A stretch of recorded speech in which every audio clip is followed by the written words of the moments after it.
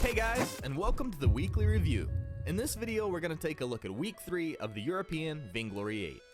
We started off with G2 Esports vs Fnatic, a rematch of the previous week's finals. Game 1, Fnatic had incredible synergy, comboing everything perfectly. Pick up Hundor as well, the turret's going to fall.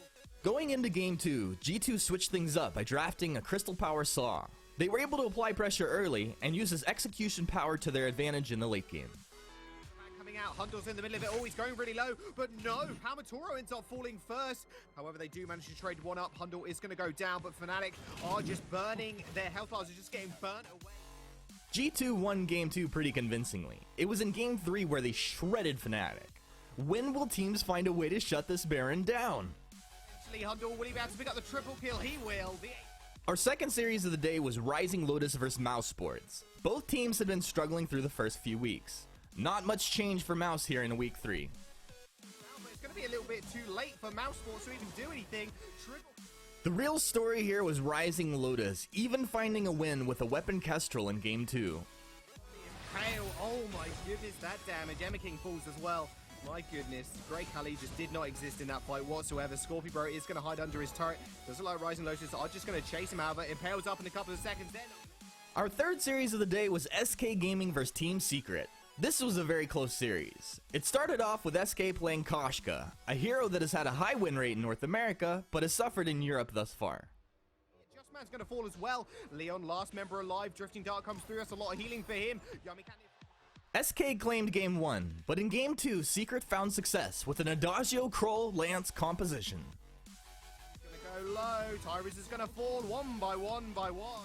Game 3 was spectacular as SK countered a CP Kestrel with a CP Gwen and a Weapon Alpha. Get at least a couple of kills. Leon is going to get taken out almost as well. Double kill coming through from the Gren. You said Crystal Power Gren wouldn't work. It's working out quite swimmingly at the moment. SK went on to win the series 2-1.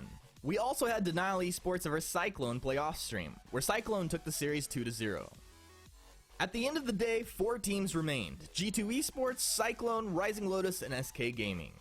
We started off day 2 with Rising Lotus vs Cyclone, where Rising Lotus managed to draft an Adagio Fortress Ringo composition that tore Cyclone apart.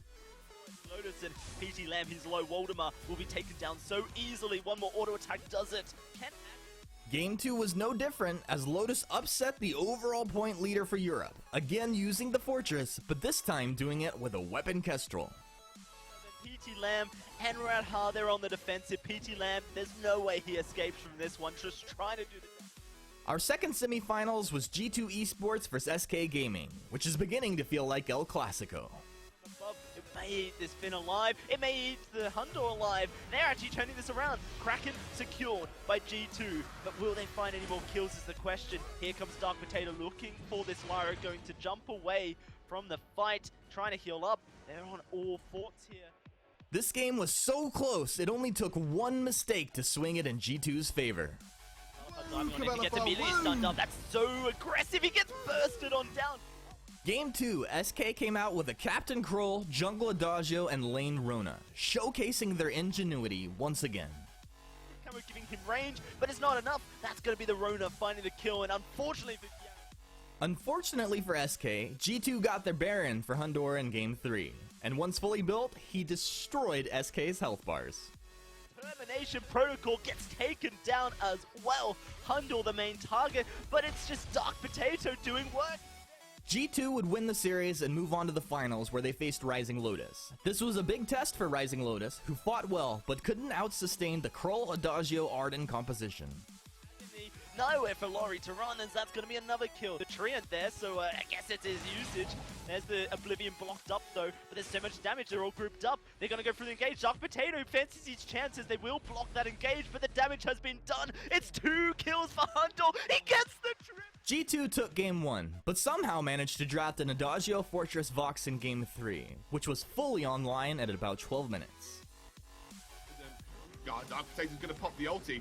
Oh, and Agony's just been completely flanked out. Hundle with a first kill, and that burst of judgment locks down the lands where he stands. It's a second for G2 as Kiana Nicole.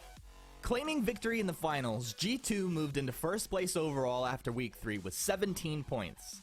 Cyclone is sitting on 15 points, and there's SK with 12, Secret with 8, Fnatic with 7, Rising Lotus with a clean 7 after an amazing week, Denial Esports with 3, and Mouse Sports still sitting on 0.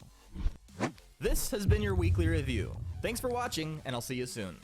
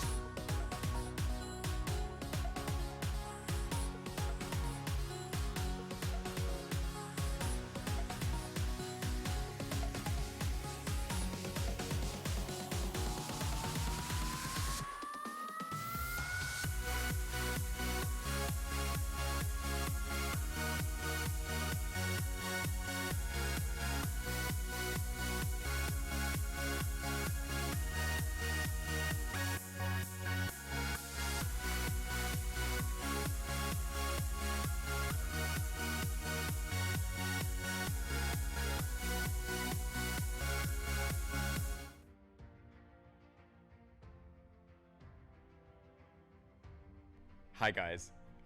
Vainglory has come a long way, hasn't it? In 2016, we had more than 1 billion plays. Our audience on Android tripled.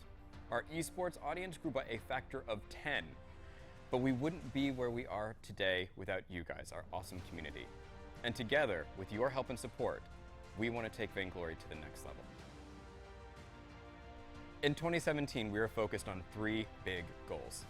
First, a buttery smooth play experience from the moment that you open the app. There are so many things we want to target: leveling up the matchmaker, adding regional servers to improve players' connection speeds, adding communications options so that you can better communicate with your friends, and adding more ways for you to be able to express yourself, stand out, or make your mark in Vainglory.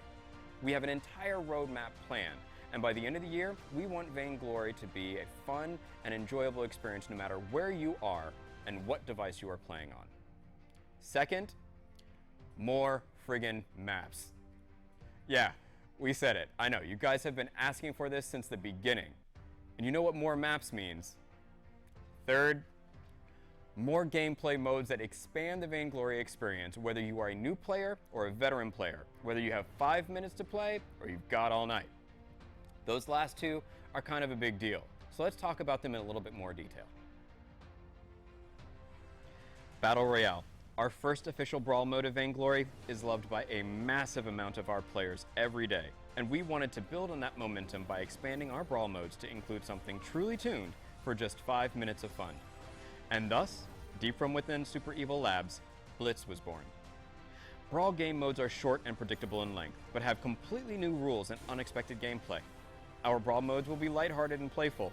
Done right, they will offer veterans completely new experiences and teamfight choices, as well as providing players new to Vainglory a bridge into the classic game. This year, the brawl game modes are going to become a key part of the overall Vainglory experience. If you are standing in line and you have 5 minutes, you can play Blitz mode once. If you're at home and you're needing to leave in 10 minutes, play Blitz mode twice. It's just that easy. That means you can scratch that Vainglory itch anytime you want. Blitz, and all of our brawl game modes, will also feature two things you haven't seen yet before in Vainglory: their own map and a new progression system that we call talents. For the Blitz Brawl map, we are experimenting with a bunch of different shapes, and we're going to work with the beta community to find the best combination of strategy and team fights. Our technology allows us to experiment in this area quite quickly, and I'm personally excited to see all the weird and wonderful things the team does with it. The Talents progression system will add even more mayhem and fun to Brawl modes. Talents are a system where you collect hero coins to unlock and upgrade seriously cool new versions of regular hero abilities, used exclusively in Brawl modes. Check this out. Taka absolutely destroys up to 3 targets with a single X-Retsu cast? Done. Celeste stars swarm and orbit around her, dealing crazy damage? Done. Gwen flicks out not 1, but 3 cards as part of her ultimate, locking down an entire enemy team? Done. Talents are collected by playing and are only available to use in Brawl modes. We've had a ton of fun playing with them internally and look forward to sharing them with you, hopefully in the first half of 2017. Our work in Brawl modes in no way indicates a departure from the classic Vainglory experiences you've come to love. In fact, by letting our more casually oriented players have fun in Brawl modes, we free ourselves up to evolve the experience in standard Vainglory in new and interesting ways. There's a lot of things brewing, but for now, we're going to focus on just a few things you can expect to see in 2017. We will evolve the single band structure of draft to a double band structure in ranked play. This enables a much broader variety of team comps at the draft phase, as well as rewarding players who have deeper hero pools. We are pioneering this in esports broadcasts and working with pro teams to nail this first, and then and only then will we bring it in game. We're exploring at how to teach draft better, and we've seen some great ideas from the community, so by the end of the year, we aim to make draft available for all players. We will continuously create new heroes that will carry Vainglory's gameplay to the next level, and intend to ever deepen strategic play through new items, new mechanics in the game map, and the communication of stats and numbers so that players can refine their tactics. But perhaps the biggest project we will undertake will be the 5v5 map mode for Vainglory. The tension and adrenaline of enemies lurking around every corner is the signature Vainglory experience of 3v3. But we also want Vainglory to offer the large team and map size of 5v5 so players can experience massive battles and sprawling battlefields. Like our Brawl modes, these will be deep, strategic, and familiar while being different, so we can offer you new play experiences that you can choose moment to moment. We don't know if you're going to see this map mode this year, and we don't know how it's going to play when you compare it to the 3v3 we know and love, but we will evolve this together. And we are really excited to talk more about this with you later in 2017. It's important to remember that we're players too.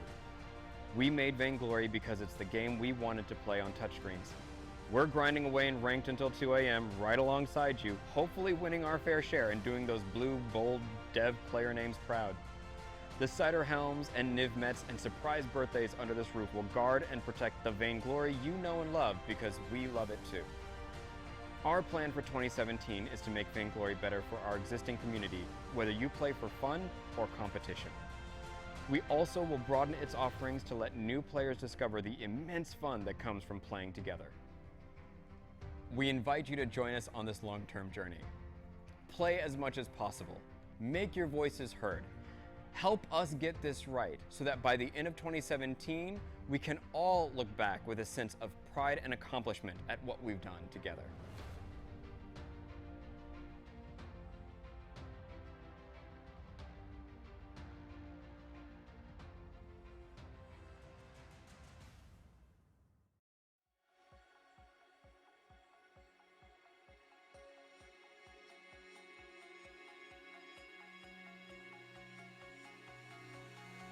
Horizon lights up in the palm of my hands. I reach out to grab the edge. Was it a reaction to the rainfall that made the lights reflect overhead? Whisper something sweet over the city to counter the bitter air. I will be listening for you. The chains were too hard to bear. I believe there's a place where I belong, and you do too. It's not far away, if only you were true. I believe that the waves will take me down when I'm not alone. I cannot come back this time.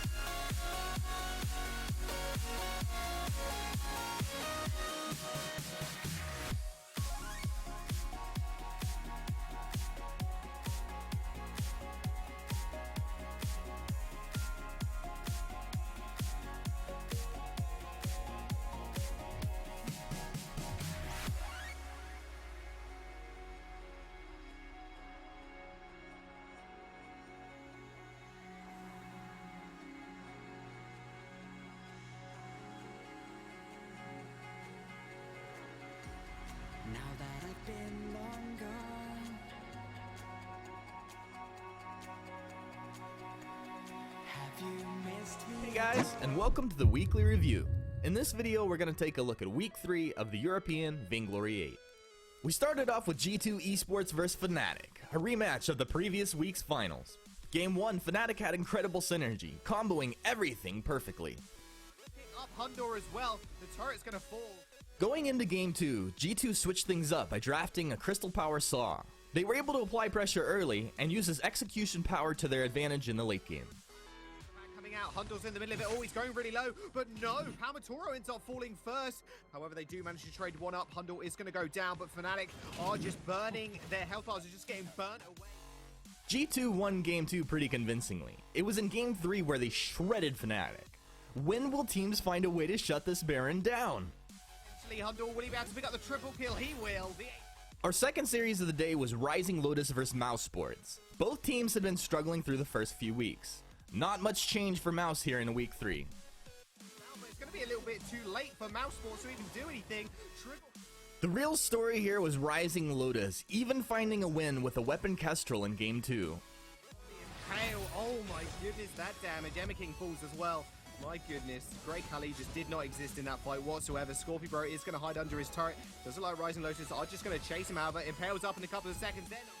Our third series of the day was SK Gaming vs Team Secret. This was a very close series. It started off with SK playing Koshka, a hero that has had a high win rate in North America, but has suffered in Europe thus far. Justman's going to fall as well. Leon, last member alive. Drifting Dart comes through. That's a lot of healing for him. Yummy can't... SK claimed Game 1, but in Game 2, Secret found success with an Adagio Kroll Lance composition. Gonna go low. Tyrus is gonna fall one by one by one. Game 3 was spectacular as SK countered a CP Kestrel with a CP Gwen and a Weapon Alpha. Get at least a couple of kills. Leon is gonna get taken out almost as well. Double kill coming through from the Gren. You said Crystal Power Gren wouldn't work. It's working out quite swimmingly at the moment. SK went on to win the series 2-1. We also had Denial Esports vs Cyclone play off stream, where Cyclone took the series 2-0. At the end of the day, 4 teams remained: G2 Esports, Cyclone, Rising Lotus, and SK Gaming. We started off day 2 with Rising Lotus vs Cyclone, where Rising Lotus managed to draft an Adagio Fortress Ringo composition that tore Cyclone apart. Lotus and PT Lamb, his low Waldemar, will be taken down so easily. One more auto attack does it. Game 2 was no different, as Lotus upset the overall point leader for Europe, again using the Fortress, but this time doing it with a weapon Kestrel. PT Lamb and Radha, they're on the defensive. PT Lamb, there's no way he escapes from this one, just trying to do the... Our second semifinals was G2 Esports vs SK Gaming, which is beginning to feel like El Clasico. It may eat this Finn alive, it may eat the Hundor alive. They're actually turning this around. Kraken secured by G2, but will they find any more kills is the question. Here comes Dark Potato looking for this Lyra, going to jump away from the fight, trying to heal up. They're on all forts here. This game was so close, it only took one mistake to swing it in G2's favor. Diving on it, he gets immediately stunned up. That's so aggressive, he gets bursted on down. Game 2, SK came out with a Captain Kroll, Jungle Adagio, and Lane Rona, showcasing their ingenuity once again. Camo giving him range, but it's not enough. That's going to be the Rona finding the kill, and unfortunately for SK, G2 got their Baron for Hundor in Game 3, and once fully built, he destroyed SK's health bars. Termination Protocol gets taken down as well. Hundor the main target, but it's just Dark Potato doing work. G2 would win the series and move on to the finals, where they faced Rising Lotus. This was a big test for Rising Lotus, who fought well but couldn't out-sustain the Kroll Adagio Arden composition.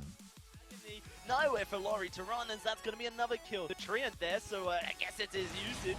There's the Oblivion blocked up though, but there's so much damage, they're all grouped up. They're going to go through the engage. Dark Potato fancies his chances, they will block that engage, but the damage has been done. It's 2 kills for Hundor, he gets the trip! G2 took Game 1, but somehow managed to draft an Adagio Fortress Vox in Game 3, which was fully online at about 12 minutes. God, Dark Potato's gonna pop the ulti. Oh, and Agony's just been completely flanked out. Hundor with the first kill, and that burst of judgment locks down the lands where he stands. It's a second for G2 as Kiana and Nicole. Claiming victory in the finals, G2 moved into first place overall after Week 3 with 17 points. Cyclone is sitting on 15 points, and there's SK with 12, Secret with 8, Fnatic with 7, Rising Lotus with a clean 7 after an amazing week, Denial Esports with 3, and Mouse Sports still sitting on 0. This has been your weekly review. Thanks for watching, and I'll see you soon.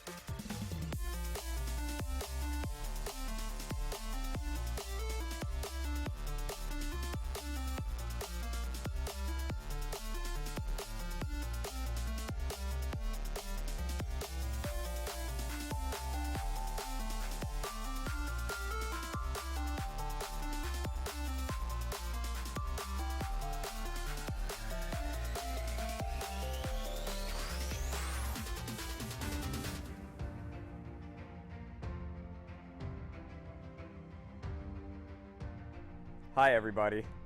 We're here to talk to you today about something we've been working on that we're really excited to share with you. In Vainglory, every second counts. The whole game can change in a matter of seconds. It's all about who can make the quickest predictions and the quickest moves. Touchscreens elevated MOBA gameplay because 2 fingers are faster than 1 mouse. Now, Super Evil Megacorp is accelerating the Vainglory experience yet again, to the speed of your eyes. At Super Evil Megacorp, we always want the best for our players. We are constantly moving forward to the most advanced gameplay experience. With this in mind, we are proud to introduce eye tracking technology. On a touchscreen, it takes 2 steps to make a move in Vainglory. Your eyes register data, and then your fingers move. This process can take up to 800 milliseconds. With eye tracking technology, you can cast Solar Storm, Attack of the Pack, or Blast Trimmer in 300 milliseconds. Literally the blink of an eye. Your device's front-facing camera directs an infrared light toward your eye. Don't worry, the burning sensation fades. The camera tracks this light and translates it into the Super Evil engine to represent so much information with perfect accuracy. For example, we can tell where your eyes rest on the screen, what part of the game you are looking at and wish to activate, what you are thinking about, your private browser history, and lots of other personal information that we super promise to not use for gain. You can trust us. It's in our name. Now, with hands-free being possible, one huge benefit is you can play anywhere, even on the go, while brushing your teeth, eating food, play even while working out and getting fit. We wish we could tell you more, but this is still an early feature. We're not sure we can get this to you in 2017, or 2018, or 2019. But soon, we will all be able to play hands-free together, forever.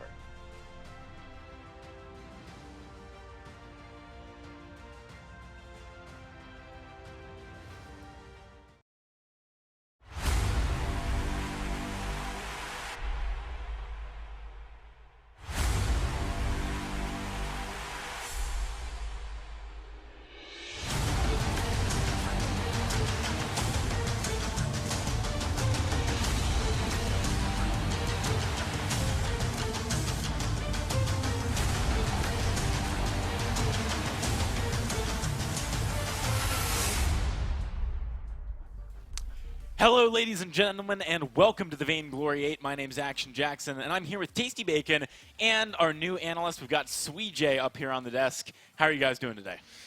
Well, I mean, first Fuji, then Humanist. You seem to have a habit of chasing people off the desk.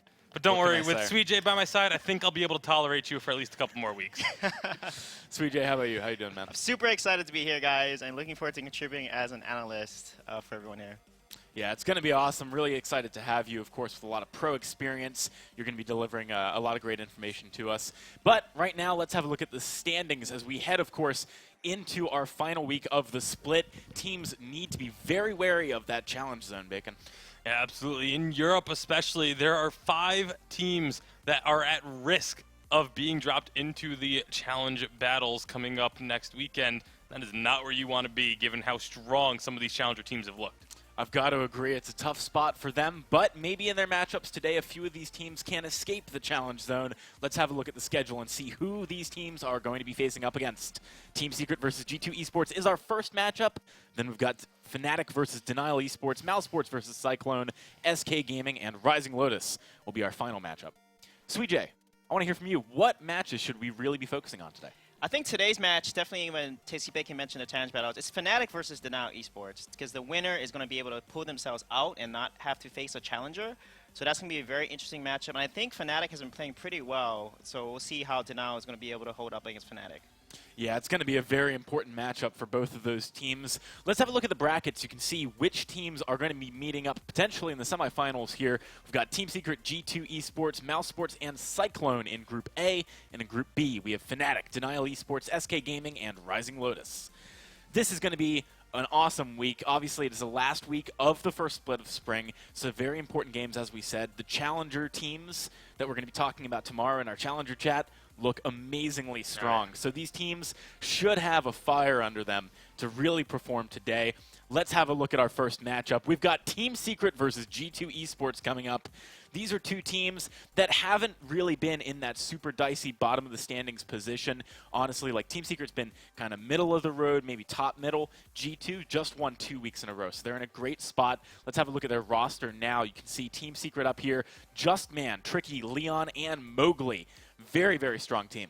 Yeah, incredibly strong, especially in their ranked. If you follow on Twitter, all 3 of their starters have hit the 3K visual skill tier mark, the max out on that bar. On Vainglory Pro, they're like all 4 of them are the top 4 on the website. It's ridiculous level of performance they've had in ranked, but now they need to make sure they can translate it to Vainglory 8, because there is one scenario where if that Fnatic denial game goes a certain way, Team Secret could end up in challenge battles. They are not safe. Yeah, they really definitely need to perform today, but their opponents are no slouches. We've got G2 Esports, Redix, Keanu, Nakoa, Dark Potato, Dingo, and Hundor. Suijay, what makes this team so good right now? Yeah, G2 is so strong. If you look at draft, mechanics, synergy, and playmaking, they have an extremely strong and deep hero pool of a team. Dark Potato, Keanu is very consistent as a support, and they are really good at protecting their hyper carry, whether it be Redix or Hundor. So they're doing really well so far. Absolutely, and Hundor has been making huge plays over the last couple of weeks. I think it's important that we talk about him, but we've also got to look at the captain/support that he has, right? Because we were talking about this the other day, just whilst we were prepping for the weekend. They have outrageously high amounts of success when they run compositions that just really focus on Hundor. Yeah, I mean, they're the only team that we've seen put a full hyper carry on. Like, we've seen some teams trying to accelerate their carry, but G2 is the only team that has run the 100% give every bit of farm possible to the carry strategy. The one game that stands out is the one where, again, Dark Potato had 8 farm at the end of the game, while Hundor had what was like 220 in like 10 minutes. It was a ridiculous number, and so that's one of their strategies, but it's one of multiple strategies, which I think is one of their big strengths. And I think if you're looking on the flip side of this matchup, right, if you're looking at Team Secret, this is a team where instead of having like a few really potent strategies that are really well refined, this is a versatile team. I mean, they played CP Gwen the other week. Humanist was talking to them about it afterwards, and Kavalifar was like, yeah, we just thought it would work, so we went for it. They're a team that's agile. They can swap up what they're playing at the last minute. Yeah, I think for Team Secret, they need to make sure that when they're counter-picking, it makes sense. So, for example, they picked Samuel into a Fortress composition, and they also need to do their homework. Hopefully they did today, because G2 likes to pick double support. Like, when they get Adagio, they do really well with Lance or Arden. They play Arden with Lance and then with Baron. When they don't play a double support comp, they usually struggle, and they actually lost the match when they haven't. So it'll be very interesting to see how Team Secret is going to draft here to really counter G2, because G2 is actually really good at counter-picking, probably the best in EU right now when it comes to counter-picking into the enemy team draft. Yeah. April Fool's Kavalifar is on SK. I had to get one in there. I was pretty deadpan. I think it worked out. But I thought you just made a mistake. I was just going to gloss over it and just be like, I'll just mention it afterwards. But no, but Team Secret obviously no longer do they have Kavalifar on their lineup. They are a team that I think is versatile, though. I do kind of want to continue along that train of logic, because they have played with Mowgli, for example, in Week 1, and they did really well. They've kind of played and done mediumly well since, using Tricky on the lineup and Justman in that roam position. So I think they have the capability of playing lots of stuff. They have players who have 3K visual skill tier, like you were saying. In order to do that well in the ranked queue, you've got to have a deep hero pool, right? So we know that they can really bring the heat. It's a question of them finding, like, what's their silver bullet strategy, something like G2 has with that double support. yeah, they're going to have to figure something out, because, again, at risk, if they don't put up points today, they could end up in those challenge battles. How exactly would that eventuality come to be? So essentially, Fnatic has to lose their matchup but gain 1 point, because they would then tie with Secret, but they have a victory over Secret, so they take the tiebreaker, which would knock Secret down below Fnatic. So it gets really complicated, really convoluted when the ties have to start coming in, but hopefully for Team Secret, they can just win today and not have to worry about it. Yeah, you mentioned Silver Bullet, AJ, and I think with Team Secret, when they get Adagio and they pair it with a Crow, they do really well. And on top of that, if you get Adagio, you take it away from G2, where G2 excels when they get Adagio, I think Team Secret is going to be in a much better spot from a draft perspective. So I'm looking forward to them, again, making the right decisions in draft so that they can get a great draft strategy playing into G2. So I would love to see them play Cruel. Leon on Cruel is amazing. And then play a support or a lane Adagio, potentially. Yeah, I mean, we have seen back when Mowgli was playing solidly on the lineup, he was one of the forefront of players that was picking up the Rome captain Adagio very frequently. And that was actually when we weren't as much of a fan of it on the desk, but it certainly has made an impact over time. Adagio, of course, did get nerfed on live, but don't forget, guys, we're actually on Tournament 2.2 still for a little bit longer. So Last week of it. yeah, next week we should be back on 2.3. But what are the real things like in-game that you want to look out for? We're slightly delayed getting into the draft, ladies and gentlemen. We won't be too much longer. What are the things you really want to look out for in-game from these teams that lets them win? Is it rotational? Is it vision-based? Is it a specific player getting lots of farm? For me personally, it's on the side of G2, Dark Potato, and his build paths. I have been so thoroughly impressed by his willingness to mix it up and kind of go away from what's typically been like the standard build paths for certain heroes. You know, his Krull, he built Poison Shiv first. The Lance, he's been building Sour Blade into Tyrant's Monocle. Like, these are things that no one else is really doing. But Dark Potato is bringing it out, and it's situational item pathing. And that's something that I feel like is going to become incredibly important for every team as Vainglory continues to evolve. I bet Dark Potato can't wait for the next patch, because I don't know if you were watching Scoundrel's patch breakdown video, but he was talking about how Poison Shiv has only had a very slight attack speed nerf to compensate for the flat attack speed buff that went across the board compared to every other item. So actually, it's been nerfed, or maybe even buffed slightly, or nerfed very slightly. So yeah, interesting stuff there. On the other side here, for the side of Team Secret, what do you think maybe is their key to victory here, Sweet?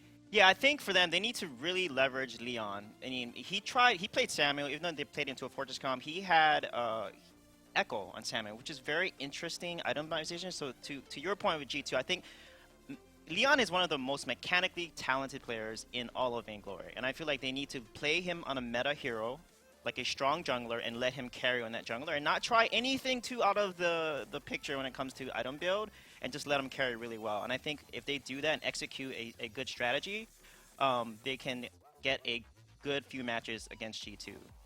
I'm also interested in seeing, for the side of Team Secret, Tricky. We've talked a lot about Tricky in the last couple of weeks. This past week, he got in touch with Humanist after a little bit of a Twitter spat between the two, and was interested in what can I do to help improve my mental game and be more assertive and decisive in games. So looking forward to seeing if that kind of pays off here this week, and if we see him sort of step up. You've got to have a resilient mental game when you're going up against a team that's won 2 weeks in a row in a week where you really need to win, right? Like, that's a rough position to be in.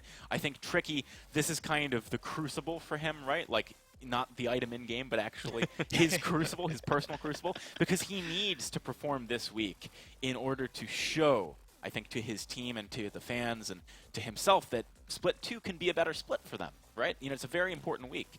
On G2's side, I do think there's an element of the mental game that we should talk about with them, which we haven't done a lot. But if you look at them in Split 1 of Autumn last year, massively, amazing performance. Baron had just been released. Hundor was playing it. No one else was. It was great. They were on top of the world. Then you go to Split 2. Suddenly things fall apart for them pretty severely, right? Now, what I'm wondering is, okay, we're coming up on the end of Split 1. Is this going to be the Split 1 that we saw back in Autumn? Split 2, they don't perform.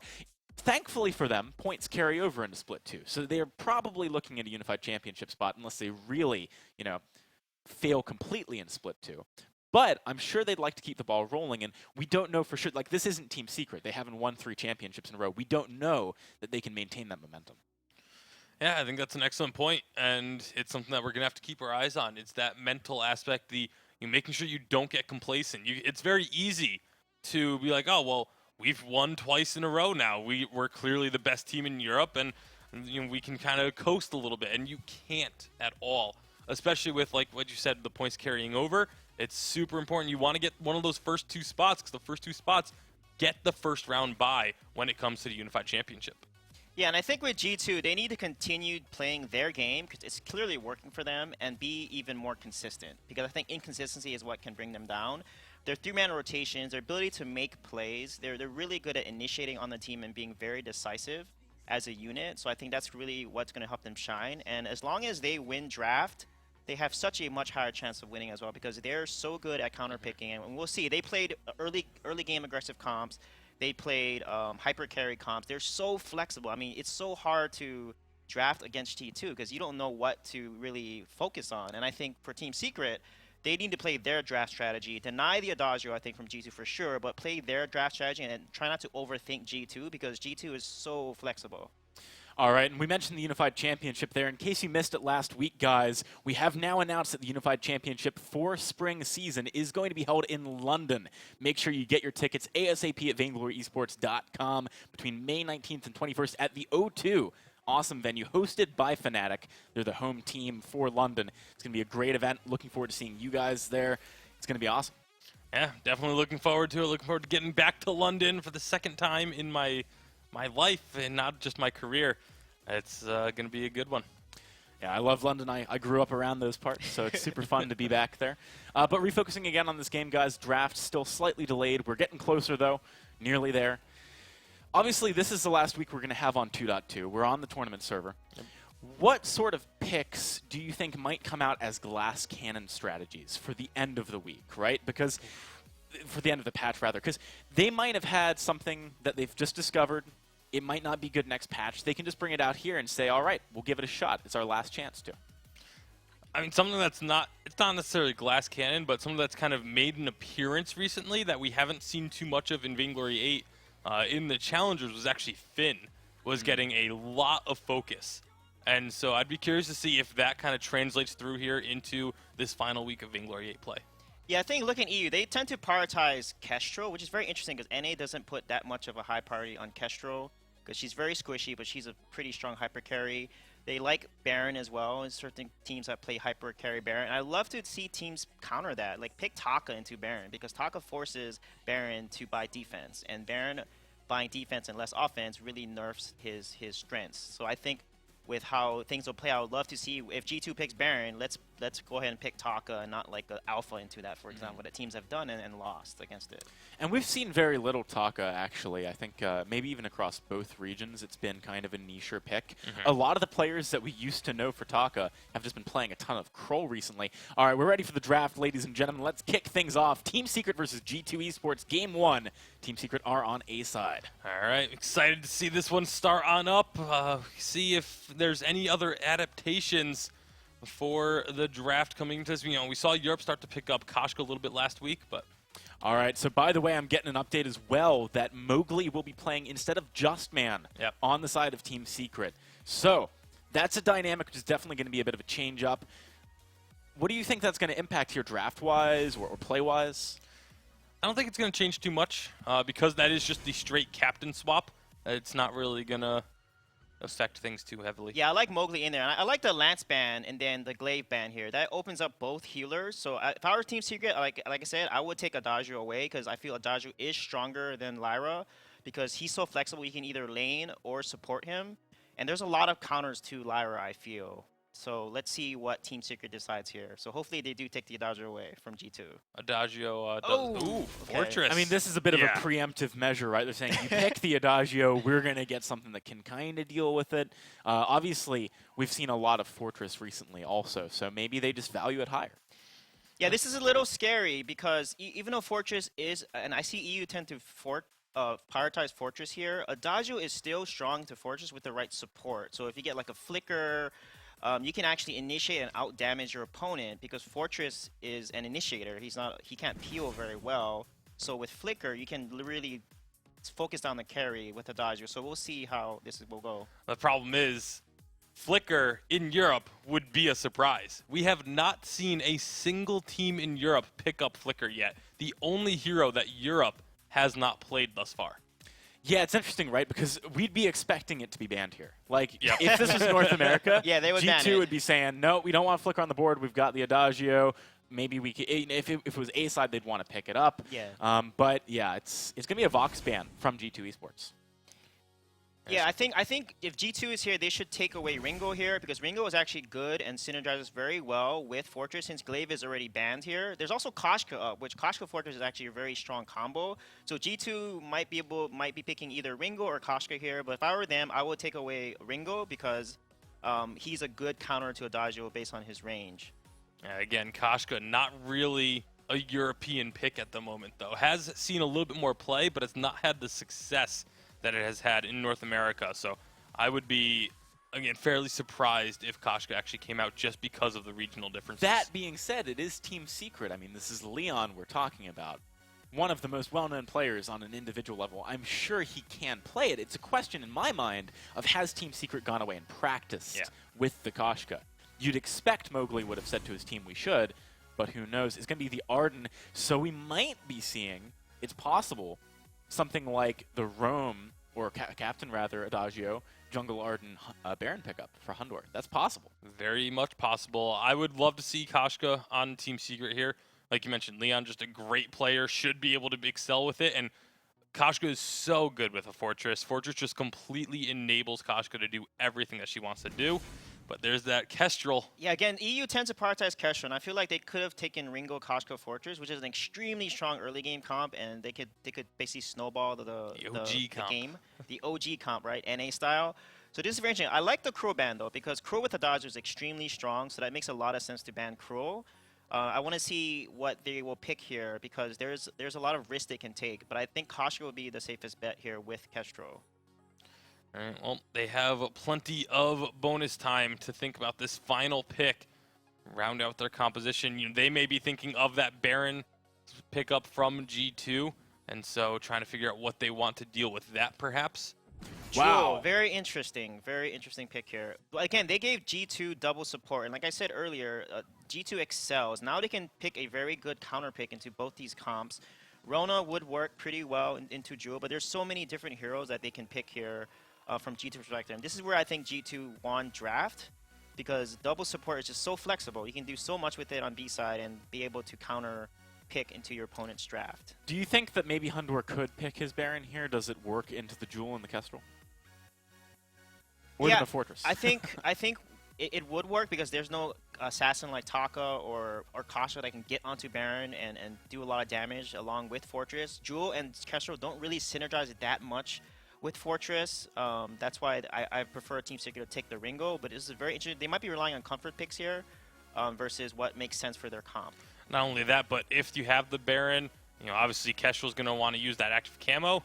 You have overdriven jump jets, you jump right over it and you don't have to worry about that stun coming out.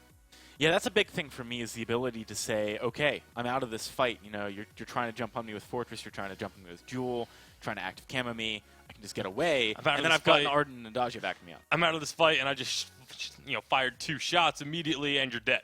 Yeah. Like that's, I mean, we've seen it. We've literally seen 3 shots kill Kestrels on a Baron.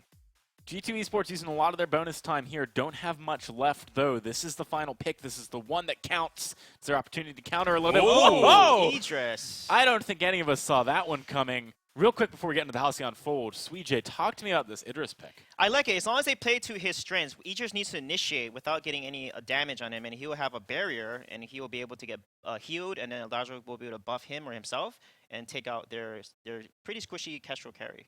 So this is going to be, we're thinking, and I think it's likely, a jungle weapon, Idris. Is that correct? Yes. Could I hope so. Yeah, I mean, it seems most likely, and then put the Adagio up in the lane as the crystal, but we'll have to wait and see what exactly they're going to do with this. All right, so guys, who do you think is going to take home this first game? Because I would definitely say both teams have kind of funky drafts.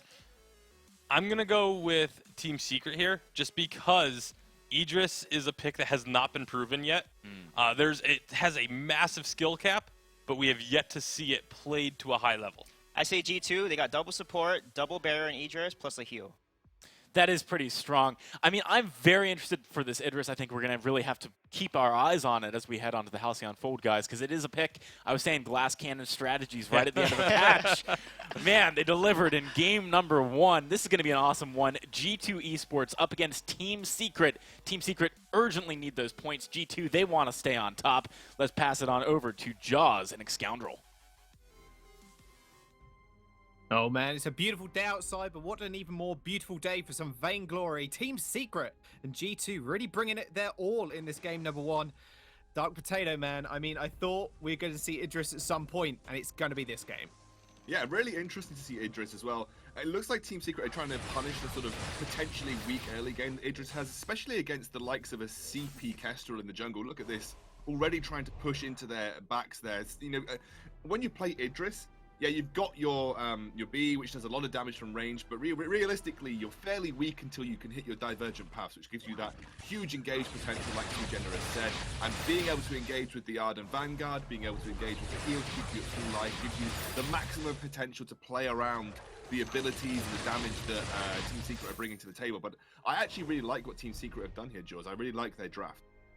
Yeah, I mean, we always kind of speak about G2 having a really nice drafting phase, but Team Secret really swinging out the ballpark here with their draft coming into it. And I said I really actually like the Kestra, and I'm glad teams are kind of sticking with it, because if it gets ahead at any one point, it is just so destructive. But I mean, Adagio in the lane with a backup Arden as well. Not much to touch on there. They've been quite favorable picks, but the main one is going to be the Idris. Dark Potato is going to pick that one up, and weapon power as well. Yeah, weapon power, we've seen a little bit of... I actually played against Kavalafar and Ladder, and he played CP Idris in lane and absolutely destroyed me. But generally, when we have seen competitive Idris, it has been down that weapon power divergent pass, because it's a little bit more flexible. And again, if you're going to play CP Idris, I often would say, like, why aren't you just playing CP Kestrel instead? Because I often actually feel that CP Kestrel kind of does what CP Idris does, but just slightly better. But we're going to have a little fight around the mid Treant here, and G2 going in. Yeah, Kino actually did manage to take out the Ed of Treant. Leon's going to have to run away here. Dark Potato is hot on his tail, but no, Leon actually just falls instantly. Hundor with the rotation. Tricky's going fairly low. Dark Potato is going to chase Mowgli as well. There we go. He picks up the kill. So G2 already with the counter aggression. That's going to be a double kill and an ace. Dark Potato picking up 2 of those. Yeah, once you get level 2 on Idris, then you can start to do some stuff. It's just at level 1. Things that are a little bit inflexible. I think that's the best way of describing Idris at level 1. You're kind of inflexible. You're basically melee, but you have a decent ranged damage ability. Once you get your role and you can start maneuvering, start getting into the fight, and that's really good. And look at this G2. They manipulated the wave so well with Hundor. They pushed that wave up. Then they found that jungle fight and got a turret off the back of that push and that engage in the jungle. That was insane. This is what we're used to seeing from G2. They are so good at capitalizing on small skirmishes that most of the teams wouldn't have set up properly for. G2 set up properly every single time. Really, really well played by them. I was going to talk a little bit about the draft from Team Secret as well, Jaws. I talked about why I liked it. I never really said why. Admittedly, obviously, it's kind of gone down the drain a little bit now. They're gonna have to really sort of try and turtle in, because now Jewel has lost her turret. She's become a real target in this lane. But if you think about it, you've got Mowgli and Tricky who are going to go in, and they will be the immediate threat for G2 to have to deal with. And then it means that it's very unlikely that anyone is going to be trying to deal with Leon in the backline on this CP Kestrel. So the CP Kestrel can just start firing glimmer shots, probably unopposed in most situations. And even if the Idris comes round, she can try and get that active camo going and try and also, stun him or try and juke him out. So I actually did like what Team Secret brought to the table here, but again, G2 executing well, as we always see them do. Always see them, and that is exactly why they're on top of the leaderboard right now. 17 points in total for them, heading out over Cyclone, who's on 15. So G2 definitely the team to beat, and it's going to be pretty hard for them to actually drop below 3rd place. In fact, I don't think they can, even if they do lose this game now. And Team Secret, we always kind of envisioned this game being an uphill battle for them, an uphill struggle, because last 2 weeks running, Team Secret have not made it into the semis. No, that is exactly right, Jaws. Team Secret had a great first week in the VG8, and then 2 weeks in a row after that, the last 2 weeks of the VG8, Team Secret have failed to make it past the quarterfinals. They have failed to get to day 2. And now they're sat in a very precarious position in the middle of the table, where there is a situation, like Tasty Bacon said, that they could find themselves in a challenge battle, potentially fighting for their VG8 lives. And that is Team Secret we are talking about. That is an organization that was 3-time European champion last year, you know, stretching all the way back to 2015. So they have got an insane amount of work to be able to do to keep themselves in a fighting position. They would really ideally, at the very least, like to get one win in this series to get a point on the board. Whereas G2, Jaws, we talked about it, there is no way that they can actually physically fall below third place. Well, I don't know. Leon might fall in this fight. Tricky's trying to go in, but he just gets taken out instantly. Hundo with the damage follow-up is insane, and Dark Potato does run down Mowgli as well. G2, they're looking impressive right now. And Team Secret, they are crumbling at this point. Leon can't get off the ground. He hasn't got Shatterglass just yet. And there's not really much he can do. You said in the team fights, maybe Leon can kind of get a sneaky active camo off of the backline. Are the team fights going to happen when they're not just being instantly jumped on by G2? At the moment, signs point to no. Signs point to no, Satnav points to no, Lost Pirate treasure map points to no, everything points to no, I think, at this point, Jaws. They got to rub the Magic 8 Ball a little bit more. But realistically, okay, we've talked about this in depth frequently, Jaws, where we say if you pick a fortress, you actually only have one mode of gameplay. Fortress does not peel, Fortress does not play a game mode where he is being the defensive type captain. Fortress is an aggressive captain designed to make aggressive plays. When the enemy team is the one making aggressive plays onto you, and you are forced to try and peel or play defensively with Fortress, apart from using your ultimate, which Mowgli doesn't have yet, there's very little you can actually do in a defensive maneuver with Fortress. This is where the problem that Team Secret are going to find themselves in now, because when you have an Idris who has hit a very early divergent paths, you've got the speed up from the Vanguard, you've got the heal, the Gift of Fire application to targets with the Adagio onto the Idris. It's very oppressive to play against a composition where the Idris has got ahead, because it feels like you can never actually escape him. And when you've got a Jewel and a Fortress, and you're not the ones jumping in, you're not the ones being aggressive, that's really... here we go. Speaking about jumping in, Gauntlet goes down, it is thrown down. Can Team Secret pick this one up? But they cannot. One falls already. Tricky just gets annihilated. One shot, one kill comes out. Almost snipes Kinu on the back line. Team Secret looking routed right now, but Dark Potato is fairly low. Same with Hundor. They are going to have to back off.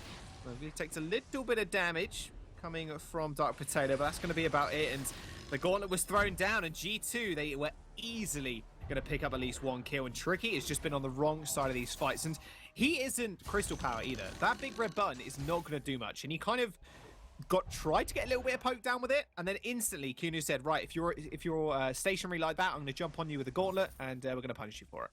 You kind of do have to respect big red button regardless, though. I mean, even if your weapon power and you stand in it, you're still going to take a lot of damage there, Jaws. So what it does is it creates a situation where the enemy team might actually have to panic and reposition, and then you use it to set up a superior team fight position for your team. But the problem is that Team Secret don't really have a superior team fight right now. You know, they're not in a position where they're doing enough damage. They're actually hitting some item spikes that are important. You've got that Shatterglass now hit on Leon. Tricky getting towards some critical strike. That could be of fairly big importance. And Mowgli seems to have gone for a flare gun here. That strikes me as really odd, actually, Jaws. The flare gun pickup for Mowgli. I don't know why you would want a contraption specifically. I mean, I guess it's just to kind of spot out G2 before they can make any meaningful engagement, but that's about it. It's not a very... Interestingly enough, I want to just touch on a point here that's something funny for me. Flare gun sounds like it would be a really awesome source of flares, but it's not actually... I mean, they almost got the steal. It's not actually that efficient. I mean, the cooldown for flare gun to actually regenerate a flare is quite long, and often isn't quick enough for you to get the flares that you need in a high pressure situation. So, I mean, flare gun's all right, but realistically, you're just better picking up 5 flares so that you can kind of use them whenever you want. Just a personal opinion. And I actually, when I started playing Vainglory, I thought it was good to go flare gun all the time, but the problem is it's kind of not. You're better often just investing in flares and scout traps yourself. But interesting why he'd pick up flare gun. Maybe he just wants the extra health and the source of flares. That might be a situation here. You get a little bit more durable. I think it gives you some HP, so maybe. Maybe it'll work. We'll have to wait and see, because he could at least go an Atlas Pauldron or something. It doesn't Wait. look like Contraption actually picked up from Kinu as well. Yeah, wait a second. I actually just triggered something, Jaws. Triggered in my mind. The best way to counter an opponent's contraption is your own contraption. Oh. Yeah, sorry, that's actually something that I've said all the time, and I completely forgot. And I just realised that there's a good item against the CP Kestrel is a contraption, and the best way to counter a contraption is a contraption. So and it becomes like a contraption vision war, but. I think they're kind of too far behind. Leon, oh my goodness, that damage. Attack of the Pack does get popped, and one shot, one kill goes wide, but the Gauntlet is going to get thrown again, and Tricky just steps in it, but fantastic Gauntlet coming out from Kino, catching Tricky off guard. Will lead G2 to try and push on to this turret. They are unrelenting. So is Mowgli, though. He's going to jump on Dark Potato, take a lot of that damage. He's going to have to back off for the time being, and Leon, he's getting a fair bit of damage down right now, but turret is going to get destroyed. Dark Potato leaps forward, but cannot find his mark, and yet again, G2, they're just pushing forward here. 7-0, 6k gold lead. And my goodness, they look strong. No wonder they're first in the ladder right now. There's nothing that can stop them. They look fantastic, Jaws. I mean, every situation, there is only one element of their team fight that I'm kind of questioning. And this is going to sound really harsh because they have been dominating. But actually, I think Keanu's fountains have been ever so slightly early from time to time. I think they've kind of wasted some of the efficiency of fountains. Other than that, they've been fantastic. They've been really putting pressure on the fortress. And Leon, look at that damage, Jaws. Leon, very close. Actually forces the fountain. Yeah, oh my god. He had to. I was watching his health bar tick down. I was like, is he going to die to that? Is he going to die to the dot? And then, yeah, force the fountain pop as well. That's how much damage Hundo has got right now. He's got alternating current. He's got the shatter glass. He's got a bit of spell pierce as well. This guy is just melting through Leon. He touches him, he has to just disengage instantly. Absolutely, Jaws. And also another interesting thing is how this Idris is interacting with the CP Kestrel. It's making it very difficult for CP Kestrel. While she can't now, I mean, she's not in a position at this point where I think she can exist in a full state of active camo 24/7. She's not quite at that point, Jaws. She might be there fairly soon, but they might actually now be at that state. But once she reveals, actually Dark Potato is putting a lot of pressure on her and not allowing her to re-stealth easily. Now Leon has hit the point where he can stay in active camo consistently, so it might be slightly harder for G2. But look at that! Whoa, that damage though. Hundo's going to have to retreat. Fountain is going to get popped. Attack of the Pack comes through as well. One shot, one kill. Goes wide, but it doesn't mean they can't follow up. Gauntlet just to dissuade Team Secret. Mowgli is blocked off from the rest of his team, but Team Secret still looking to go for something here, flaring out the brush. Here they go. Kinu is caught on the wrong side of this one, has to use his boots away, but Dark Potato and Hundo are going to be here for backup. Breaking point pickup in the middle of this one as well for Dark Potato. Kinu, got to be careful, buddy. Vanguard to Hundo, and they're trading back in. Dark Potato's on the back line. Leon's going to go really low here, but Dark Potato is still going to follow him, but Hundo is going to be able to manage to take out the duel. Tricky ends up falling. Leon trying to look for Hundo maybe, but steps out of line, and Dark Potato punishes him. Flares all around the place, and that will be another kill for G2 and a gold mine. 9-0, nothing can stop them now.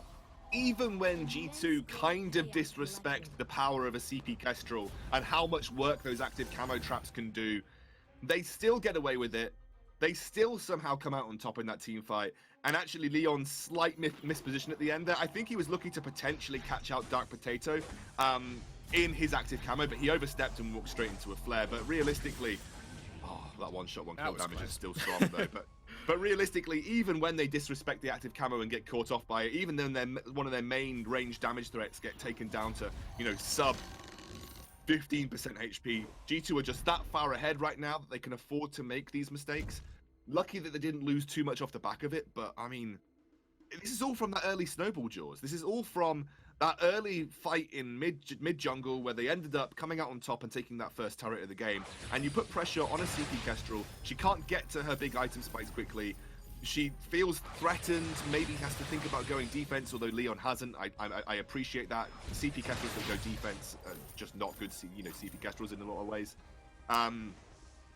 And G2 were never and Team Secret were never able to use the Fortress Duel effectively. Dual Fortress is supposed to jump on you. Dual Fortress is supposed to be the one that are providing that forward threat, being the ones to engage, putting the pressure on, forcing G2 to peel back, because G2 have got a great peel composition, right? So, they should be forcing G2 to use that. But G2 put themselves in a position where they were the ones dictating. They were playing the composition like they were Team Secret and saying, we will jump on you, we will put on the pressure. And suddenly Duel running away, Fortress running away, that doesn't work. That's not what the composition is designed to do. And you can see Team Secret haven't been able to function in a team fight properly yet. Now they're having to bait people into active camo traps to even come out with a sliver of a hope of coming even or winning. And even when they baited people in, they still came out on the bottom, Jules.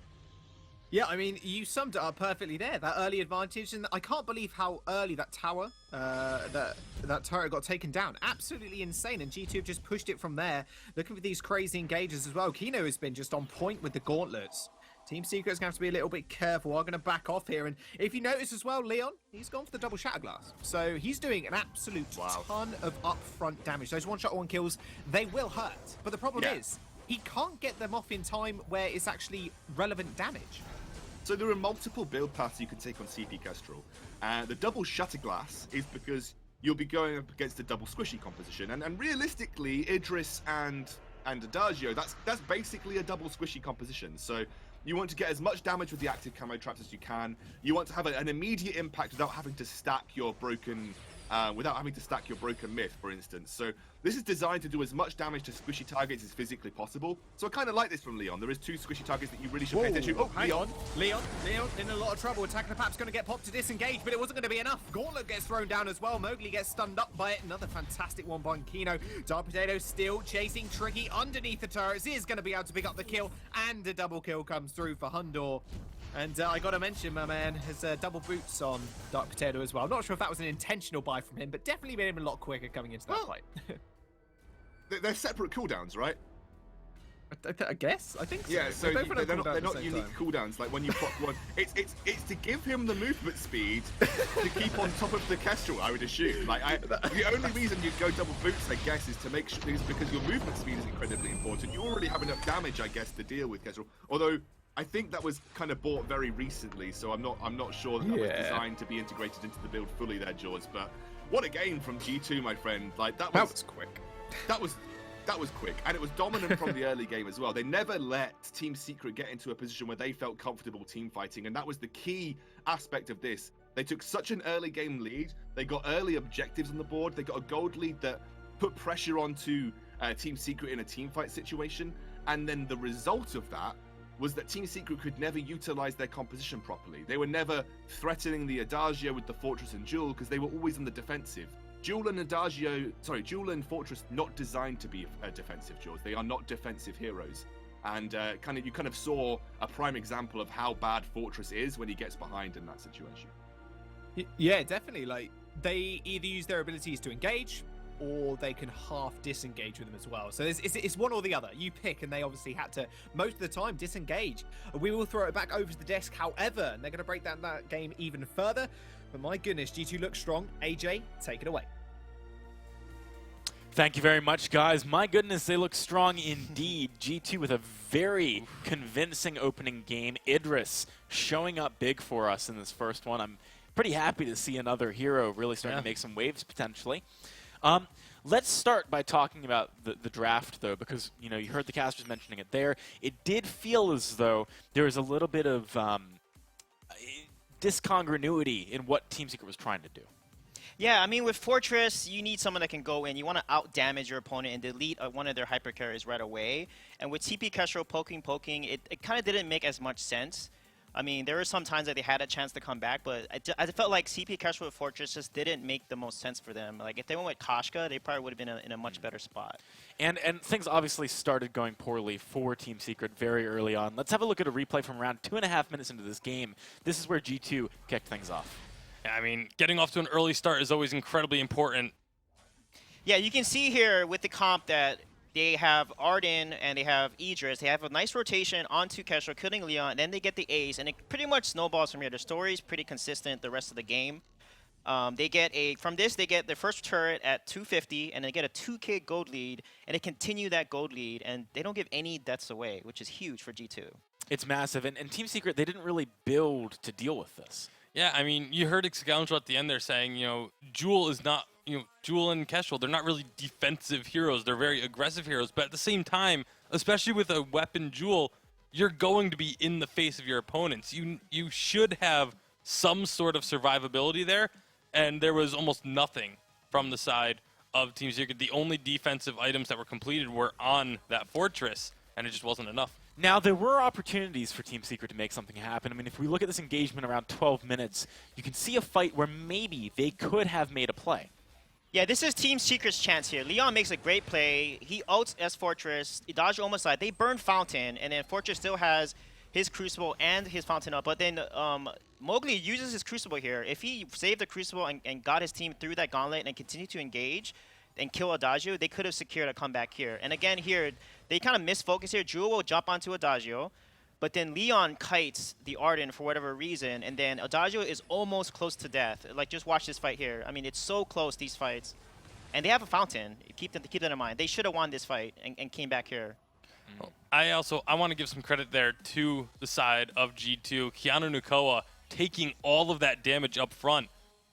Meanwhile, the two core heroes are completely healthy. I feel like that almost baited Team Secret in a bit. They saw, oh, Keanu's super low. We can go and win this fight. And then all of a sudden, just that onslaught of damage comes out, and they just weren't able to deal with that. All right, well, that pretty much wraps up our points for game number 1. It was an interesting one, though. We saw some crazy picks like the Idris. I don't know what we're going to see in game number 2, but I hope that it's just as exciting. G2 is a team that's shown us that they can pick up some interesting picks. Let's see if they do it again here in game number 2. G2 Esports versus Team Secret. Draft number 2 kicking off right now. Yeah, like I was saying earlier in the first draft, like Team Secret cannot give G2 double support. That's what G2 is going to go for. They're going to pick an Adagio here. So Team Secret, they need to ban Adagio at this point because it's very strong. They're very comfortable with it when G2 gets it.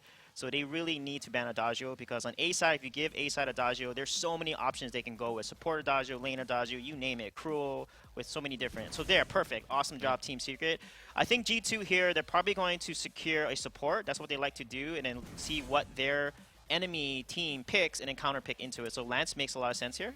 But it is G2, so this could very well be Dark Potato playing the Lance. Yep, absolutely could be. It also means that the Lyra is still open, but we have seen a couple of teams, not many, but some have been willing to let that Lyra go through and just be willing to work against it. You mentioned, earlier, Sui, about the Adagio and Lyra, Adagio being a little bit stronger, and that kind of shows in the win rates. Lyra is pretty much sitting at just about a 50% win rate in all of her games, and there are plenty of games where she appears that Adagio does not. So obviously some teams have figured out ways to deal with her. And I like Arden pick here. Lyra is actually not good into a team that knows how to counter her because Lance actually counters Lyra pretty well. She's not a good front line for the team. So I do like Arden into Lance because I feel like his gauntlet can really change the team fight landscape. Fortress ban is interesting here because Fortress doesn't really scale or make sense with Lance. And CP Fortress actually counters Lance because he's pretty tanky. So, and Lance doesn't have a lot of attack speed, so I don't know why they would ban Fortress here. I think they should take away another support that G2 might like to run, maybe like a Cath or something, for example. Vox going to be the ban from G2 Esports. Now Team Secret has the opportunity to lock in their response to the Lance, figure out something that should throw a little bit of a confusion in the mix here for G2. What would you like him to pick up here, Bacon? I mean, the Lyra is still available. I don't know if you go for it when you already have the Arden, but I would definitely like to see a Ringo come out. Let Tricky have that Ringo. It's a little bit of that comfort pick again, kind of a comfort pick for everyone, but it is going to be a Kestrel. We'll have to see where they go with it. Yeah, again, Team Secret and EU tends to prioritize Kestrel when there's a lot of assassins open like Taka and Koshka that can counter Kestrel extremely hard. So it's very interesting that they're picking Kestrel here. So let's see what G2 is going to respond. If I were G2, I would pick an assassin straight into this comp and dive the Kestrel. And you'd go with the Lance then as a captain? Yes, okay. Absolutely. If they wanted to run Lance in the jungle, because it is G2 and they're wanted to do that, would a Lyra work well with the Lance? Yeah, it could, but okay. They have triple support. Again, they go with double support, and Cath is actually a good pick into Kestrel because Cath with her shoot max will reflect all of the damage that CP Kestrel is outputting. So this is very tricky. And plus, if you stun and root someone on top of Lyra's Imperial Sigil and she has like alternating current broken mid, that's going to do an extensive amount. It will delete Kestrel in one combo. And there's a rhyme for Leon. So you wanted some interesting drafts, AJ. I know. I asked You that are question about getting glass them. cannon strategies. I was not anticipating in Series 1 to see 4. I like the rhyme into Lance and Cath. He actually counters the Lance Cath composition. So if they play this really well and protect the Kestrel and let Rhyme kind of be the front line with Arden, they can actually win this game. Rhyme has not had a great deal of success, though, right, Bacon? Like, his win percentage is not very high. terribly good at all. It's down in the sub 30% range. But hey, Leon and maybe Ryan, even lower. though. Leon is probably one of the best Ryans right now in the world, honestly. Yeah, that's true. Still hasn't had the success And on you'd it. expect, That's you'd expect Ryan to be sub-0 if he was going to be sub-anything, right, Bacon? Hey, don't give up on this old man. I think this old man can pull it through. I mean, I agree with you. I think it is very strong into the Lance and the Catherine. The other concern is Rhyme's going to be so incredibly tanky. Is the Lance going to have enough damage once we get into the later stages of the game to be able to take down something like a Rhyme? So what build would you go on the Lance this game? Because we've seen a few. You mentioned this previously, Bacon. What makes sense here? What allows him to actually kill people late? I think this is one of the only times you'll ever hear me say this, and this is not an April Fool's joke. I want to see him actually start with a tension bow. I think that burst is going to be incredibly important. Chunk down like as much of Rhyme's health as you can before the fortified health starts appearing.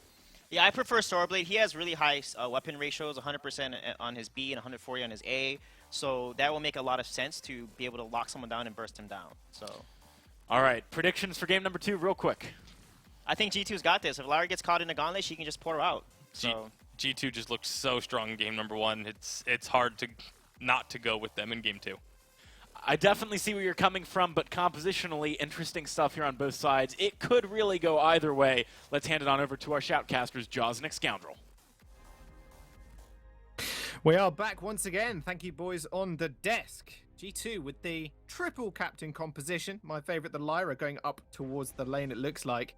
And Team Secret, looks like they want a bit of revenge in the early game. But can they do it, Scoundrel? Can they pull back for the 2-1 against G2? Because G2 looking hella strong right now. And already, Leon looking for something here. Hundor's going to be able to back away, not an issue. And yep, Dark Potato is going to be able to poke with those ranged autos as well.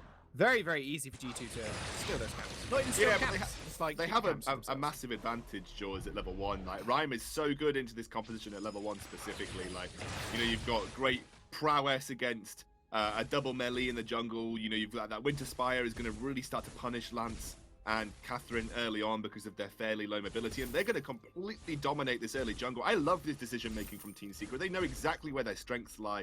They know exactly that the fact that Rhyme specifically early on is pretty good into the Lance and Catherine, because realistically Lance not going to get a huge amount of burst damage off, doesn't have the greatest amount of CC at level 1, whereas Rhyme really great with just that level 1 Winter Spire. He's going to clean up the entire jungle. I just think that Dark Potato got his back doubles and that was it. So really good start here for Team Secret. Yeah, an incredibly well-deserved start. I mean, Leon, they mentioned it on the desk, he is one of the, if not the best Rhymes in the world. So do you think that G2 maybe kind of giving him this Rhyme and saying, okay, you can have it, we don't mind playing into it because we know our team plays stronger? The problem is where Ryan came through in the draft, it was Team Secret specifically picking this up, knowing how it would play into G2. You can't really predict a Rhyme, dude. Like, Rhyme by himself is not good. Like, Rhyme has to be picked into a specific situation. Generally, the rule of thumb with Rhyme is that he's pretty good into double melee because you know they have to come towards you to deal damage, and Rhyme loves it when people walks towards him because it makes all of his skills a lot easier to hit. And obviously he's very good at stacking up fortified health and getting a lot of regeneration through Eve of Harvest with targets that are easier to hit with Winter Spire, for instance. So, you know, Rhyme better into a double melee in most situations, like the general rule of thumb here. So Team Secret, you can't really predict a Rhyme pickup, right? Rhyme is picked up as a counter pick, and Team Secret seemed like they did that specifically quite well here. G2 have got an interesting composition. I kind of wanted to touch on it as well. I also agree with Sweet Generous. I think Sora Blade kind of over Tension Bow here for Lance. Not because, you know, obviously Tension Bow's got a good spike early, but just because you're not likely to see huge amounts of armor stacking early on, although Leon has picked up a little bit of armor early on. But realistically, the best thing you can do against a Rhyme is burst him. CC and burst him, and Tension Bow technically is better for burst on Lance because of the scalings. So that's kind of what you see. But there isn't really that much of a burst composition coming out from G2, so I'm slightly worried. We have a fight, though. Well, speaking of burst, Leon's going to go onto Kinu. Doesn't manage to actually did get the camp away, so nice little pick up for him. But Dark Potato's still going fairly aggressive. Those Winter Spires coming out, and that will be Hundor trying to disengage from this fight. But Tricky says, no, I don't think so. It's going to come around from the side as well. Those Glimmer shots are hurting. Leon still on the pursuit. Team Secret are going to turn around, though, and just decide they don't want to go any further. They no scout traps in the jungler G2 and no flares on their side, so they don't want to mess with them all too much. Remember, if Team Secret just get 1 point, like they put themselves in a slightly safer position, almost, right? Kind of almost a safer position, because if Fnatic then win today 2-0 and then lose in the semi-final tomorrow, I think there'll be a tie between them. And I actually, if I remember correctly, I actually think Team Secret might have won against Fnatic at some point. I'd have to double check, but by getting 1 point here, it just feels so much easier for Team Secret, because they know that if Rising Lotus or Fnatic win, then they'll be tied on points. And then if they lose tomorrow, they'll all be on 9 points, right? Although obviously Denial... So if Rising Lotus and Fnatic both win, everybody will be on 9 points, including Team Secret if they win 1 game today. And then if Fnatic and Rising Lotus lose tomorrow, it'll be like a 9-point 3-way tie. So I don't know how the tiebreakers work out. I think that's something for Tasty Bacon. But if Team Secret just win 1 game, Jaws, at least they put themselves in a situation where a tiebreaker might be a possibility if Fnatic and a Rising Lotus win today. So, I mean, just need to at least get 1 point from these games. And I actually really like what Team Secret have done with their composition. Oh man, it's so many like if and or buts about it. I think yeah. so. I mean, the possibility is there, and that's the most exciting thing. Could you do a 3-way tie at 9 points? You'd be sitting there like trying to work out the map in your head. Like, okay, so who's going to go where? Who's going to play? Yeah, I can't do it. No way. Like I said, that's for Tasty Bacon to sort out. But G2, they are Tasty Bacon, our stats guy, just default all stats to Tasty Bacon. Exactly. Anybody got any stats they want to sort out? Just PM him on Twitter. I'm sure he won't mind. But G2, they are looking so strong, and I really want Team Secret to come through this week, because like we mentioned previously in game number 1, 2 weeks running they've not made it to semis, but I don't think they're necessarily an inconsistent team, because on paper the individual players, they look so strong. Well, Tasty Bacon touched on it. You know, they've got 3K players, I believe, on this team. So, I mean, solo queue and ranked team play wise on the sort of the main Vainglory ladder, they are blitzing it. They are playing fantastically. They just haven't found that translation into the competitive setting just yet. Interestingly enough, I wanted to touch on, you know, how Team Secret want to function. I'll talk about it after, though. Hang on a second, because Hundor's getting blown up. He gets instantly killed. Tricky with the Glimmer shots, but Leon just kind of dived in there without a worry in the world. Turret's no problem, and he's just managed to get the assist on that one. So Team Secret already, they got a kill on the board, and that's 1 more than they got last game. And this is that was a great example, guys, of exactly what I think Team Secret are trying to achieve here. This is a little bit like their composition last game. Now, hear me out. This is going to sound stupid, right? They had a Kestra in the last game who, I guess the theory was that you have to spend so much time concentrating on Jewel and Fortress being aggressive that Kestrel should be free to reign with the CP Glimmer shots in the backline. Well, I might have to talk about it again in a second. Yeah, you might have to. Whoa, hang on a minute. Hundor's going to get stunned up, and Glimmer shots are going to rain through. However, Arden's going to be able to pick up the kill. Kino's going to go down low as well. Leon's going to pick his first kill up of the game. Dark Potato, last member alive for G2, and he's going to have to back off. He's going to start taking his backs. Leon tried to interrupt him, but what a fantastic engage yet again. Mowgli and Tricky jumping on, getting the stun, not an issue. And Team Secret already looking so much better than game number 1. Absolutely. Team Secret looking fantastic. I'm going to reiterate back to that point that we were touching on just before that team fight broke out. Team Secret, last game, I guess their theory was that the Fortress and the Jewel would provide so much of a distraction or a threat that the CP Kestrel in the backline should be untouched or should find good positioning and can get those big hitting Glimmer shots off. In this game, it's kind of a similar situation, Jaws. You have to spend so much time dealing with the Rhyme, which with the composition that a G2 have brought, I actually think it's quite difficult to burst him out, although we'll see Team Mowgli. Mowgli, whoa, does use the Gauntlet to get a bit of distance, but it can't come down. Dark Potato stabbing away, but can't finish up the kill. Leon's going to arrive as well. 1 shot, 1 kill, does land onto Kinu, does block a little bit of the damage, though. That'll be G2 with the disengage. Dark Potato almost fell there. He was very much overextended inside that Gauntlet. Yeah, Mowgli almost falling as well. But again, like you see, there isn't a consistent burst damage coming out from G2. I don't feel they have what it takes in terms of a damage output to deal with a Rhyme who has gone blinking broken myth first, doesn't even think he needs the Eve of Harvest sustain, happy to just play off the fortified health and the Ardent Vanguard, and is just saying, no, I'm going to ramp my damage up in these fights. I'm going to be dealing as much damage as possible, which makes me even more of a threat.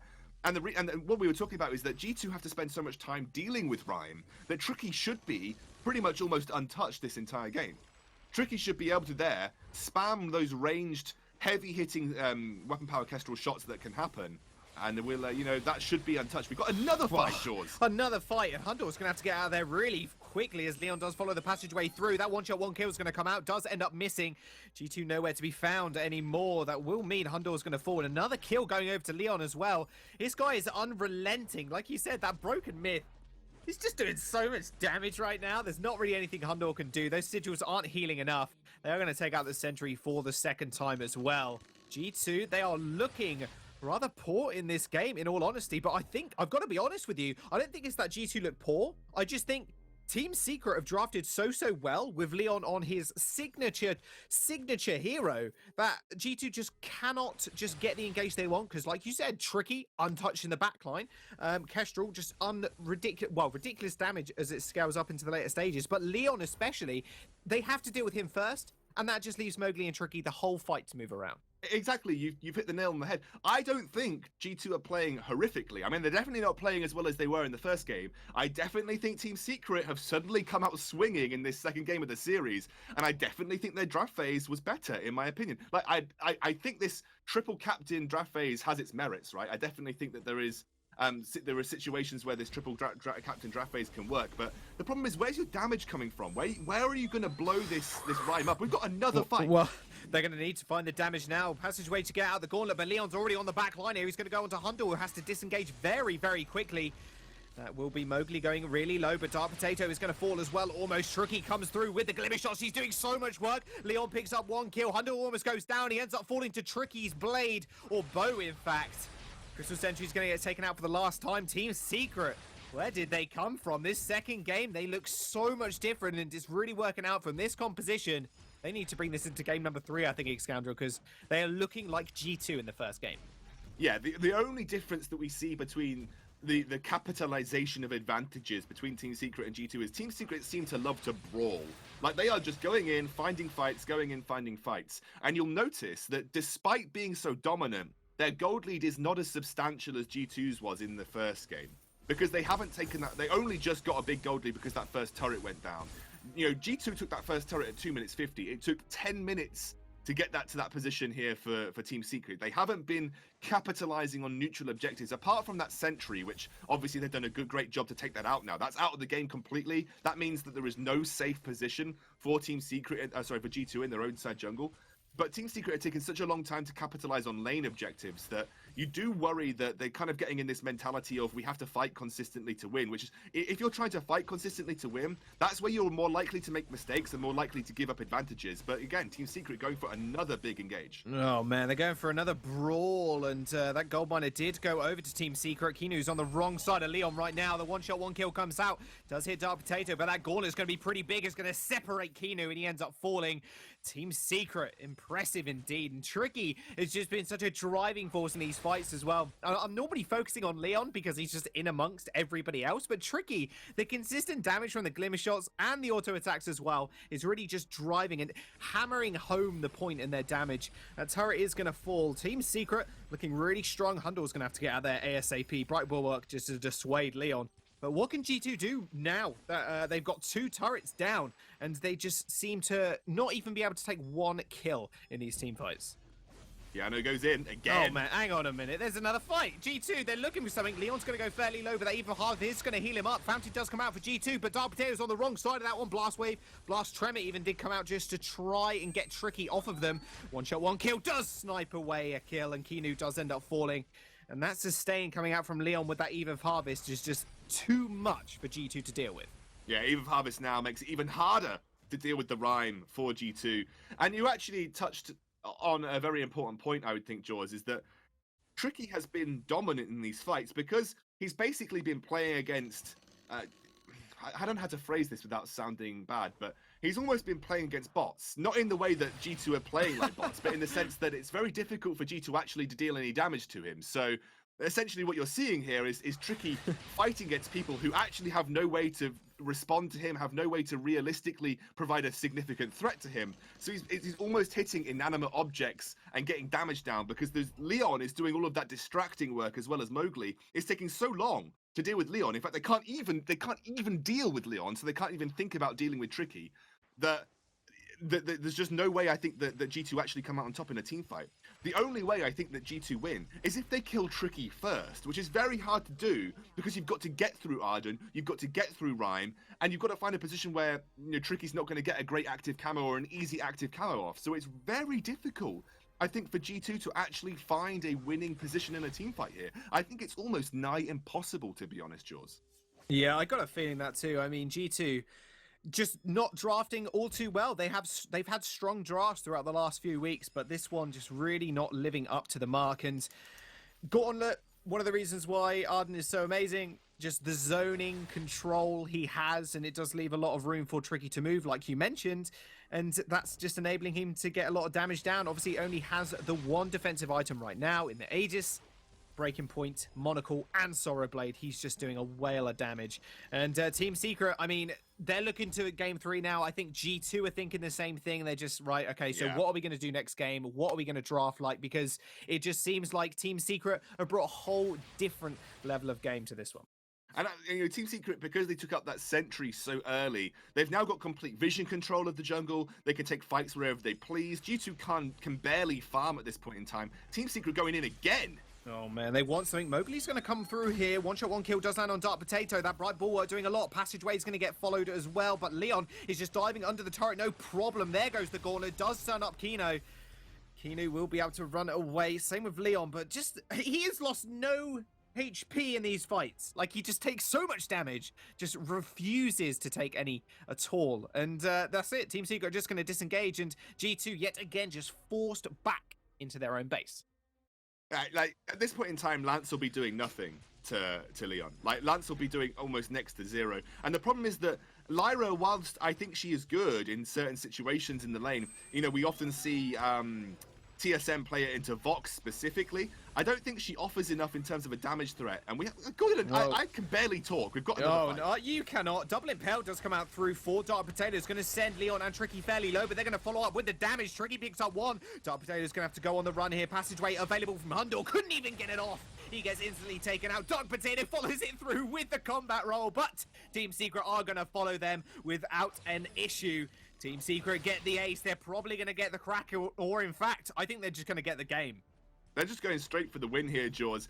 That was one situation where you almost felt like G2 had a winning chance. Blast Tremor into Chain CC onto Leon. Stop him being able to generate HP through the use of Eve of Harvest. Stop him generating any fortified health. But even then, because of how far Team Secret had put themselves in the lead, they didn't quite find that winning sort of damage, and unfortunately it was a game of inches, game of millimeters right there, but Team Secret managed to find a way on top. And again, it's because they spent time dealing with Leon that Tricky got big glimmer shots off, Tricky got huge hitting basic attacks off, and again, you're right, Tricky like the unsung hero on the back line of the Team Secret team fights, and Leon providing, Leon's like the think of G2 as the bull, and Leon is like the red handkerchief. Leon is like the red flannel, right? They have to go for him because there's almost no other way to play the team fight.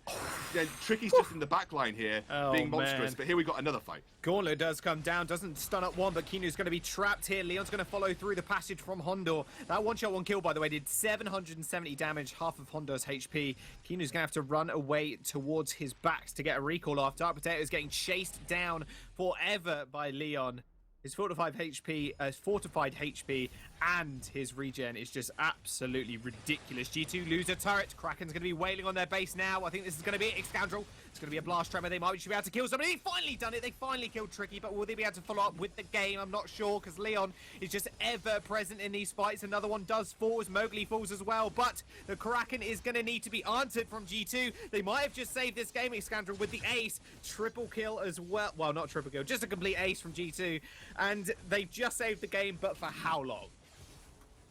Well, they gathered a little bit of gold back. They're going to get the 500 from Kraken. They'll bring it back under 10,000. So, not bad for G2, but you're right. I don't know how long they're going to be able to hold on for. You'd think that one more Kraken, and you feel that Team Secret are going to have complete control of that Kraken area. One more Kraken will kind of win the game right now for Team Secret. So there's a massive, massive lifeline for G2 that they're kind of dwindling onto at this point in time. That was a great defense. I think a little bit of an overextension from Team Secret, but now there's a time for G2 to clear out vision. Now's a time for G2 to try and regain some element of control over this middle jungle area, and you can see Hundor, Dark Potato clearing out as many scout traps as physically possible. They want to be ready for this next Kraken. They know that they're going to have to fight for it, Jaws. Yeah, they're going to have to. If they don't take it, I'm going to think that Team Secret are just going to win this. Wartrace does come out, and they're going to stun up 2 people. Hundor just instantly falls almost. Passageway's going to follow through. They end up killing him, though. Leon is going to be able to secure that one, and Dark Potato's on the run. You can't run for too long. Does use the Impale over the wall, and that will be it. I think Team Secret, yeah, they're just going to win. Tricky and Leon are just going to run to the end of the base, and Dark Potato will just have to fight out against Mowgli in his own jungle, and that is going to be it. Team Secret coming back with this one, and what a force to reckon with as well. The Rhyme, what a pickup. I can't get my head around it. I mean, triple captain technically coming out for G2, and I thought, you know what, we've seen it before, we've seen it work before, but against a Rhyme, like, there's no way that could have won. I definitely feel like a lot of the way that G2 approached this draft was denial, like especially with the Lyra, it was kind of felt like a little bit of denial. I know that G2 have had plans for triple captain compositions. I know that Keanu has talked about it. He's expressed, you know, how varied their drafts can be. In fact, one thing that Keanu said specifically was that we win a lot of our games because our drafts are so varied and unpredictable that teams don't quite know what to ban against us. Teams don't quite know how to approach us. So this one, again, it was not an odd draft. It definitely had its merits, but it was a draft that was a little bit more unpredictable. Not every team would consider it a meta draft, and it didn't quite work out in this situation. But I think some very clever drafting from Team Secret kind of put that nail in the coffin for G2. Yeah, that'll be going to game number 3, and I thought G2, they were looking fairly strong. They might be able to take the 2-0, but Team Secret, they want these points. It's exactly what they need, and I think Keanu is going to have to go back to the drawing board on that one. We'll see what they come out with for game 3, though. That's going to be on the way very shortly, but to break it down even further, we have AJ and the boys over on the desk. Thank you very much. We got a new member of our boy band, Sweet J, here with us. But yeah, interesting game there. The Rhyme coming out, doing surprisingly well, or perhaps not surprisingly, when you actually look at the compositions. Yeah, like I said, if they let Leon carry and they put him on a hero that he's very comfortable with and let him just play to the meta of that hero, he excels. And that's what they did in a lot of their early aggression. They were very decisive, and they had a lot of good fights, and they kept Kestro safe. So that was a really, really good job by Team Secret there. And if you want to talk about early game fights, we should have a look at this replay from early on in the game, around 10 minutes, where they actually get the Crystal Sentry quite quickly. Yeah, and the thing I want to focus on here is where's Tricky? Tricky's nowhere involved in this, but he doesn't need to be. That's how strong this Rhyme is. You know, I was concerned that late game they may not have enough damage to deal with this Rhyme, but 10 minutes in, they don't have enough damage to deal with this Rhyme. Look at how much health he has. The fortified health and the barriers. Finally, Tricky gets in there, and they're able to just cleanly take a couple of kills there. They got dropped low, but for how long was Leon and Mowgli sitting there 2v3, and they can't get a kill? It's not even as if he was really building that tanky. He had a broken myth and like one piece of armor, and that was it, and it was still enough. It was just ridiculous, to be honest. You know, also Rhyme, we talked about his win rate. I think we went back to the drawing board and had a look. It was actually even lower than we thought. Yeah, it was at 12% previously. It only had one win, and that was previously Leon as well. So there's only 2 wins for Rhyme in all of Vainglory 8. Leon has both of them.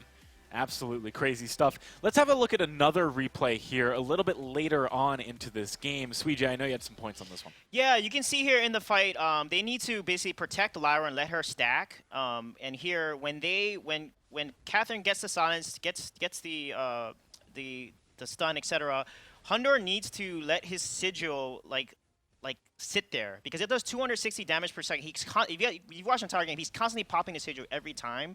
He needs to let it sit there. The detonating damage does 225.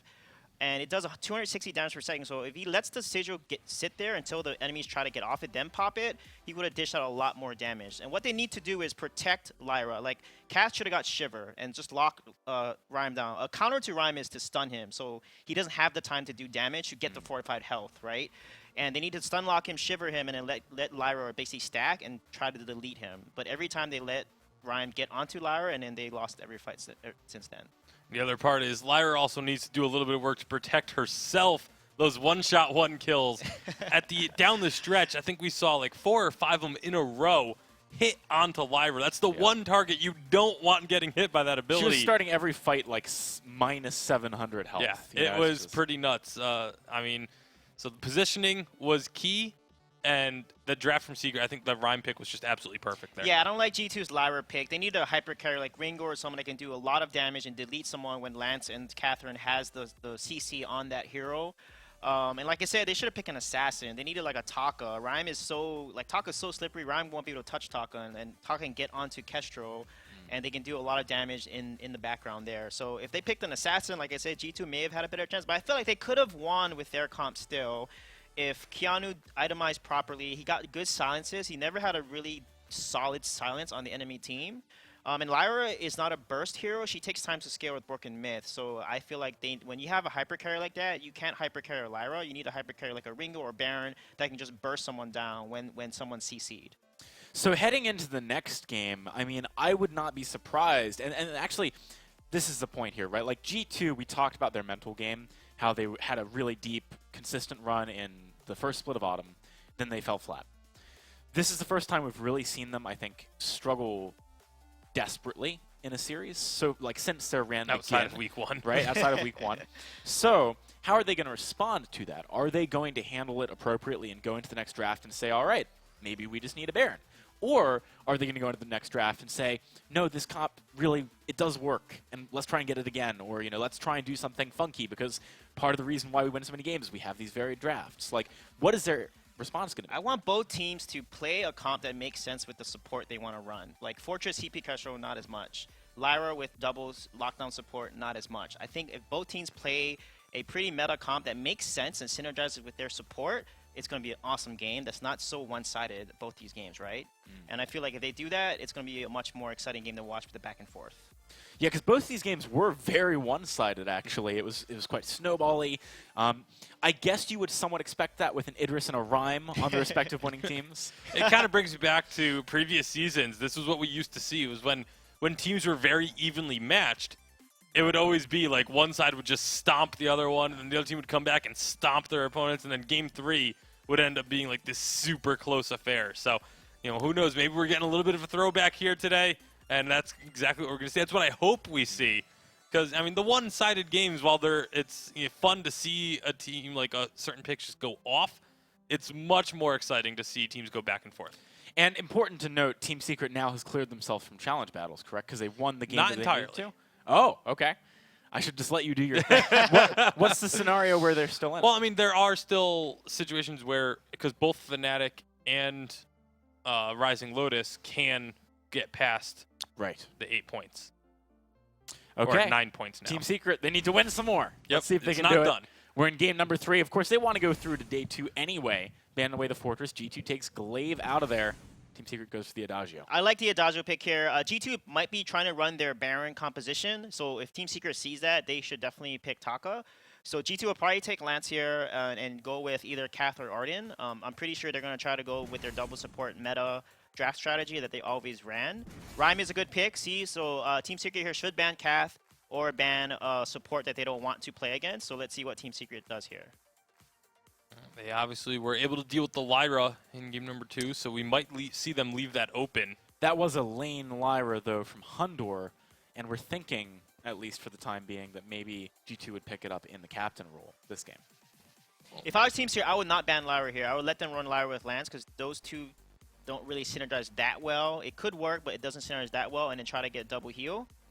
Baron was a good ban here, so now G2 has to either take the Lyra here or try to run with a Cath and do a lockdown comp, but it's going to be really tough in the early game, especially against a double heal comp. And like you mentioned, if you let that double heal go through, I mean, your options for trying to counter that are few and far between with the Fortress gone. You really got Taka, and that's about it for Mortal Wounds. Also, in this draft guide, this is an example of not to do. You don't want to overly outthink your opponent with the Rhyme ban because you limit yourself. Rhyme is actually very good on B side. He's not good pick on A side because if they pick Rhyme on A side, you can then counter pick it. And I feel like a Rhyme ban is kind of a throwaway ban for G2. So they're putting themselves in a tough position right now, and they're probably going to think through this draft and figure out, what the heck am I going to do? It's an emotional response, right? Like the Rhyme ban here is them saying, whoa, okay, that worked. Let's get rid of that. They're going to pick up a Lyra, though. So, again, this is kind of not going along the lines of what maybe you were talking about, Suijay, but they clearly have a plan in mind. Yeah, well, they clearly liked the composition they had in last game and feel like the Rhyme was just the key factor in them not being able to execute to the way that they were hoping. So, see if they can perform with that Rhyme gone. If Team Secret picks up a Catherine here and denies G2 that composition, what third hero can Arden. G2 pick? Arden? Okay. They can pretty either go easily. with Arden or Finn. Finn is pretty good. Arden is pretty good because that gives them the barrier for Lyra to scale and get the broken mid stacks to where she can hyper carry with her damage output. But Adagio is so strong against Lyra in the lane. He is just the strongest laner right now, and they can put a lot of early game pressure. So if Team Secret plays with like a Koshka or early game and support the Adagio with like a Ringo, they can snowball the Lyra Cath Lance comp easily and just constantly live in their jungle and shut them down. G2 could also look for a Vox as a final pick as well. Just put the Lyra as the captain, give Dark Potato the Lance again, and just have that really strong Vox. You mentioned Adagio is one of the strongest laners. Vox has the second highest win rate as far as all the regular laners go. It's Adagio and then Vox. Yeah, I would not pick Vox into Adagio Ringo, though, because Ringo is good into Vox because of his range, and Vox doesn't have that range. However, they could make Vox work with a Lance here. So let's see what they pick. And if they pick Vox, they have to run double weapon, which is kind of risky on G2 part because Team Secret can then itemize extensive defense against that. Ooh, Taka. Okay, so you've been wanting to see more of this kind of thing, Suijay? Yeah, Taka is perfect because Taka is actually really good into Lance Cath. He will distract. He can kite in over a B from Lance or a stun from Cath. He's going to get on that Lyra if they decide to lane her, so they cannot lane the Lyra at this point. They need to support the Lyra and run a weapon Lance. And they need to G2 down needs to have a comp and draft around trying to lock down Ringo and kill Ringo. So in terms of options they have, Kestrel potentially, but Taka counters Kestrel pretty hard. They could run Black Feather, might be a good proposition here because he counters Ringo. He's good into Taka, and since the Dodger is not a laner and a support, a Black Feather will do well with Lyra. Okay, so they decided to pick Vox, which is not bad. However, it's going to be hard for Vox early game. They need to get him his items to be able to scale.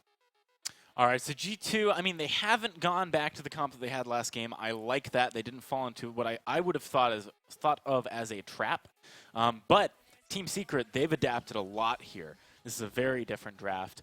Are we going to be seeing Crystal coming out from the Taka or the Ringo, or are they maybe going to go double weapon or proc on the Taka? How do they build here? I would assume it's going to be the Storm Crown and then either Aftershock or Shatterglass for the Taka. So I would expect the Crystal Power coming out of the jungle. Same thing on the side of G2. G2 is the kind of having a little bit more of a utility type of Lance. You may be going for the Tension Bow with a Storm Crown and just look to try and out farm the Taka because that's going to be really key. Is making sure Taka doesn't get to that Storm Crown extremely early and start making an impact. Yeah, another thing about Taka, too, and I think Team Secret won the draft here, is Taka can Atlas the Vox so easily. He can Invisible Atlas, he can Alt Atlas. There's a lot of options that he can do, and then they're going hopefully not double weapon, which can be hard countered, and Ringo, the hyper carry, can just build a metal jacket and rush it, and it'll counter Vox very early and mid to late game. All right, so Team Secret, in your opinion, has a very strong composition. Is that correct? Like, do you think this is enough, especially given the points they had in Game 2, for them to go over the edge here and actually take the series home? Yeah, I think Team Secret will take the series home. Again, G2 relies on their double support too heavily here, and I felt like they could have done a different strategy to counter Team Secret. I think Dark Potato is going to come out with a smart item build, and I feel like if goes late game, I think G2 are going to be able to take it. All right, well, I'm curious to see how this Vox works out specifically, because it's not really a super Hundory pick. And, also on top of that, like you said, Atlas, easy for Taka to get off. There are things that are going to be a bit of a struggle for G2 in this game. Let's see who's going to make it to day 2, to the semifinals. Let's hand it on over to Josnick Scoundrel. Thank you very much, guys. Can G2 make it to the day 2 finals? We'll have to wait and see. A lot of twos in that sentence. But yeah, game number 3. A bit of a different draft coming out from both teams here, with Tricky on the Ringo this time, and Leon, he's gone the Taka. This is interesting. I definitely think I like Team Secret again. Like we said, Vox against Ringo in lane is quite oppressive with the Vox because of that pure range disadvantage that the Vox ends up having. But again, with Lyra, you have a little bit of lane harass to help sustain that through. And he's also picked up the armor early on. You do sometimes get tier 1 armor on the Vox against the Ringo. And look at this, they're actually going to start funneling some gold over onto Tricky here. I think they're going to give him at least the joint gold and trying to get him as much farm as possible, try and get those item spikes as quickly as possible. Also means he's going to come down and contest this Elder Treant in the middle of the map without the contest of G2. Team Secret off to another aggressive start here. It's going to be very interesting to see how this one pans out. I think I agree with a little bit of Tasty Bacon. What he said there is if you can get this Vox to the late game, you can get him to the items that needed. There's a lot of peel, a lot of heal, and I like the way that rhymes. And Leon might find it difficult to burst this Vox down, especially going down the Stormcrown build. You lose a little bit of burst in that path, so it might be difficult for him to completely burst Thunder out. You've got a lot of peel coming out for him. You've got a lot of peel and sort of the healing coming out from Keanu on this Lyra. So it's all about getting to that late game for G2. What is up to Team Secret is whether they can put enough pressure on G2 to stop them achieving that position easily. Yeah, like power spikes for Vox is what he needs to hit basically. His bread and butter obviously being the double monocle, but we have actually seen Sora Blades coming out of the Voxes recently as well. Do you think that's something he'd actually itemize going towards Team Secret in this game? Or would he go the classic breaking point double monocle? I think in this situation, because you have Attacker and because you've got the peel, going breaking point double monocle is fine. Like, because you should be able to stack up against it. There is I guess what's the word I'm looking for? Cause to say you can go for critical strike and try and burst the attacker out, but realistically, Leon is probably going to be picking up Atlas Pauldrons fairly early on in his build, so the critical strike is going to become a little bit less effective. So you're going to want to be stacking up anyway. You're going to want to be trying to play the elongated team fights regardless. So I think the breaking point double Tyrant's monocle is a completely acceptable build here for Hundor, because you're going to have that potential to stack off the attacker. Then you can turn on and engage, and if you reach a critical mass of breaking point stacks, you can then jump back in with that portal from the Lyra, get to that backline, and burst that Ringo out as well. So I think it's completely fine to go that traditional build on the Vox this time around. Yeah, I mean, there's a lot of ways to get to Tricky, and that's the thing. Obviously, Dark Potato with a lot of CC in his kit is going to be fairly hard, I think, for Tricky to actually disengage, but that's what you've got Leon there for again. Like, they seem to be running, just make sure Leon's the distraction, and then Tricky can do damage.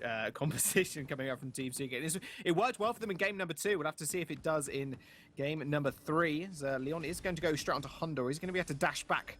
Not too much of a worry on his side at the moment. And Keanu is there for the heals as well. And Lyra is, again, going to get picked up here for G2. And obviously the Lance also. And the only change there, obviously, would be Hundor. I think Hundor, especially being on this Vox, is going to allow them something that they didn't have last game, which was just straight up front damage. It's more the sustained damage that can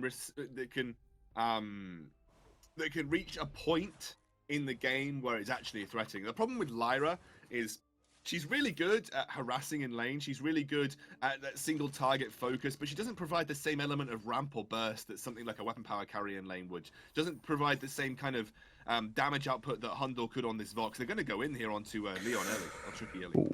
Yep, he's going to be able to disengage. So Dark Potato kind of whiffs the Impale, taking a lot of trade damage there. He's going to have to use the boots to get away. G2 went fairly aggressive, and I really like seeing the Lyras just aggressively using Bright Bulwark, because it really does hinder a lot of the mobility coming out from teams like Team Secret.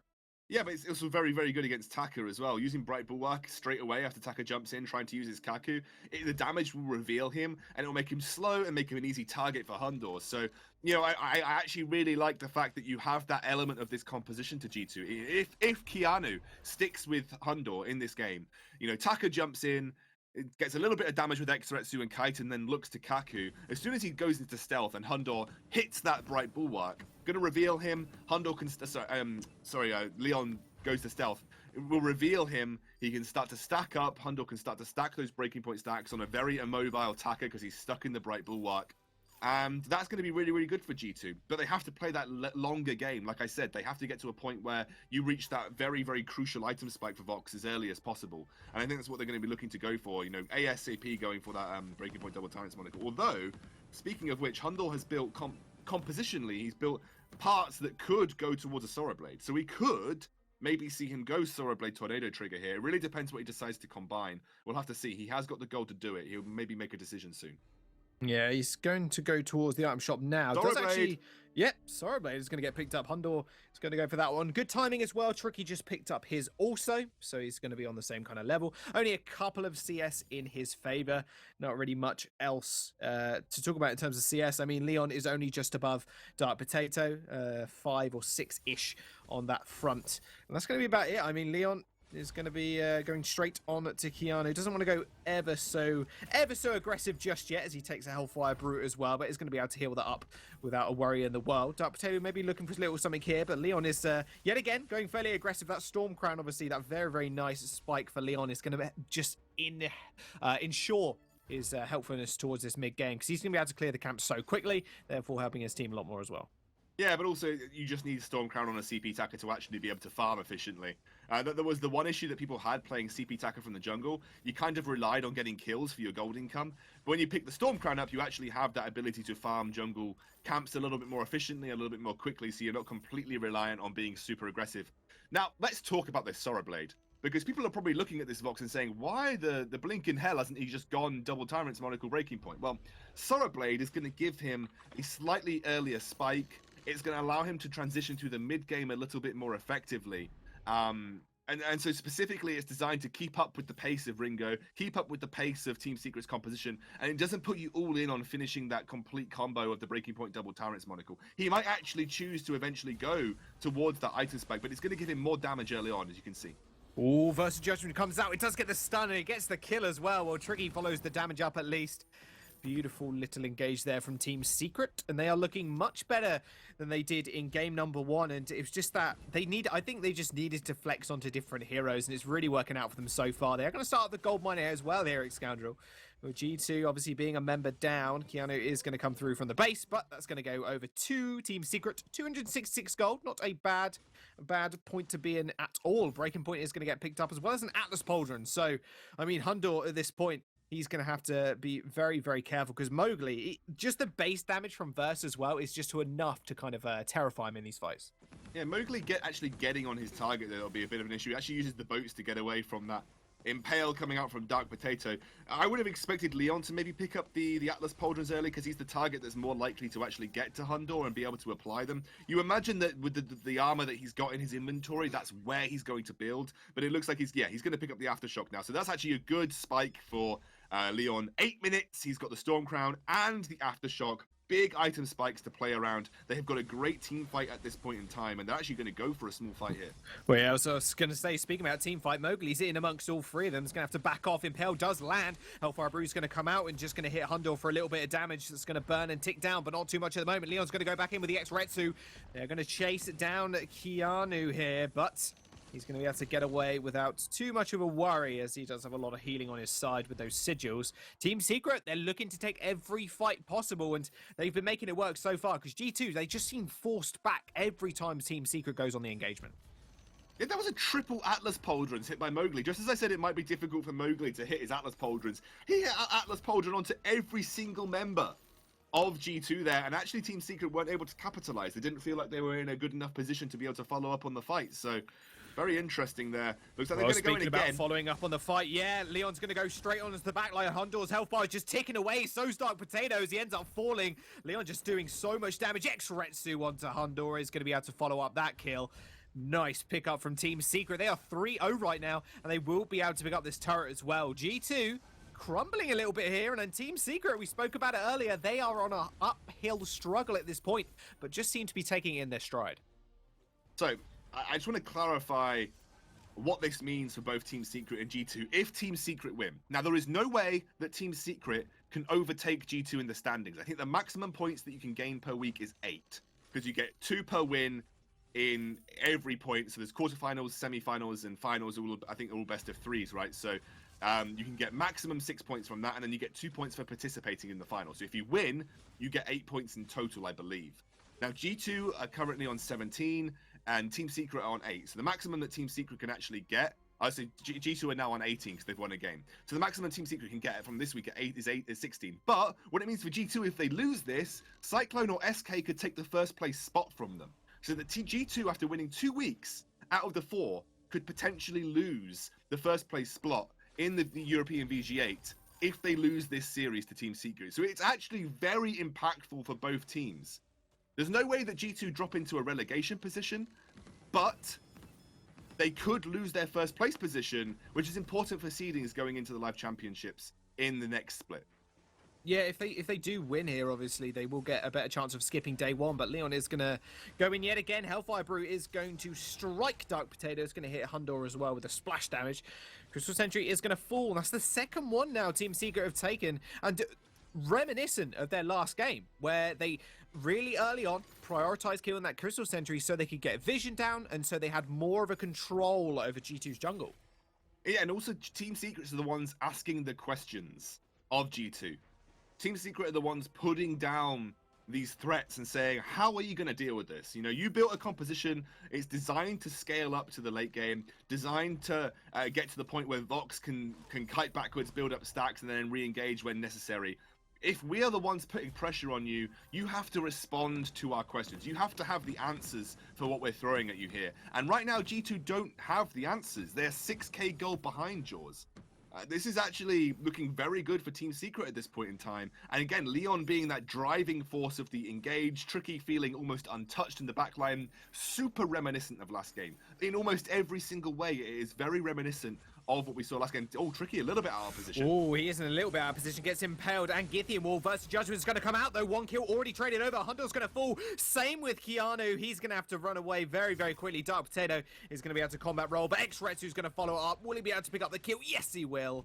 Leon picks that one up, and an ace comes through for Team Secret, not yet losing a life. My goodness, they are looking so strong, and that was such a good pick-off of Tricky there, but instantly followed up from Leon. Well, actually, you need to look at exactly how G2 approached that team fight specifically. They sent Hundor right into the front. Like, they were like, Hundor jumps in, uses Sonic Zoom to actually jump onto Tricky. I guess he was thinking that he could burst, but he's got a Sorrow Blade in the breaking point. That's not going to burst anybody. If he'd gone the breaking point double turrets monocle, at least he might have had the critical strike that was, you know, potentially there to burst out. But he didn't have that build path. He's got a Sorrow Blade breaking point with just a lucky strike right now. There is little to no burst in this particular build path that he decided to take. So he just got blown up by the Verse of Judgment and by Leon. Yeah, speaking about getting blown up, he gets jumped on yet again by Leon. He might just cool down instantly in the beginning of this fight. He does. And that will be Leon picking up another kill. Double Githian Wall, but that's not going to matter because he's going to fall as well. Dark Potato, nowhere to be found in that fight. And Keanu is going to have to run away as well, but not going to escape from the attacker from Leon. My goodness. Team Secret taking fight after fight after fight. And they take objectives to boot as well. They are coming out of nowhere almost in what seems to be an extremely dominant 2 games from them. It's been fantastic, and I actually think that Sweet Generous kind of hit the nail on the head, right? You give Leon a playmaker. Give Leon something that can set up, make plays for his team. Individual mechanics will shine through. The likes of Rhyme and Taka are very good at doing these individual decision-making, individual mechanics. Leon has looked fantastic. Oh, and the funny thing is that it's meant that Tricky and Mowgli, although they've had obviously fairly difficult decisions, although they've obviously been hugely influential, their actual game plan in these team fights has been simple. Tricky has been untouched, stacking up, dealing damage. It's the perfect situation for a carry. I phrased it like playing against bots last game, not because G2 are bots or playing anywhere like the level of bots, but it's almost that situation where the bots don't touch you when you really play against them. They're very bad at dealing damage to you. They're very bad at actually providing a threat. And it's that situation for Tricky because Leon is providing so much of a threat. Because Leon is the guy that's forcing G2 on the back foot. Tricky can sit there, stacking breaking point, hitting the target right in front of him with little to no worries in the world. And that's exactly the situation you want to be in as a carry. It's fantastic for Team Secret. Yeah, they've played their composition out so well, and just setting up a death bush here as well. Does get flared out. G2 the wiser. And X-Retsu in to get over the wall. They're going to jump straight onto Keanu yet again. Hellfire Brew comes out, hits all three of them. G2 burning away here. They're going to have to back off. Shouldn't be too much of an issue, because Keanu can obviously heal up with the Sigil, and they're going to be able to use the base as well to heal. But yet again, that will be Team Secret forcing them away, and the Kraken's going to be on the board as well. And that's going to be taken very, very quickly with Tricky and Leon's damage. Going to be taking the Kraken pretty quickly. Takes it off the board. Easy pick up there with the Storm Crown on Leon. And obviously Tricky's damage right now pretty good. He's got that Tyrant's Monocle breaking point. Sorrow Blade, it's the standard 3-item. Power Spike for weapon power carries right now. Hondor trying to go down a similar build path, which honestly, like, I do understand Sorrow Blade on Vox. I will talk about it in a second. Oof, yeah, they're taking a little bit. Leon just goes in yet again. This guy just goes into 3, backs off after doing half of Keanu's health bar. That's going to leave a little bit of a sore. He's going to have to go back to base in the Kraken yet again, just marching on the base of G2. Now, do Team Secret kind of scuffle this one? Because last game they did almost throw, but they're going to go straight onto the turrets. They're prioritizing well this time, but Tricky yet again. He is in the back line just doing a lot of damage, but this time they're going to just focus these turrets down. Keanu's going to fall, and that will be another turret falling as well. Team Secret, they take 2 games and the win over G2.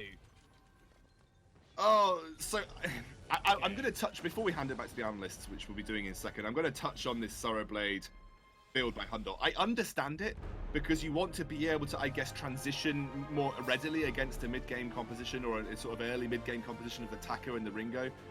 But realistically, what you're doing is you're putting yourself in a position where you're playing like a Ringo, right? You're playing exactly the same as a Ringo would, but you're just a worse version of Ringo. Vox, when he builds this, is just a worse version of Ringo. At least I've always been a fan of playing to your strengths, right? And Vox's strength is he's incredibly good at self-kiting, very good at stacking off melee carries with the breaking point build. It's why he's one of the only weapon power carries, maybe apart from Sky, that realistically can make the breaking point double Tyrant's Monocle build work. Playing it like this, in my opinion, means that you're kind of playing like a Ringo, but you're just a worse Ringo. So I wasn't fully on board here, but I've got to give all credit to Team Secret. They have played fantastically, absolutely fantastically here. And G2, I don't think they played badly, but Team Secret seem to have found that position for Leon to be super aggressive on a carry. He has been a threat that has been very hard to deal with, and it meant that Tricky can just sit in the back line untouched, stack up, be a weapon power carry, do exactly what a carry's dream is, which is hit the first target in front of you and carry the game. Yeah, most definitely. They when they found that point where they could just put Leon in the front line, Tricky left completely alone. They were able to win both of those games. And G2, they will fall, and that will mean Team Secret are going to go through this time to the semis, not repeating the last 2 weeks' performance. But to break that game down even further, the guys over on the desk can do a good job of that. All right, well, Team Secret, I think that was definitely an upset, at least in many people's minds, against G2, but they managed to come out with 2 wins here. Very strong stuff. I think Tricky has really improved over the course of last week. We were talking about it here on the desk, really impressed by him. But overall, I think, when we're looking at that game, we've got to talk about builds a little bit, too. Yeah, I mean, the reflex blocks came out extremely late for the carry and the jungler on the side of G2. But the big thing for me was the lack of a Crucible. You're up against an Adagio. Like, that's almost a requirement to get a Crucible fairly early on. But they didn't have it. They weren't able to block out any of those Verse of Judgments. Or if they did, then all of a sudden you don't have reflex blocks on your carries to block out the Atlas Pauldrons. It was very confusing to me to not see more. Yeah, and with them going double weapon, I mean, G2 could have won this game, guys. I know they lost draft, let's be honest with that, but they still could have won if they hyper carry the Vox, let Vox farm everything, jungle, everything. Let him get his item spike power levels first before Ringo does. Get double Crucible, right? Block the Adagio out, get another Crucible to block the Atlas, and have him get a reflex block to block another Atlas. And as long as you keep Vox unatlased, he can carry and win the fights, and that's what they need to. I'm surprised G2 didn't execute that strategy. They're so good at. They hyper carry a Baron, but they wouldn't hyper carry this Vox, because if they just had 2 utility and just overly fed the Vox, they could have won this game honestly. But they needed to really change their strategy, and they failed to. Let's have a look at some of the things Team Secret did right, though. Here we've got a replay from around 12 minutes into this game. They just had a dominant fight after dominant fight. Yeah, and it looked like Tricky may have been getting caught out here, but he turns it around extremely well. Again, big burst of judgment. Hits all 3, kills 1, stuns 2. Where's the Crucible? You have a Crucible there. Maybe this fight goes the other way because you were able to catch out Tricky. And that's one of the big question marks is if you can catch out your opponent's carry and you still don't win the fight, there's something that you're not doing properly. And also, Leon was playing Taka this game. We kind of glossed over that a little bit, but Taka, something, Sweet J, you were saying you wanted to see more from Europe and in general on 2.2, which is a patch we're playing on for another week. But he was very effective on it. And talking about Atlases specifically, that's something which Taka can really help with. You can see in this replay here, when you're invisible as a Taka, you go into Atlas, there is nothing your opponent can do. Yeah, and G2 should have learned because they lost against Fnatic when Fnatic last picked Taka into their double support comp. And again, I think G2, and this is where guys, analysts make a difference, or draft specialists do, is you got to look at why you're losing. And if they looked at last week and saw how they lost against Fnatic, they lost to a Taka. And I feel like they should have learned from that, right? And really anticipate Taka. And this is where they put themselves in the corner, banning Rhyme like that. They didn't play to their draft. I put G2 at #1 in draft specialty in EU, and now I have to take it down a notch for them, unfortunately. So Team Secret and SK are going to be like the 2 top drafting teams now because of today's results. But G2, you guys can come back and just think about your draft and execute your plays out. You do so well. I agree. So let's have a look at the brackets now. You can see who these guys might be facing tomorrow. Team Secret should be fighting the winner of either Mousesports or Cyclone. I believe that is the Group A side of things. So that's going to be an interesting opponent for them. Cyclone, of course, looking very strong, currently 2nd in the standings behind G2. Team Secret already dethroned Top Dog, so they can't be feeling too bad about that matchup. Yeah, Mousesports going to need some points in a big way if they're going to look to try. They have like the slimmest of chances of getting out of the challenge battles, but it needs a big performance today. And now that Team Secret's gotten 2 points, just refresh the viewers, are they safe at this point, finally? Not 100%. Oh, my goodness. Not 100% because you saw there, you have Fnatic and Rising Lotus on the opposite side of the bracket, which means they both have the potential to get, at a minimum, 4 points from this week.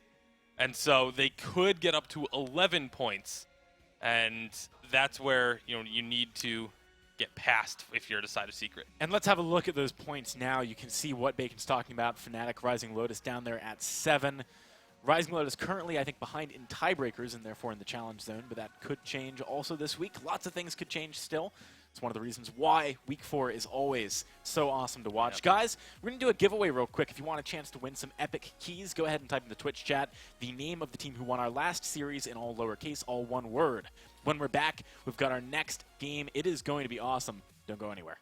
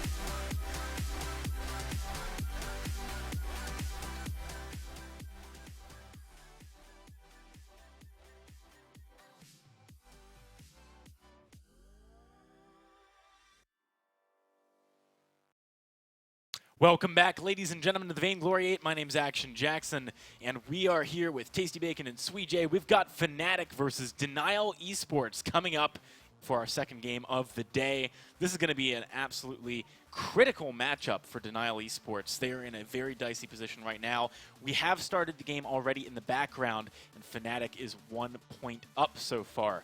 They did take home game 1. So, moving into game 2, they're of course looking to close things out and move forward to the semifinals. Denial, they really need points. Like I just said, they've got to start winning some games in this series. Yeah, if they don't pick up the win in the series, even if they get 1 point, they're still going to be in the challenge battles regardless. So they need to not only win game 2, they need to win game 3 and still have a deep run tomorrow as well in order to get themselves out of the challenge zone. All right, let's have a look at Fnatic's roster. We've got Net Twillette, Tetno JJ, Palmatoro, and Carol.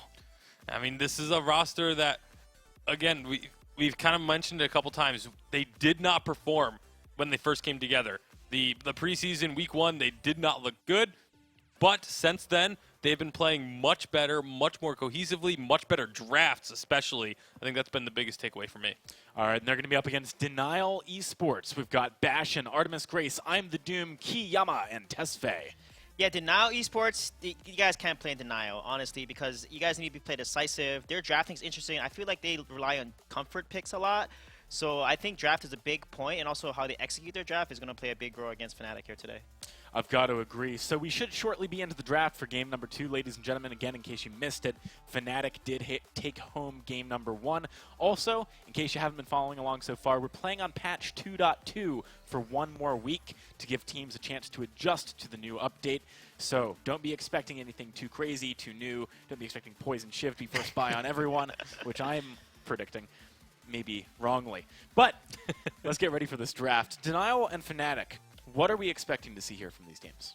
Yeah, I think for Fnatic, if they get a good draft, they're going to execute it very well, like we see them do against G2 last week. Denial needs to not rely on comfort picks. When they pick a comfort pick, like they first pick Kestrel sometimes, they get counter picked so hard. And I feel like Denial needs to play a good draft and play really comfortably. I feel like in game, it's like a morale thing or something, but they're not decisive. They lack synergy and focus. So hopefully Denial shows up game 2 here.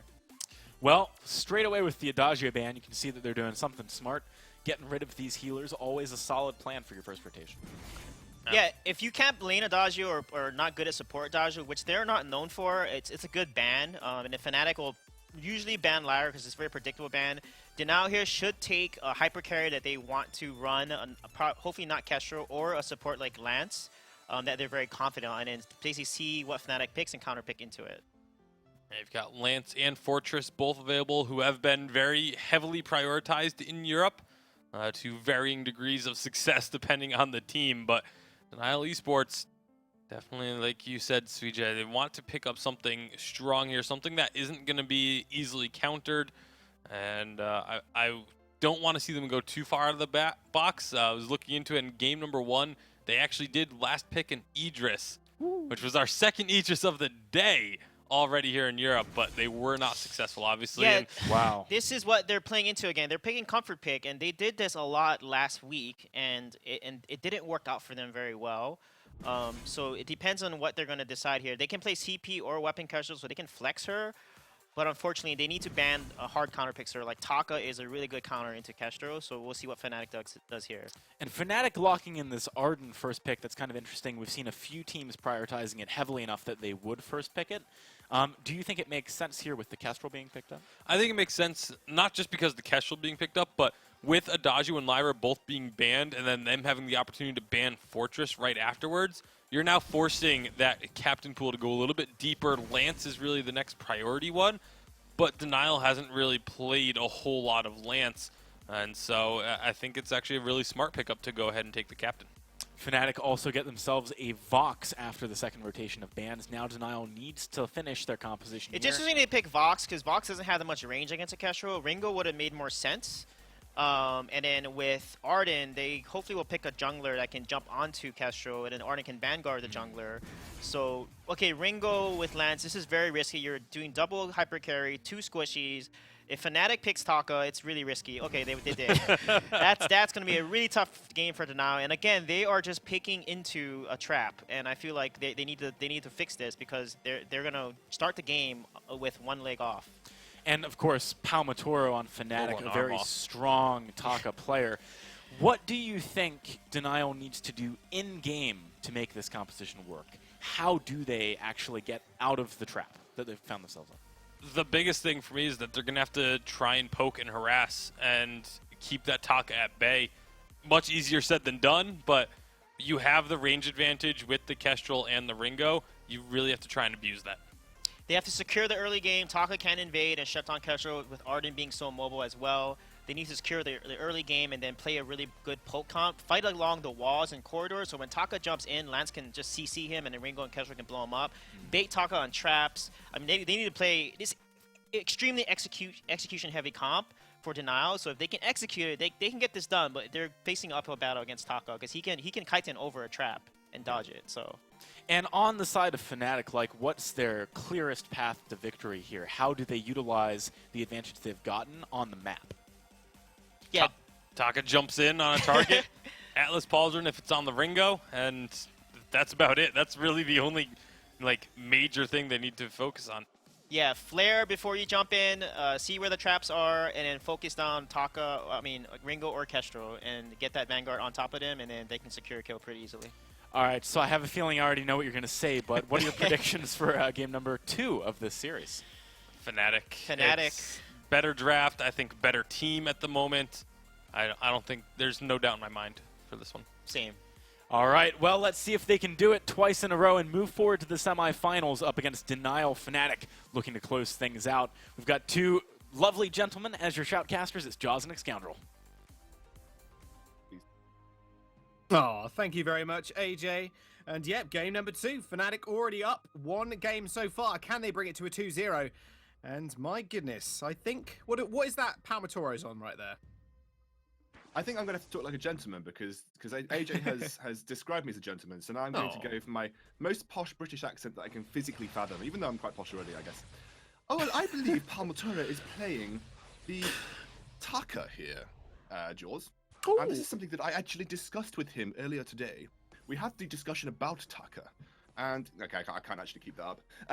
Yeah, I talked to Palmatoro about Taka earlier today because I've been chatting to some of the EU players, figuring out what their mentality is like, what their draft strategy is going to be like going into this week. And I talked to Palmatoro specifically about his plans versus Denial, and he said, "I'm going to pick Taka if I get the opportunity because Artemis Grace builds 0 defense." I'm going to look to exploit that by being super aggressive on something like Attacker, because it'll be very easy for me to find opportunities to take him down. So we'll have to see whether that comes to light, whether Artemis Grace does, in fact, like potentially usual, ignores a lot of the defensive items early on. Definitely feel like this is a good pick for Palmatoro. He's a fantastic Taka player, so we'll have to see. Again, I'm in accordance with the analysts here. I think Fnatic have got a very strong draft. I think it'll be very difficult for Denial to find good teamfight opportunities. Especially with this Taka, again, they have to be able to constrict a fight in an area where Lance can peel against the Taka efficiently. And that might be difficult, you know, if Fnatic choose to force the lane, for instance, it might be difficult for Denial to find a really good opportunity to fight. And I think it's looking good for Fnatic here. And it's a very important game for Fnatic, Jaws. A super important game for Fnatic, because if they win, they're putting themselves well in the running to get out of those challenge battle spots. They're not currently, they are currently in it according to the standings right now. So a win in this series will put them in a really good position, especially if Rising Lotus lose later today, which would basically guarantee the bottom 3 to be Rising Lotus, Denial, and Mouse Sports, if all 3 of those teams lose today. So big game for Fnatic. Yeah, absolutely massive. And with that as well, you could flip it over the other side and say Denial, if they can manage, if they do take these 2 games off of Fnatic, they will have to make it to the finals in order to secure themselves out of the placing for the challenge battle. So they've got a while to go. And Fnatic has already put up just a fantastic fight in game number 1. We'll see if they can do the same thing again here as well. Artemis Grace, There's a little bit of trouble here. Palmatoro was looking for him, but Bastion is going to be there just to dissuade the rest of the members of Fnatic. And one thing I want to mention here, actually, you talked about the kind of compositionally coming out for the side of for Denial here, or in fact, Fnatic. Techno JJ is going to have so much room to maneuver because they've got Arden and they've got the Taka on their side. They can create such a massive environment where he can just have free reign over the fight, which is completely reminiscent of what Team Secret did in the earlier games today. I want to take a little bit of a look here at Bastion's itemization early on. He's gone for a flare gun very early here, which means he's probably heading towards a contraption, realizing that Taka will be a major threat. He's looking to get dominant vision control super early on, and especially means it will counter a potential... Oh, wait a second. Oh, counter potential engage, but Techno JJ is going to have to run away very quickly. He does manage to pop the boots in time, does manage to get out of there. Denial almost pick up a kill there in the very early stages, but he's going to be able to escape with his hands just completely free of this one. Bastion going incredibly aggressive. It also means by getting the first contraption, it's like a double whammy, right? The best way to counter a contraption is a contraption. So if you're predicting a contraption, whoa, Artemis Grace, no defenses, and he gets taken out. Netwiller is on flinking health bar as well. Palmatoro isn't going to be able to save him. And I'm the Doom is going to be able to shred up a little bit of damage on Palmatoro, but 1-for-1 trade with Netwiller going down. But Artemis Grace, he's going to be put a little bit further back now of Techno JJ. I feel like all of our games, I start talking about a point and then 3 seconds later a team fight breaks out and I never get to finish it. So let me try and summarize this in like 5 seconds. Bastion build contraption because it's good against contraption, so therefore good for Kestrel because they have vision control. Yes. Oh wait, there's not a team fight, so you don't need to worry. But it's good for me to try and bring everything down to a concise point because I never get to finish my point because then something starts happening. I'm like, God damn it, Jaws, I just want to talk about contraption. No, not allowed. Well, contraption is probably going to be built rather soon for Bastion. That's got the life spring, so he's going towards the fountain as well. So Denial are going to push on towards Fnatic here, but Palmatoro is in the bottom side, so he can't really do all too much at the moment. Has picked up the Storm Crown as well, so a nice little power spike for him. And I'm the Doom here. One person I actually want to touch on. His ability now to just chunk out this turret is going to be so important, as Bastion does get a nice Githium wall just to bush away every member of Fnatic. And I think that's going to be kind of a point to look on there, because Fnatic, if they can defend this first turret, I can imagine they're going to be able to just push forward after one very good team fight, which might just happen now. They're going to jump straight onto Artemis Grace, and he is going to fall instantly. No defenses, Palmatoro is completely right, and Artemis Grace full damage items with only a light armor in his build. Yeah, he got a little bit of defense. Let's give him some credit, Jaws. Right, He's got a light armor, so little bit of defense coming through from Artemis Grace, but not enough at this point in time. Palmatoro, again, like we said, he talked to me about this in a conversation that we had. He said he's looking to exploit the fact that Artemis Grace is super offensive with his build paths, wants to be able to put pressure on him early, wants to be able to sort of take control of the game before Denial Esports get to the late game, which is where Denial Esports have generally always been good, especially when you see Artemis Grace pick up the likes of Baron. You know, they've always been a late game team. A lot of their team fights, a lot of their wins have come when they've actually had Baron, for instance, and they got to a point where it's almost impossible for the enemy team to deal with him. So, yeah, I mean, if Fnatic can continue what they're doing now, and actually what Fnatic is very good at is providing tempo or taking control of tempo of the game, it's really good for them in sort of how they approach this Denial Esports matchup. Yeah, honestly, Baron compositions are one of my favorite things to watch for that specific reason of it going to late and then no one can deal with him and he just 2-hits people with his rockets. Like, it's hilarious to watch. Doesn't like Fnatic want to make a small engage, but I'm the Doom just chunking out that turret. It will go down. That means Fnatic are going to be behind on an objective with a gold deficit as well. Now, is this a problem here for Fnatic?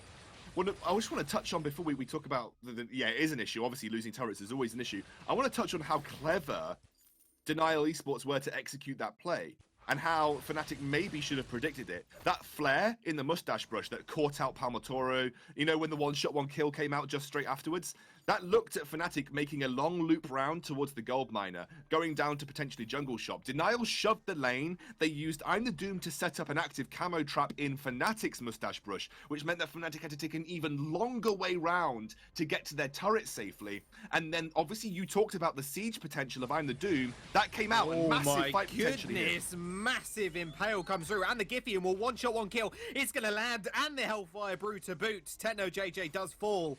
That will be Denial. They're really bringing it to Fnatic in game number 2. They're going to push onto this turret as well. Palmator is going to go in. Gauntlet comes down onto 3 of them. Artemis Grace taken really, really low. Is going to be able to escape with the help of the Fountain. And Bastion is going to take a turret hit also. I'm the Doom still chunking away. He knows what he wants to do here. Palmator is still looking for a little fight, but it's going to have to back off as Bastion's going to be there to help. Feel like Fnatic are kind of disrespecting Vision at this point in time. Definitely feel like, you know, they have been face checking maybe a little bit too much. They haven't really got a huge amount of vision down themselves. Contraption does come out for Bastion now, so he's going to start to gain control of the map. And what is so good about comboing Contraption is when you've got this first turret, you can be super aggressive with your vision. You can start to take control of the enemy jungle a little bit. And because Netwiller is not quite there with his own Contraption, the momentum with vision control is going to be all in favor of Denial. So that's really, really good for them right now. And I think it's really clever itemization choices by Bastion early on here. And now he's going to be the one that's in the driving seat. And now Denial are the ones asking the questions, and Fnatic have to answer. And right now, doesn't look like they've got a very good one. I think they do not. I mean, they did manage to get the double gauntlet. That's something to touch on. But Fnatic, they really need to pull their socks up right now. But Denial, perfect execute. They need to pull their socks up, man. That's a very British thing to say. I was going to say, they got the double gauntlet, but they didn't really do anything with it. Yeah. That's the thing. It's important to touch on, but it doesn't mean to say actually help them at all. No. I mean, once Palmatori gets Aftershock, which is, I think, very close to completion, that'll be a big item spike for them to play around. Because you can see Artemis Grace, one light armor. Not itemized any reflex block, not itemized any shielding. So Palmatoro will shred him, and this is what Fnatic and especially Palmatoro was trying to play around. The fact that Artemis Grace very rarely invests in defense, and they kind of rely on Bastion to provide the defense for them. So I think Fnatic's game plan can still work out here. Palmatoro is still looking for him. Gauntlet goes down, doesn't really hit anybody. Triple man silence as well. Hellfire Brew is going to come out. Tenno JJ's really low. One shot, one kill as well. It's going to go wide. Palmatoro sidestepping it. And yet again, Palmatoro does jump onto Artemis Grace, forcing him out of the fight. And now Bastion is in the front lines. Fnatic going fairly aggressive here, but I'm the Doom. He's got a lot of poke potential and poke damage from those glimmer shots. It's going to force Fnatic to retreat. Yeah, unfortunately, Fnatic couldn't find a proper re-engage. Look at this, though. I'm the Doom. Whoa, Whoa, Vanguard! They're going to go for the re-engage. Yeah, here they go. And instantly killed. I'm the Doom, overstepping, and Bastion is going to hit the dirt as well. That will mean Tello JJ picks up a double kill. Fnatic looking towards the lane as well. Artemis, he's going to be able to get the recall off. Goldminer's not going to get picked up as it's not worth anything. And I'm the Doom, just kind of overstepping a little bit. I mean, that was a Vanguard that pulled I'm the Doom out of active camo. The Vanguard damage pulled him out. Suddenly Fnatic were like, whoa, bloody hell, there's a Kestrel in front of us. And they absolutely delete him because, again, they've gone 2 carries here. Artemis does not invest in defense. And when you play a CP Kestrel, you shouldn't invest in defense, really, because you should be at a long enough range to not really have to bother with that. And you work so well with flat CP that it's just better to build up flat CP. But I mean, that was just I would say almost a lucky catch, but maybe some overstepping their boundaries by Denial. I think you were right. I'm the Doom a little bit out of position, but Fnatic definitely counting their blessings with that particular engage. Kind of gifted 2 kills there, which has given them some lifelines because they've been slowly falling behind. Also want to look at I'm the Doom's item build path here, Jaws. Double Void Battery, which is kind of unusual because you don't often see Double Void Battery, which lend him to the fact that he might be going Clockwork. Oh, whoa, here comes. Oh, hang on. Gauntlet. It does get Githian ward away, but that's going to be a big stun from I'm the Doom. Snipes out the Arden, and now Palmatoro's in a lot of trouble. Does get killed as well by I'm the Doom. My goodness. 1 shot, 1 kill. It's going to go a little bit wide, but Denial. That Githian ward as well on the corner was pretty beautiful. Again, Fnatic kind of disrespecting Vision, kind of disrespecting these active camo traps as well. I mean, the major play with a CP Kestrel is bait the enemy into your active camo traps. That is the rule number 1. Like, you stay at range and you fire glimmer shots. Rule number 2 in team fights, if you can bait an enemy into your active camo traps, you absolutely do it. Fnatic has fallen for this trick a couple of times now. And against, you know, a team of their caliber really shouldn't be falling for that classic CP Kestrel run into my trap, you know, trick that we see people pull off all over the place. I need to be a little bit more careful with how they choose to approach these team fights. And I realistically, they shouldn't be gifting I'm the Doom these kind of big plays. I think that was a double or a triple stun with the active camera trap. Certainly Net Toilette took a huge amount of damage from it, so be a little bit more careful with their engagers here. Well, they're going to go for another engage. Palmatora jumps straight onto Artemis Grace and instantly kills him with the help of Net Toilette. No defenses, and that'll be Palmatoro taking another kill. Well, an assist at least to Net Toilette's finishing of the kill. And he spoke about it, and you keep speaking about it. The lack of defenses coming out from this Ringo is really not helping him in the fights. Net Toilette takes an absolute ton of damage, and I think I'm the Doom might be looking for a little pick off here. Glimmer Shot does come through, goes a little bit wide as they do sidestep, but Palmatoro is going to trade up a lot of that damage. Gauntlet comes down, it's going to stun out one of Palmatoro, might just be able to pick up the kill, and there goes Bastion as well. He does combat roll away. Artemis Grace has respawned and is going to use the Hellfire Brew just to get Fnatic away, and yet again going really aggressive. Palmatoro oversteps completely, and Artemis Grace just punishes him. Another kill traded over yet again. It's just back and forth between these two teams. Well, one of the benefits of going super offense is you land your item build very quickly. And speaking of item build, we need to touch on the way that Artemis Grace is built. He has completely forgone the breaking point, sat on the blazing salvo, and just gone directly for double Tyrant's monocle here, which means that he's obviously got a huge amount of critical strike. The way he's playing is saying, I am going to burst my target. I am going to burst Palmatoro when he jumps on me, so I'm aiming to get as much critical strike damage down as possible. He's gone for a lucky strike. He's going to go for a tornado trigger, double Tyrant's monocle, Sorrow Blade build here. No defense, like we said, but if you catch Palmatoro out, if you get Palmatoro in vision, if Palmatoro steps on a scout trap area when he's in Kaku trying to look for engage, he's probably dead because Palmatoro's got 0 armor right now. Yeah, and lack of defenses, and maybe he needs to take out a leaf of his own book. He needs to be able to survive in these fights.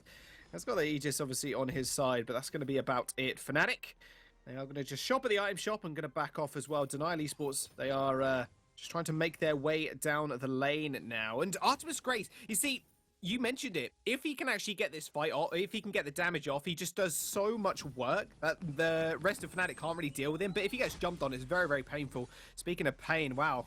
Palmatoro takes a lot of damage there from the one-shot, one-kill and Hellfire Brew combo. Very long-range combo, mind you, and Fnatic are going to have to back off already. It was almost, because one-shot, one-kill can actually proc scout traps. Active camo traps, sorry. So, and, you know, maybe they were looking for a long-range pick-off there that then the Lance could engage with, but...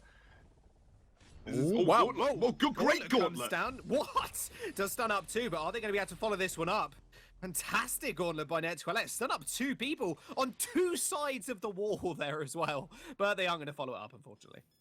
The interesting thing here, by the way, for Fnatic is that Artemis Grace doesn't have a reflex block. No Crucible has been finished for Bastion yet. So actually, if you can catch Artemis Grace in the Gauntlet, he's stuck there. So that could be a big win condition here for Fnatic. If you can get Artemis Grace locked into the Gauntlet, that's an area where you can blow him up and he can't actually escape. Crucible has now been finished to Bastion, though, so that kind of has gone out the window.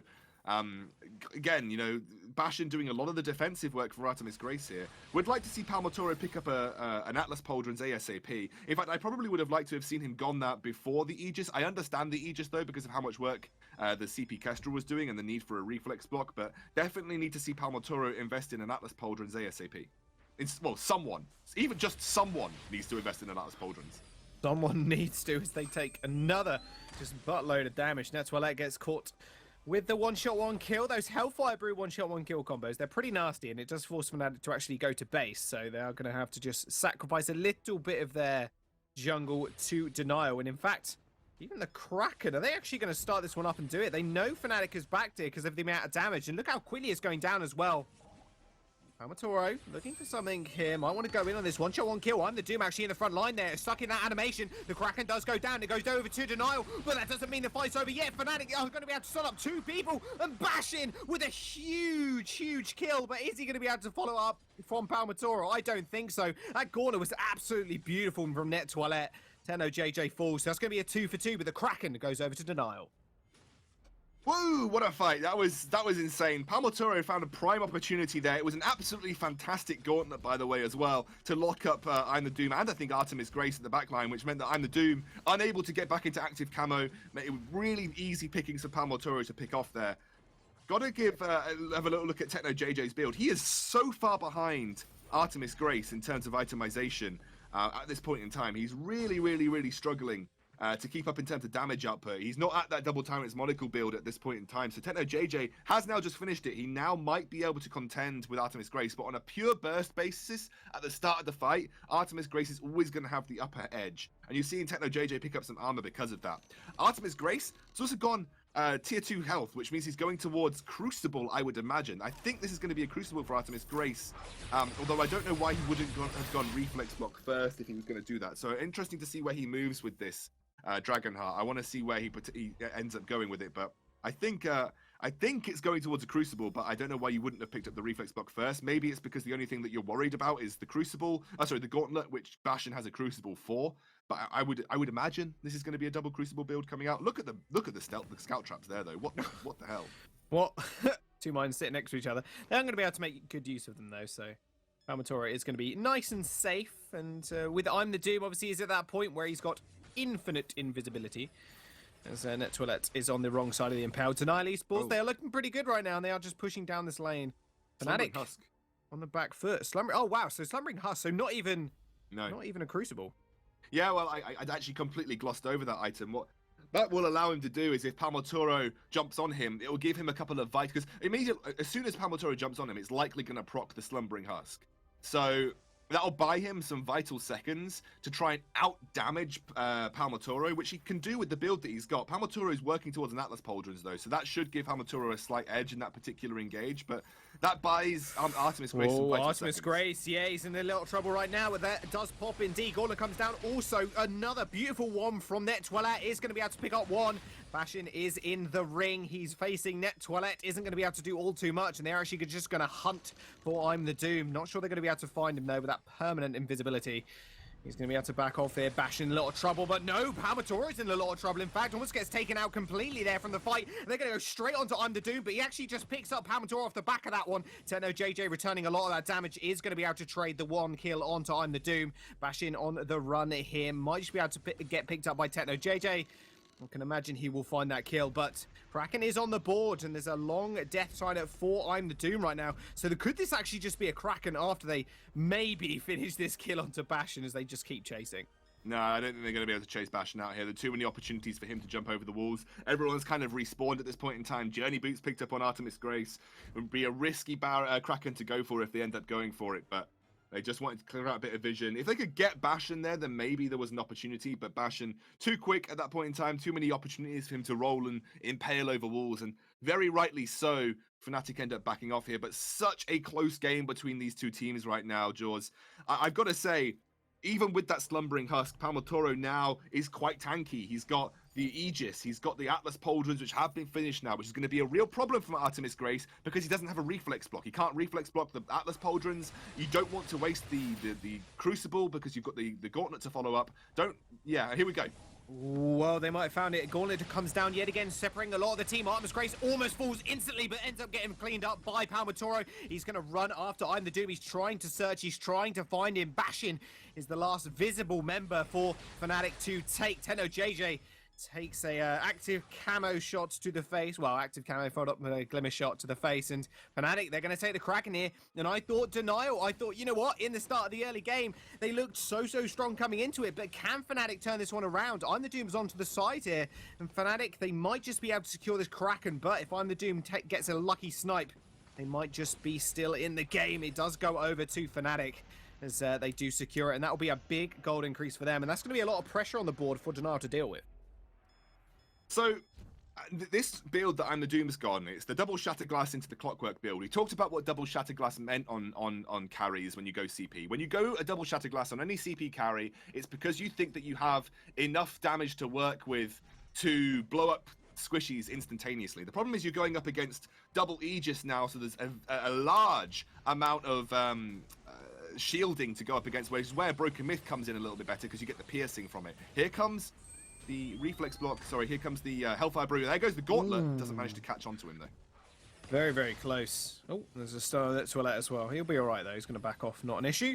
That Kraken is going to fall. It's only taken one turret, but still, Fnatic, the objectives they can take off the board are going to be very important because it's going to be very, very hard to actually siege against I'm the Doom and Artemis Grace unless they get a clutch Gauntlet down. But Fnatic, they're still in a gold deficit, but, you know, they are coming back into this game. Piercing Shard comes out for Palmatoro, so going to be doing even more damage over to what little shielding Artemis Grace has got from his levels. You get armor and shielding per level on every hero in the game, so Palmatoro going to be shredding through that base shielding that Artemis Grace is bringing to the table now as well. Probably going to work towards a Broken Myth as his last item, which will be devastating once he picks it up. You'd imagine Techno JJ maybe going towards a Full Metal Jacket here because it'll give him a decent amount of shielding and a large amount of armor. So Fnatic itemizing very well here. And again, I mean, Palmatoro said he wanted to exploit the poor defensive itemization that Artemis Grace picks up.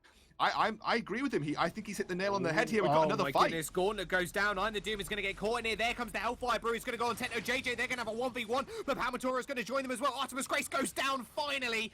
And there we go. Palmatoro is going to be able to pick him up. Bashin is going to be able to escape. Same with I'm the Doom, who got jumped on originally. One shot, one kill comes out. Does a lot of damage to Palmatoro. That's definitely going to dissuade him. He's going to jump straight into the little Reichs box. He's going to be able to run away. But a 1-for-1 trade with Techno JJ and Artemis. Both the laners getting traded up here. Won't mean that both the teams are going to be able to do much. So before the stack-ups come, well, I'm the Doom has to be careful. I don't know about very that, greedy. actually. Yeah, I'm the Doom is very, very greedy, taking that wave. He is going to fall to Palmatoro's blades. Fnatic picking up that kill. That was extremely greedy, considering Bastion was nowhere near him. Yeah, absolutely. They had no vision control of the Fnatic side jungle. Really greedy play by I'm the Doom, and he was punished for it. Palmatoro had been very, very good on this Taka so far. We actually saw a prime example of why Artemis Grace, who, by the way, has now finally gone for a reflex block, thank the Lord, has picked up an Aegis now.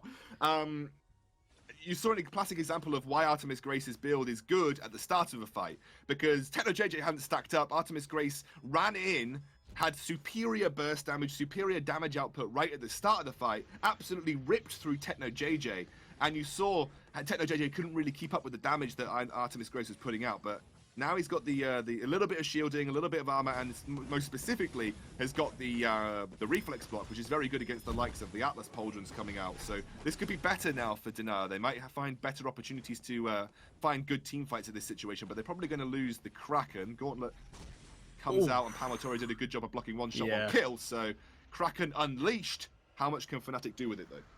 The Gauntlet's only on a 40-second cooldown right now. Well, 45 seconds total, but on 40-second cooldown right at this very moment. Yeah, good positioning from Palmatoro blocking that one. If that went over to Tile, I don't know what Fnatic would have thought. But Kraken is going to march down the lane.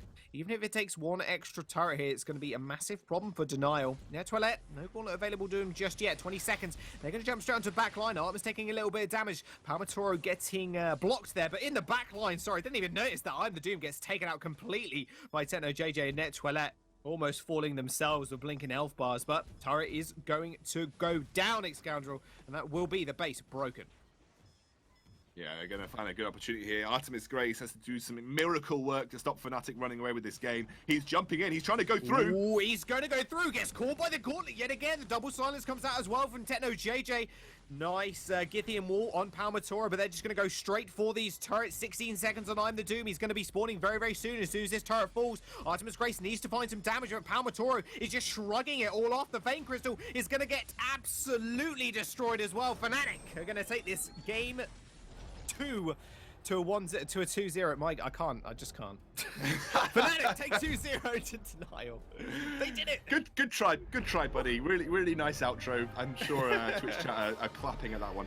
I love you, dude. Don't worry. I think actually what it's really nice to see here is Palmatoro had a game plan. He talked to me about that game plan before we went into the game. He executed it, and it worked exactly how he thought it was going to work as well. That's always great as a player, when you have an idea in your head about how something is designed to go, and it ends up happening exactly how you planned it. There was a little bit of a rocky road to get there, but realistically, Palmatoro's pick and theory behind his pick worked here. Artemis Grace didn't itemize defensively. He was punished quite a lot. And I've got to give massive credit to Net Toilette. Techno JJ obviously had a great game as well, but Net Toilette's gauntlets this game, time after time after time, hitting people right on the edge, where it's very difficult to time your reflex block because you're not entirely sure whether it's going to land on you or not. Really, really excellent gauntlet placement from Net Toilette this game, Jaws. Fnatic, they're going to be so happy with that because it gets them into the running well out of those challenge battle positions. Yeah, they're definitely going to be happy with that. And you're right, I think Net Toilette deserves a lot of praise there. Just so many clutch gaunts, especially the one at the end, just trapping Artemis Grace before he could reflex block. But the desk will take this one over yet again. They're going to break it down even further. AJ, take it away. Alrighty, Fnatic taking that quick 2-0 over their opponents, Denial Esports. Strong showing from them, but a closer game than I'm sure many would have imagined heading into that game number 2. There were certainly moments where I thought, Denial, they're going to go all the way here. Yeah, there was times. I mean, a lot of it was positional or just decision-making within the game that kind of caused Denial to have the opportunities, but at the same time, it was the same exact thing that took those opportunities away.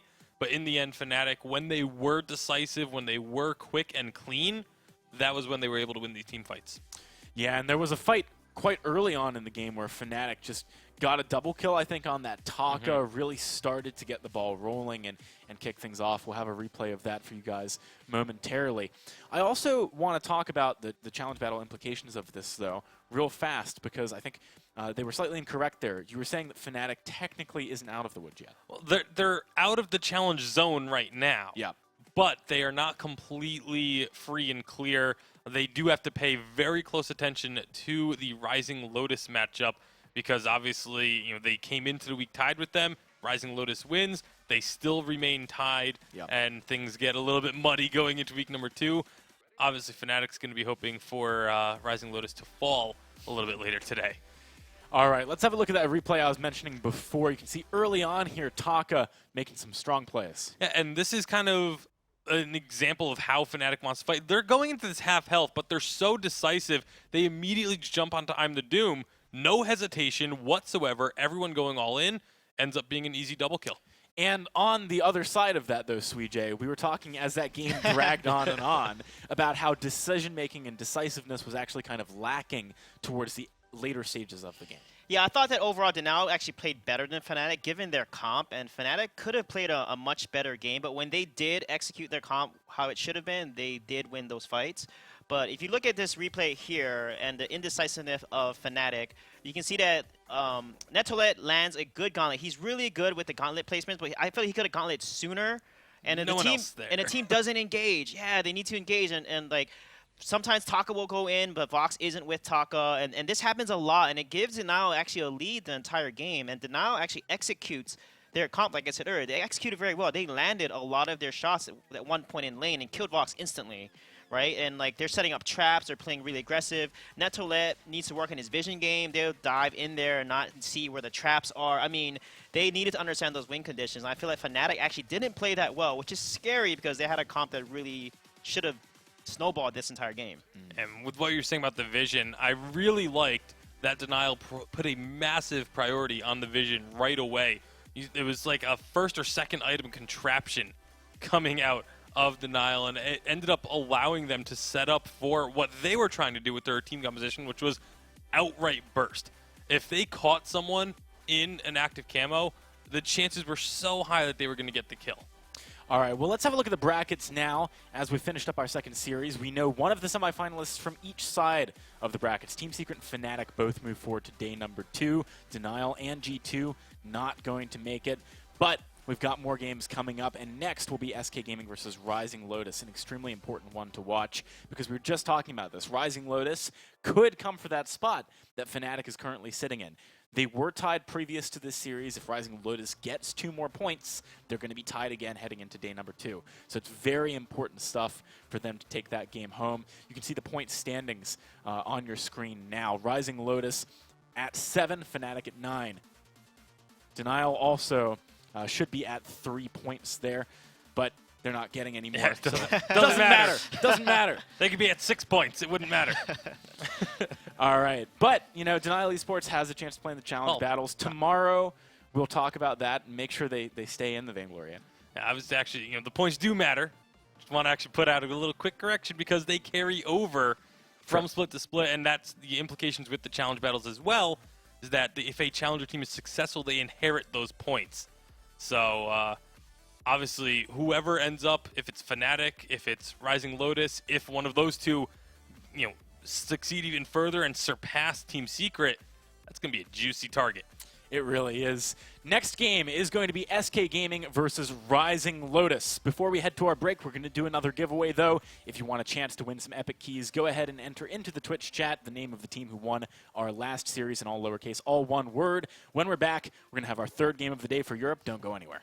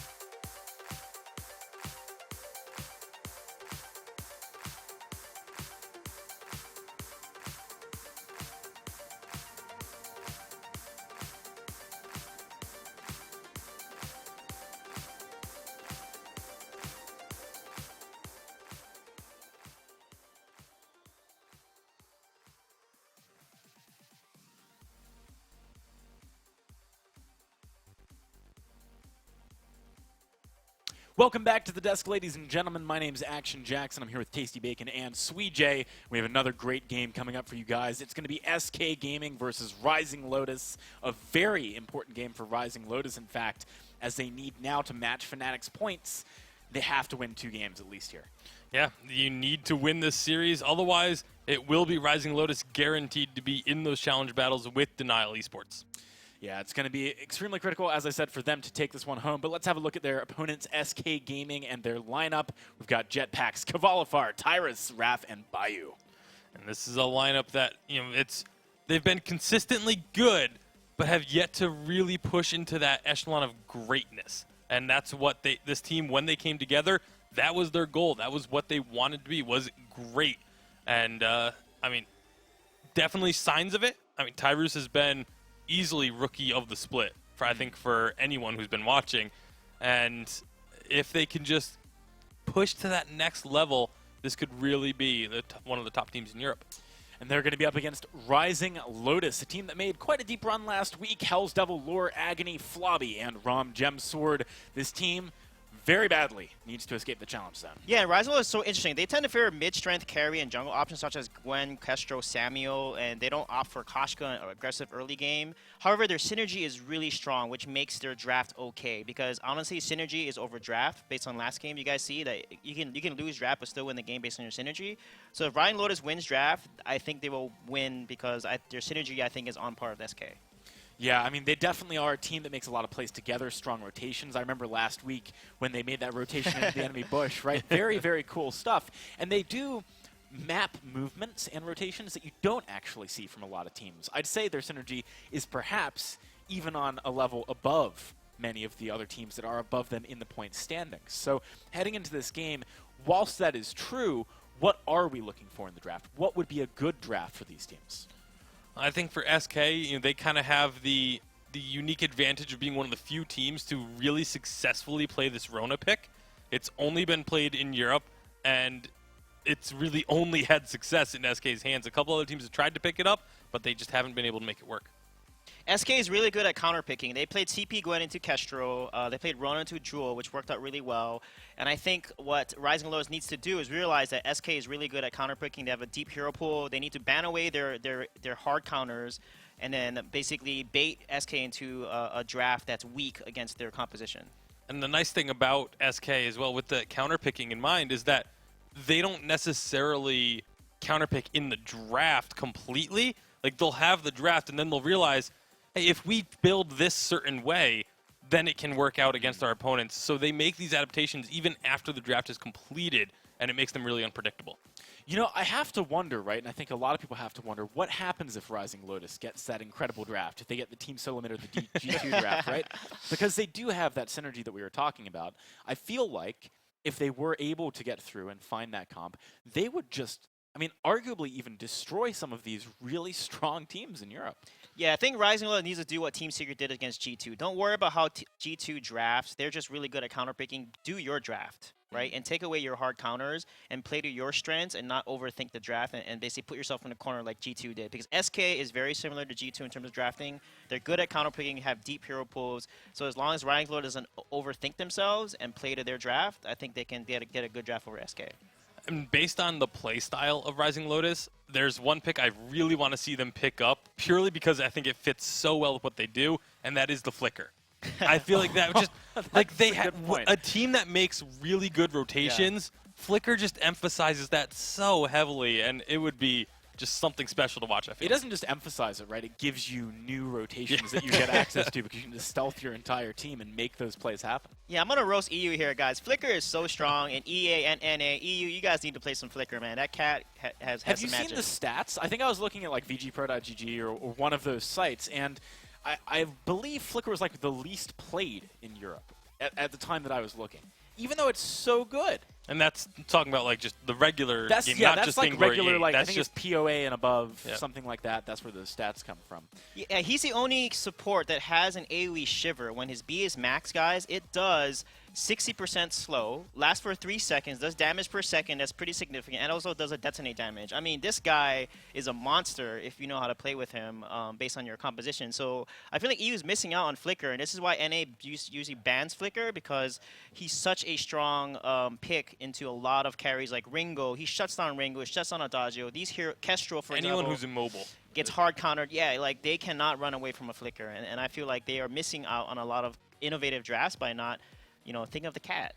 I also kind of feel like some of the picks that Europe does like would actually go really nicely with the Flicker, right? Like, for example, Weapon Kestrel, like they want to be able to stick to the target, they want to be able to build up breaking point stacks, they want to be kind of slippery. Flicker actually accentuates those things. I am hearing, by the way, that we need to swap to the other matchup for our third game of the day. So let's have a look at Mouse Sports versus Cyclone. It is another important matchup. We can't deny that. Every single game is important. I mean, they could escape Challenge Zone here. Cyclone, on the other hand, could escape their top of the standings points. So, it's an important one for sure. Actually, Mouse Sports cannot escape Challenge Zone. Oh, they can't? Well, it depends on if Fnatic gets... Fnatic's at 9 points. Sorry, Denial. Rising Lotus. My brain. But Rising Lotus is in Challenge Zone right now. Oh, that's a good point. So regardless, even if Mousesports were to win the entire thing, they would pass Denial and Rising Lotus and still stay there because they cannot pass Fnatic now because Fnatic won. That is a good point. Let's actually have a look at Mousesports' lineup right now. We've got Emmer King, Great Kali, Acitor, Scorpio and Irons. And I heard earlier on when I was talking to Irons that unfortunately 2 of their players are traveling right now. They're going to be playing with Irons. Oh, wow. Okay. As well as Scorpio. And I believe Acitor and Emmer King are the 2 players who are traveling. Yeah, this gets me worried because Mousesports, they lack the most synergy in all the EU teams I've analyzed. They're not on the same page. Emmer King used to overextends a lot, gets poked out, and they're not very decisive. So on top of that, even if they win draft, like I really am cautious that they could still win the game because they're not very decisive and they don't play to their power spikes. And that's something that they really need to work on. They're going to be against Cyclone in this series. We've got Red Action, Waldemar, PT Lamb, Melisandre, and Radha. And Cyclone, this is a team that has been the definition of inconsistent throughout Vainglory 8. I mean, not just in their performance, but even in their roster. Like, they've been changing up who is starting for them pretty constantly. It feels like every single week they have a different starting 3. And I feel like they really need to figure out where they want to go with this team, what their goals are going to be in terms of actual gameplay. Because obviously, you know, your goal is to be winning, but you know, they need to figure out how they want to do that and build their team and base who they're going to be playing around that. Yeah, one thing that I looked at Cyclone is they tend to go off comfort picks versus picking hard counters. For example, the other team had Samuel against SK, pit against SK last week, but they didn't pick Taka into it. So that was such an interesting. They actually played Petal into Samuel and Jewel, and then they ended up losing that game. And I feel like their draft is very interesting. If they rely too much on comfort picks instead of hard counter picks, they can put themselves in a really tight corner. Yeah, and as we head into the draft in just a second here, guys, we definitely need to look at, like, what is Cyclone going to be drafting? They're the ones kicking things off on A side. They can set the pace and the tempo. Do we know who's actually starting for Cyclone? I'm going to get that info in the background here, hopefully, in just a second. It looks like Waldemar, Red Action, and PT Lamb. I love this. I personally have felt like this is their strongest lineup, and we'll see. I mean, obviously, against Mousesports, you expect Cyclone to be able to pick up a win, and especially in Mousesports that's using 2 substitutes as well, but that could be a little bit of an unknown factor. You don't really know what to expect out of Irons. And Scorpio. Well, we know a little bit. We got to see Scorpio at least last week, but Irons I don't think we've seen at all. We haven't seen him yet. And it's going to be Emmer King, not Great Kali, by the way. Correction to what I mentioned earlier. So typical draft here, guys. Lyra, Dodgeo Ban, typical. Lance with the first pick is pretty solid. Arden is decent into Lance, along with Finn is actually really strong. And if they like Kath actually is good into Lance because she can counter his root. So let's see what they decide here at Mousesports. I think they should ban out a specific support. Okay, they decided to ban Jewel because they don't want the Jewel Lance combo. That makes sense. I mean, it's smart to ban Jewel against Cyclone. Waldemar was the player that kind of brought this to the forefront and made everyone realize that this is actually a really strong pick. So, Jewel gets banned against Cyclone almost every game now. Yeah, it's an interesting one for sure. Cyclone get a chance to answer their own ban. Obviously, Mousesports about to pick, so they need to try and take something away that Mousesports would like. And that's the question, is what is it that Mousesports would like? Mousesports has played a pretty hefty variety of heroes in their limited number of games, having played the minimum thus far through 3 weeks. Hoping to get a few more under their belt here today. But, again, Cyclone, especially with this lineup on both sides, it's a tall task for Mousesports. All right, Mousesports picking up a glaive. We've seen very little of this today. That's risky because Petal is open, so Cyclone can pick Petal, and they played Petal last week, so glaive is actually pretty risky to pick right now. I feel that Petal is open, so let's see how Cyclone is going to respond to a glaive pick here. Definitely a few options. And also Koshka is open. I don't know why Mousesports did not take Koshka. Like, Koshka is Europe just doesn't like Koshka. One of the best junglers right now. She's bae, so you guys need to realize how good she is. All right, Cyclone, they got 2 picks here to answer the glaive. As you said, a few strong options into this, but admittedly, Glaive has been a potent pick. If Acitor or Great Kali were playing, I'd feel a lot better about it. But, you know, it's going to be maybe going on to Emmer King, Scorpio, or Irons. Any of them could pick it up. Goes in lots of different positions right now. Yeah, well, there's that pedal you were talking about. There's the pedal. Goodbye, Glaive. Well, Glaive can still outplay pedal with Arden, but with Lance there, it's going to be extremely hard for Glaive to stay onto the pedal. So it's going to be a skill matchup for the Glaive to be able to outplay pedal here. Kestrel as the final pick for Cyclone. How are you guys feeling about that one? I like Kestrel because if Glaive dives in, Kestrel can immediately camel stun him. So Kestrel's a pretty safe pick, and it's an EU pick that they tend to favor. So it's not a bad pick here. Especially if assuming it's going to be weapon Kestrel, does mean if you do get afterburned, you can, as soon as that stun wears off, generally, you're going to have the opportunity to just pop an active camo right on the spot and be able to kind of maneuver your way out of a bad position if that's the case. So Mousesports, they're going to have to be very clean with their decision-making and their shot calling when they do decide to try and go in. Mousesports has a lot of bonus time to work with for their last pick here. If I was Mousesports, I would play a CP Vox because it completely counters the pedal here. So hopefully they know that CP Vox would work really well. Pedal will not be able to engage. It'll split the team up completely for Glaive to basically pick someone off. And CP Vox is extremely strong with Arden. If you get everyone in the gauntlet and you bounce and you wait for it, it's going to be GG for pretty much the entire team there if they're inside the gauntlet. And with Glaive with the AoE damage, whew, that's a pretty solid combo that Mousesports can take here. The question is, are they going to think about it? Because Mousesports has not been particularly creative with their drafts. I mean, they've certainly been picking mostly comfort or meta. You know, it's one of those two. It's never really been that reactionary, that counter-pick-centric playstyle. So going for the Crystal Vox when it's so far out of the meta does seem like a bit of a reach for me. That being said, they're using a lot of the bonus time. This is what it's for. Maybe they find the silver bullet that Swee's talking about here. Another option, they can do CP Gwen and scale to the late game because she will outpoke the Kestrel and the pedal. And once she has enough damage, she can one-shot the pets. But they decide to go with a Fortress. Interesting. That's really tough because Pedal completely counters Fortress and Glaive. Like, if someone plays Fortress, you play Pedal. And with Lance on top of that, they're not going to be able to stick on top of Pedal or Kestrel. They're going to get deleted when they go in because Kestrel is going to do so much upfront damage and then Pedal is going to be frostburning everyone to death. So this is going to be a very interesting game. I'm very wary about the Mousesports draft of having triple melee into a Kestrel and Pedal. Like, that is... It's going to be really tough for them to get onto their targets. The Fortress at least will help with that. That being said, for Mousesports, I can see, like, the way this comp works is if they do get onto a target, if they get that afterburn, if they get them locked in a gauntlet, they are just going to be able to stick to that target. It's just a matter of can they actually get on them in the first place. Yeah, don't give up them, guys. Remember, synergy over draft. Even if you lose draft, you have a stronger synergy and strategy. You can execute better and win. So we'll see if Mouse can pull it off. Some sub players, though. Like, I'm just playing devil's advocate here. I'm pretending I'm the viewer watching, and I'm like, but they have 2 subs.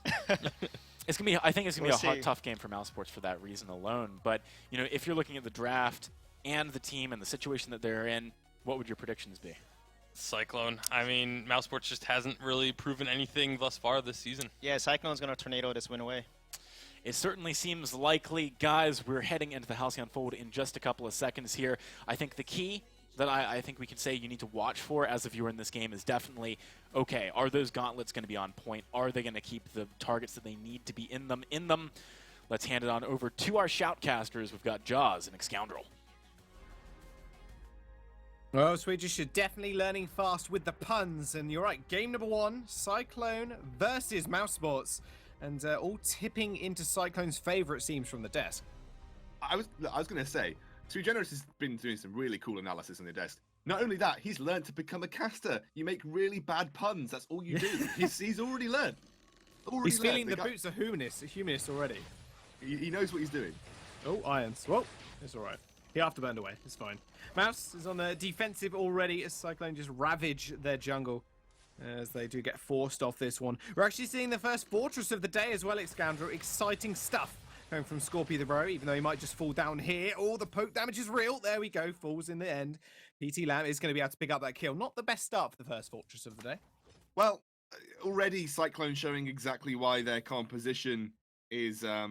Wait a second, Bacon hasn't even touched on this. We've got weapon power Arden. Oh yes.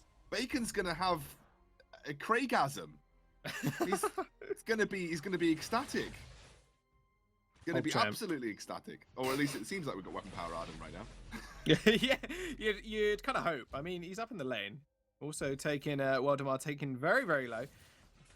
Lance is going to answer that bit of damage. Scorpio Bro yet again just going to have to back off. And Mouse already playing on the back foot here as we're looking at this one and we see Cyclone on more of a downward trend in terms of their results over the last few weeks. But the problem is Mouse Sports, they're not looking too hot themselves. Cyclone might be on a downward trend. It might be that they're sort of running out of steam. Mouse never had any steam to begin with. They've had a really, really tough season, and you really can't phrase it any other way. You know, you want to find positives. Mouse has yet to win a game at all. They have yet to get a singular point from a quarterfinal game over the last 3 weeks, and they've really struggled here, Jaws. Now they've got 2 subs as well as 2 of their teammates are traveling. It's going to be a very tough situation for them. And again, they've drafted this triple melee. As soon as that Petal picks up a Frostburn, it's going to be so difficult. And look at this already. Scorpio Bro going to be maybe forced away here, but Irons will just have to burn away.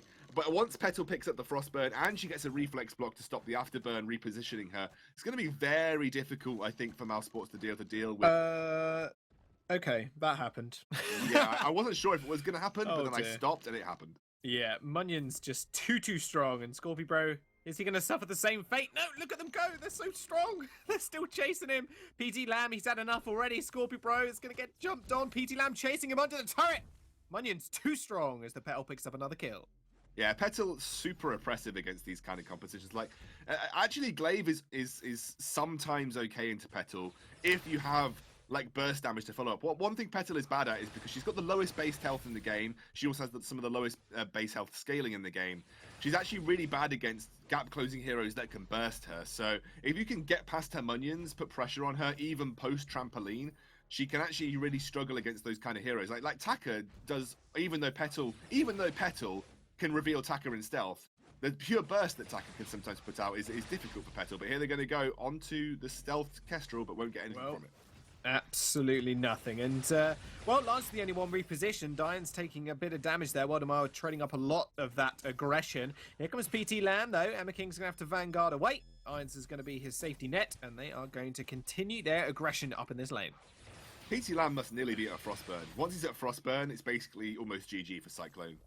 That's horrific to say at this point in the game, but it is kind of going down that route that, to be honest, once the Frostburn is there, like, I don't know how much Mouse Sports can actually do. Like, you've got to engage, and you've got to engage as a unit, and you've got to find that. But if you can't get the reposition on the Petal and the Petal reflex blocks, or your Afterburn doesn't quite work out, you're really not going to be in a great position.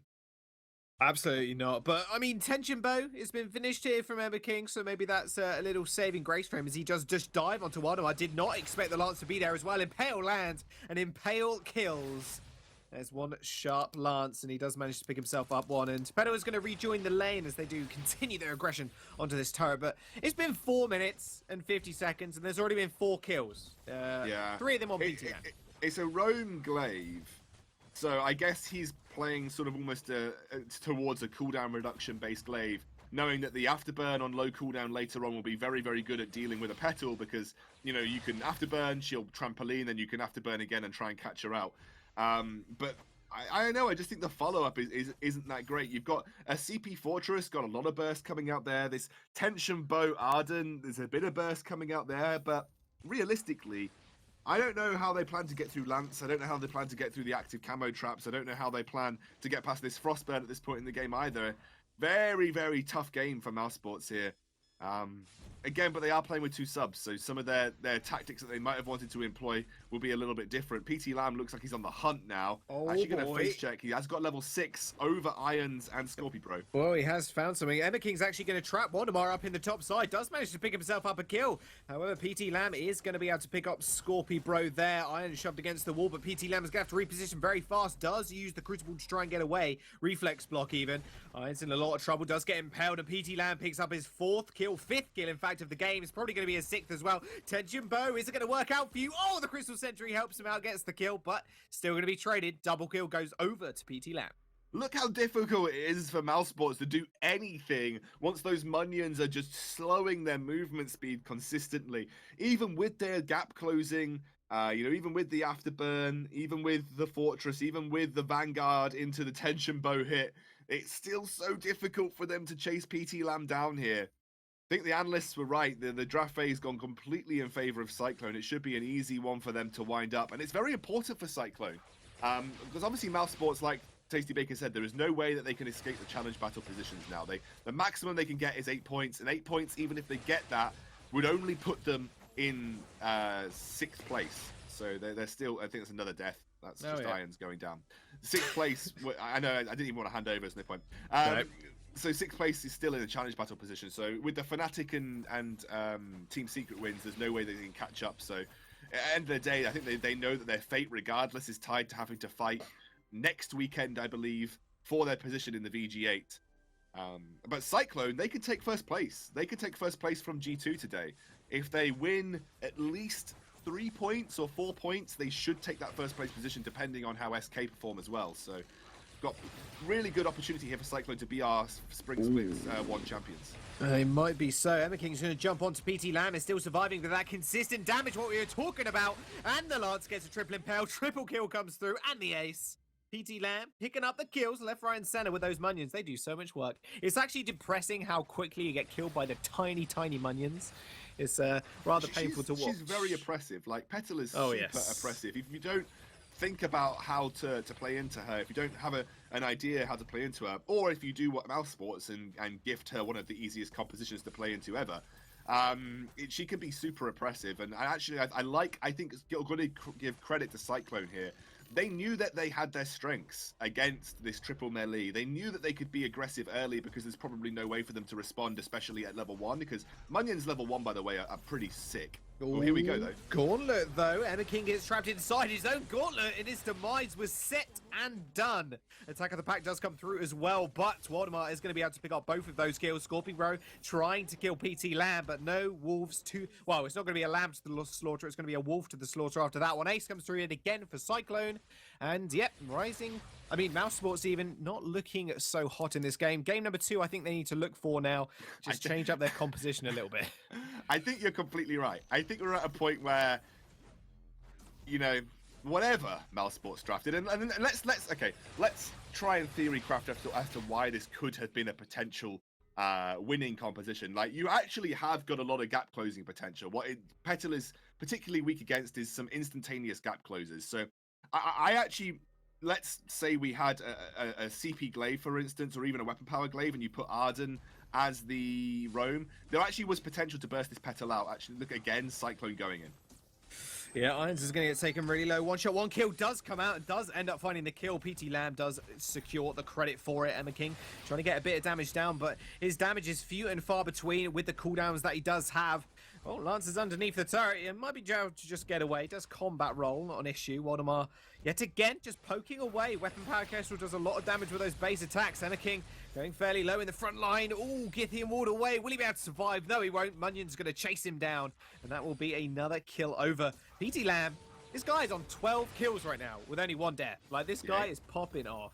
Monster right now. I just want to clarify, I know we've been receiving a lot of questions, Jaws, about what update that we are currently playing on. We're playing on 2.2. Even though 2.3 has been released on live servers, we're currently on a tournament client, which means we're still playing on the patch or the update previous to the one that was released this week, just because we wanted to give players some time to adjust. So I believe next week challenge battles will be on update 2.3, but we wanted to give the players more than 3 or so days to adjust to the new update. So we're still playing on the update that they were playing on previously throughout this entire split, which was update 2.2. So I think that's exactly what you're seeing. If you're wondering why we're not on the new update, it's because we're on the tournament client, which build is still update 2.2, which was the update that was previous to the one that was released this week.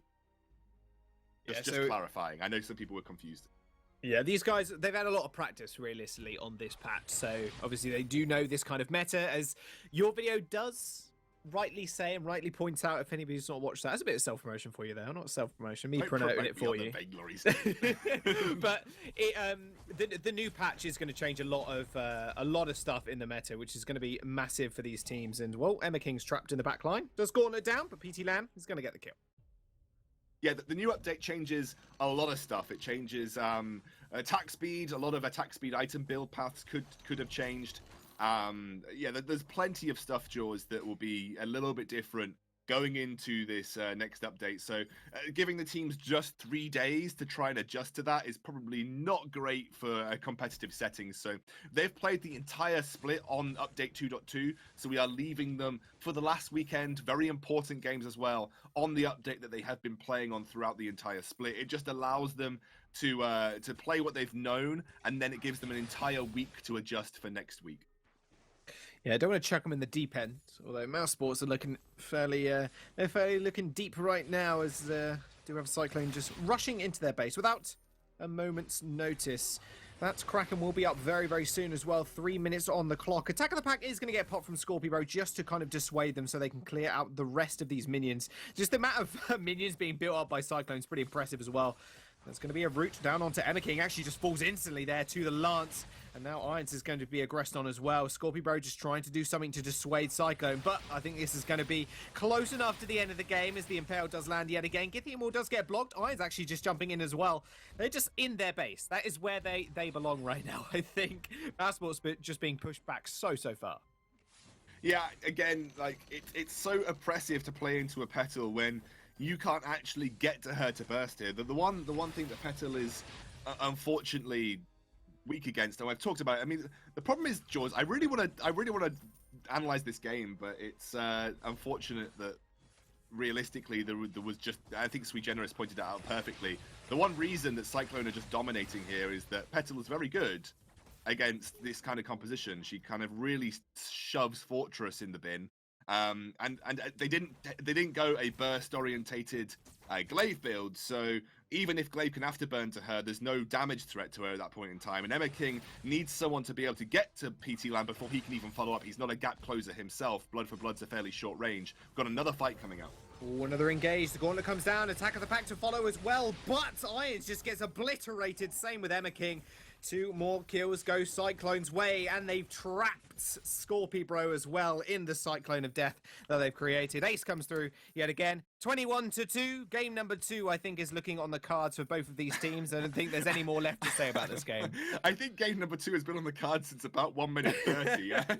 Oh, boy. Unfortunate for Mouse Sports, but I don't think they're going to be trying to defend that what they've done was particularly competitive here. I mean, they built a Weapon Power Arden, and I know Tasty Bacon's probably sitting there saying, "Well, hey, Weapon Power Arden," they realistically didn't kind of fit into, I think, what they were supposed to play against very, very correctly. I did like the CP Fortress, but I probably would have liked to have seen Emma King and Irons swap roles, and that Irons would be sort of weapon power, and then you see a CP Fortress come out, and Emmet King stayed in the captain role. That might have given them more of a fighting chance, in my opinion. But again, regardless, Cyclone had a fantastic draft. They executed excellently. They played on their advantages at level 1, and realistically, that level 1 invade kind of set that bull rolling to just completely run away with the game. And as soon as Frostburn was completed on Petal, there was absolutely nothing that Mouse Sports could do to even find an engage that was plausible for them to come out on top on. Yeah, I mean, you saw the early game Petal as well. Just those Munions doing so much work. Double kill as well. And like you just mentioned, if she gets ahead and has that Frostburn, nothing their composition can do to really counteract that. I mean, game number 2 will be up very, very shortly. I think we're going to throw it over to the analyst desk right now, just to break that game down even further, as much as they can at least. Weapon Power Arden Bacon finally got its shot in the spotlight. I mean, they had to pick what was going to give them the best chance to win against a dominant team like Cyclone. Nice. I like how you did that. I mean, Mouse Sports tried, though. I mean, Emmer King is their captain, and he played lane Arden. He actually he was ahead in farm early, so not too bad on that. But he had his own tendencies. He overextended a lot. He would engage in a fight by himself. He does it as a support. He still does it as a carry. So I feel like Mouseport needs to kind of regroup, refocus, make sure they don't draft into a bad counter pick, and just reset and maybe try to take game 2 here. Yeah, I think resetting and sort of wiping the slate clean, going into game 2 and thinking about the draft a little differently is a good starting point for Mouse Sports here. Obviously they're not running their starting lineup. It's a tough spot to be in. You maybe don't have the same synergy that you otherwise would. But I do think that these players all, have the capability of making a game happen. We certainly saw glimpses of, strong plays. So I mean, Mirking had a pretty solid CS lead over Waldemar in the lane. Yeah. To be fair, like if he was at like 40-something CS while Waldemar was in the 20s, it was pretty impressive what he was doing in the early goings. But unfortunately, everything else just ended up the jungle dominance from the pedal ended up catching up to him. Yeah, we are into the draft for game number 2. Ladies and gentlemen, we got Mouse Sports versus Cyclone. Cyclone is 1 game up right now. Mouse, obviously this series doesn't get them out of the challenge battles like we were saying, but I'm sure they'd like to have more points. Then again, maybe they'd rather have 0 so the strongest challenger team doesn't target them and take more away if they actually come in. I think you still want to get the wins, get the points, just to show those challenger teams that, there is something there.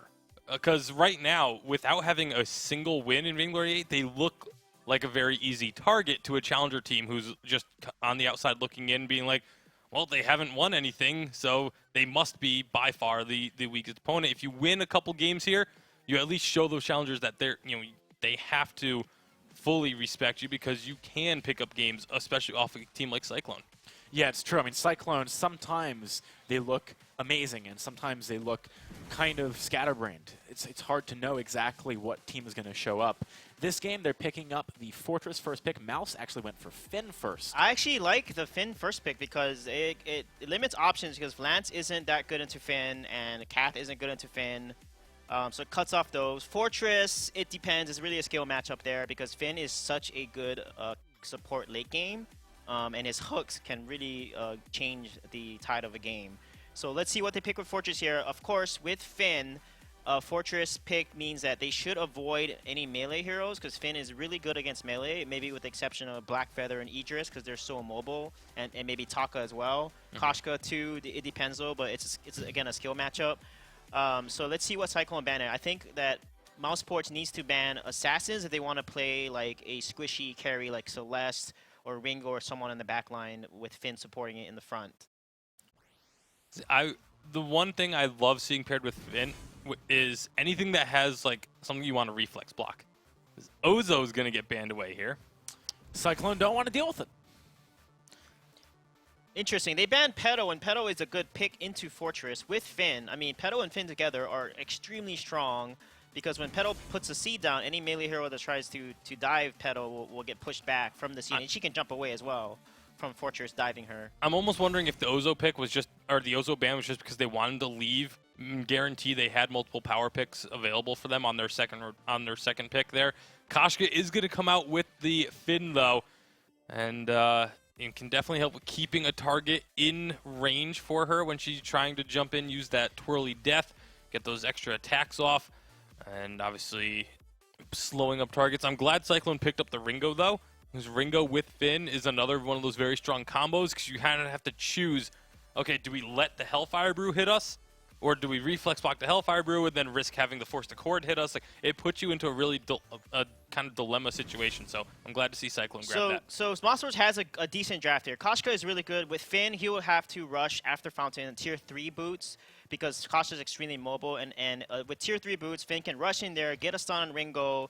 As soon as he stuns Ringo, it will reset his boots cooldown to 16 seconds. Or 12 seconds, he will use it again and be able to stay with Koshka and pull in Ringo so that Vox can also get within range and dive them. So this comp could work well if Mouse Sports can execute this comp. I like what they have here, as long as they're more aggressive. With Finn, their Tier 3 boots will help because they need to rush into a Fortress comp and not let Fortress initiate them. As long as they initiate first, they can win. So you want to see Finn with the Journey boots as opposed to War Treads? That's correct, yeah.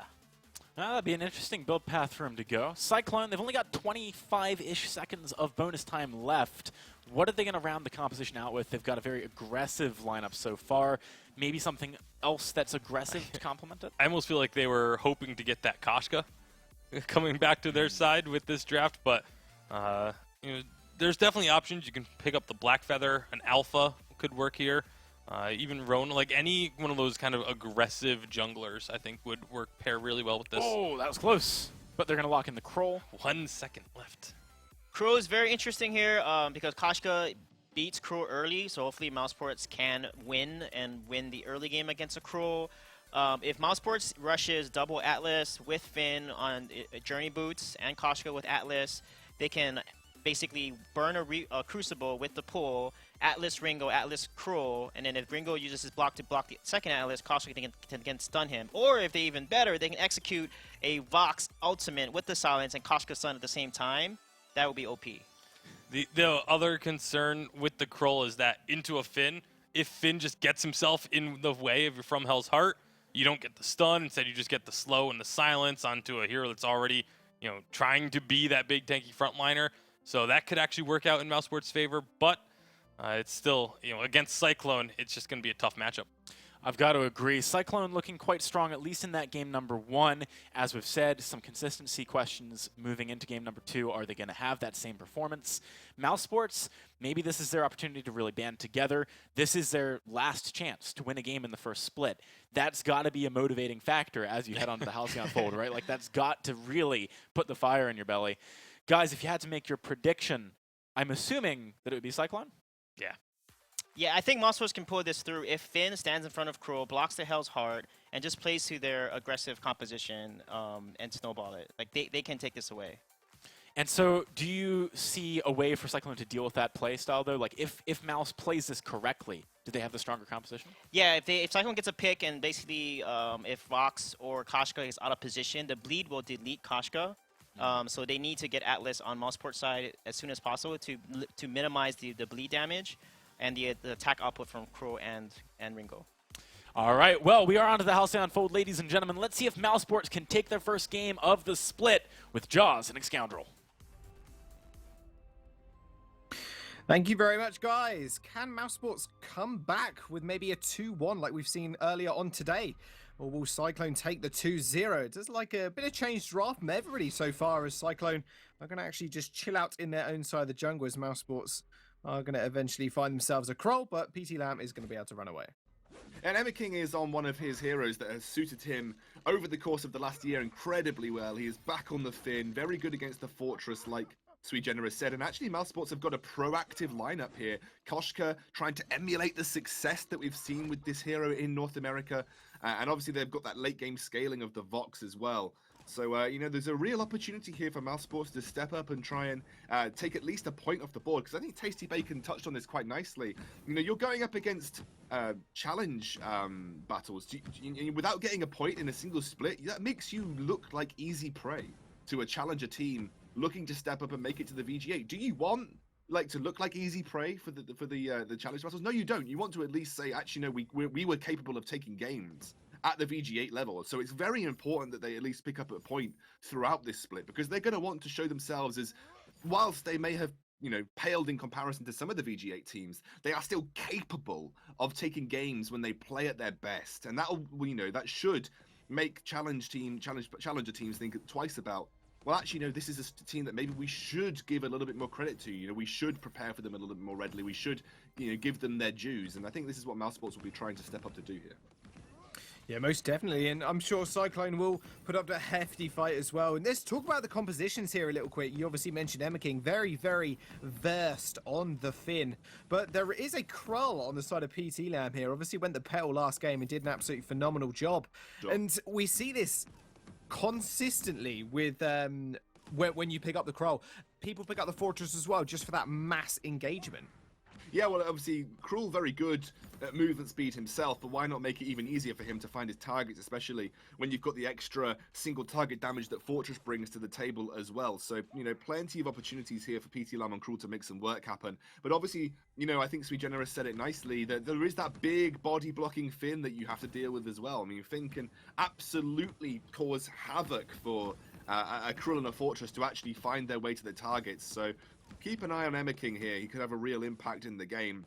Obviously with this roster of Irons and Scorpio Pro, not the starting roster that Mousesports wanted to work with, but, end of the day, at this point in time, when you pick up a sub for a team, right, you don't pick up a sub who is naturally worse. You just pick up a sub that maybe hasn't wanted to dedicate full time to being a professional Vainglory player, right? Or that has other things going on and can step in from time to time. But they are fantastic players in their own right. You don't pick up a sub who is naturally worse than your starting roster, because if the time comes that you need a sub, you want them to be just as good. So Mousesports are, trying this team out. They're saying, actually, this is good for us, because if we can get a win with this team, and we didn't get a win throughout the rest of the split, in split 2, maybe we know who our starting roster should be. So a lot of different options that Mousesports can analyze off the back of this series, and the 2 subs that they brought in, is now their time to shine. It's their time to step up and say, actually, we are worthy of a place in the starting roster. So I actually think Mousesports have got lots of things to analyze when coming off the back of this series, and if they take a win here, that'll be fantastic for them.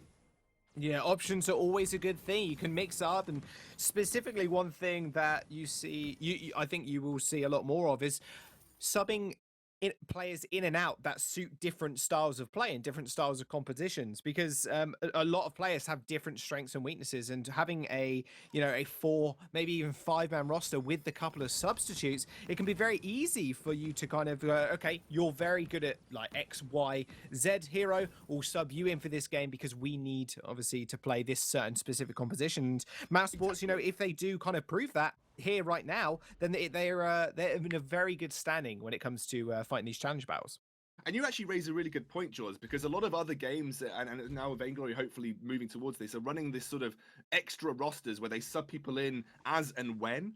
And the interesting thing about that is that if you do your research and you understand team tendencies when you come to draft, you could say, well, Scorpy Bro, you're an excellent Vox player, and we think that Vox is going to be really good into this team given their draft tendencies, so you're playing this series. You're going to come in and provide that massive Vox threat that we sometimes see. So yeah, subs have loads of different roles in competitive gameplay, and especially in competitive Vainglory. So yeah, really, obviously, just a great opportunity for these guys to prove that they are potentially even starter worthy, in almost every situation. So big opportunity for Mousesports here. Oh, it might be a big opportunity here for Cyclone, or in fact Mousesports, as they do run into 3 of them. Scorpio Bro's going to have to back off here. Was in the front line. PT Lamb is going to chase up, but Waldemar's here with the damage. It's going to actually target Emma King here in the front line, but Kroll with the damage gets the smite off, and that's going to be Vox just biting the dust. Irons is going to have to run away at this point. No smite obviously available for PT Lamb. That will be Scorpio Bro going down. A little bit too overextended, but really nice pick up there for Cyclone, catching him out. Yeah, really good. Decisive gameplay from Cyclone. Saw an opportunity to put pressure on Scorpy Bro early on, who doesn't exactly have huge item spikes for the Vox at this point in time, just the breaking point, so his actual damage output is fairly low. And with Voldemar having got that Sorrow Blade now, they just capitalized on that really nicely. Voldemar, again, ahead on CS actually here, so actually doing slightly better in CS compared to Scorpy Bro this time round, but Scorpy Bro should catch up off the back of this minion wave, now sitting at 62, so even Stevens in that lane. And both Irons and PT Lamb exactly the same creep score as well. Irons now picked up the Aftershocks. It's a big item spike for Koshka to want to play around, because gives her a lot of early game trampoline potential. You can really spring from this item and rush the game in your favor. So we'll have to see whether Irons chooses to look for engages now that he's level 6 and he's picked up that Aftershock. Yeah, most definitely. And on top of that as well, you spoke a little bit about earlier, Emma King being this front line to make sure the Fortress and the Crow cannot get on your back line of Scorpy Bro, and himself as well. He's got a ton of mobility in this Vox pick, so he's going to be even more safe in this back line. And I can imagine when we reach the team fights, unless Cyclone have the jump on Mousesports, I don't think they're going to be able to stand toe for toe if the game keeps going as evenly it is so far. Yeah, definitely. I think that with the slow potential of the Polite Company and the fact that Vox has got great kiting potential, definitely easy for Mousesports to make these teamfights work. Whoa, that's a lot of damage. That's a lot of damage. Yummy Candidate Frenzy has 2 jumps straight under the turret, and 1 ends up falling. Scorpio Bro does pick up Waldemar, and now Cyclone are on the run. PT Lamb took a little bit of damage. Almost managed to smite someone out, though. I believe it was Irons or Emma King he almost smited out, but nice pick up there from Mousesports, just punishing Waldemar. Over aggression coming straight under the turret. That was a really nice piece of play from Emma King. Actually hit level 6 as he made it forced towards the cord. Yeah, hit level 6 as he made it towards the turret. And then also baited with the Fountain. So like you said, he went for the smite play, but Fountain came out at the last moment to keep Irons alive.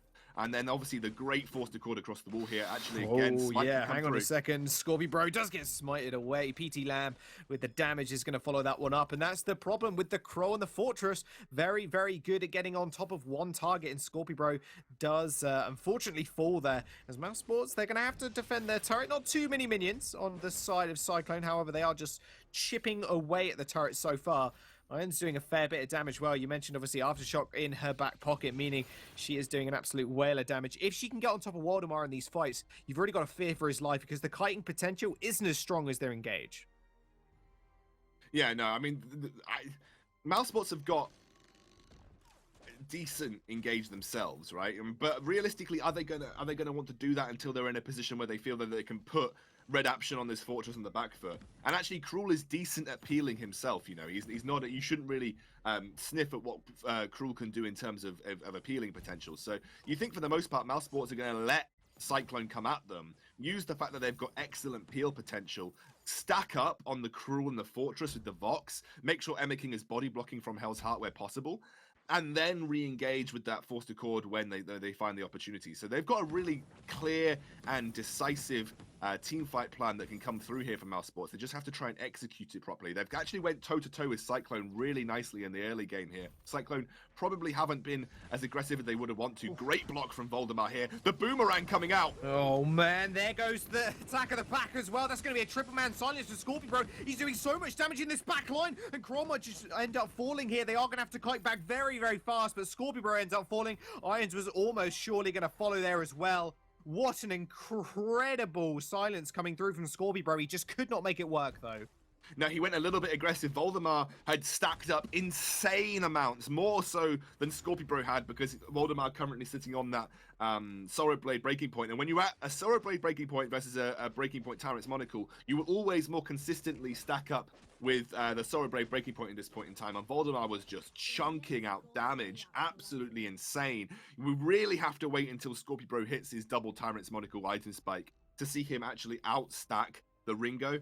But again, it was just a fight that it was really well executed, you'd say, by Mousesports, but unfortunately just haven't hit the crucial item spikes to be able to make these elongated team fights work. I want to give a shout out to Irons. He's picked up a very early Atlas Pauldrons here, realizing that it's so effective against both Cruel and Voldemar. So if he finds an opportunity, he could even look for a double Atlas Pauldrons where possible. So really, really good itemization choice in terms of defensive options for him there. Yeah, if he manages to get that down, it'll really be doom and gloom for PT Lamb, because he will not be able to get stacks off. He won't be able to get an efficient smite. And then, obviously, you have Scorpio Bro just kiting around as well on the Vox pick. We'll be able to just dart in and out of the fight where necessary, stack up the breaking point. But that's obviously the best scenario possible. Cyclone maybe looking for another engage here. They do jump onto Iron. Scorpio Bro's going to be able to spot them out. Not too much of a problem from him. Fortress from Hell's Heart does come out. Doesn't really connect with anybody whatsoever. Attack of the Pack is going to get popped as well as Iron gets jumped on with that. And Scorpio Bro going to be able to kite back. Not too much of an issue. But Mouse, they're still playing on a little bit of a back foot here. But Cyclone, they're pushing up their vision control.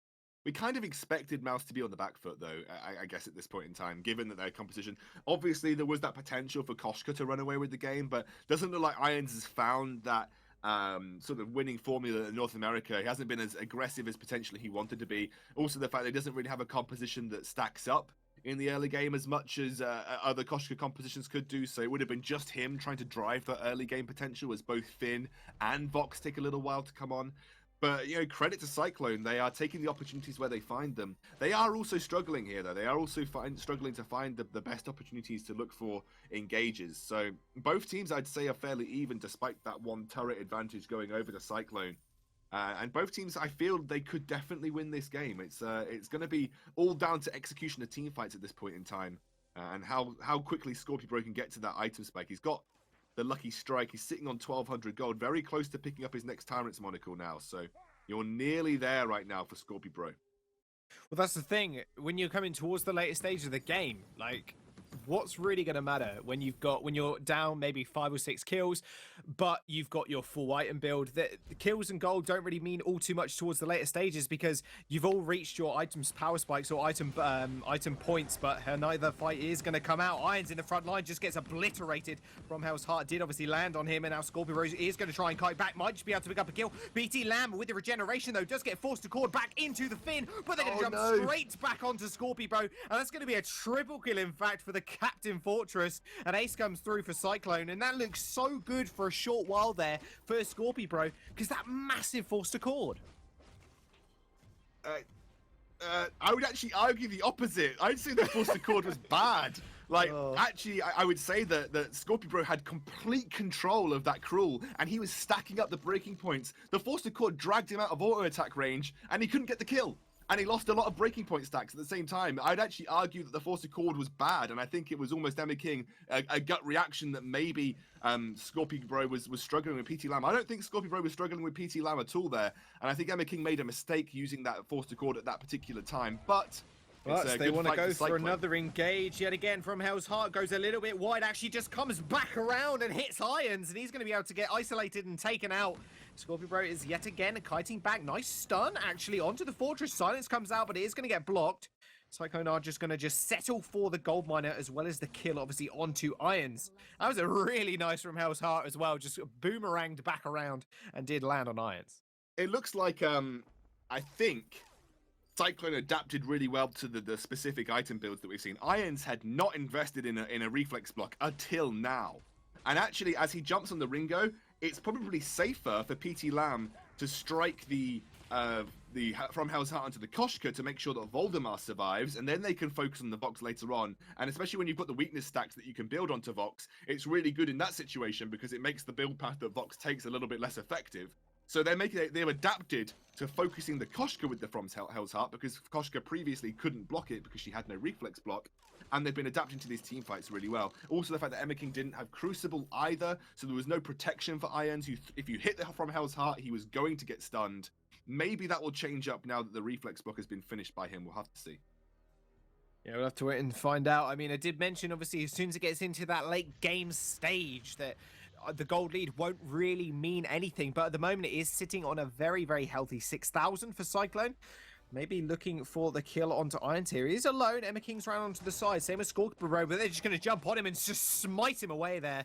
Easy kill and just overextended a little bit. But nice pick off for Cyclone. And that will leave the Kraken completely open. And I think PT Lamb, he could probably just solo it at this point. Yeah, he's got the defense, he's got the Storm Crown. This is going to be an easy solo for PT Lamb, while both Waldemar and the Redemption just distract Emma King and Scorpio Bro. They've really pushed this early game. They capitalized on the fact that Irons had no reflex block, so they knew how to approach these team fights correctly. PT Lambs from Hell's Heart have been fantastic.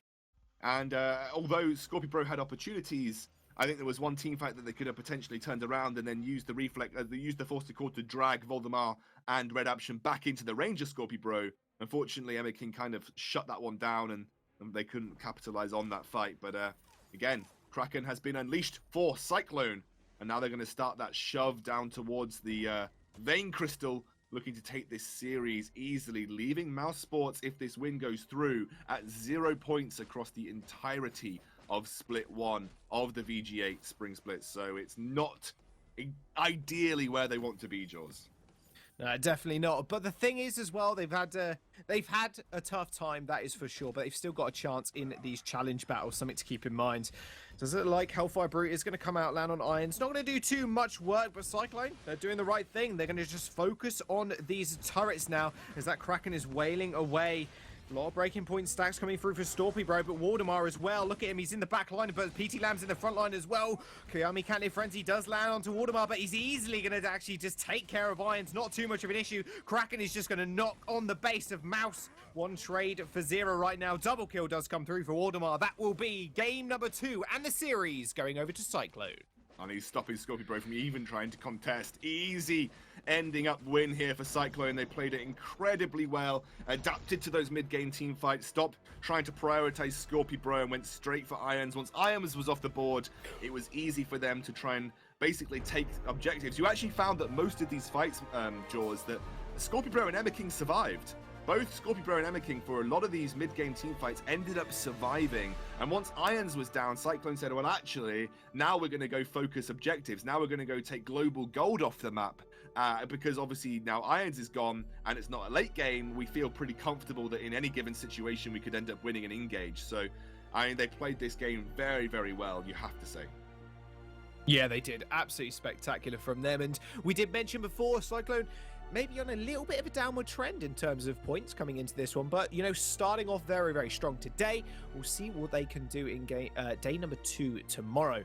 I think we're going to jump over to the analyst desk now to break that game down even further. Take it away, AJ. Wow, 2 very impressive performances from Cyclone. Very quick. Mousesports, unfortunately, not able to get the win that they were looking for. They don't have much incentive to give to the challenger teams to pick them, but at the same time, I think they do need to be genuinely concerned about their level of play going into that. Yeah, I mean, all 3 of the challenger teams look extremely strong, and I feel like even if a team doesn't specifically choose them because they want to try and get a couple of points going into Split 2, if they can, even if it's the 3rd place challenger team, I feel like there's a very strong chance of that team being able to move into the Vainglory 8, no matter who they play. Yeah, and I just want, looking at analyzing that game here, I just want Mousesports to play the game that they know and to their win conditions. So Koshka, for example, beats Crow early easy. Irons didn't, you can tell he hasn't played a lot of Koshka, but if you look at how NA plays Koshka, they Turley Death or B before they go in. And she has 10 seconds to get off 2 empowered attacks, so you basically can get off 4 empowered attacks in a fight with Koshka if you play her correctly. And that's why this makes her so strong early game. And she needed to shut down Crow because she's fast. Crow won't be able to stick to her early game. She gets a 2-speed movement boost when she hits a hero with her abilities. So Crow won't be able to keep the stacks on her and smite her.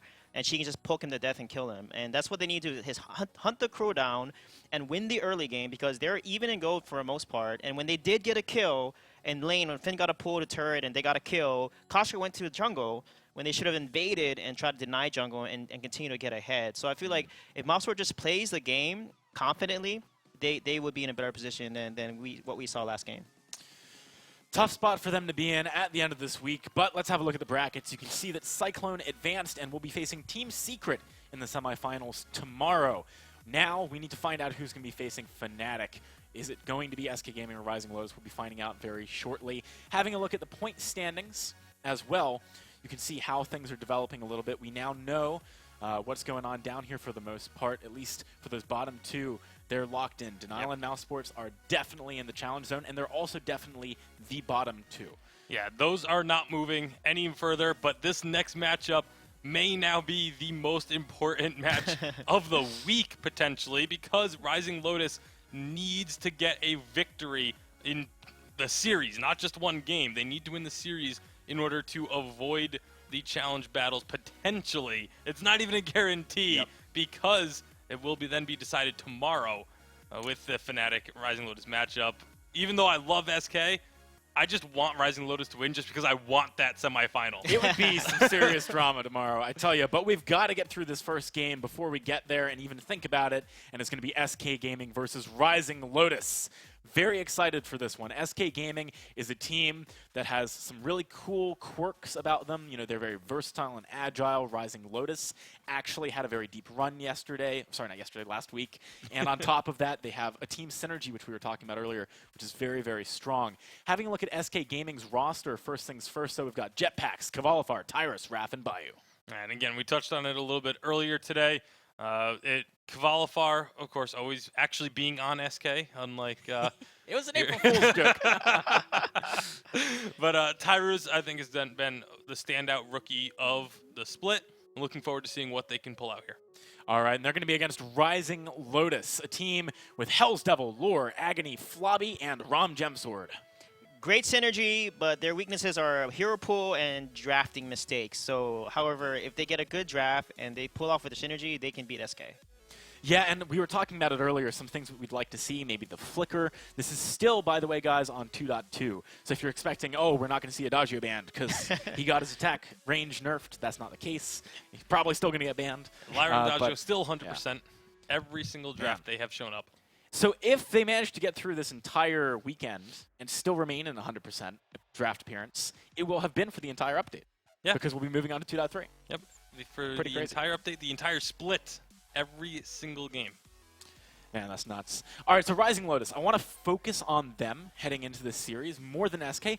The reason being that this is critical for them. They want to avoid those challenge battles. So we need to talk about how they're going to get there. Especially with 7 points. Yeah.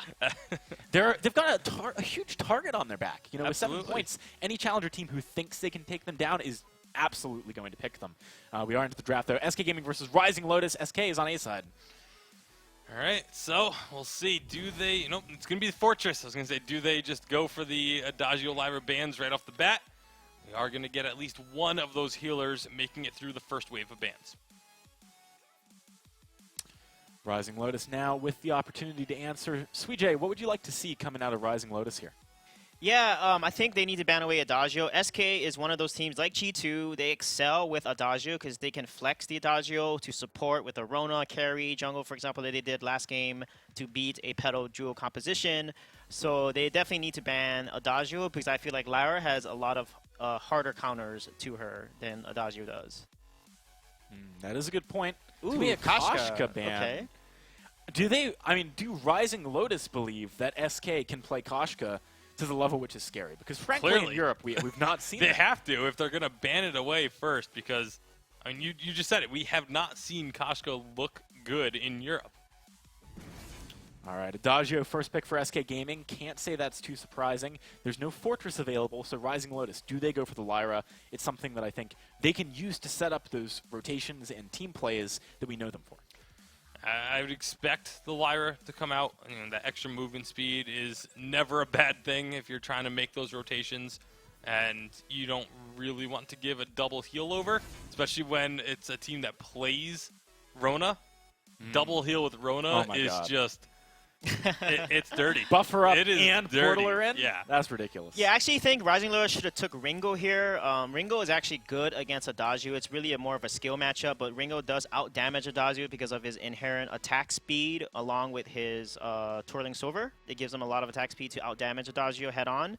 And then pick up Lyra if SK doesn't ban it. So we'll see how this goes here. But if Rising Lotus can get like a Petal, Lyra, Ringo composition, that's really strong into Adagio as long as they can focus. And basically with Petal, SK can't play Glaive, they can't play... Oh, they just banned the Ringo, that's interesting. They can't play Cruel. Like, Petal really denies a lot of picks on SK side. It also gives you just a little more healing options, which a lot of teams have been putting a lot of priority onto, just being able to sustain throughout fights as long as possible. So Petal could still very much come through for Rising Lotus, but I feel like a lot of teams save the Petal for a counter pick instead of picking it proactively like they would have to do if they wanted to here. Glaive's going to be the pick instead. Always a fan of Glaive and Glaive with a Lyra. Might we see a Petal picked in this rotation from SK? Yeah, Petal would work really well. Again, I don't like picking Glaive into a when Petal's open, so it's very interesting to see what SK is going to do here. But Petal will be a very solid choice into Rising Lotus right now. What else do you think maybe SK should be looking at here? They got a lot of bonus time. Oh, okay, Rona straight up. If you have an Adagio, why not? You could definitely still pick Petal here. Kavalifar takes the Rona to the lane. Alpha. Wow. Okay, Suijay, what's going on here? How's this going to work? Yeah, they look like they're going to play CP Alpha, which is pretty good. She scales and is sustainable. However, Glaive with Lyra, they can pick her out. If Glaive buys a breaking point Sorrow Blade into a Rona, he can face off against Rona even when she's ulting. So it's going to depend here on who gets ahead on item-wise here. It's also going to be really important for SK to try and bait out those Bright Bulwarks, because if a Bright Bulwark goes down in the middle of a fight, it is going to completely stop everything SK is trying to do. So they need to be wary of that cooldown and make sure they fight around it. Rising Lotus, 45 seconds of bonus time left here. Need to pick something that's going to work well. Yeah, if I was Rising Lotus, I would not do CP Glaive. It could work well. Oh, perfect. Rhyme actually counters... Rhyme counters Alpha and Rona pretty hard, and Weapon Glaive too. On top of that, they can just basically go all out on. Will it be a Rona weapon and glaive Alpha. though, or is it going to be a captain glaive with a crystal lyra? I don't think they'll do double CP. That's a little risky to do double CP. It's so easy to itemize against and just go double fountain.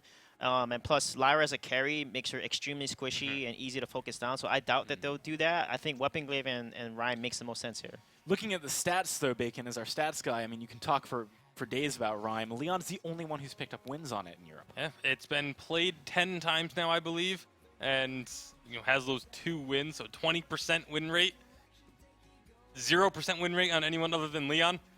Not exactly the best looking numbers for Rhyme, but it's a relatively small sample size, and I feel like a lot of the Rhyme picks we have seen have been into compositions where it doesn't necessarily work. It does work very well into this SK comp. Yeah, and I feel like Rising Lotus can win this if they itemize correctly. If a Glaive gets Sorrow Blade Breaking Point, or even Serpent Breaking Point, and he keeps his 20 stacks, every stack he gets lifesteal for. So if he's hitting Rona and Alpha, he's getting a ton of lifesteal, he's critting like crazy. Rhyme's getting a ton of fortified health, and you have a Lyra heal.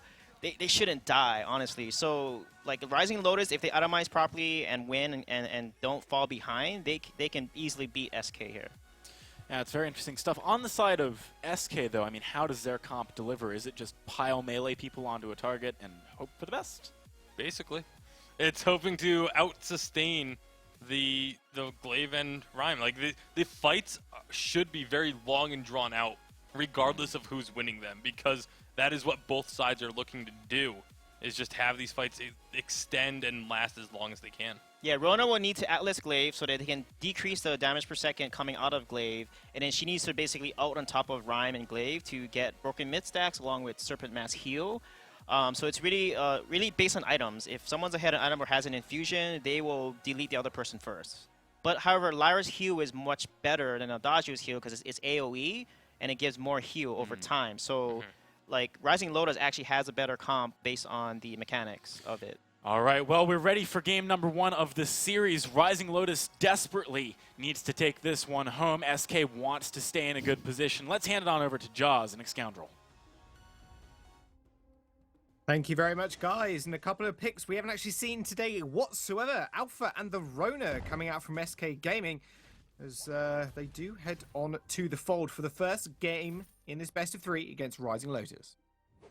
I think if you've been following SK throughout the course of this split, the Alpha for Tyras and the Rona for Kvelafar, it's not really ringing any alarm bells as something that would be considered out there. This is kind of bread and butter, I think, for these two guys. Alpha and Rona has been something that both these players, maybe not necessarily together, and even sometimes together, have been trying to execute over and over again. So definitely something that we have seen them pull off time and time again. And again, Rhyme is supposedly pretty decent into both Rona and Alpha, but if you can burst that Rhyme, if Tyras gets that burst down onto him, and obviously you combo that with Kvelafar, it actually can be fairly difficult for Rhyme to actually survive in these team fights. But realistically, if you were to pick a singular hero that does okay into Rona and does okay into Alpha, Rhyme is very much up there. So we'll have to see how Rising Lotus execute this. It's the second time we will have seen Rhyme today, obviously Leon playing it earlier.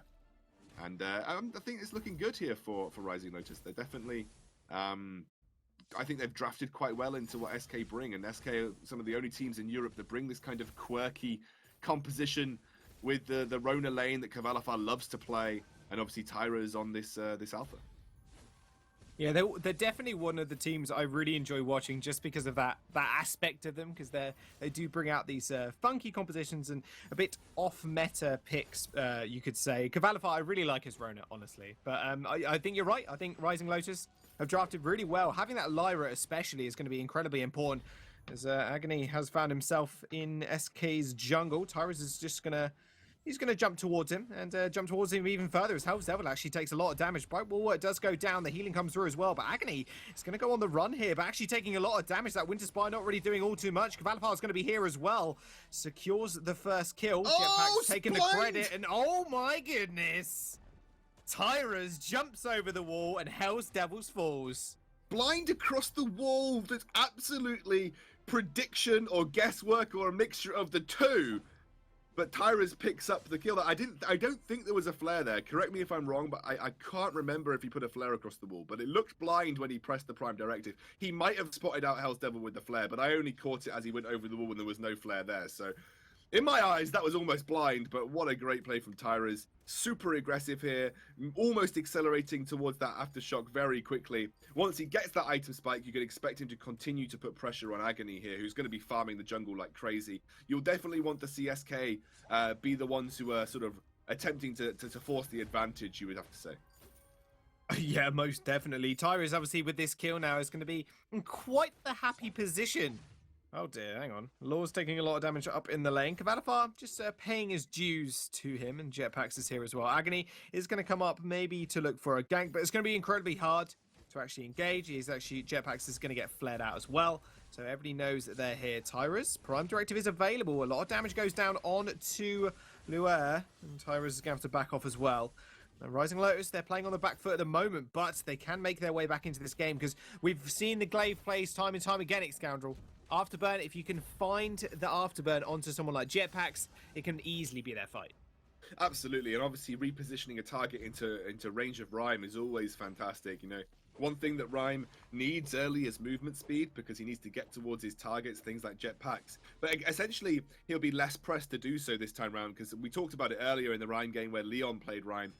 Rhyme classically very good against double melee compositions, and you're seeing here double melee coming through. But this is a double melee that has a lot of burst to it, so you know if Rhyme is a little bit more under pressure this time round and will be threatened a little bit more readily than we saw G2 threatening the Rhyme coming out from Team Secret earlier on. And SK know how to play this composition to a T. This is something that they play all the time. They've had great success in it over the split, and you talked about SK to me before we started as kind of like Mr. Consistent or Mrs. Consistent or somewhere in between consistent, because they just seem to somehow come third or fourth pretty much every week. They've racked the points up time and time again, and you know it's looked good for them.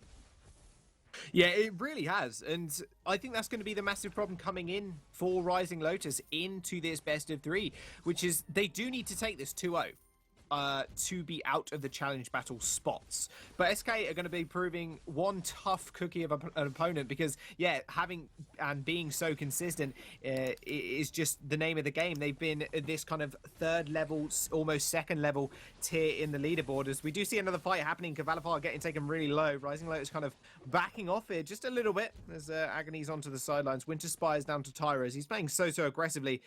Has got ultimate available to him as well. So yeah, what I wanted to say was this is going to be their biggest opponent because SK looking so consistent. Yeah, absolutely. And even if they win this, I believe they tie up level with Fnatic. They're not even completely out the challenge battles at that point. But again, like you said, to have any hope of getting out of that challenge battle spot, they have to win this and obviously get those 2 points on board. SK are safe, but obviously they'll want to get as high a position as possible. And you know, depending on how Cyclone do tomorrow, I think there is a world still where SK come out on top as potentially the top team in Europe, and that will sort of reward, I guess, their consistency that we talked about earlier on. Been fairly even now, though. SK have a small advantage, but haven't managed to push a huge amount at this point in time. One thing that we have seen SK do, and they've played this sort of alpha and Rona into this Lyra before. They're very good at baiting out Bright Bulwark and then picking their engages afterwards. So keep an eye on how they choose to approach this Lyra specifically, because it can often put a bit of a spanner in the works in your offensive capabilities if Bright Bulwark comes down when you choose to engage as a double melee.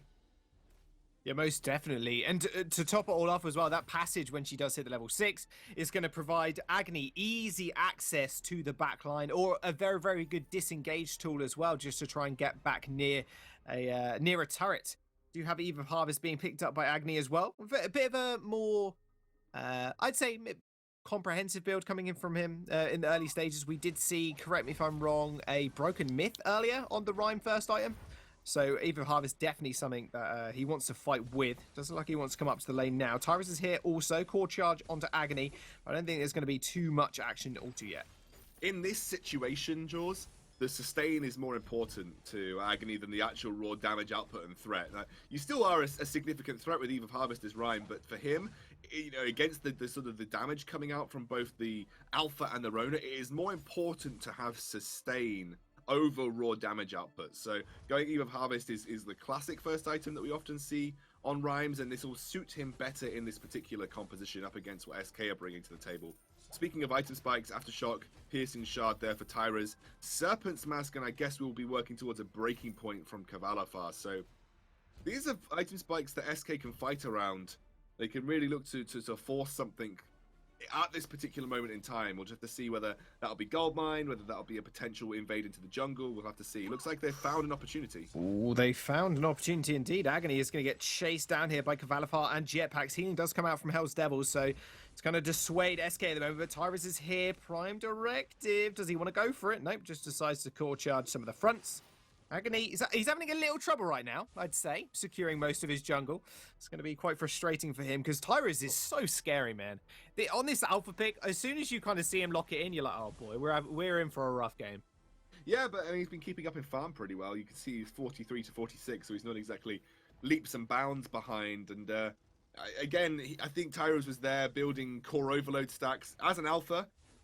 Realistically, when your main aim is burst, and burst being so important to how you approach a fight, you need to have 3 core overload stacks before you decide to engage your prime directive, because you get such a ridiculously good damage burst from that particular ability when you've got those stacks. That obviously he's going to want those before jumping onto Rhyme, because the more burst that you can do to Rhyme, the better. If you get into a sustain war versus a Rhyme, you're going to lose that 99% of the time. So yeah, you need to be able to have some element of burst here for SK. If you get locked into a pure sustain war against an Eve of Harvest Rhyme, don't think you're going to be winning that too easily. You kind of have to out damage both his fortified health and the sustain that you get through the insane damage from the Winter Spire. That's definitely where the termination protocol will come into effect, I'm sure. If you can land anything more than a 2-man termination protocol, it's definitely bad news for your team fight. Rising Lotus are going to have to maybe be a little bit more aggressive here. SK are just kind of freely taking this gold mine. Agony with those Winter Spires, or more electrical spires in that skin, is going to just sacrifice the gold mine. 300 gold each for SK. Being a very, very decisive in the early game is going to be also important, pushing towards this first turret take. It's difficult. They don't have great siege, to be honest. Neither team has great siege, actually. That's an interesting point. Agony again. Agony's an agony. Tyrus is going to jump straight on him. See you later. Gets exploded. No termination protocol needed.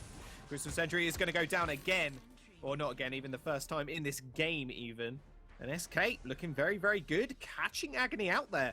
As he was just kind of farming away. And that's what I mentioned earlier. It's just so painful for him sometimes to be in his own front.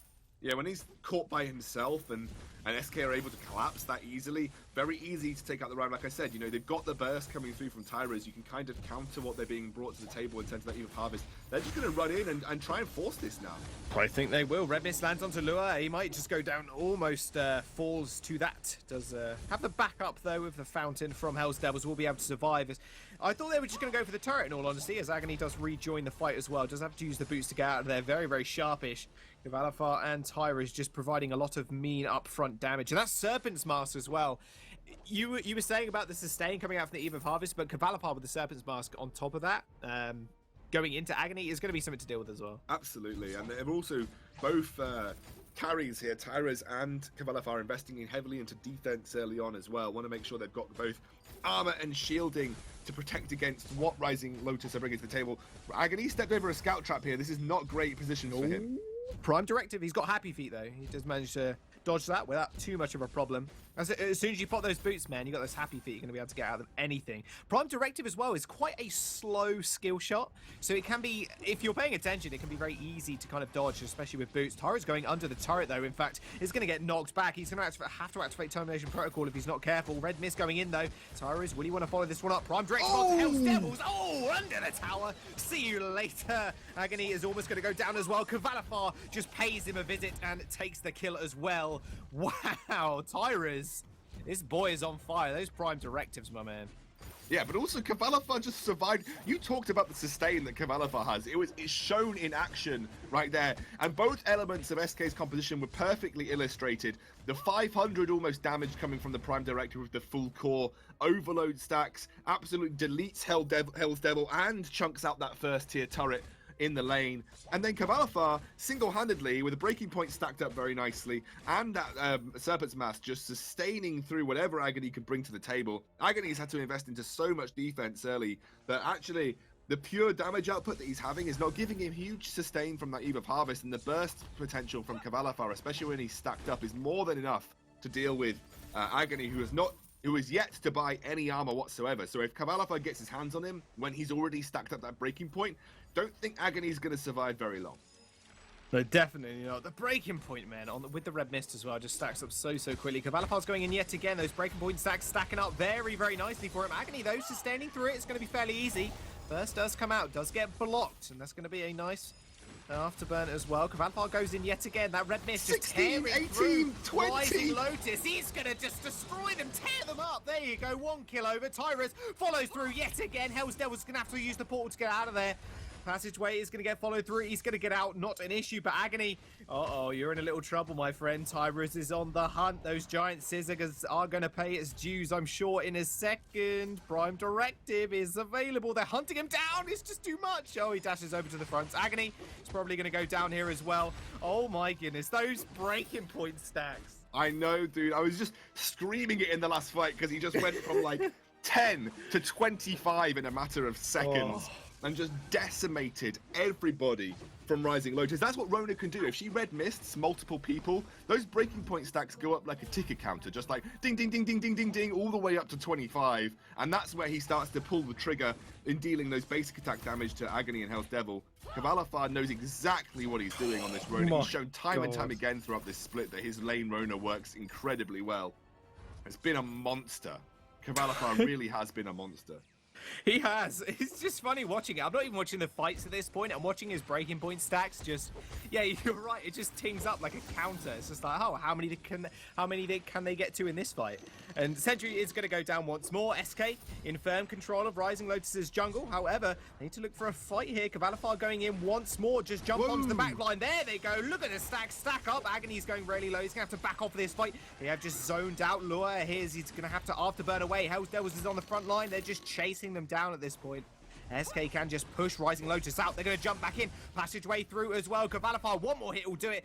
Termination protocol not even needed, and neither is the gap closer as well from the Alpha. They're going to be able to get away. Oh, that was sad. Passageway just disappeared as SK. We're exiting the base. They pick up another kill, and that will be SK taking this almost to a 10k gold lead. And Agony, you do not want to be there, my friend. He's just going to get destroyed. Steps a little bit too far forward, and SK yet again not afraid to pull the trigger. Well, it's good, you know, this composition into Rhyme. Like, while Rhyme is good against double melee, difficult to contend with how quickly Rona can build breaking point stacks, especially when you haven't built any armor, and how much burst Tyrus brings once he's got that Aftershock Broker Myth combo. You know, it's the perfect combination.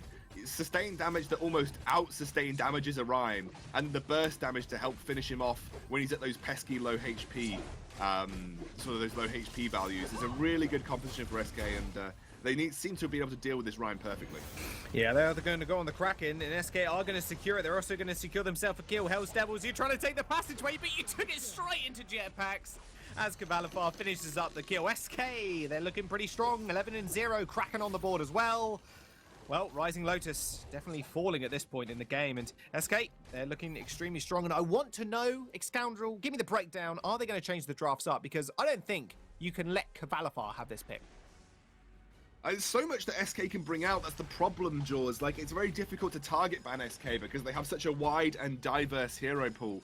One of the widest, you'd have to say, in Europe. They can make so many different compositions work. And, you know, Sweet Generous said right at the start of the day that SK are up there as some of the best drafters in Europe. They've been so consistent for a reason that they've always managed to find something to work, and they can always bring these unique compositions that literally no other team in Europe can run. We've got another fight. This could be the game-ending one. Red Mist going through, 10 breaking point stacks. He's doing a lot of damage. He jumps straight onto Lure. He's going to have to run away, and Tyra's just easily handling Agony and those turrets alike.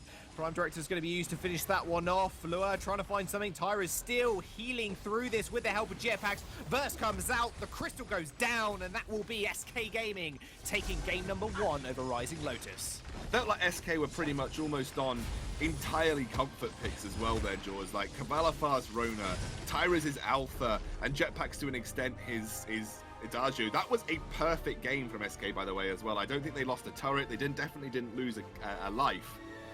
Completely decimated the opposition. SK looking like they're coming into this last week swinging. They smell that potential to take first place away. I think it's possible to take it away from G2. It's depending on how Cyclone do. So Very, very, very strong start here to the week for SK. Yeah, they're looking strong, but can Rising Lotus turn it around? We'll jump straight over to the desk, however, where AJ and the guys, they can break this one down a little further. All right, well, very dominant performance there. Honestly, it seemed like Rising Lotus didn't have too many opportunities to even come back into the game after SK started off strong. Yeah, I feel like Rising Lotus played a little too scared. They got out-rotated, and it gave SK the lead. And I said this game boils down to itemization. SK built defense early. If you notice, they rushed Tier 2 defense. Alpha got a Tier 2 shield, Tier 2 armor. If you guys don't notice, Tier 1 defense decreases damage that you take by 25 to 29%, right? Tier 2 decreases by 49 to 45%. And in a heavy sustain comp like Rona, building defense early and just life-stealing off the stacks that she's getting, it was a very smart build by Qualifier there in SK. And I feel like Glaive also should have built the lifesteal build as well and basically try to out-lifesteal because he has inherently 20% lifesteal. He has full stacks on top of a Serpent lifesteal and Lyra heal. Like they could have won this game if they built the right itemization because it was a who can sustain out-sustain more. And Ryan played way too scared. I mean, this old man is scary, and he played like he was running away from everything. And Ryan counters Alpha completely counters Alpha. Let's have a look at a replay real quick, because I think you can see the sustain that we're talking about with Kvalifar here. This fight goes on for such a long time. Yeah, and look at those breaking point stacks again. The casters were touching on it a lot. 10, 11, the fight kind of slows down a little bit, but then he gets back in, and all of a sudden, 15, 16, before you know it, he's up over 20, gets to 25, patch 2.2, able to keep going up to 25 now instead of the new 20 cap, but Kvalifar stays alive for so long while they're trying to focus him. It wasn't like he was, just avoiding a lot of things. Like, they were hitting him throughout most of that. And there were good mechanical things Rising Lotus were doing. I mean, they crucibled the verse perfectly. That would have been really bad to be hit by. But even though they didn't get crowd controlled, even though they could continue laying on damage, they couldn't do enough. And that's really the key thing for me. So moving into the next game, we're into the draft screen already. I think Rising Lotus has to be careful to give SK a composition like that again. Yeah, one thing I want to note too last before we move into draft here is on Weapon Glaive, you max B, guys. When you max B, it's a 24% crit chance when it's maxed, and you do 65% cleave damage. So it's a lot of burst. So on Weapon Glaive, please always max the B first. You see NA like Von C doing it on TSM. Yeah, I mean, Afterburn can set you up for kills, but when you've got the Rhyme combo that they had, I feel like you're not knocking him into someone who's going to do enough damage straight up. Yeah. All right, Fortress, going to be the first ban from Rising Lotus. SK has a chance to answer now. Very unlikely that they're going to answer with the healer. It's going to be the Kestrel. Who gets Adagio? Who gets Lyra? It should be Rising Lotus taking Adagio. It's just, it is the stronger pick at the moment. And regardless of, I mean, if you're more comfortable with the Lyra, then maybe you still pick her. But the numbers, with how large the sample size is, I think you have to start trusting the numbers a bit more because the Adagio just has a much higher win rate. And that's also why I think the Rhyme last game was a little bit sketchy. Yeah, it worked theoretically, but numbers-wise, just a rough spot to be in. SK, they do have another ban coming up here. Lots of time that they can utilize. What do they really not want with the Adagio? It's going to be a Ringo for now. Not a bad ban. I mean, Ringo, if you get him buffed up, it can just run wild over your team. Yeah, at the same time, SK could have taken Ringo, though, and Ringo is good into Adagio. It's pretty even skill matchup, so I don't know why SK would ban Ringo, unless they want to basically hyper carry something else against Adagio. I mean, unless they're just not expecting the Adagio to end up in the lane. That's another possibility. So I'm not terribly upset by the Ringo ban coming out from SK. All right. Well, Rona, I think, very smartly banned by Rising Lotus after Kvalifar's continuous performance on that hero. SK now has a chance to pick their second lock-in here. Again, lots of bonus time. They can take their time if they want to. Plenty of things synergize very nicely with the Lyra, go nicely against the Adagio. And they could look to pick up that Koshka. It was banned away against them. They were one of the only teams in Europe that has seen a little bit of success with the Koshkas, so I wouldn't be too upset to see that come out, but they may want to save it for a last pick just because they are one of the only teams that's had success with it. All right, really starting to eat into that bonus time. Obviously a very important game for SK. They'd like to just clean up house right now and move forward in a 2-0 I mean, fashion. SK could pick Koshka here. I don't know why they're thinking so long. I mean, it's pretty straightforward. Koshka with Lyra is extremely strong early. Lane pressure and jungle pressure, that is a scary comp to play into. And SK is one of the few teams that has had success with Koshka previously. Yes. Which I'm sure is why Rising Lotus banned it last game. Yeah, a little bit of deja vu. But it is going to be the alpha. I mean, Tyrus was phenomenal with this alpha last game. Was really, I mean, the Rona was, it was easy to kind of talk about the Rona a lot, but that was set up because of Tyrus' alpha play in the early game. It got SK that early lead.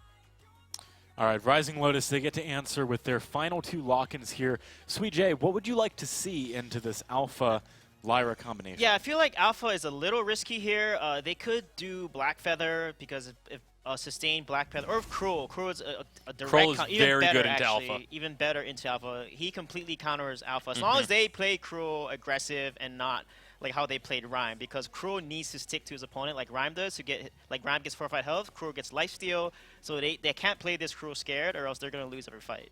Not to mention, I think picking up the Kroll here does give them a lot of potency if they do get off the ground running, right? Like, this is something that can snowball very, very powerfully.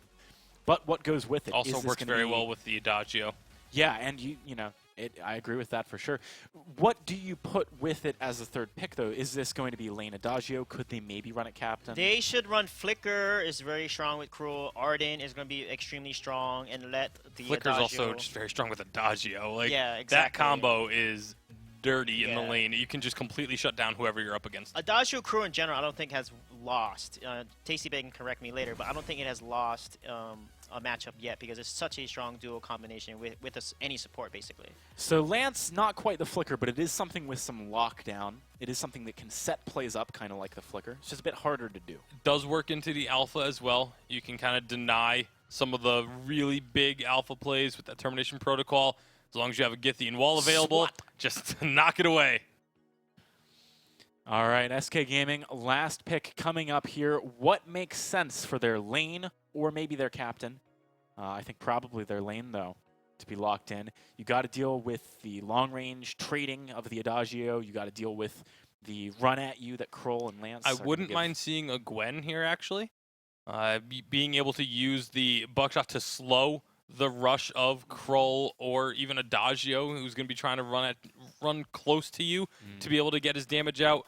And then, of course, having the Skedaddle to get out of any risky situations with the Lance or the From Hell's Heart. But it's going to be the Jewel.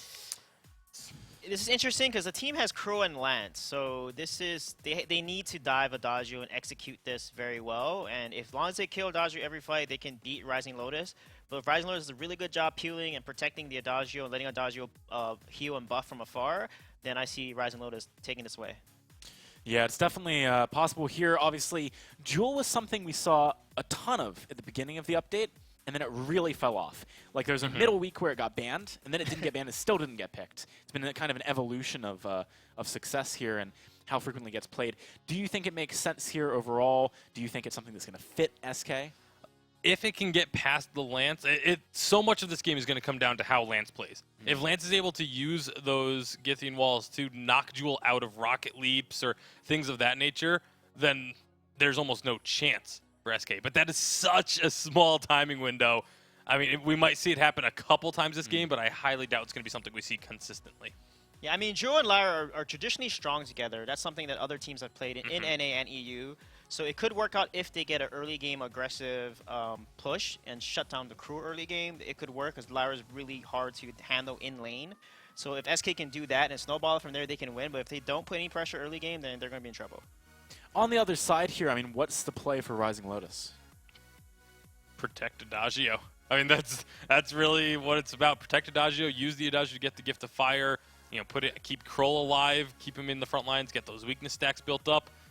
It's pretty straightforward for Rising Lotus. You're saying protect Adagio, but you were saying you want to see Kroll used aggressively. So that doesn't totally sync up in my mind. You want the Kroll to be on the back lines, getting aggressively onto the carries, which is, in a way, Right. protecting Adagio with the weakness stacks, and the Lance you want to be staying back to make sure that Adagio stays Yeah, safe. so Rising needs to engage with Kuro as much as they can, and Lance, or if they are being engaged upon, fight along walls and corridors, or Lance can basically stun into the wall and let Adagio do his thing. I feel like we should tape that that line, and every time Lance is on the team, and I'm like, how do they win? You're like, fight in corridors, so you can stun them along the walls. It does seem to be a bit of a reoccurring theme. We are under the Halcyon Fold, though, ladies and gentlemen. Rising Lotus need to win this game to stay in the series and out of the challenge battles, at least potentially.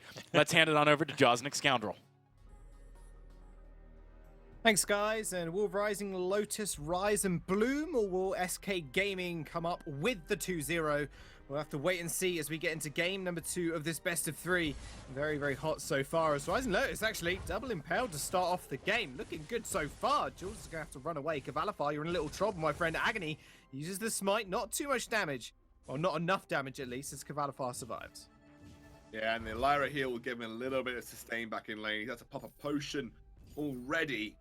So Lure's going to have a slight advantage over Cavalifar, you would have to admit at this point in time. But good start, good aggressive start there for Rising Lotus. And again, like I said, they've got a composition that can work this time round. Really depends on how aggressive SK Gaming can be in this early game. Look at Tyrus, though. He's gone early shielding, looking to contest solo against this Elder Trion. I don't think he's going to be able to outsmite the Spectral Smite, though. Whoop it! Oh, he did! He did! Yes, he does! How Smite did came that through, happen? and he says, not today! Core charge with my scissors. See ya. That shouldn't Somehow. happen. Oh, hang on. Lore gets jumped on. Takes a lot of damage. That should not happen at all. That was a mistimed smite from Agony. Yeah, a little bit too early, you'd have to say. Did he get that as well? No, he didn't. No, Thank what goodness. can you imagine? Whew, mini heart attack from Rising Lotus there. This is very SK composition, by the way. Super aggressive. Want to be the ones dictating the pace. You know, Cavalifar going in on a melee carry from the lane. You've got Tyrus following up on a hard-hitting melee carry from the jungle. And then Jetpack's having that ranged support in the form of the Captain Lyra. This is very SK all over, to be honest. Cavalifar gets rooted up here. Whew. Give him all as well, but not too much damage coming out from the Lane Arden, so Lane Adagio even so far. Lane Arden, that would have been an interesting one coming out from Rising Lotus, but it is going to be an Adagio. Well, We've rooted seen yet Lane again. Arden today already, mate. We have, yeah. Didn't do so hot, not gonna lie. But hey, what can we say about that? Not a lot. Let's Not keep on this game. much. Who let Tyrus back on the alpha? Who let this guy back on this? That's what I Who want let to the know. robot out, mate? Who let the robot out? Christ. It's not. It just doesn't work as well as dogs. Let's be No, honest. I know. Yeah. A late Anyway. 90s song. It's a fantastic start here for SK. Obviously, I mean, for Rising. I mean, actually, do you know what? I'm just talking rubbish now, Jaws. It's been a long day. It's been a long day. Just gonna reset my mind for a second before I start talking more rubbish. It's an even start for both of these teams. Pretty Yeah. even. Rising Lotus had a good early aggression here, but Cavalifar, while he's been punished in lane a little bit, happily farming up here, still even in farm next to Lure. Actually, will start to pull ahead with this particular wave as well, so not a bad start at all here for SK Gaming.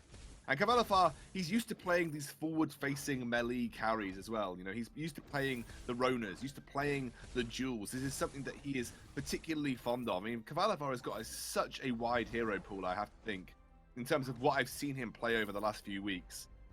I mean, again, like I said, I played against him in Ranked Ladder, and he beat me with a CP Idris in lane, so he's done so much. Feels bad, man. Well, feels bad, man. For Hell's Devils it does end up going down. Rising Lotus. They're giving up first blood there. Did not see Tyrus off to the side. And is it so much of an achievement to beat you in lane, though? That's the question. Hey, Hey. nice me. Hey, still probably better than me in lane. I only play lane Lyra, let's be I don't fair. even think probably. I think probably is out of the question. Absolutely, Oh. 100% better than you in lane. Feels bad.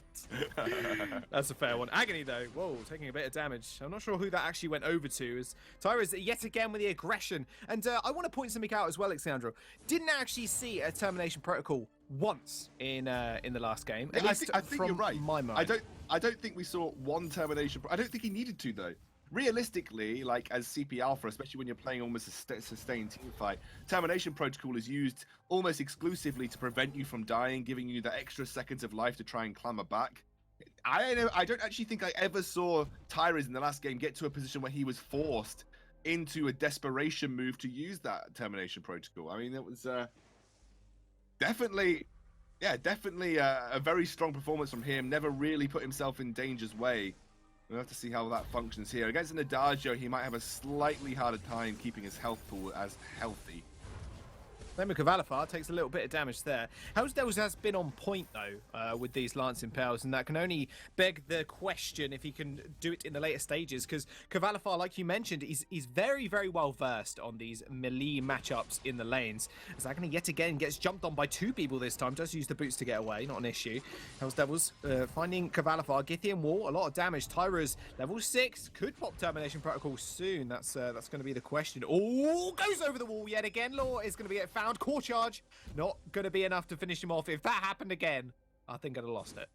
Lur is so good at getting these big hitting prime directives off, especially managing those stacks incredibly well as well. I mean, Tyra's, he's so good at doing it on this alpha. I'm honestly, I can't overstate how impressed I've been with his alpha player. Realistically, I think he may have been one of the only alphas in Europe to successfully make this this hero work. So all credit to him. He's had a fantastic performance. Cavalifar's hit that Sorrow Blade. I'm wondering where he's going to go after the Sorrow Blade. I'm wondering whether he's going to go towards a Tornado Trigger to be the sort of the critical strike, Thunderstrike based duel, or whether we'll see him go for a breaking point expecting sustain fights.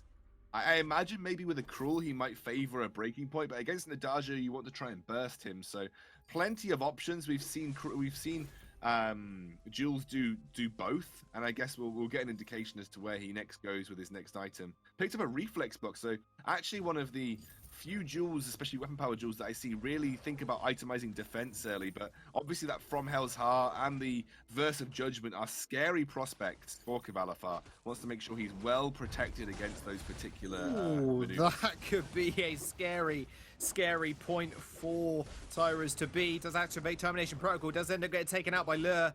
They're going to have to back off very, very quickly. Hell's Devils trying to chase that one up, but that was a really, really good punish on Tyrus just being so aggressive again. That was risky tap of the day there from Cavalifar.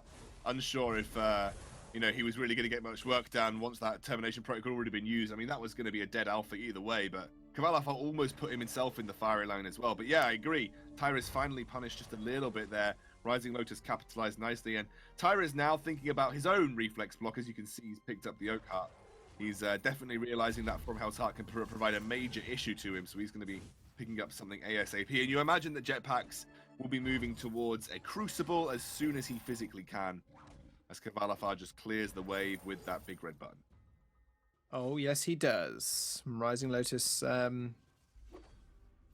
I think my client has gone a bit funny, so don't worry, buddy. I'll take over for you. I'll just okay, good. You just get yourself back and ready into the game.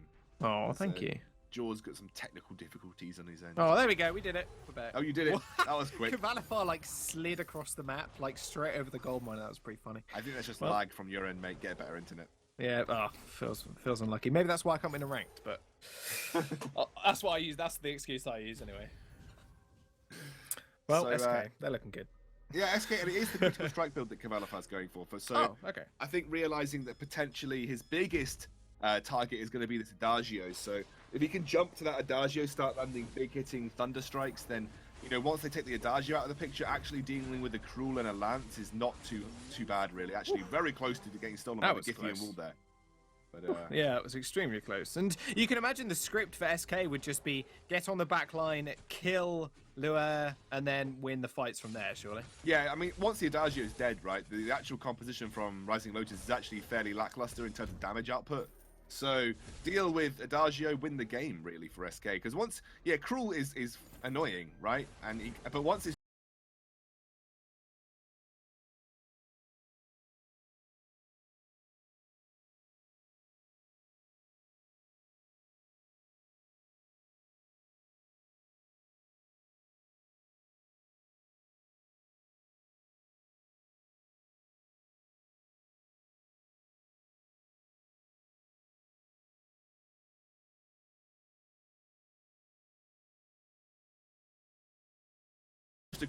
well, Jetpack's even just overstepping his mark maybe a little bit there and getting punished.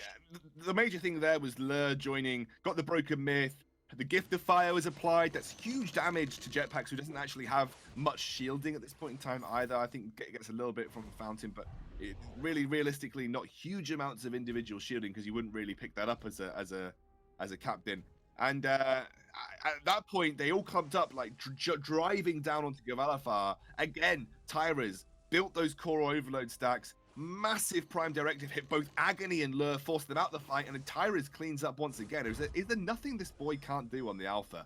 It's been so good with it across all of the games that I've seen him pick it up, and I think he's really been a real driving force for SK in the jungle. Definitely a great addition to the lineup coming into this split. I've been thoroughly impressed. I believe he's a rookie, so I believe he hasn't played with a team, or at least to my knowledge, professionally before. So had a fantastic opening showing here in the Vainglory 8. Yeah, most definitely. I mean, just even hitting the skill shots over the walls, those prime directives have been so on point. And like I mentioned earlier, it can be sometimes quite hard to hit them, because if your opponent can see them coming because of the slow wind-up time in it, it can be fairly easy to sidestep. But he's hit prime directive after prime directive, and he's really just shown up. And SK Gaming, they are looking very strong, very consistent, like we mentioned a bit earlier as well. House Devils lands a nice two-man impale, but SK just yet again just sieging up this turret. But the problem I can see from them is, and a problem they had a little last game as well, is that they haven't really got fantastic siege. As they don't have any. They do siege, get a really. triple Githian wall there, jump away from Cavalifar. They're just going to go straight onto Low, who's just kind of in the backline alone. Another stun does land on to Cavalifar again, but no, Tyra's doing a lot of damage, but Sight comes through. Agony picks up the kill. Impale lands onto Tyra's, had to activate the ultimate as well, does end up falling, and that will be a nice double kill coming over for Rising Lotus, as they do secure that one, possibly going for the gold miner as well. That's one of the major issues here for SK, is if they don't get Lure on their initial engage, that just gives loads of time to Agony to build weakness stacks on a target and then get that Spectral Smite down. And Cavalifar, unfortunately, was the target there. His damage started to go down. Agony was ignored for the entire duration of that fight.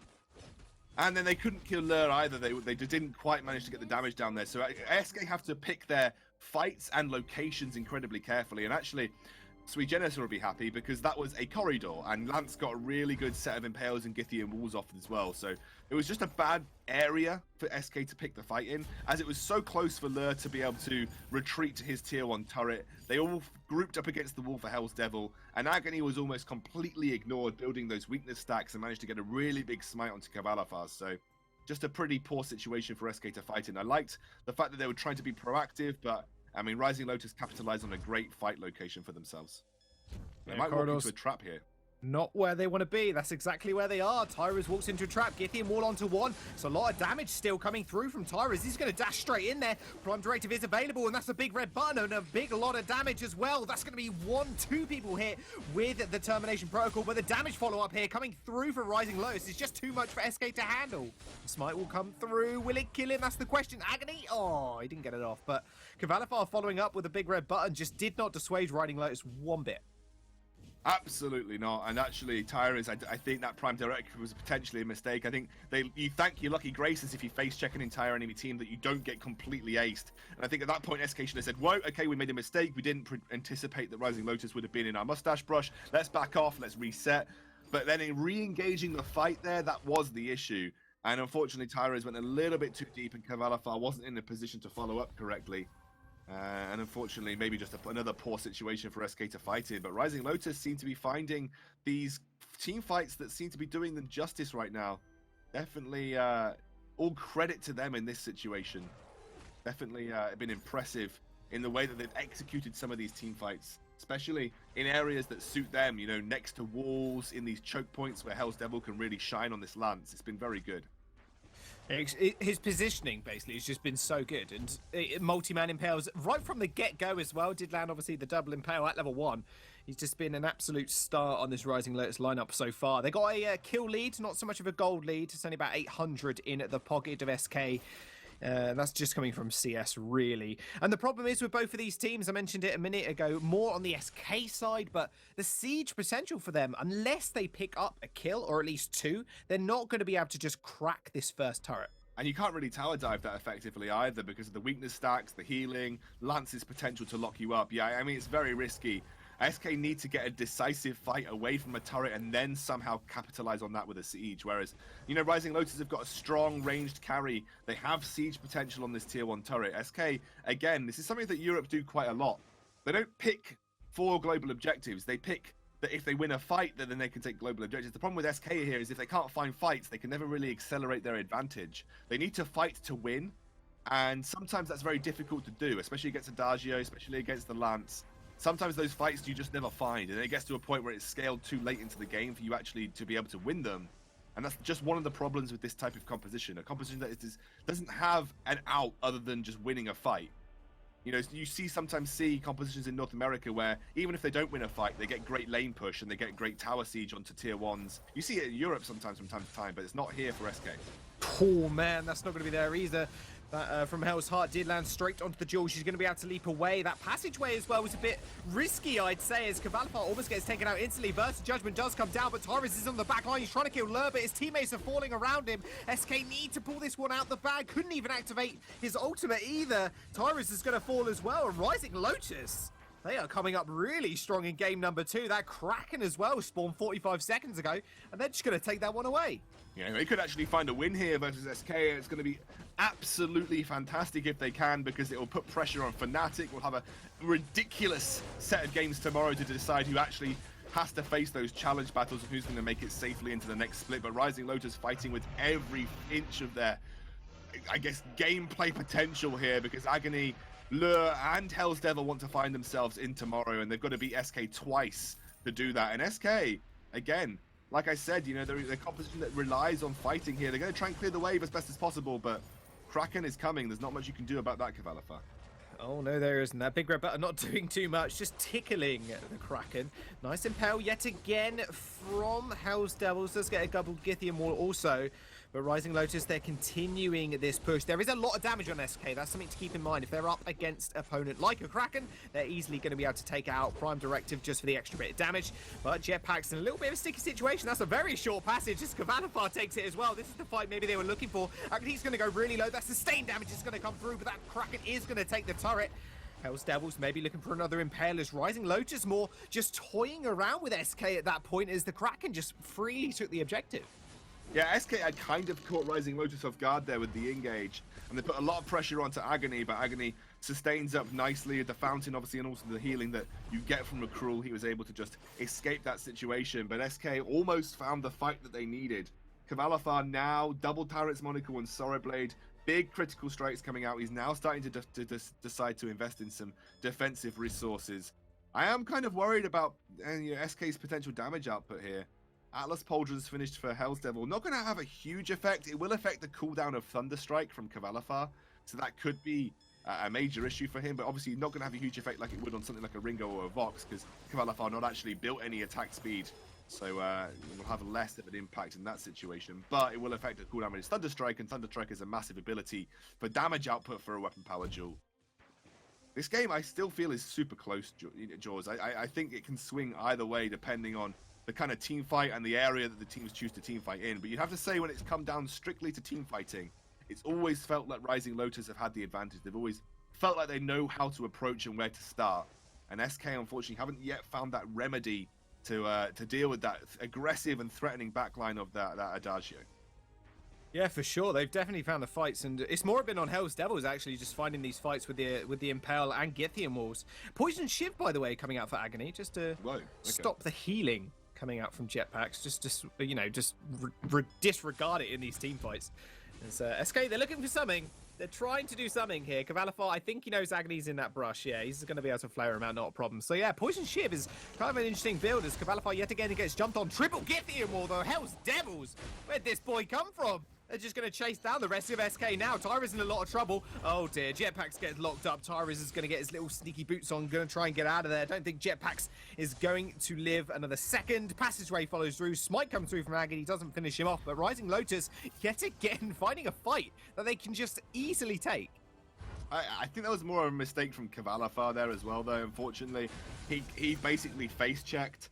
Didn't manage to block out, didn't use his reflex block on the From Hell's Heart, so he was stuck in that team fight for almost doing nothing. It was from Hell's Heart, comboed into Githian Wall. Kavalifar did absolutely nothing there for his team. And unfortunately timed exactly when the Kraken was respawning. Rising Lotus, they're looking to take us to a third game in this series, Jaws. It's going to be insane if they make it through to tomorrow. I'm sure Tasty Bacon is there rubbing his hands saying, oh, I can't wait for these storylines. But Rising Lotus fighting for their almost survival, you would have to say. And now Agony's found another prey in the form of Tyrus and Kavalifar. Oh, man. That is one dead robot. That's not a pleasant ending for Tyrus. Not having the same impact as he had last game. That Kraken obviously is on the board. Crystal Sentry is going to fall yet again, or at least once more. I always forget to keep track of the sentries. I keep forgetting when they actually do fall. But Kraken is on the board for Rising Lotus, and 10-3 as well. A complete contrast to what happened in the first game. Hells Devils did almost impale 2 members of SK, but that turret is not long for that world. And there we go, Rising Lotus, they've broken the base. They have indeed. And now you don't see many ways that SK can find their way back in here. I've actually started looking at Poison Shiv and also the combination with the Breaking Point. And I'm sure Tasty Bacon will be happy because we're actually seeing Breaking Point stacks get locked up on Agony now. We're actually seeing a +10 Breaking Point accrual on Agony here, which is something that you very rarely see with just the Breaking Point coming out on accrual. He's actually foregone a lot of defensive options that you often see for something a little bit more aggressive with that utility built in the Poison Shiv. But just that extra weapon power that the Shiv provides is allowing Cruel to get those Breaking Point stacks, be more of a threat in a team fight. And it feels like Cruel is actually having a serious late game damage impact as well, especially against the fact that Kavalifar has very little armor of his own. Tyrus has now picked up the Atlas Polders along with Jetpack, so at least they've got some defense against what Agony is bringing here. But Kavalifar seems to be the main target who's getting taken down in these teamfights, despite Tyrus having more deaths. It definitely feels like Kavalifar has been the prime target for everything that Rising Lotus has. But even despite that commanding lead, look at the gold difference. It is still ever so slightly or even just ever so slightly in favor of Rising Lotus, but it is so even between these two teams. Yeah, I mean, one thing, SK, if they do manage to take a fight, the point is 22 minutes into this game. That's a long timer on your death timer, and that's going to result in SK at least taking a couple of turrets off of Rising Lotus. So realistically, can go either way at this point. That's the thing. That's the thing you've got to keep in mind, because the death timers are so long, and the ability to just kind of tank up these turret shots as well. It can really just swing out of control for Rising Lotus, but they've got a pretty good grasp on the game so far. We'll see what they want to do next. Kraken obviously did help them break the base, and Infusion's coming out left, right, and center for both teams. It's just the matter of the engage and the matter of the fight, and I don't think Hells Devils is going to let them escape lightly. SK Gaming gets jumped on again. Passage is going to get followed through, and yet again Tyrus goes down, and he's just going to fall as well. This is going to be really good for Rising Lotus, as Lua is able to kite back also. Kavalifar falls, not even being an impact in that fight, and SK Gaming, I think they've just lost the game. Rising Lotus just tying this series up 1-1. How many times? I mean, look, I know I sometimes rant, right? I know I'm kind of like known as the caster that sometimes rant, Jaws, but how many times do you have to face check your own mustache brush before you realize that Rising Lotus are setting up there for perfect engages from Hell's Devil?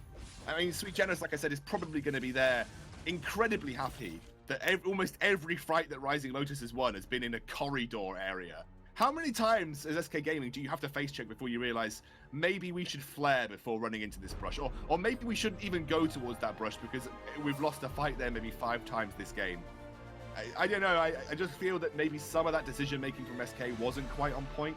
And Rising Lotus, you've got to say, set up those brushes very well. I really liked Agony's build, felt like he was impactful throughout the game, which is something you can't always say about a Cruel.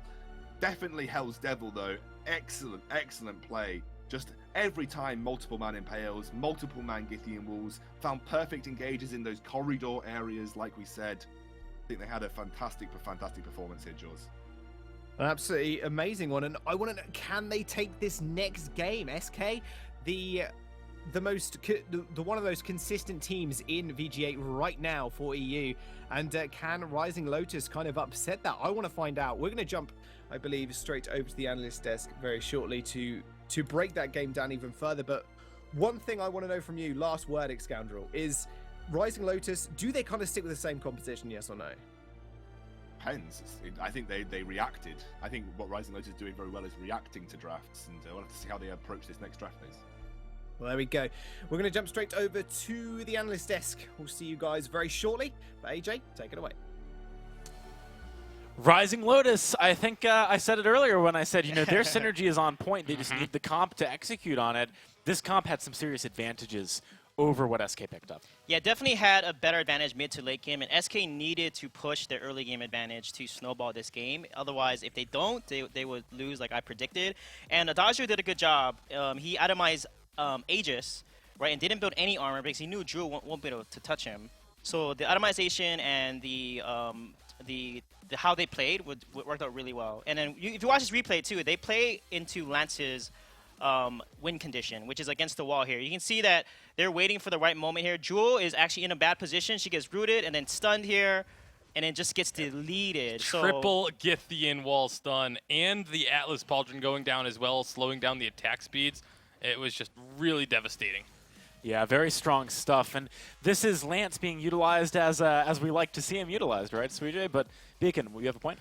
It was, we talked about the synergy, and before the game went in, I said, if the Lance can, stop the Jewel from being able to engage, and there was actually multiple times. I thought it was only going to happen once or twice. It happened probably 4 or 5 times that I saw where the Githian wall knocked the Jewel out of a rocket leap, and then there's one at the very end where the arcane passage came through as Kvalifar was trying to get out of the fight.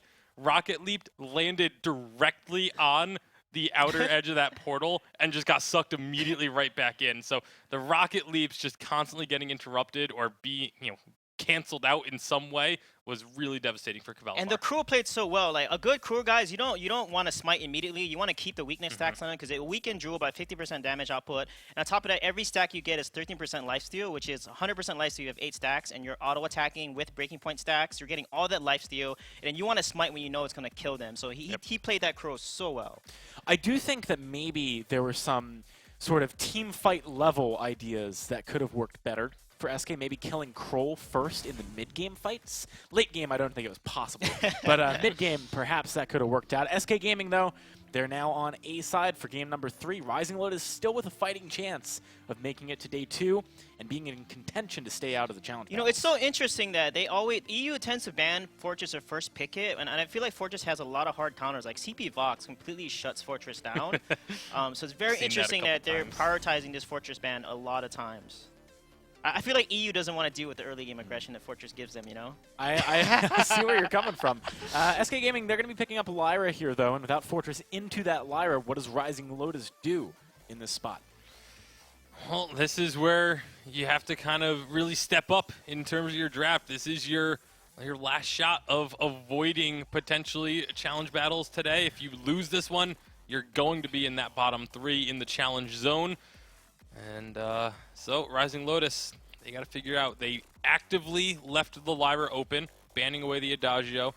So you got to figure they have a plan. And I think that's good. It's better to let them have Lyra. I think Lance pick works here. Kath is actually really good into Lyra, guys. And I'm surprised I'm not seeing a lot more Kath into Lyra because when Lyra does more Kath in general. Yeah, when Lyra does a Bright Bulwark, Kath can still stun within the Bright Bulwark. Like Arden is completely disabled and he can't use any of his abilities in a Bright Bulwark, but Kath can. We used to talk about Catherine into Lyra back when Lyra first came out. Yep. It was a really popular counter into that pick. Yeah, and she got a buff. Catherine at all levels gives a 1-second stun, and when you max it's a 1.2-second stun. In 1 second, you can, if your carries are focused, you can delete somebody in 1 second. So Kath is actually very strong, but I don't think people realize how good she is if your team has that type of focus and synergy.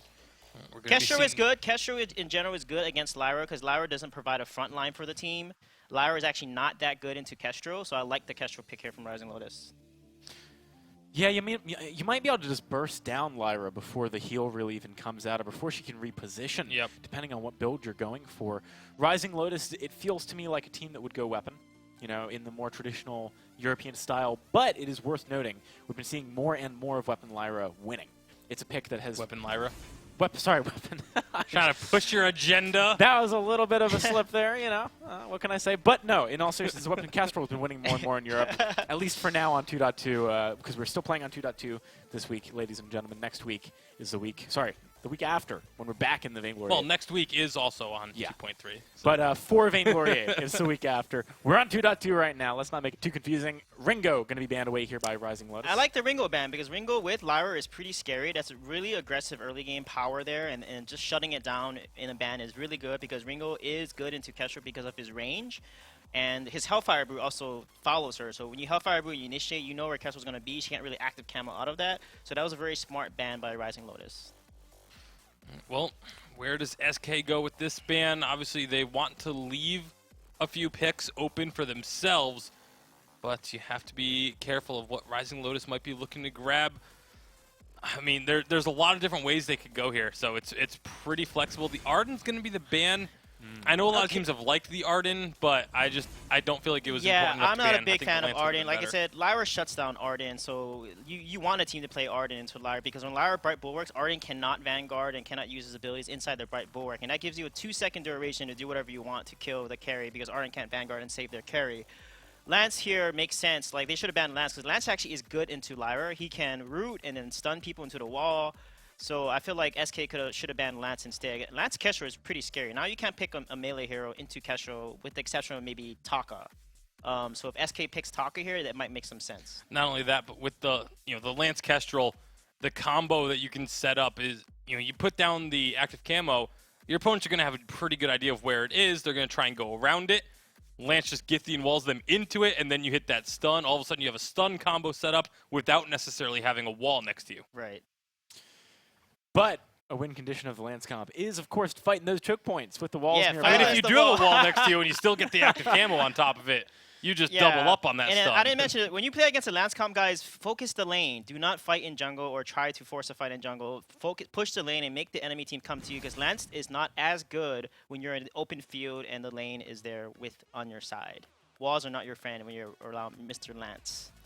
All right, SK Gaming, they're going to lock into Samuel. This is a pick with very low rates of success across the board. Not quite as low as the Rhyme, but it's still low. It's where we thought Yeah. the Rhyme was initially. it's at that 30%. I believe 29.2 or something in terms of the win rate for the Samuel, but it has been picked a lot. Yes, Samuel isn't a good pick here. I feel like Lance is pretty good into Samuel. On top of that, CP Kestrel counters Samuel pretty hard early and mid game. Late game, there could be even, but it's more of a skill matchup. And that's kind of risky for them because CP Kestrel can really snowball this game here if they pick a laner here. How do you guys feel about going Blackfeather with the Samuel and Lyra? I feel like they're trying to do different things, right? I was literally going to say that. If it was like Samuel is all about, we always talk about Samuel's that kite, the kind of back up, wait for your opportunity, get your opponents low, and then call your shot and go in after you've weakened them a bit. Whereas Blackfeather's unless you're going Crystal Feather, which not likely with a Samuel on the team, you're looking to engage. You're looking to be in your opponent's face and just dance around inside the fight. And so I feel like that's just two very different dynamics that they have on the same team now. All right, well, Glaive, the last pick for Rising Lotus. We know what these comps are going to be now. Guys, talk to me about the win conditions. Suijay, how does Rising Lotus take this game home? Yeah, they have a pretty strong early game. Lyra is pretty strong early too, but if they can combo their abilities with Lance, with the stun into a root, into another stun or something, or after them into a camo, they're going to take this game away. All right, and on the other side of the coin, SK, their comp is a little bit all over the place, but presumably they have a reason why they picked it. What could that be? Lots of zone control. That's the key factor for them. They're going to be trying to use the Lyra and the Samuel to spread out their opponents and then allow Blackfeather to get key 1v1s on the Kestrel or on the Glaive that he should be able to win once they get far enough in. Do you think that's possible, Suijay? Like, how do they actually get to that point in the game? What sort of rotations and vision and play do they need to do that? Yeah, I think with Lyra, they can be aggressive, and Blackfeather is a weak early, but he scales really well mid into late game. So if SK can really get a strong, tight rotations and catching people off guard and letting Samuel and Blackfeather get fed for their mid-game power spike, they can turn the tide against Rising Lotus here. Is there any value in maybe going double Crystal? Because Blackfeather has been arguably more successful, at least in Europe, as Crystal, if I recall correctly. I'm not 100% sure on that one, actually. Okay. I don't know if we haven't seen, we've seen more Crystal Blackfeathers, I feel.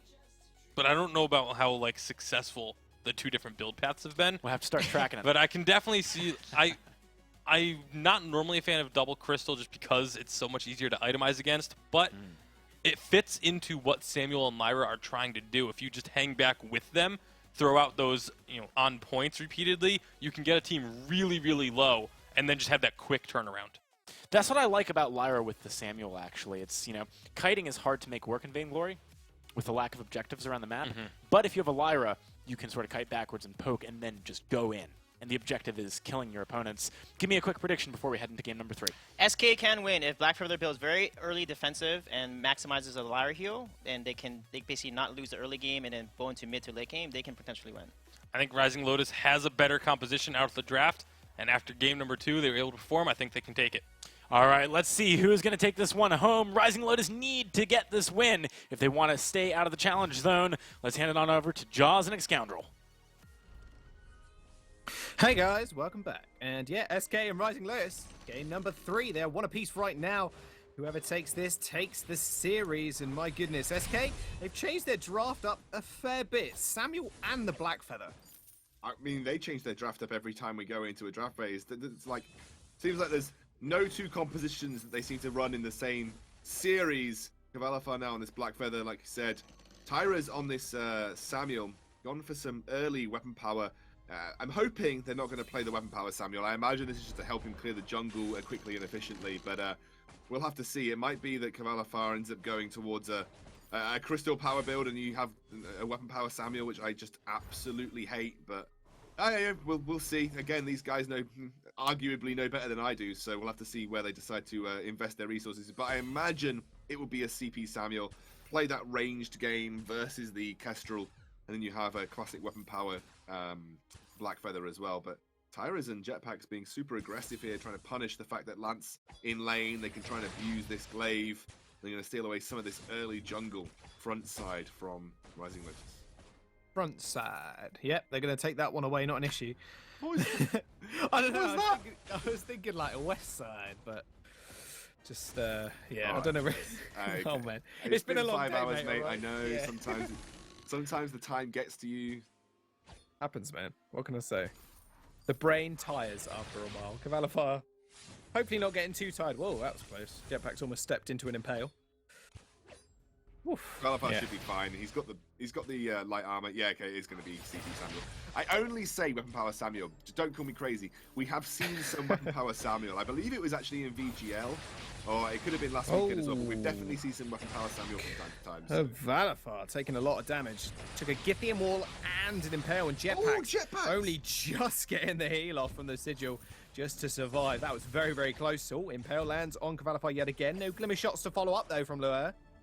Tyrus is going to be hit also, but yet again, glimmer shot to the face is going to make sure he backs off very sharp. Yeah, Cavalifar though, just farming up as best he can. Actually keeps even Stevens with Lure right now, which is, he'll be particularly happy with that. Has invested into a little bit of early defense, like Sweet Generous said. See where he decides to go. He's going to pick up, just going to straight up pick up a heavy steel. So working towards you, imagine to be that Serpent's Mask. Picks up an Oak Heart as well, just to give him a little bit of extra HP to buff those defenses. Tyrus picks up obviously those double crystal bits.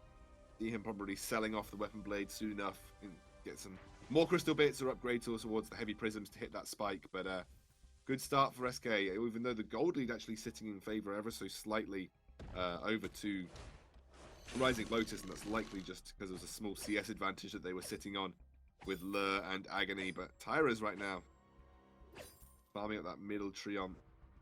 I can't work out who's got to be the more aggressive.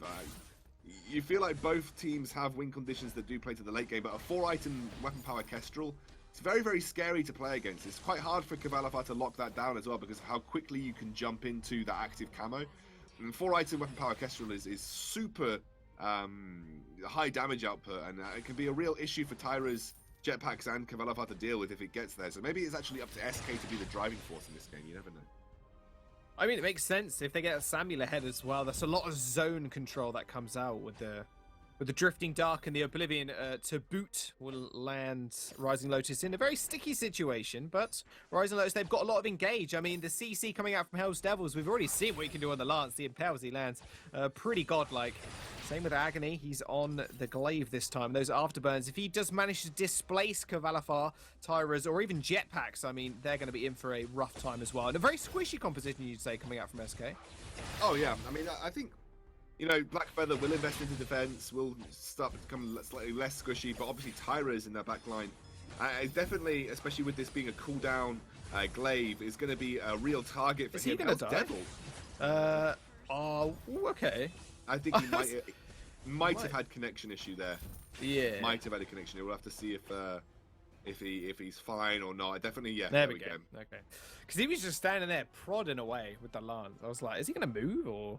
He has got abilities to use, but okay, so a little bit of a connection issue that will lead the First Blood actually to go over to Kavalifar. A bit unfortunate that he DC'd in that position, but nevertheless, I mean, there's nothing you could do about it in some situations, to be honest, Jack. It's very true.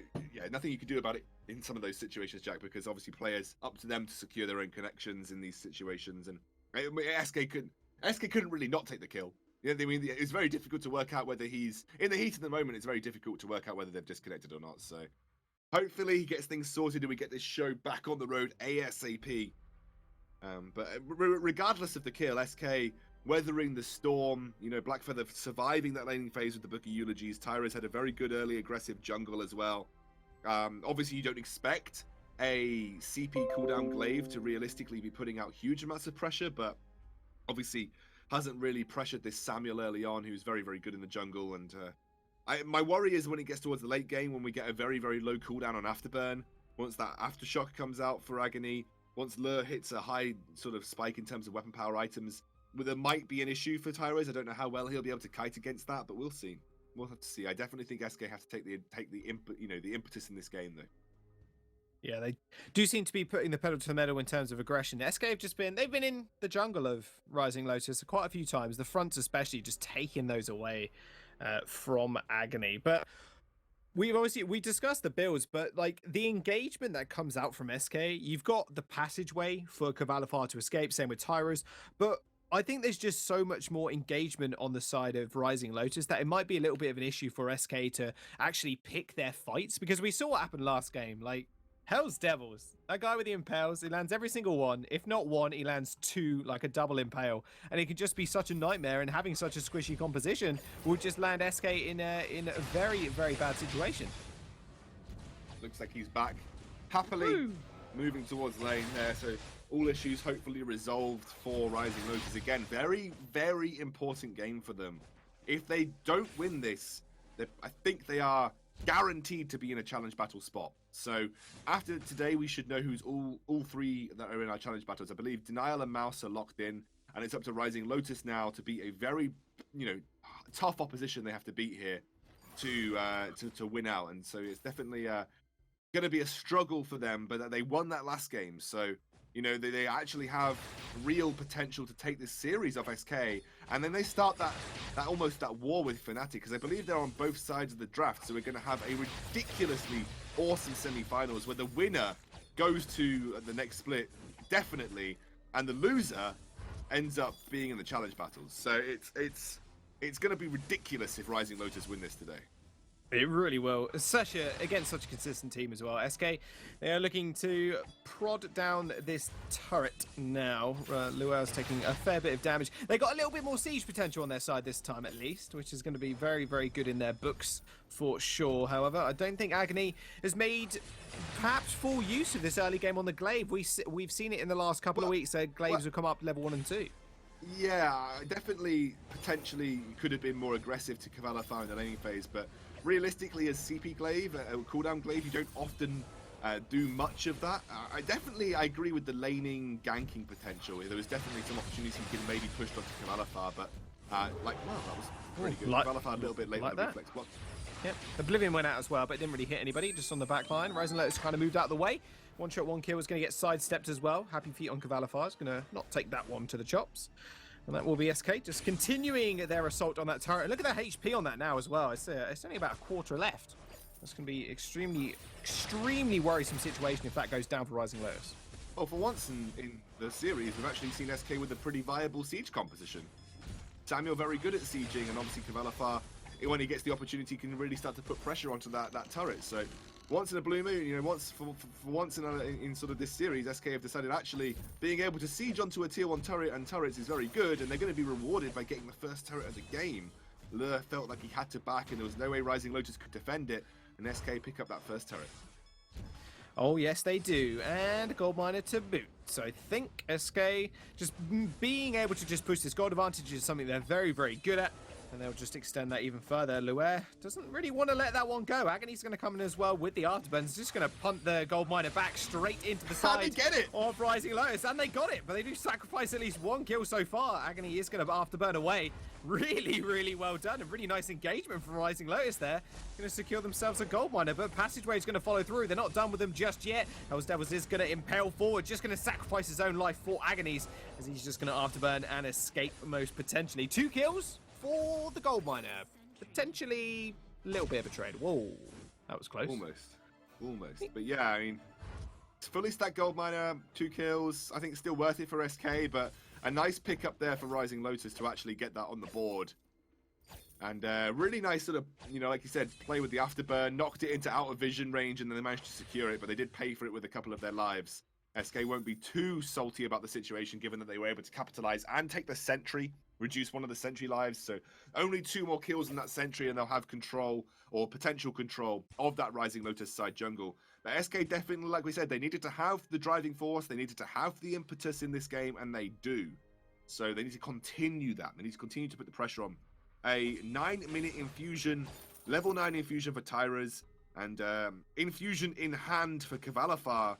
They want to fight. They definitely want to take advantage of this ASAP. You've got the Frostburn now for Tyras. He's picked up a Piercing Shard. Kavalafar might wait to level 8 to at least proc this infusion for the fight, but they are thinking that a fight is going to happen soon. No, Impel does come out. Hell's Devils finds his mark, and he finds his mark well. Tyras you have to kite back, but no, Kavalafar's the one you want to look at. He's doing so much damage in the back line. Agony ends up falling. Kavalafar taking a fair few turret shots, but that sustain from Jetpacks is going to be there. There's the 1-shot, 1 kill. It's going to land onto Tyras. They're still going to continue this siege onto the turret. Hell's Devils, not much you can do there, buddy. You're going to have to back off quite sharpish, as Tyras is going to pay you a visit. SK Gaming really putting pedal to the metal now. 4 kills, 2 turrets, and a nice, healthy gold lead of 3,000. Well, if you pick up a turret, it almost pays for the infusions themselves. So, you know, almost a worthwhile investment. They're going to get the Crystal Sentry potentially too, although Agony coming through might have something to say about that. Has hit that 2-item spike for the Glaive, by the way. The Aftershock actually oversteps potentially and has to back off. 6-second cooldown on that Afterburn right now, so very low cooldown for him. But yeah, got to say SK took full advantage of those infusions, got another advantage in terms of map presence, were able to push into the Rising Lotus side jungle. Would have been the cherry on the top if they managed to take out the Sentry, but they didn't manage to because Agony was up and ready to defend it. You know, I don't think that Sentry is going to be too long for the Halcyon Fold. I definitely think that SK are going to have huge advantages. They're wave shoving. They are wandering into the Rising Lotus side jungle. They keep flares up as well. Hell's Devil will see Rising Lotus, so Jetpacks and Tyra is over here. And now Rising Lotus, when they're trying to set up for it. Oh, man. I think a little bit of technical difficulty. There we go, we're back. Yeah, the Crystal Sentry did not go down. It just slides toward Kavalafar. Agony has found Kavalafar, though. Githian Wall into the stun, into the Impale. Oblivion goes through. It's going to get blocked by Rising Lotus. Their Crucible on point that time. Kavalafar still climbing back, and sustain here from Jetpacks. Also strong yet again, and full HP again. Beautiful. Yeah, but the Fountain has gone down now for SK, so they have to be super careful. They're relying solely on that Lyra heal. Although that Lyra heal right now is very strong. Dragonheart, Crucible, Fountain, you know, you've got lots and lots of pieces of equipment that increase that healing potential of the Lyra heal right now. And SK going for a gold miner, now looking for a fight. Drifting Dark over the wall. Perfect placement here from Tyras. Ends up picking up one, and Agony's going to fall as well. Oh dear, Hell's Devils did not find himself in the right situation. Neither has Lure. Gets spotted out. Kavalafar kind of toying with him. Spin to win. Runs towards him. Gets the ace. SK Gaming 7-0. Can this be another perfect game from them? Remember, game number 1, absolutely perfect. Might just be the same case again. Oh dear, this is not good for Rising Lotus though, George. Remember, if they lose this, they are confirmed challenge battle contenders. And now they have 5,000 gold to claw back, a huge map disadvantage, and with SK hitting massive item spikes too. Does not look like it's going to be easy work. Rising Lotus think that they can find an opportunity here. Kavalifar going through. Ooh, he's going to get rooted, and he's going to get the Emerald. Agony's going to be there, but are they just going to want to trade back in? I think they are. They found Agony. Does have to use the afterburn away. Luer not really doing all too much in the front line here. Oh my goodness, what was that damage? Kavalifar picks up one. He picks up another one. Oblivion just for the zone. What was that? Those breaking point stacks really helped secure Kavalifar the kills there. Yeah, the execute potential of Blackfeather is just ridiculous. It really is. And now at 13 minutes into the game, don't think they're going to be able to end here, but they might be able to get one turret. In fact, SK might have to be super careful about how they approach this because the rest of Rising Lotus have spawned at this point in time. Yeah, Luer just comes up as well. Kavalifar is on the wrong side of the map right now. Drifting Dart coming through just to heal Tyra's up. He does get rooted. Agony's going to punt him back in. That Crucible a little bit late. Tyra is very low. Kavalifar still in this front line, not taking all too much damage. That Serpent's Mask really helping the regen. They are going to be able to disengage there, Scoundrel, but still taking a turret is all going to be worth it. Another pause coming through here. Make sure everyone's ready. This is such a crucial game for both teams. SK obviously want to try and give themselves that opportunity to get first place. Remember, you might think that just staying into split 2 is important, but every point counts for these teams. Remember, if you are top 2 in your region and you come to the live championships on points, you will skip the entire first day. You will already qualify for the second day of live championships. That's how important these points are in the VG8 right now. So it's very important that you're absolutely on your A game. You're searching for every possible point, even if you are confirmed for split 2 already. It is so important because you want to get as many points in split 1 to carry over to split 2, so that if you get through split 2 and you end up top 2, you have already qualified for day 2 of live championships. That's super important. SK are in a position to potentially do that. They are going to want to win this. They're going to want to win tomorrow. They're going to want to win the whole weekend, so that they put themselves in a position where obviously they'll be incredibly dominant going into split 2, which gives them the best situation to go into the live championships with. So lots and lots to play for still, even if you're already in that top 5 position where you're going to be safe from those challenge battles. Yeah, the more points, the better, basically.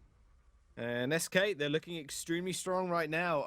Is this going to be, like, they seem to be able to take perfect games, then kind of slip up and let the game kind of snowball against them. That's exactly what happened to them in game 2.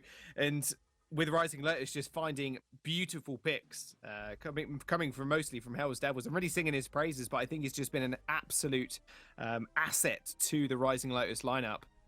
As, hopefully Hell's Devil's been good, but this game it's been really tough for him because you got to say Kavalifar on this Blackfeather has been fantastic, and Tyra's been able to control, and I think it's Tasty Bacon zoned it. You said it very nice. The zone control from SK has been fantastic. You know, they've been basically any situation where Lure Agony are trying to find positional advantage. The Frostburn Samuel comes out, makes it very difficult for them to find that position. Kestrel tries to slip into active camo. Suddenly, these big splash damage Malice and Verdicts come out that slow her down, reveal her, make her a prime target for Kavalifar to just use his Rose Offensive and find one of those, executing blows. So it's been a really good composition thought out from SK, and they needed to be the team that was driving the game. You know, they needed to be the team that was in the lead and pushing their advantage. And my word, they have this game. They have not rested on their laurels at all.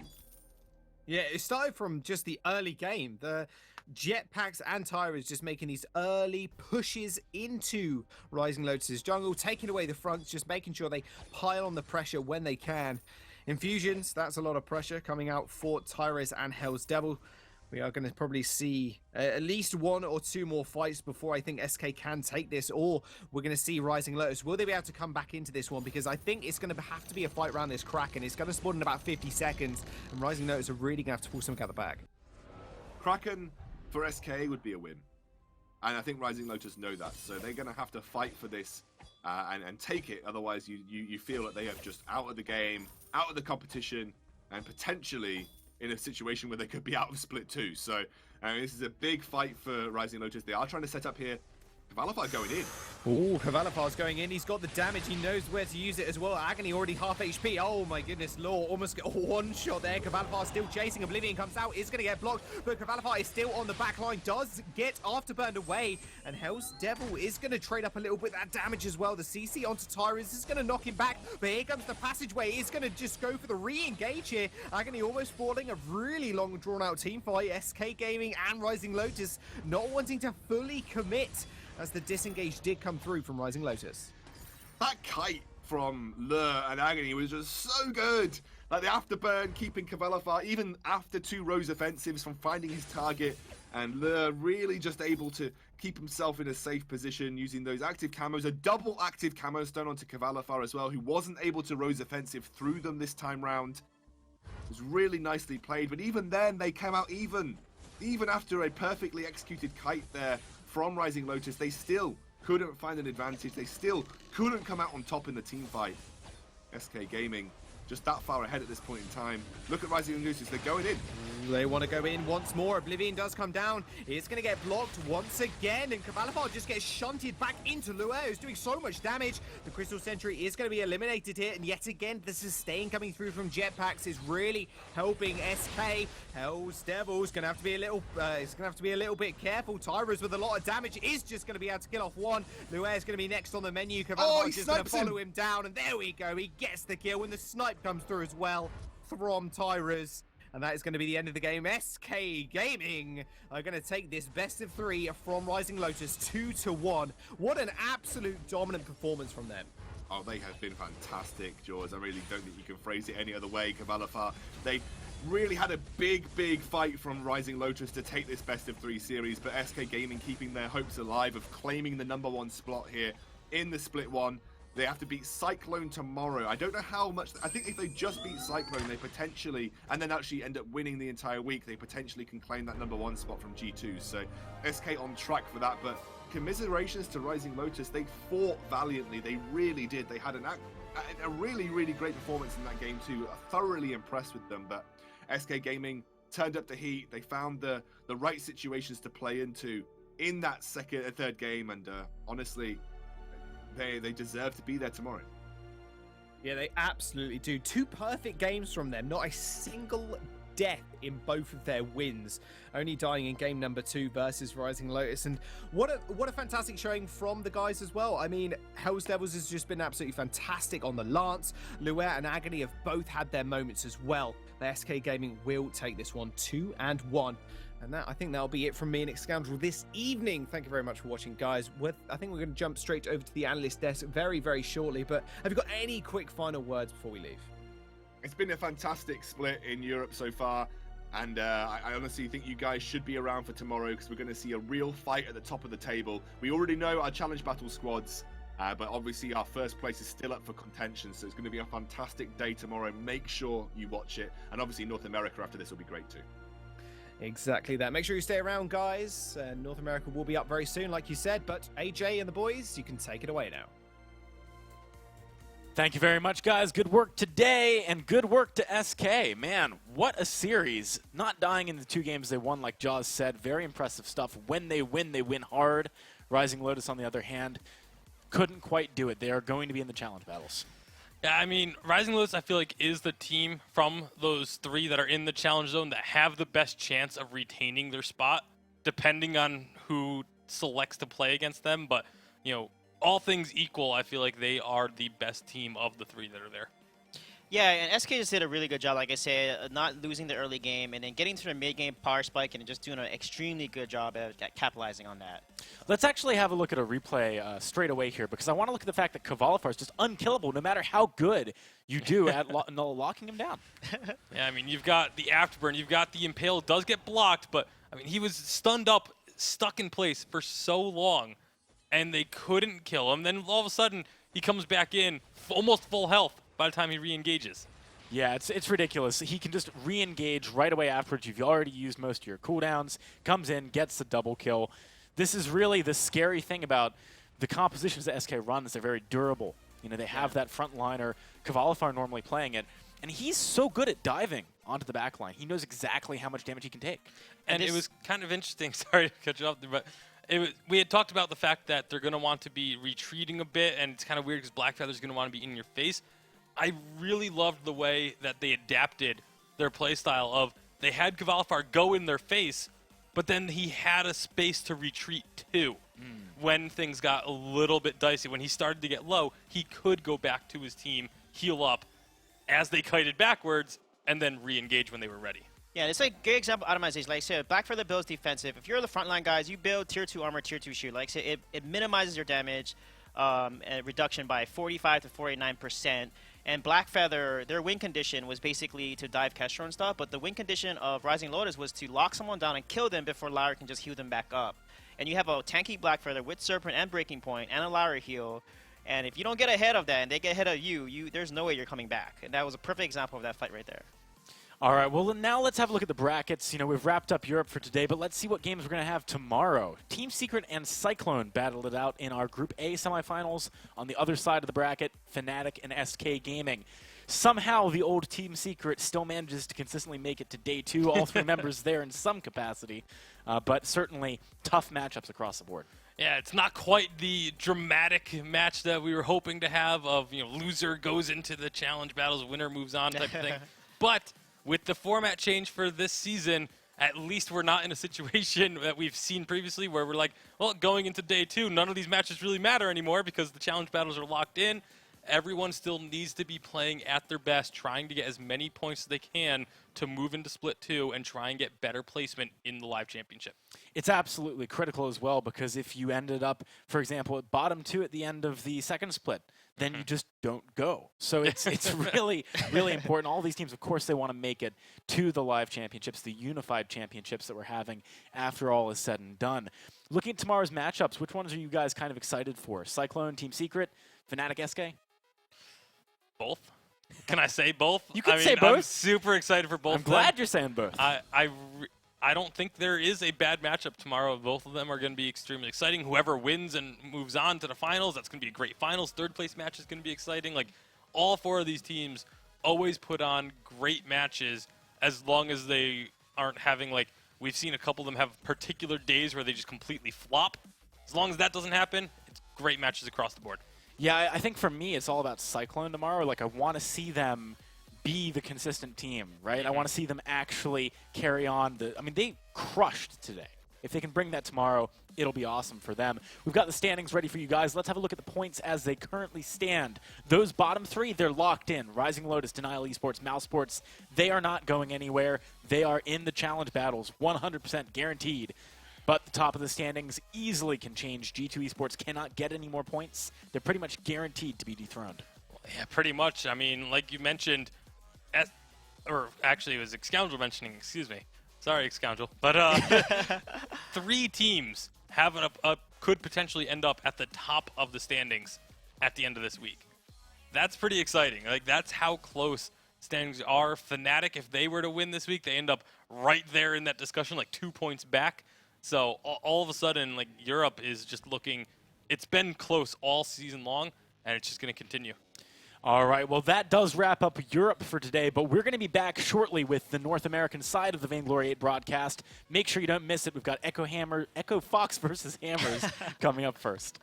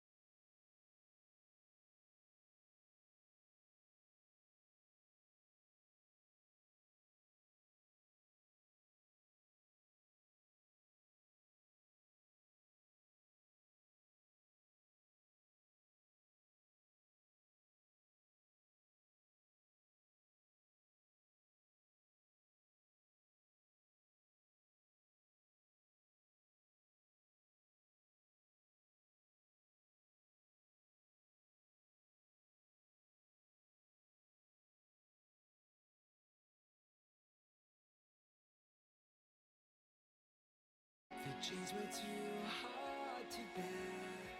I believe there's a place where I belong, and you do too. It's not far away. If only it were true. I believe that the waves won't take me down when I'm not alone. I cannot come back this time. No, I'm not coming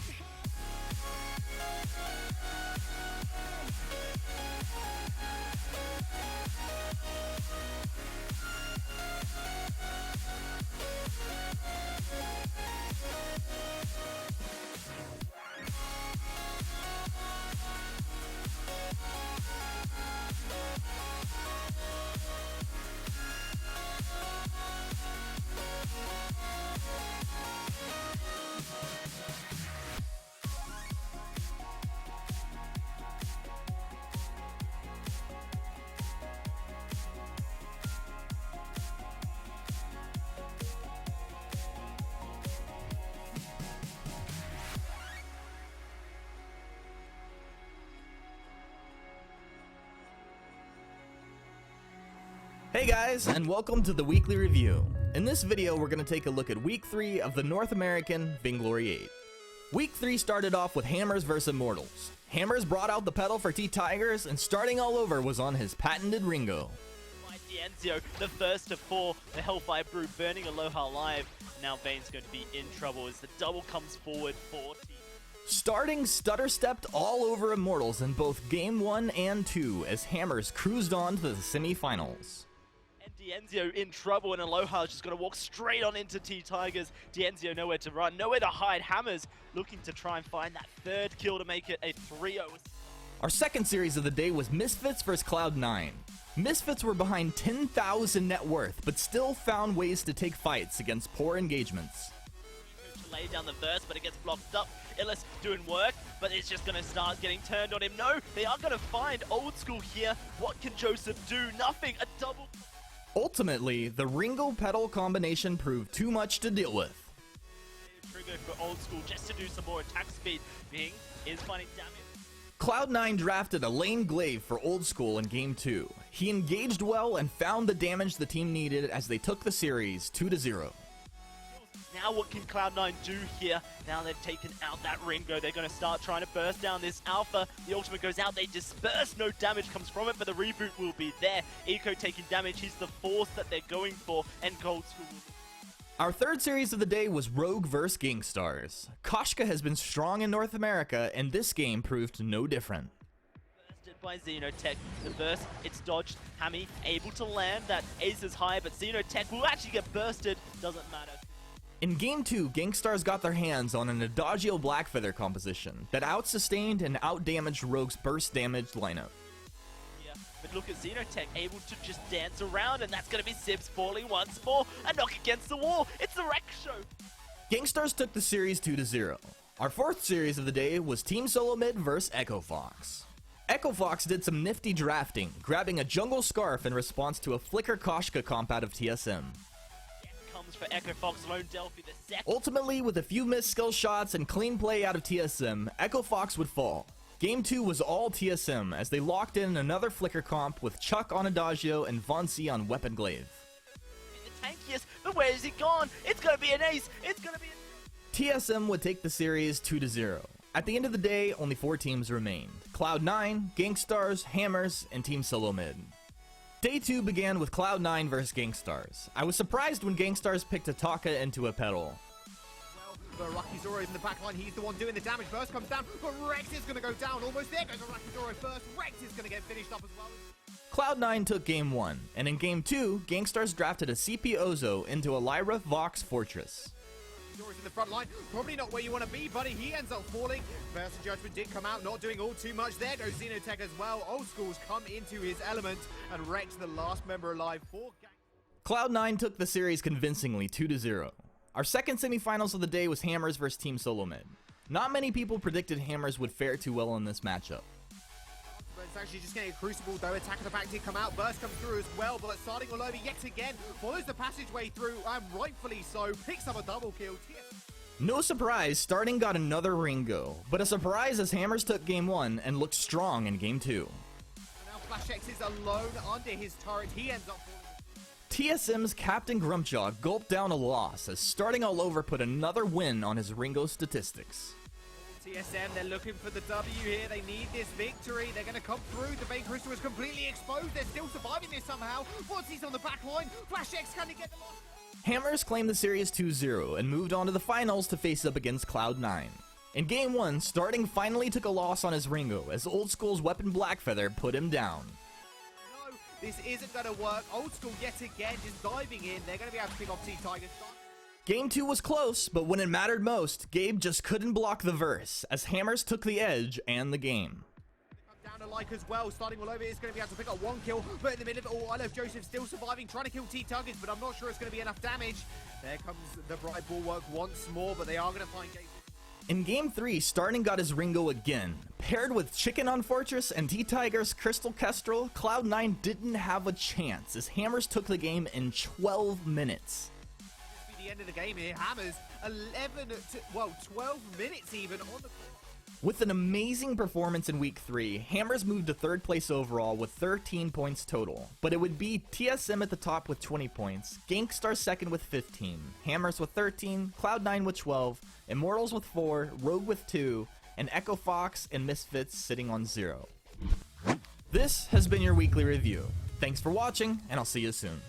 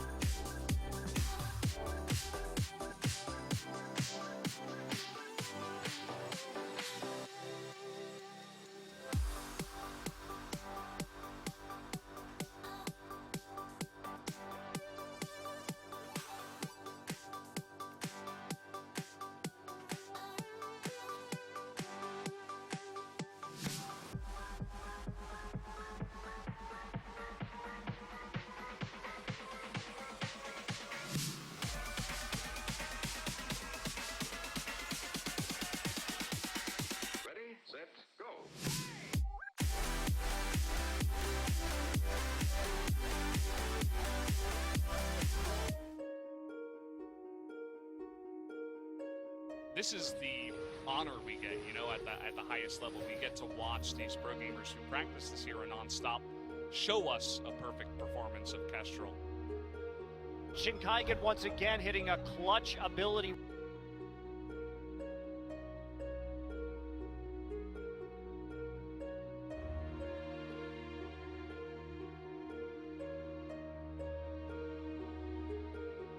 So now, go out there, save some allies, and be the hero that your team needs.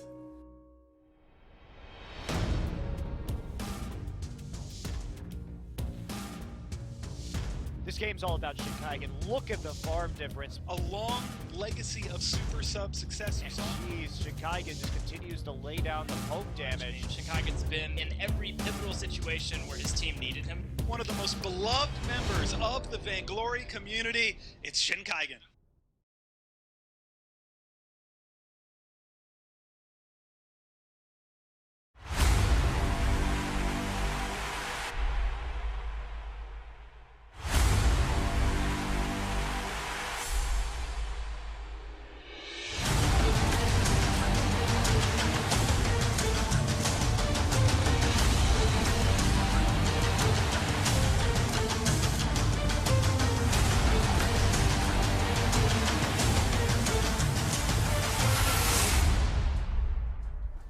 Hello, ladies and gentlemen, and welcome to the Vainglory 8. My name's Action Jackson, here with Tasty Bacon and Sweet Generous. Awesome to have you here, guys. It is going to be very exciting to see Shen return to the competitive scene. I just wanted to give that a moment, because obviously an absolute legacy of a player, very, very well known in the community. It's going to be exciting. I wonder where he's going to end up. There's quite a few teams that could definitely use his help, so who knows?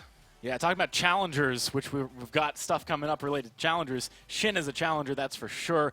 Going to be very interesting. Also, Sweet J, we got to give you a chance to introduce yourself to the viewers here. Obviously, you've been on a plethora of pro teams, current coach for Immortals, and our new analyst. Yeah, and I've been in the competitive scene for a long time. Been playing Vainglory since the Singapore beta 2 years ago. Played on VIP back in the day, right? Nemesis actually as a jungle carry. And then on Hammers, and played with Xenotech, T-Tigers, Gabe Vizzo, Cole, Miko, so many all-star players. So hopefully I can bring some of that experience to the desk for you guys here today. I think we've already seen that during Europe. If you missed it, you should definitely go back and watch the VODs. But for now, let's start talking about North America today, because there are some very important games coming up. In fact, almost all the series have a huge amount of weight behind them, because we have clear top 4, clear bottom 4. We need to work out the clear bottom 3. I cannot wait to see who's actually going to end up in those spots. Let's have a look at the standings now and talk about those teams. At the bottom 4, we have Immortals, Rogue, Echo Fox, and Misfits. Any one of them with a good week, if the other games went the right way, could end up escaping. Yeah, there's one matchup that's going to be incredibly important. A little bit later on, we'll talk about that. But like you said, they all have a chance of getting out of that challenge zone if they can have a very strong week and they get a little bit of help. So, you know, you don't perform the first 3 weeks, you put yourself in this situation where you need the help from other teams. That is very true. Let's have a look at the schedule and talk about the games we have coming up. First thing is going to be Echo Fox versus Hammers, then Team Solomid and Misfits, Immortals versus Rogue, and rounding things off, Cloud9 versus Gangstars. Sweet, what are the games we got to watch out for here? Definitely, I think Echo Fox and Hammers will be going, because I think Echo Fox is a team with so much potential. They can actually win a weekend if they play extremely well and execute their drafts really well. And of course, Immortals versus Rogue. That's a critical one. That if Rogue wins, they can pull out of the challenge battle. If Immortals wins, and they're still clear of it. So that's a very crucial one to watch as well. Yeah, it's going to be very, very important. Let's have a look at the brackets. We can talk about the semifinals we might see tomorrow. Echo Fox, Hammers, Cloud9, and Gangstars are in Group A. In Group B, we have Team Solomid, Misfits, Immortals, and Rogue. So, Cloud9 and Gangstars meeting in the first round, that's particularly interesting from a sort of overall seasonal perspective, right? Because you're looking at points across the entire season in the build-up to the Unified Championships. They're currently both towards the top of the standings. One of them doesn't get too many points this week. And Gangstars has been in the finals the first 2 weeks. Last week is Cloud9 that knocked them down to their third-place game. But what's most interesting to me about that is we do have the chance for another TSM Gangstars matchup in either the finals or third place if they can both win. Yeah. And on top of that Twitter drama, guys, Gabe was like, we supposedly 2-0'd the second best team in NA when they beat Gangstars 2-0 last week. So this is going to be a grudge match to watch for sure. Absolutely. But another match you guys got to pay attention to. It's our first game, Echo Fox versus Hammers. Now, Echo Fox, they're currently sitting with 0 points at the bottom of the standings. Hammers went on to win last week. They've been consistently inconsistent, but consistently better than average, right? Like they've been getting better every week. Yeah. That's the thing that's been scariest about them. It's going to be a question of if they can keep it up.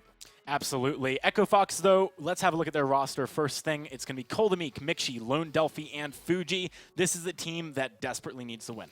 Absolutely needs some points here today if they want to avoid the challenge battles. The North American challenger teams are looking stronger than they ever have. I would not want to be on any of these rosters in that challenge zone when this week is over. All right, and let's have a look at their opponents. It is Hammers. We've got Chicken123 starting all over T-Tigers and Max Green. Yeah, I played with all of these players except for starting all over, and they're such an aggressive and decisive team. So if Echo Fox can out-engage Hammers and initiate Hammers instead of Hammers being the aggressors, Echo Fox can put up a fighting chance here. And that's what they need to do potentially. Like, let's talk about their game plan now as we get ready for draft number 1. Echo Fox pretty much needs something surprising here. Like, they can't just keep doing what they've been doing. It hasn't been working. Hammers have been finding their rhythm. They've worked out. Okay, Fortress, key pick for us, right? So in the draft, what do we want to see from Echo Fox? Yeah, with Echo Fox, I feel like they get decent drafts. They need to execute their drafts. And one line I have is they're the kind of biggest victim of their own mistakes. A lot of time, Miko might get easily focused, or Delphi will go hard, but Miko's not with him. Or Cole may miss Fountain sometimes in some certain games. So I feel like they need to execute and play together with that synergy, and they can win and beat Hammers. On the other side, though, I mean, Hammers, what are the keys in the draft for them, do you think, Big? Ringo. just first and foremost, Ringo is so important for Hammers. I mean, it's not a required pick for them, but it's one of those ones that if starting all over said himself, like people are calling him a Ringo one trick, and his response just, it's my best hero. If it's available, of course I'm gonna play it. Like, why wouldn't you? Yeah, that's a really important point to realize, right, guys? Like, if you have something that you're just 100% win rate on, or you win 90% of the time on, why would you pick something else unless someone makes you? Maybe Echo Fox will make Hammers pick something else, but Hammers could even lock in the first pick Ringo. Yeah, Hammers will probably take Koshka here, I believe, because there's so many other weapon power junglers. T-Tigers on Koshkas. There's so many other weapon power laners that they can pick if they don't get Ringo, so I believe they should be picking Koshka here. And hopefully Echo Fox has a draft strategy against this, which I believe they do, because Fuji knows their preferences, and I think they're going to come in prepared here. And the thing for Echo Fox is, I mean, I completely agree with what you said earlier. They do have solid drafts. It's just a matter of actually performing on them, and that's been the biggest story for Echo Fox is they have very clearly been underperforming. I mean, Fuji has even came out publicly and stated that he feels that the team has been underperforming, and they're just trying to fix that, trying to figure out what they need to do to get these players to perform to the level that they need to be at. Absolutely. Echo Fox now taking a bit of time on their first pick here. Might as well make sure you know what you want to do into this Koshka 100% of the way. It is a very important first pick. Lance going to be the answer, Ringo banned. Yeah, I like this because Lance, as long as they fight toward their win conditions, fight along walls and corridors, Lance can shut Koshka down pretty hard. He can actually stun Koshka out of her ult as long as she's ulting a carry along a wall. And I like the the Lance pick there too, because Koshka is normally trying to find fights in the jungle, not because she doesn't get any bonuses for being near a wall or anything, but it's just much easier for her to be that hyper aggressive type of hero when she's making those moves through the jungle. So Lance can definitely find opportunities. Yeah, so this six heroes, Lyra, Adagio, Koshka, Lance, Glaive, Ringo, are normally always picked or banned the first round. So it's very interesting to see the NA meta here, and I feel like with Echo Fox here, I think picking up Vox will be pretty strong here because Vox is actually pretty decent into Koshka because he's a pretty mobile hero and can stack pretty fast. So let's see what they decide here. Miko has a great Vox. It's a really interesting comparison watching Game 1 of North America compared to Game 1 of Europe, right? Because in Europe we were like, all right, we know the meta, wait, never mind, Idris. And then in North America we're like, okay, everything makes perfect sense so far. But Hammers has the opportunity to lock in the rest of their comp. Maybe they surprise us a little bit. They already kind of have. We haven't seen a lot of lane Kestrel in North America. We really haven't. And it's going to be interesting to see starting all over, picking this one up, see if he can perform to the same level as his Ringo. The Fortress, I love the Fortress pick. This has been a pick that Hammers, when they've played it, have done phenomenally well with. I'm curious to see if it is Chicken or Max Green starting for them, though, because in the previous weeks, when they were aggressively going after this Fortress, it was because they had Max Green starting. I believe it is Chicken. Okay. Yeah, and this is a good pick. Kestrel is pretty decent into, especially if it's a weapon Kestrel, because her arrows are basic attacks, so they will proc the bleed if it hits the person that Fortress is bleeding. Echo Fox will need to be cautious here because Koshka Fortress is extremely strong early, so Tigers is going to try to snowball that jungle, and they definitely cannot fight with the Fortress ult up. They have to disengage and not pick fights when the ult is up. They actually need to pick fights with a good Lance engage and a stun to delete either Kestrel or Koshka. So I was going to say, it might be a little bit difficult here for Cole the Meek with the Lance, because it's going to be tough to choose. Do you want to try and go after the Koshka or the Fortress to stop the engages happening? But then I realized, what if Echo Fox were to take the Lance, put it on Lone Delphi, a player who has had phenomenal plays in the past on the Lance, take the Vox into the lane as a Crystal Vox against the Fortress, but it's not going to happen. So we get the Jewel coming out, almost certainly guarantees that it will be actually a jungle Jewel most likely. Yeah, I like the CP Vox here. He's actually good, especially when Fortress Wolves up. The CP Vox can delete all those Wolves quickly. And Koshka and Fortress will have to be on top of each other when Fortress engages, and Koshka has a tendency to dive in. So CP Vox can get a lot of bounce damage off. How does this Jewel work out for you, though? It's certainly not something we see a tremendous amount out of the jungle. Is it definitely going to go weapon? Is there any possibility we might see a Crystal Jewel? I doubt it. Jewel is good into Kestrel if Delphi is good at landing the rocket leaps. If he can jump onto Delphi, stun him, Delphi can do a significant amount of burst damage onto Kestrel. I'm also hoping that's a Crystal Vox. We talked about the Fortress and the Koshka going to be on top of each other, but Crystal Vox is also really nice with the Kestrel, or against the Kestrel, because when she goes invisible, your bounces are still going to be finding her and doing a ton of damage. So you can still hit her even when you can't see her. All right, give me some quick predictions, guys. I think if Echo Fox does not make mistakes and they have tight rotations and initiate and play more aggressive, they can beat Hammers. But if Hammers plays the early game, wins it, and is more aggressive than Echo Fox, then they're going to take it away. I'm going off the numbers. I just haven't seen enough from Echo Fox to allow me to put my faith in them. Hammers. All right, let's find out who's going to take this game home. We've got our shoutcasters, Dalsy and Forecourt Jester. Here we go, guys. It's the final week of Split 1 for North America, and what a juicy set of games we have ahead of us for Court. Hammers, they've got this very aggressive early game composition, a Dragon Blood contract as well on Chicken 123, so they're just going to dive straight into the jungle of Echo Fox and start trying to steal some of these camps.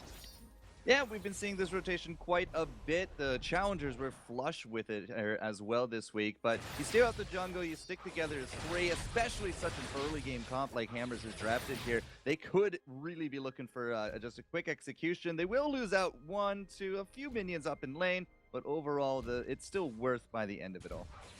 So it's worth noting for anyone who's joining us for the first time in today's broadcast that we are playing on update 2.2 here. Haven't quite moved over to 2.3 yet, so on the Tournament Realm server. So some of those changes that you guys have been playing so far haven't quite come to light for these guys. So nothing to really talk about as far as that is concerned, but it's a really important matchup. Fox, they're sitting at the bottom of the leaderboard. They essentially need a gauntlet run if they're going to start getting some points, and are actually going to get sandwiched here. Look at this, Delphi diving straight towards Chicken 123, starting taking so much damage. First blood's going to go to Fox here, and now they're looking for a second Chicken 123. Not going to be able to escape Mixi, and what great aggression coming from Echo Fox. A lot of criticism towards Mixi and, his ability to step up in this recent season. Well, look at this. Echo Fox are looking for their third kill onto T-Tigers. This kitty cat nowhere to hide, and he shall be going down very shortly, I feel. Perhaps can take Cole the Meek with him. No, he's just looking to escape, and perhaps escape he can. Is going to be a hard task too. Here comes the sandwich move. Mixi looking for his third kill, and he will find it as well. 3-0 to Echo Fox. And 3-0 is going to be a fantastic start. Fox kind of surprising Hammers with their aggression there. Ooh, yeah, no, look at this, and looking to try and get one of their own. That's a great glimmer shot, gonna find the kill. Cole the Meek should be able to escape. It looks like Delphi wants to try and find some aggression onto Chicken 123. Should be able to find a kill, but may go down as a sacrifice. There's the jump away. Gonna dodge away from the glimmer shots. Only one more needed. Ken starting hit it. An auto attack should do the trick as well. He's under the turret. He's just about escaped starting here. Wow, Lone Delphi showing up. And this is incredible stuff. I was talking to Fuji this week, and they've been working so hard as a team, Echo Fox, to try and find their synergy, try and work out what's going wrong. It seems like they've come into this matchup here and they've got something to say. Starting all over is going to get caught out. Maybe Mixi can find a 4th kill. This Kestrel looking to try and escape will be able to so far, and T-Tigers and Chicken123 going to show the aggression on over. But explosive start to our first game.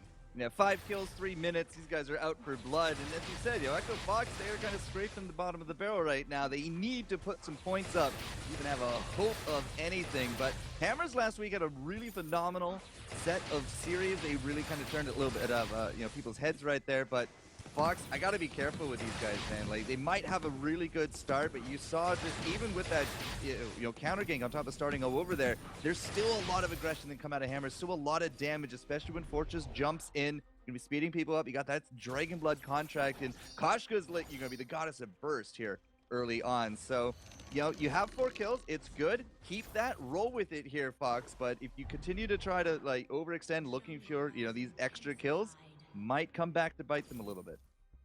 Certainly will. Despite the early kills coming forward for Echo Fox, you look at the gold and actually it's Hammers who are in the lead due to just the CS leads that they've built up so far. So, it's great to see Echo Fox drawing that early blood, but it doesn't necessarily mean too much so far. Yeah, and again, like, getting those 4 kills took a lot of farm away from Fox because they were just all over the full, just chasing, looking for the kills, the counters. Well, it's going to be a dive here onto the turret as Echo Fox trying to defend their turret. They will be able to push Hammers away from it so far, but a lot of early aggression goes down, and it makes no surprise that Hammers are looking for those objectives. The kills are great, but the objectives are where the gold really lies. And so with that turret under half HP, you can see Chicken123 starting all over in that top bush, just waiting, hoping for Mixi to push up. Not going to happen. All right, so starting and Chicken just going to hold down the lane, no problem. Mixi's going to go home, picks up first item, so 5 minutes, alternating current, pretty on track for his own farm. Only 20 of the last hits. Starting now is, again, at 40. And a lot of this was due to the fact that Fox was out chasing kills rather than farming, so we'll have to see if they can defend turret. Doesn't look like it will. That turret will fall down, but Lone Delphi's looking for blood and starting all over will bleed. Chicken123 trying to escape here. Nowhere really for this Fortress to go. Lone Delphi will be the one told to deal with the Fox, the Fortress, the Wolf, and it will be Echo Fox picking up another 2 kills now to put a bit of pressure onto the turret here since they lost their own. I wonder, this CP Vox coming forward, we've seen a lot of weapon power Vox so far this season in the Vainglory 8. It takes a long time to scale up, and so Echo Fox are really putting those eggs in the basket that they can make it to the late game. Yeah, but Lone Delphi so far has been just a machine gun with the Thunder Strikes. He is going to be that weapon, and just like, they can do things like this. Well, they're looking to do some more as Tiger is going to take a low aggression, starting all over. Catches Lone Delphi in that active camo, and Echo Fox are just looking to walk away from this fight. No need to go for it. A Sora Blade picked up for Lone Delphi here. This scoreboard is very confusing to look at, so let's break it down. 6-1 to Echo Fox, but a turret for Hammers, and those CS leads mean that Hammers are actually ahead in gold by 1,000. And they're probably not going to be dropping that unless there's going to be a team fight. Because, again, the combo here for the early sustain is going to be Lone Delphi and Cole the Meek, right? Leaving Mixi just to get off the damage, keep getting those autos out, keep getting the resonance bounces. Like, that's a big combo here for Fox that they need to kind of use to curb down the aggression. Just like what our analysis said, with Hammers, they kind of gonna run at you, right? And that's where the resonance is going to shine. It's where Mixi's going to shine. But as long as we have the peel, and they keep running at Fox, and they just keep getting hit by Impale, the Githian Wall, the Rocket Leap from Lone Delphi, then that stops up a lot of their aggression. So I think Fox are okay in a position, but again, they can't overextend themselves. Certainly can't. I can see the kind of draft conditions that Echo Fox have dealt with here. Super aggression from Hammers, they're going to have to be in the faces. Vox obviously thrives when he can get into range, and especially CP Vox, those bounces with the Resonate can do a lot of damage. So Echo Fox are kind of saying, hey Hammers, we want you to jump on our faces, we want you to fight us, but they're in a bit of a corridor here, exactly where they want to fight with the Lance, with the Jewel, with the Vox, but they're not 100% confident. Here we go, straight on to starting all over. He is going to be able to escape for now. Here comes T-Tigers looking to get into the fight, and into the fight he will. That is going to be him bursted down though, as it looks like Echo Fox want to try and turn this, starting all over. Definitely laying down damage, but no one going to fall just yet. The fountains used to heal everybody up, and now Echo Fox, they're starting to fall back a little bit, try and get some of these treants heal on up. T-Tigers going to do the same by the looks of things, but Delphi able to secure that. Yeah, it's just holding on to their jungle, holding on to their lane here as well is going to be very important. And Fox didn't die. That's a big thing right there. They did not drop a kill. They're able to maintain their farm, and that's not really going to be, going Hammer's way, because they were looking for kills. They're looking to push, steal out the jungle, perhaps grab, this gold miner. He's sitting here nice and full. That's a lot of cash up for grabs. But because they didn't get that, because Fox is still here, they're now kind of into this, a little bit of a stalemate. Now, again, the gold, not a huge difference at the end of it all, but this could have went way worse for Fox had they succumbed to any of this first. Absolutely, they're definitely dealing with the Koshka's early game presence. As far as the kills are concerned, only given up 1 death so far. Now a bit of a brawl in the lane here as both teams start to throw poke back and forth, but it is currently starting all over, taking the brunt of it as a big red button flies out. Weapon power, Lone Delphi, it's not going to do huge amounts of damage, but it is going to force starting all over to recall. Yeah, and with that recall, Chicken, he's also now rocking into the Crucible. We're starting to find that second item. Starting over has his ready to go for the next fight. So the power difference right now might be a little much. Hammers, I think, would actually just hands down kind of win the next fight unless we're about to dump a lot of gold right here. But Hammers might actually be sniffing this one out. Got a glass picked up for Mixi. That's 2 items now. That goes a long way to rebalancing this. Fox. Yep, so the next fight, maybe not as clear-cut as it once was, but certainly excited to see how it all goes. Both teams starting to head back into the lane. Fox trying to push it on up as T-Tigers makes his way up from the jungle as well. Fox, they're dominating the bush. They're trying to just move as a team, talking to some of the players. The one thing that they said they're struggling with is shot calling. They haven't quite found their leader just yet, as all the team players on Echo Fox are quite passive. And, Lone Delphi was telling me that they haven't really been able to work out what they're doing in a game. But it seems like, this week they put a lot of effort into it. They're shot calling, moving as a unit, trying to make those moves, trying to make those plays. Definitely seems like a different Echo Fox, and it's great to see that week in, week out, these guys come into the competition and they just look better and better. Here's the engage. Chicken 1, 2, 3 taking huge damage, but Lone Delphi has to fly out. Oh no, that's Mixi caught up in the Yummy Catnip Frenzy, trying to escape, but he will not be able to. He falls down, and now Hammers are looking for the ace here, as they're going to find a double, looking for the triple. There it is. T-Tigers on his signature of this Koshka. An easy fight for Hammers. The split right there from Fox was just devastating, because this is what Hammers was looking for in that last fight. You get the kills, you get the sentry, you take out the jungle. There's going to be a free and pretty clear gold mine, and now with the ace buff minions up, the turret goes down here as well for Fox. But now picking it up here, getting that triple on top of T-Tigers as well. That's going to be a huge amount of gold his way. But another big thing is after that split, we also had the double infusions. T-Tigers had one rocking in his inventory, starting it over. It actually picked one up during the little dance here in the middle. It was only Lone Delphi that was kind of sufficiently powered up in that regard here as well. So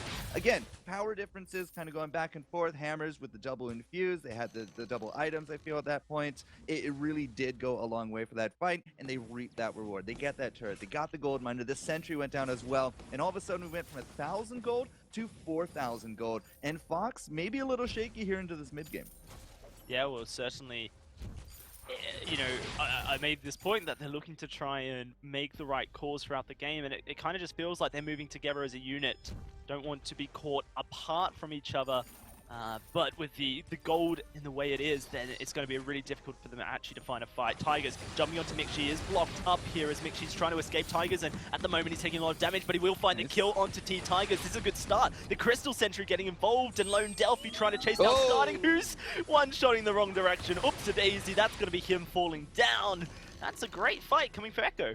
Oh, no, absolutely. Koshka just going so deep, looking for what she thought was just maybe Cold and Meek by himself right there. Doesn't have a lot of shield. I mean, he's kind of only rocking 2 items right now. You see the fountain, you see the war treads. Sure, I mean, the fountain has a little bit, but it's not like he's building up into that crucible or he doesn't have anything else to it. So thought perhaps they could burst him, thought perhaps that, they could leeway that into Mixi. Mixi with the block, that was pretty big to again defeat T-Tigers and this aggression.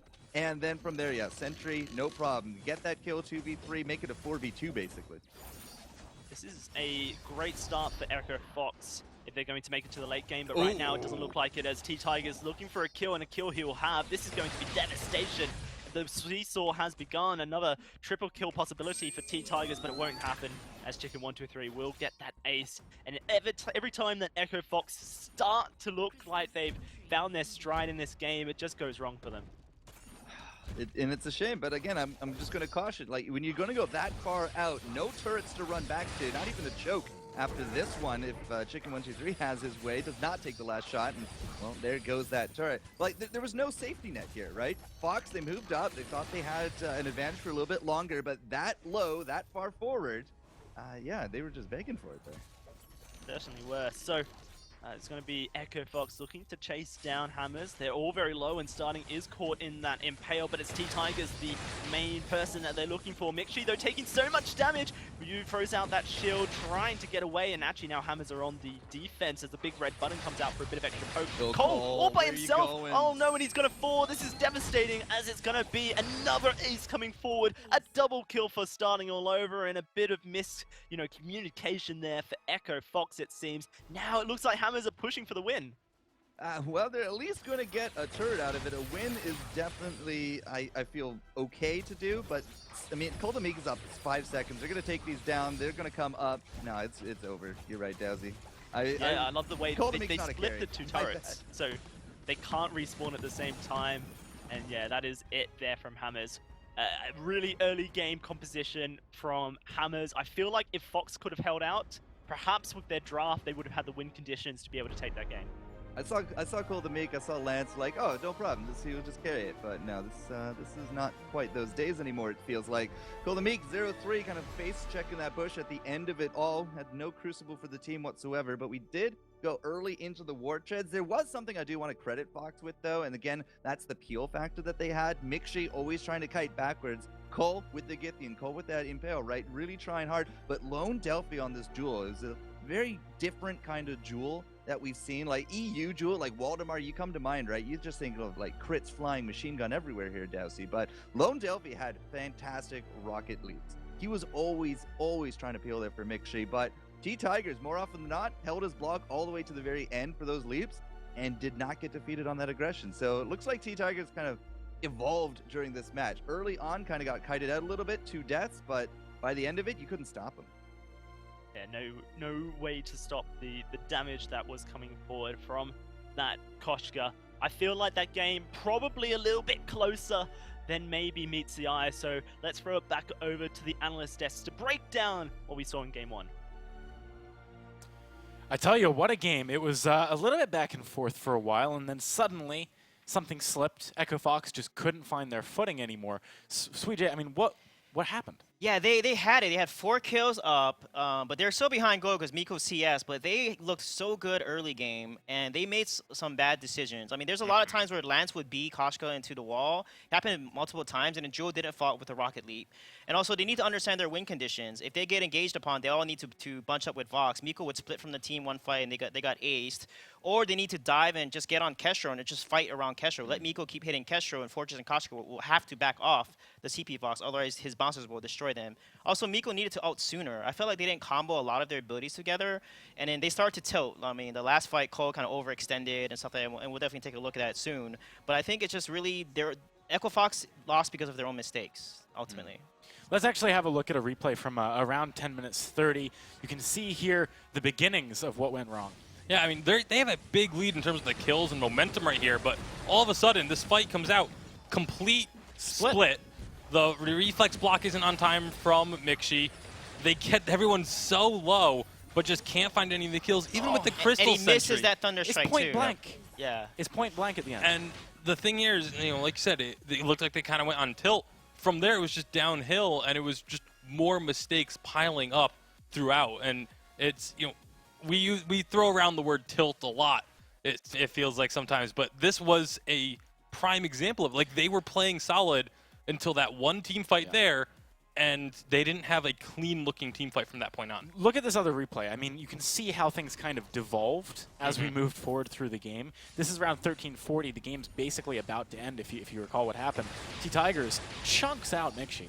Yeah, they're on the retreat fully, and then all of a sudden, hey, let's go back in when Cold Meek's so far forward, the rest of his team's nowhere near.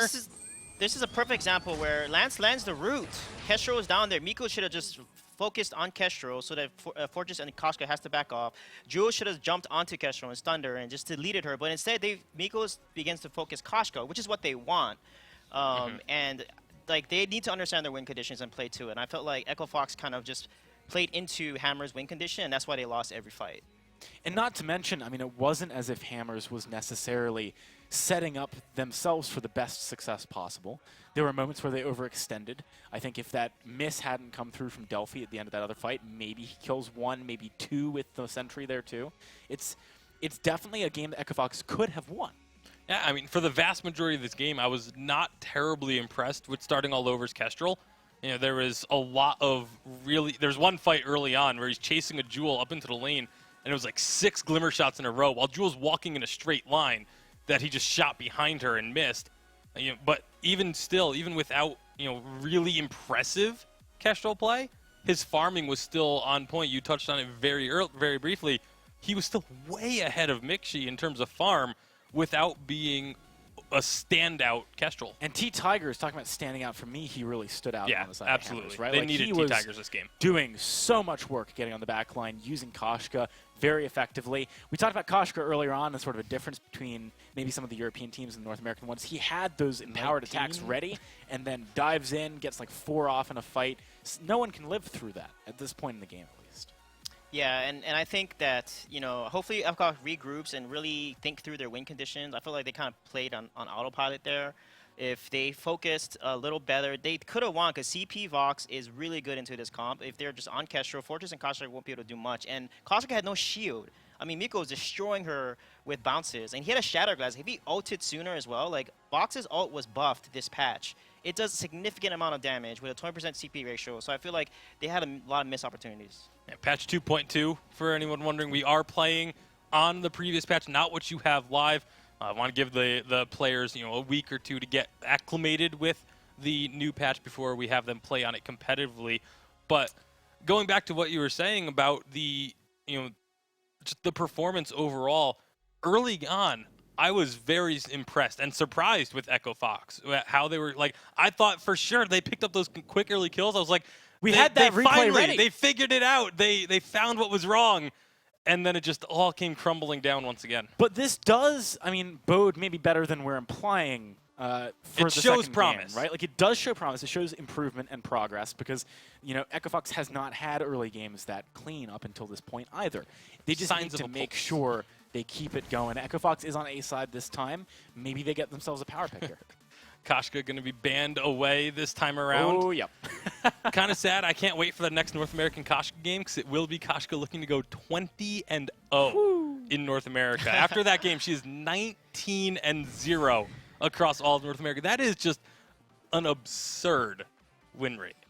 Yeah, and I think with Koshka here, Echo Fox should have not banned it and taken it away, because she's such a strong jungler if they know how to play it. So that was interesting to ban Koshka, which makes sense if they don't want Hammers to play and they want to pick up something different. So Ringo makes sense. Hammers always picks Ringo on B side. It's very predictable how they draft. They always put starting on Ringo immediately. So hopefully Echo Fox has a really good answer into this Ringo composition here. I mean, Lyra can be effective when paired up with something that can stick to the Ringo because you can just say, all right, we're fighting now an Arcane Passage in. The problem is, Hammers knows that. I'm sure they got something planned to deal with the Lyra or they would have banned it instead of Adagio. It's also pretty tough to stick onto starting all over's Ringo in particular. His stutter stepping has been phenomenal. And also the ability to block Atlas Pauldrons, which is one of the big counters to Ringo. He's been incredibly skilled at being able to prevent that from happening too. So I'm curious to see what they're going to grab to go around it. Could see perhaps an Arden come out, Petal for T-Tigers. I think they'll probably take Lance here for Hammers. I think Echo Fox, if they do pick Lance, Blackfeather is a really good pick because he's so mobile. He can dodge Lance's roots, and he's a pretty strong counter into Ringo once he gets his items and his defensive items. So we'll see how this is going to play out here. Hammers starting to eat into their bonus time a little bit, about 60 seconds of that left to pick something to go with this Ringo and to stop Echo Fox from getting something a little bit later on down the line. I do think picking up a captain here is a decent choice. Maybe Lance, like you were saying, but also I think Arden could be good. Arden is going to be the lock-in. Definitely something that complements starting all over. Gives him a lot of move speed. Echo Fox needs to take Petal and Blackfeather here for sure. Or if they want to play Gwen, that's fine, but Blackfeather will be a better option. This is the comp that Cloud9 ran against Hammers last week and beat Hammers with it. And they played Blackfeather into the Ringo because Petal and Blackfeather synergize so well along with Lyra and the heal. Lyra also counters Arden. Again, like I said, when she does a Bright Bulwark, 2 seconds up, Arden is inside it. He cannot use any of his abilities. He's pretty much disabled. So hopefully Echo Fox takes up the Blackfeather and the Petal here, and then Tigers can't play his signature Glaive. Tigers loves to play Glaive. He'll probably have to play like a CP Kestrel or a Samuel, for example, which is what options they'll have to pick here if Echo Fox picks those 2 picks. If Echo Fox does not pick the Petal, is it possible at all that we might see it go over to Hammers? T-Tigers has shown some success on that hero also. Yeah, I think it's risky. If they don't pick Petal, they're going to let Hammers play a CP Glaive with Ringo. That's very dangerous. CP Glaive is very bursty with Aftershock and Infusion, along with Ringo's Burst. That's extremely dangerous into any composition that they play here, so they definitely need to take Petal. Also, if they give Petal to Ringo and they don't have, if they play Alpha, for example, they might pick Alpha, and Petal is actually pretty decent to Alpha. So Jewel makes sense. Jewel could work here. I think they should definitely still pick Petal. It's pretty strong into Glaive, Samuel, or CP Kestrel that they want to play. And we'll see what Echo Fox is going to decide here. I'm not too sure if they're going to grab the Petal, because every time Echo Fox has picked up this Jewel, it's been for Lone Delphi. And so I don't think the Petal's going to go up into the lane. That would be a pretty big mistake as well. But, I mean, it's a tough choice where they could go for a captain here. And have the Lyra be in the lane. I mean, they could also pick Scarf. Honestly, Scarf is a good pick here. Scarf will be extremely strong with Jewel and Lyra, as long as they protect the early game of Scarf and let Scarf scale to the late game. It could work out here because there's no immediate stuns on the Hammer side, and if Scarf's ult is extremely strong when maxed, and against Arden, Scarf would work out pretty well. Oh, Petal, perfect. Okay, so it looks like it may be Mixi taking that Jewel. It doesn't feel exactly like Mixi's normal type of hero, but we've talked to Fuji recently about what they're doing in scrims and stuff. They try a lot of things. I don't know if they've tried this specifically a lot. I'd assume so. Therefore, I don't think you pull it out in week 4 of Vainglory if you haven't tried it. Well, I mean, at a certain point, you just got to take a risk, right? Because they are 1 loss away from guaranteeing. Yeah, Hammers will take CP Kestrel here most likely, because CP Kestrel is good against Lyra because there's no front line, so to speak. And CP Kestrel can outplay a Petal. It's really a skill matchup between Petal and CP Kestrel here. So we'll see what they decide. But I feel like Tigers will go with the CP Kestrel versus Samuel in this case. Hammers has a decent amount of bonus time here, but they're going to go for the Kestrel. Very likely CP, as you're saying. Sweet J. Yeah, I know my NA, guys. I know my NA. It's actually funny, because in Europe, me and Bacon were kind of making predictions, just based on comfort and like the EU meta. And you were like, I'd like to see a Koshka here, and there's no chance, right? And then we get to North America, and you're like, bam, bam, bam, like 90% prediction rate. So far. We'll see if it keeps up over the course of the day. But let's refocus on this game. How are these compositions going to execute? They're both pretty even. It's how the team's going to execute their comp. And looking at how, if Echo Fox does not make mistakes and they execute their comp, they will win. If Hammers is more aggressive, again, if they're more aggressive in making the plays and Echo Fox is reacting, then Echo Fox is going to lose. I mean, you have starting all over on Ringo. That's a win condition for Hammers right there. It's not terribly deep, in my opinion. It's let starting all over just go crazy. You have T-Tigers being a secondary damage threat now, so you can't just put everything into trying to shut down starting all over. And I love the draft coming out of Hammers. They allow T-Tigers to be that secondary threat, and it lets both of them really excel. How does the early game fare for these teams? Because Kestrel Arden isn't a combination, especially in North America, that I've seen a ton of. It feels like it would be pretty good, though. Yeah, Lyra and Petal are very strong early game. Petal is a sustain hero. Lyra is a sustain healer. So both these comps are strong. So I hope Echo Fox is going to abuse that and really shut down Kestrel early game. I think early on, what we should see out of Hammers is having Arden hang up in the lane, let Kestrel farm the jungle on her own, and rotate up early and often. Look for the side of Echo Fox to try and maybe go a step too aggressive in trying to harass starting all over in the lane, and use those massive damage coming out of a Crystal Kestrel's Glimmer shots in the early game to try and turn it around. Also, I mean, I don't want to go through every stage of the game, but I also do want to talk about the mid-game, right? Because in mid-game, it seems to me with the Crystal Kestrel and Ringo, and an Arden to like reposition them, force fights in certain areas, and give Starting All Over a little bit more durability during his biggest damage spike. That is, I think, maybe even the most powerful time for them. Yeah, I agree. Gauntlet will be very devastating to Echo Fox, but I feel like Lyra can make plays as well. What I want Lyra to do here, and hopefully Cole's listening, well, might be too late, but like what Gabe did last week is he would come up to the hero and then portal in the direction they want to run away. So if they go through the portal, they would end up still in front of the Gabe's team. So you don't want to portal into a Kestrel. You want to actually get in front of her face and then portal in the direction she would like to run away. And you have an option to engage through the portal, or if she doesn't enter the portal, then you can engage her right there. So hopefully Cole makes some really great plays with Lyra because his portals will be clutch in these games. All right, real quick, predictions. Hammers. I really want Echo Fox to win. I think they can do it if they just execute their composition well.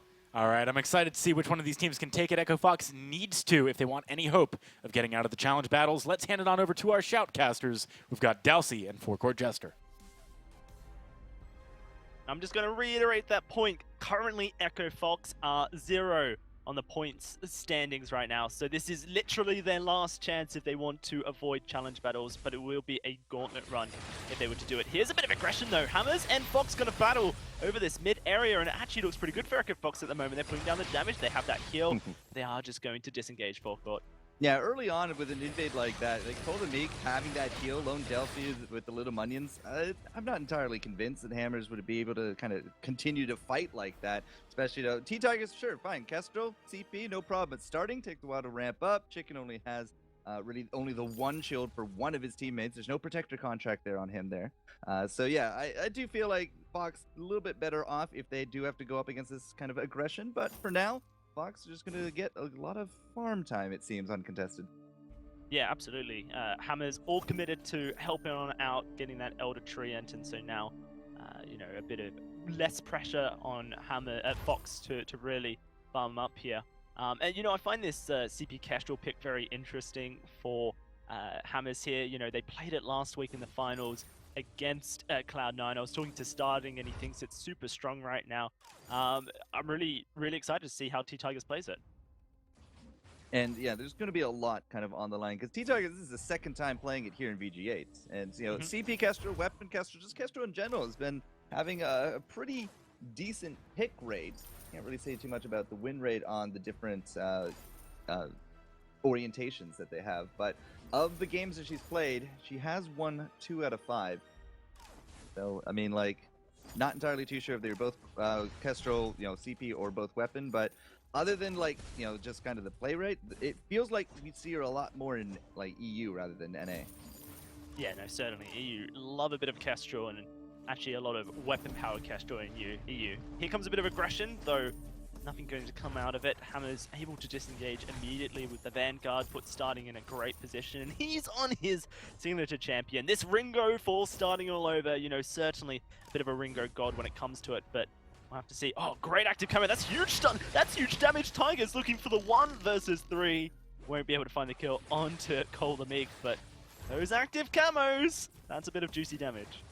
Especially when you have the time to set it up like that, right? T-Tigers, he saw it coming, he put it down, Chicken was right there to keep him healthy, and just you saw the explosiveness of it right there. I mean, Fox has had kind of jumped out of their seat a bit, and everybody has to they gotta make a decision. Do you continue on with this when you're really low, just try to use numbers advantage, or do you back off? And if T-Tigers can do that again and again, just gonna defeat the aggression to come out from Fox, then, well, we're gonna be already on the back foot this early on. No, definitely not the place you want to be if you are Echo Fox. And, Sui, he said it on the desk that the composition that Echo Fox was running in the previous game, they were starting to execute it well. You'd love to see them execute it this game, their win conditions, and I can certainly see how they can do it. I feel like that's just been the issue for Echo Fox, that their drafting has been on point. They know exactly what they want to do in the games, but when they actually get there, it's very hard to coordinate and take that road. All right, Chicken's up here starting. Here comes T-Tigers there as well. All right, just going to reveal themselves a bit. Could be a little bit more of a rumble in the lane right now, but Fox, again, just kind of getting pushed up against turret more often than not here. Yeah, certainly.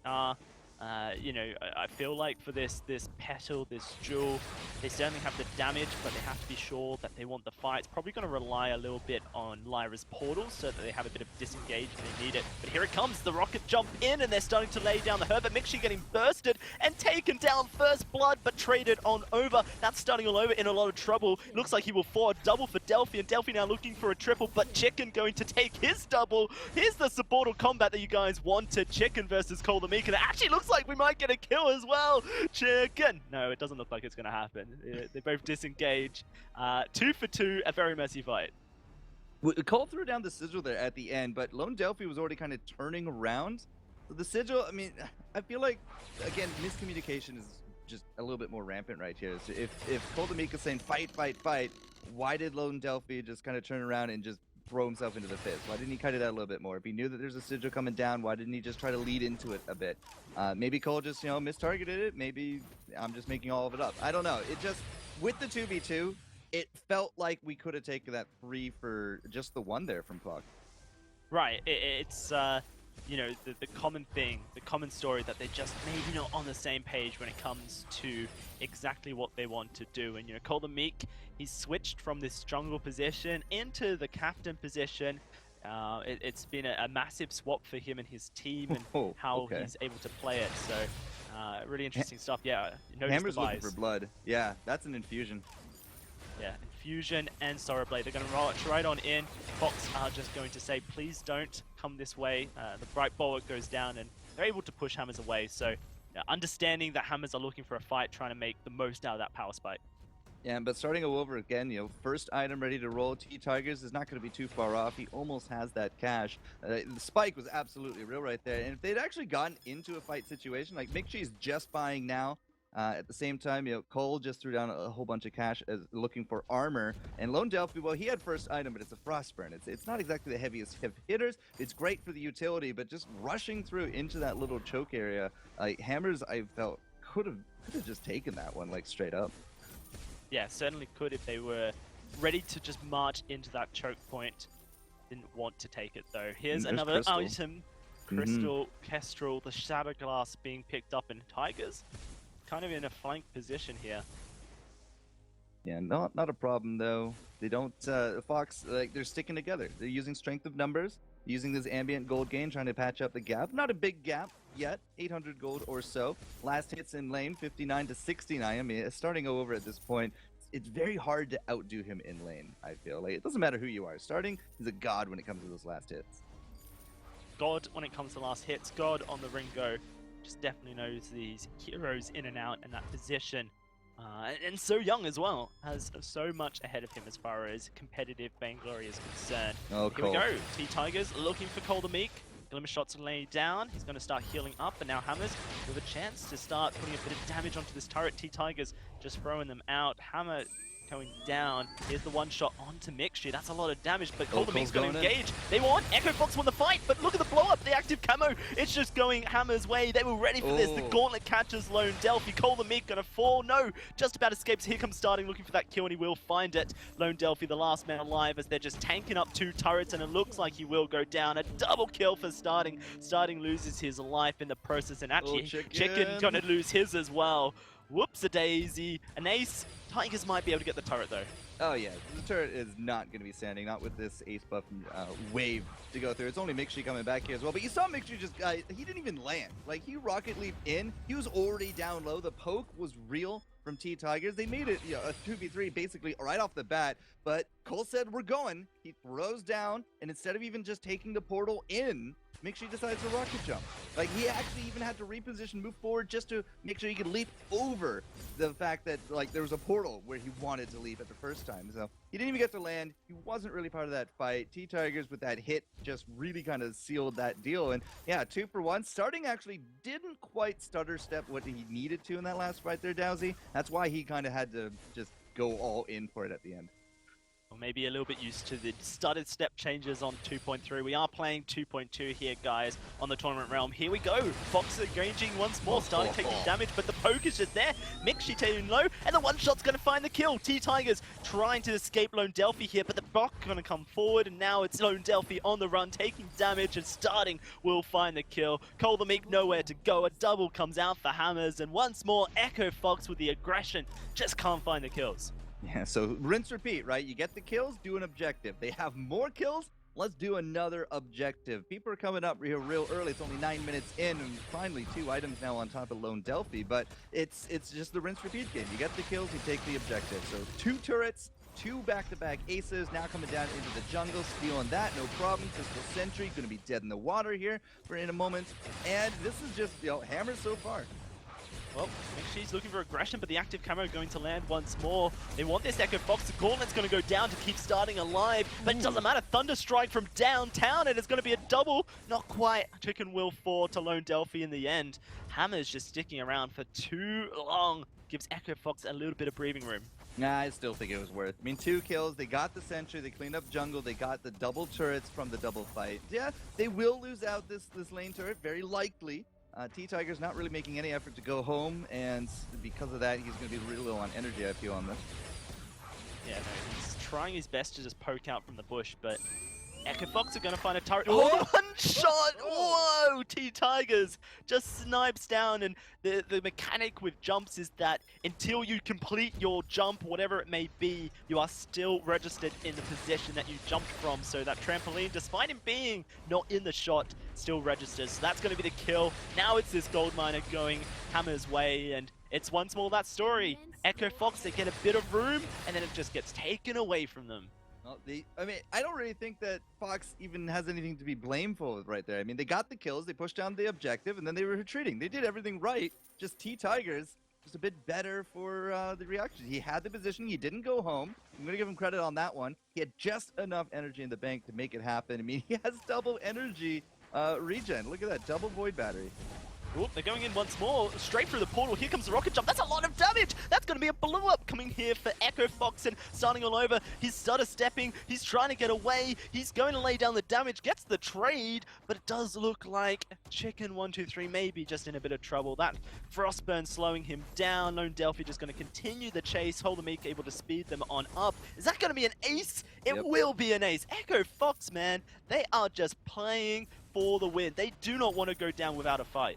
Yeah, but even taking these kills, though, if you can't back it up with objectives, the gold gap is not really going to go anywhere. So we're still down 2,500. And if you're looking at items, I mean, starting over, we've actually been purchasing a flurry of infusions ever since the 5-6 minute mark. But he's now looking at the 3rd item sometime down the line. T-Tigers has energy for days. He's almost likely never going home now.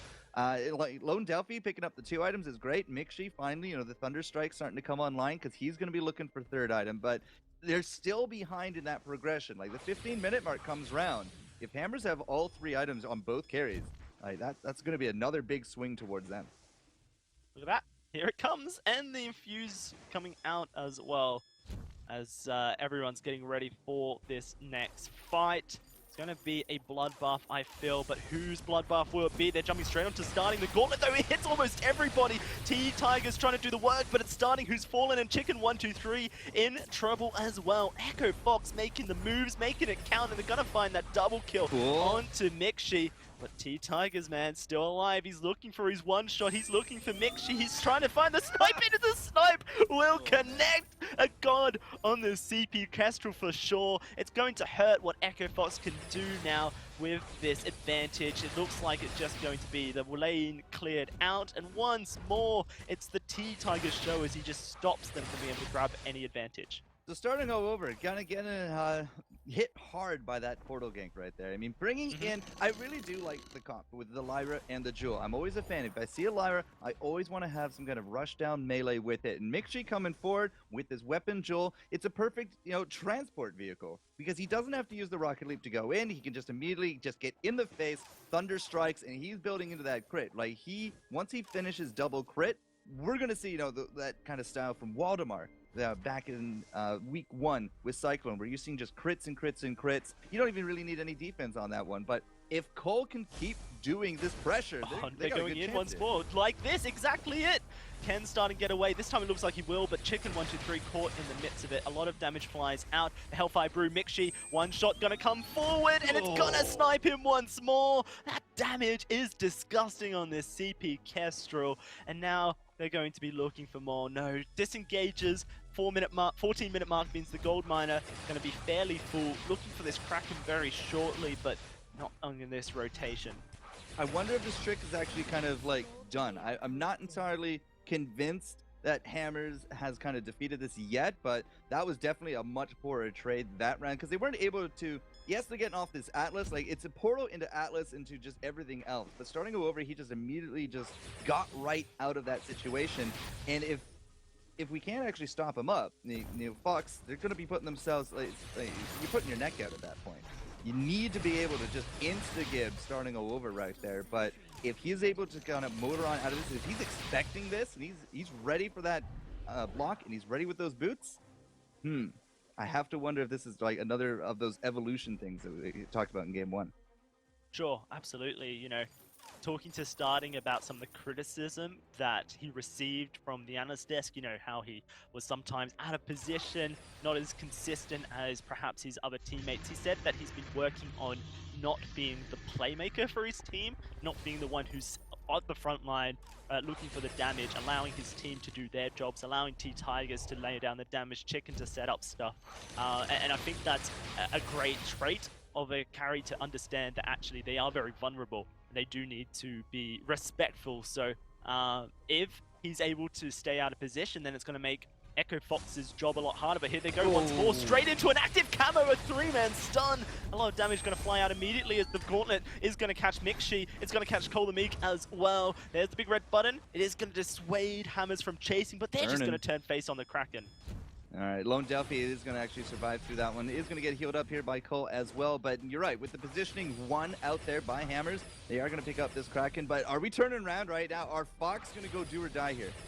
They're looking to go do or die, it seems. They're trying to stack up that Thunder Strike, looking for the steal, but the steal will not come forward. Hammers, they secure it, and now they're looking for the damaging from the one shot. There's the first kill. Lone Delphi trying to turn it face, but it's not going to happen. Cole the Meek able to escape for now, but are they going to escape in general? Doesn't seem like it, as Starting's leading the charge. The first kill is his. Cole the Meek turns face, the Atlas goes down, but that Atlas will not save his life. He's going to fall as well. The Kraken taken 13 seconds on Mixi. They're going to do a huge amount of damage to Echo Fox's base. So all of a sudden, Fox with this trick on top of Starting, they clawed themselves back into this game a little bit. Weren't able to patch up the gold, but with the Kraken coming down and 0 for 2 on the last 2 fights, looking for this combo trick on top of Starting go over, I think that Hammers have kind of sealed the deal on that one. Like, I'm not going to be convinced that this is going to work moving forward. Fox got to try to adapt to something else here. Let's see what happens. These turrets are falling very quickly. The Echo Fox are up. They need that last hurrah. They need to stop this aggression from Hammers. But here comes the snipe. Will be dodged by Lone Delphi. This Kraken is falling. They're actually looking for the fight here. Echo Fox trying to find Starting all over. Starting taking a lot of damage, but they don't have enough range. They're just going to turn face. They get the kill, but look at this. The turret is going to fall, and now it's this Kestrel in the base, all stepped up as the Kraken does the work. They're looking to finish the game here, Hammers, and I don't actually see Hammers being able to be stopped here. The Kraken doing work is stopped out. Chicken 1-2-3, last man alive, trying to find the damage. He's so tanky. He's doing work. Can the Vein Crystal be shattered? No, just saved at the last second by Echo Fox. They buy themselves a bit of breathing room, but now it's or do or die. And Fox adapted. They just straight up rushed down Starting. Yeah, there was a Kraken right there, but they made the gamble worth it. They killed off Starting, they came back, they found T-Tigers. He really tried to juke him out by the end. Needed one more hit from that Kraken. That's all we needed right there. One more hit, and they didn't get it. So Fox is just going to continue limping on into the game, but this is the closest the gold has been for a while. The big thing is now, will history repeat itself? Will Fox now kind of throw a little bit of this advantage away? Because they keep accruing and then they lose it. But if they lose it now, that's it. That's game, and that will be a 0-point run here in split 1. Certainly would be a very, very rough start for Echo Fox. They have faced up against TSM, they faced up against Cloud9, and now they're facing up against Hammers as well. The top 4 teams, or 3 of the top 4 teams here in North America. And a loss in this match means they are going to the challenge battles to defend their VG8 spot. You can see that the players are desperate to try and claw their way back into this game. Currently making moves, starting all over, is the one that they're going for here, but they don't quite find him, so they're going to fall back. The Hellfire Brew will come forward. Will it be blocked? It's just going to be taken on, and there's the snipe as well. Cole the Meek takes that one to the face. Hammers, they're charging forward. They're looking for the damage. Here comes Mikchi, though. He's gone straight on in. They're trying to find starting all over. Starting all over. He's struggling to escape. He's going to walk straight into active camo, but he gets taken on down. They're trying to charge straight towards the base. They're actually going to turn around here. T-Tiger's going to struggle to escape from this one. He's laying down the damage, but a double kill comes forward for Mikshi. Chicken 1, 2, 3, caught in the midst of it, and he will fall very shortly as well. Echo Fox find the fight they need, and there's the triple, there's the ace.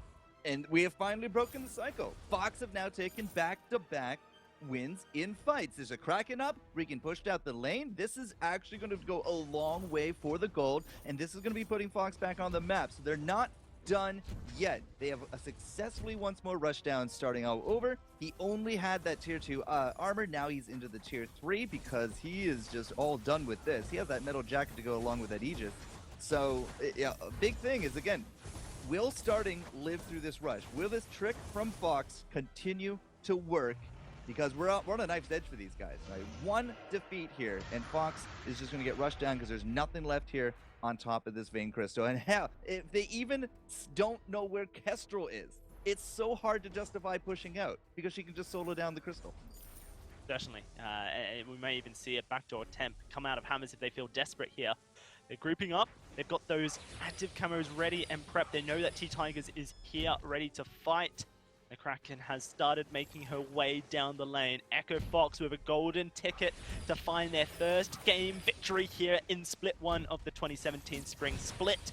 Will they be able to do so? That choke turret, not long for this world, goes down immediately. The Kraken still has 3/4 of her health in that bar. They're pushing forward. Mikchi in the active camo. They're aggressing though. Cole the Meek dives forward, as does Lone Delphi. And Echo Fox just aren't finding the damage. In fact, they're getting it turned on the one shot. Cole able to block it so Mikchi doesn't fall. But now Hammers, they're charging and looking to just find the triple. There's a gauntlet that's just going to seal the deal. Lone Delphi trampolining away. But there's just so much movement speed. That Kraken is doing work to the base, but I just feel T-Tigers is just going to V-line towards the base of the Echo Fox lineup, and that's exactly what he's doing. He's just running. Lone Delphi's trying to survive. The one shot won't come forward. The Kraken gets taken down by the turrets, and that is pretty much it. GG towards Hammers, as they're going to take this series 2-0 over Echo Fox.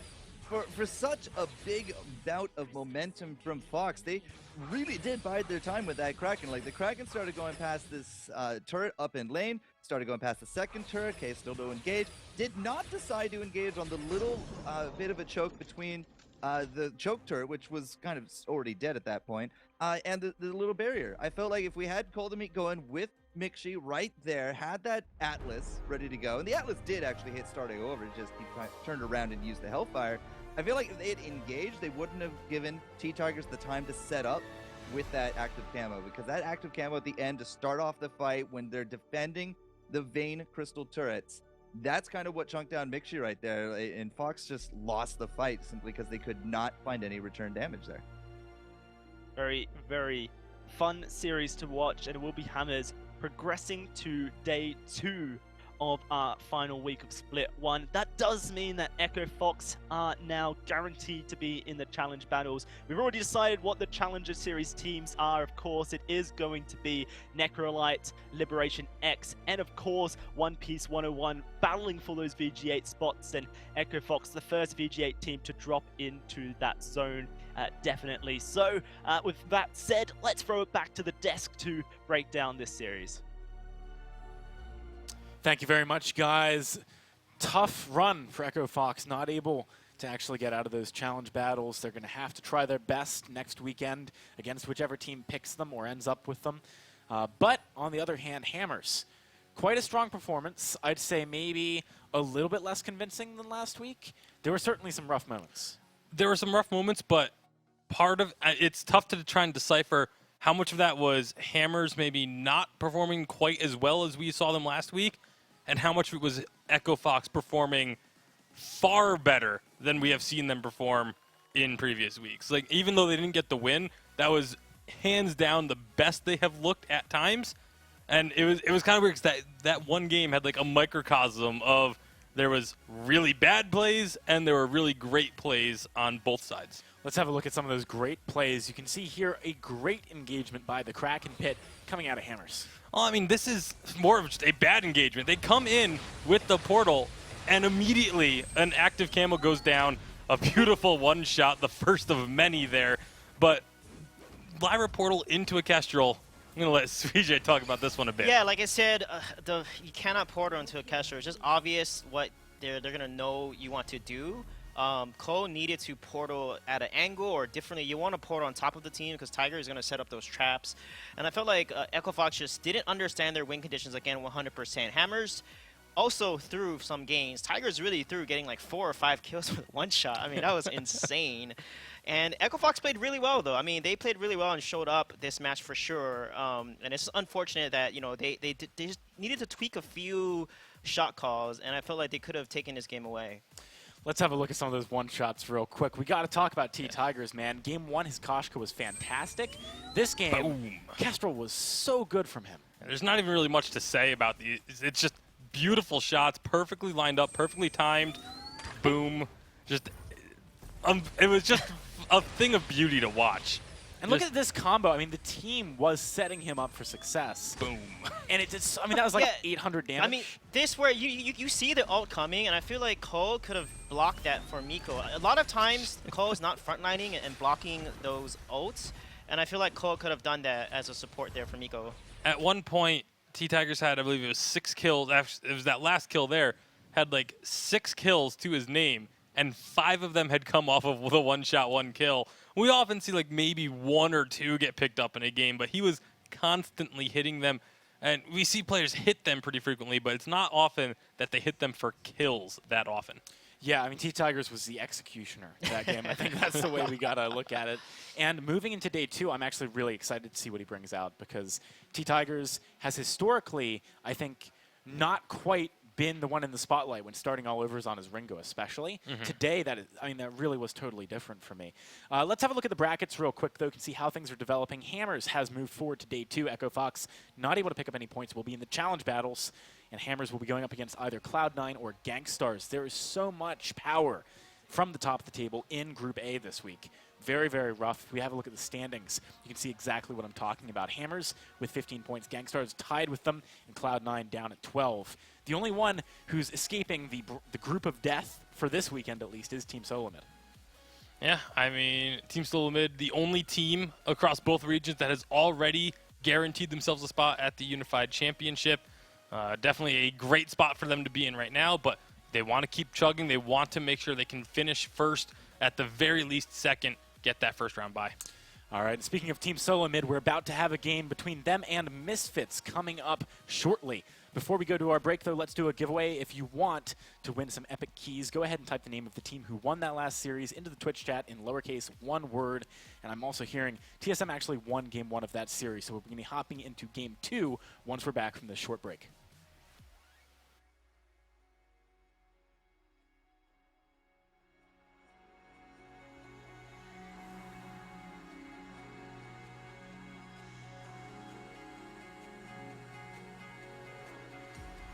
Now that I've been long gone,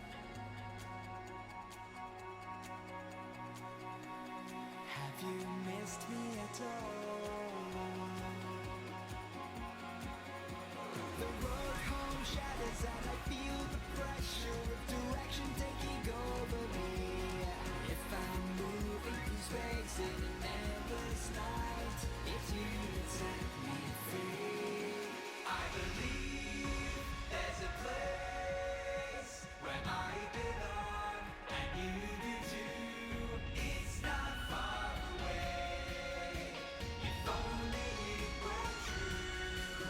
I believe that the waves won't take me down when I'm not alone. I cannot come back this time.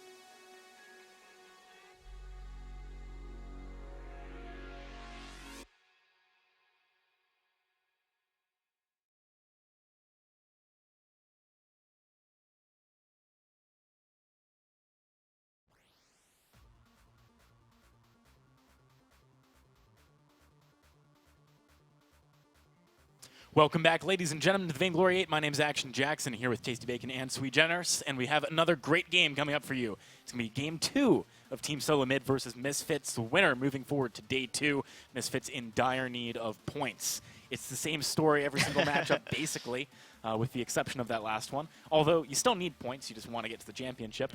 Yep. Let's have a look at these rosters real quick, though. Hammers up first. Sorry, we just had Hammers.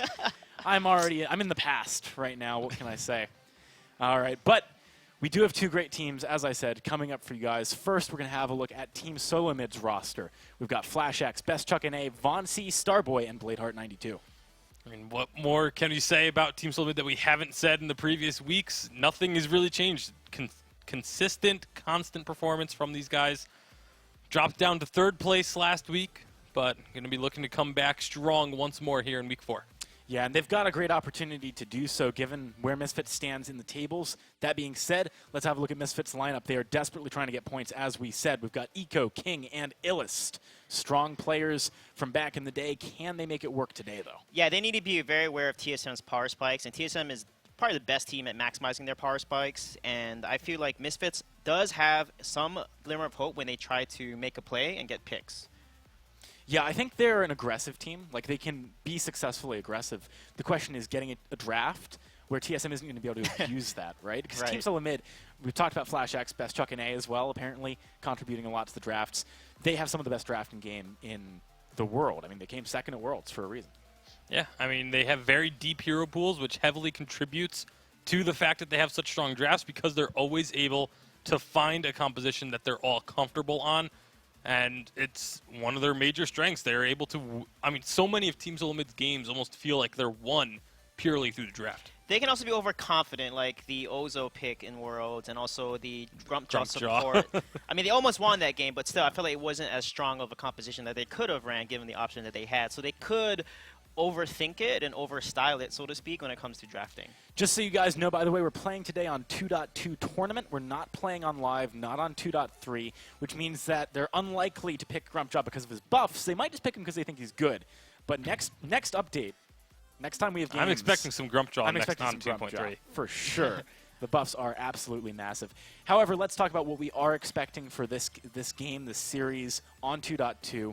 We know a lot of the meta picks are things that Team Solo Mid really pioneered. I think they're likely to pick those up. On the other side, on Misfits' end, what do you think makes sense for them? It's tough to figure out because I was given some information, and this is not an April Fool's joke. Koshka is no longer undefeated in North America. Did Misfits lose with it? Misfits just lost with it in Game 1. Wow. And ruined. 19-1. The dream. If you can't win with Koshka in North America, I don't know. I don't know what to tell you. Yeah, Misfits, they need to draft a comp that synergistically makes sense. So they had like a Dajio duo with Taka. It wasn't the strongest comp that's known to be run meta-wise, so I feel like they need to get a strong meta comp and deny strong meta picks from TSM. TSM excels when they get very aggressive. If they have a better laner and a better jungler, then Misfits is pretty much screwed. And I don't say that lightly, so they really need to be careful what they draft. Misfits also drafted at one time a Jungle Celeste, and they played that into like a Taka. So they need to be very careful with their draft. What I kind of want to see, personally, what I'd go for here when your back's against the wall and you've got all the options open to you, I'd probably just take a leaf out of EU's book. Like, I'd try and throw something out that you've studied, maybe from watching the European VG8, that maybe Team Solo Mid doesn't expect because they're used to playing the North American meta. See if it works. Why Idris not? and Grumpjaw. Let's do it. Just get them both out there. Maybe like a Rona Alpha Adagio comp like we saw earlier today. That was pretty cool. Yeah, that could work, depending on what it pick it into. Yeah. But I believe we're slightly delayed getting to the draft, ladies and gentlemen. We should be ready quite soon. On the other end of things, talk to me a little bit about how Team Solo Mid keeps getting these crazy drafts. How are they able to force teams into these bad positions again and again? Yeah, Flash is a mastermind when it comes to draft. He has an Excel sheet. He goes through so many different draft scenarios, and he knows how to basically draft and let an opponent draft into his strategy. He loves very aggressive compositions like Flicker. I don't think they've lost it with Flicker. They play it extremely well. They're also intentional with how they synergize their compositions. For example, Flash ulted as Flicker. Vonsi was invisible, walked up to Miko, like critted him like crazy, and then afterburned Miko into Chuck.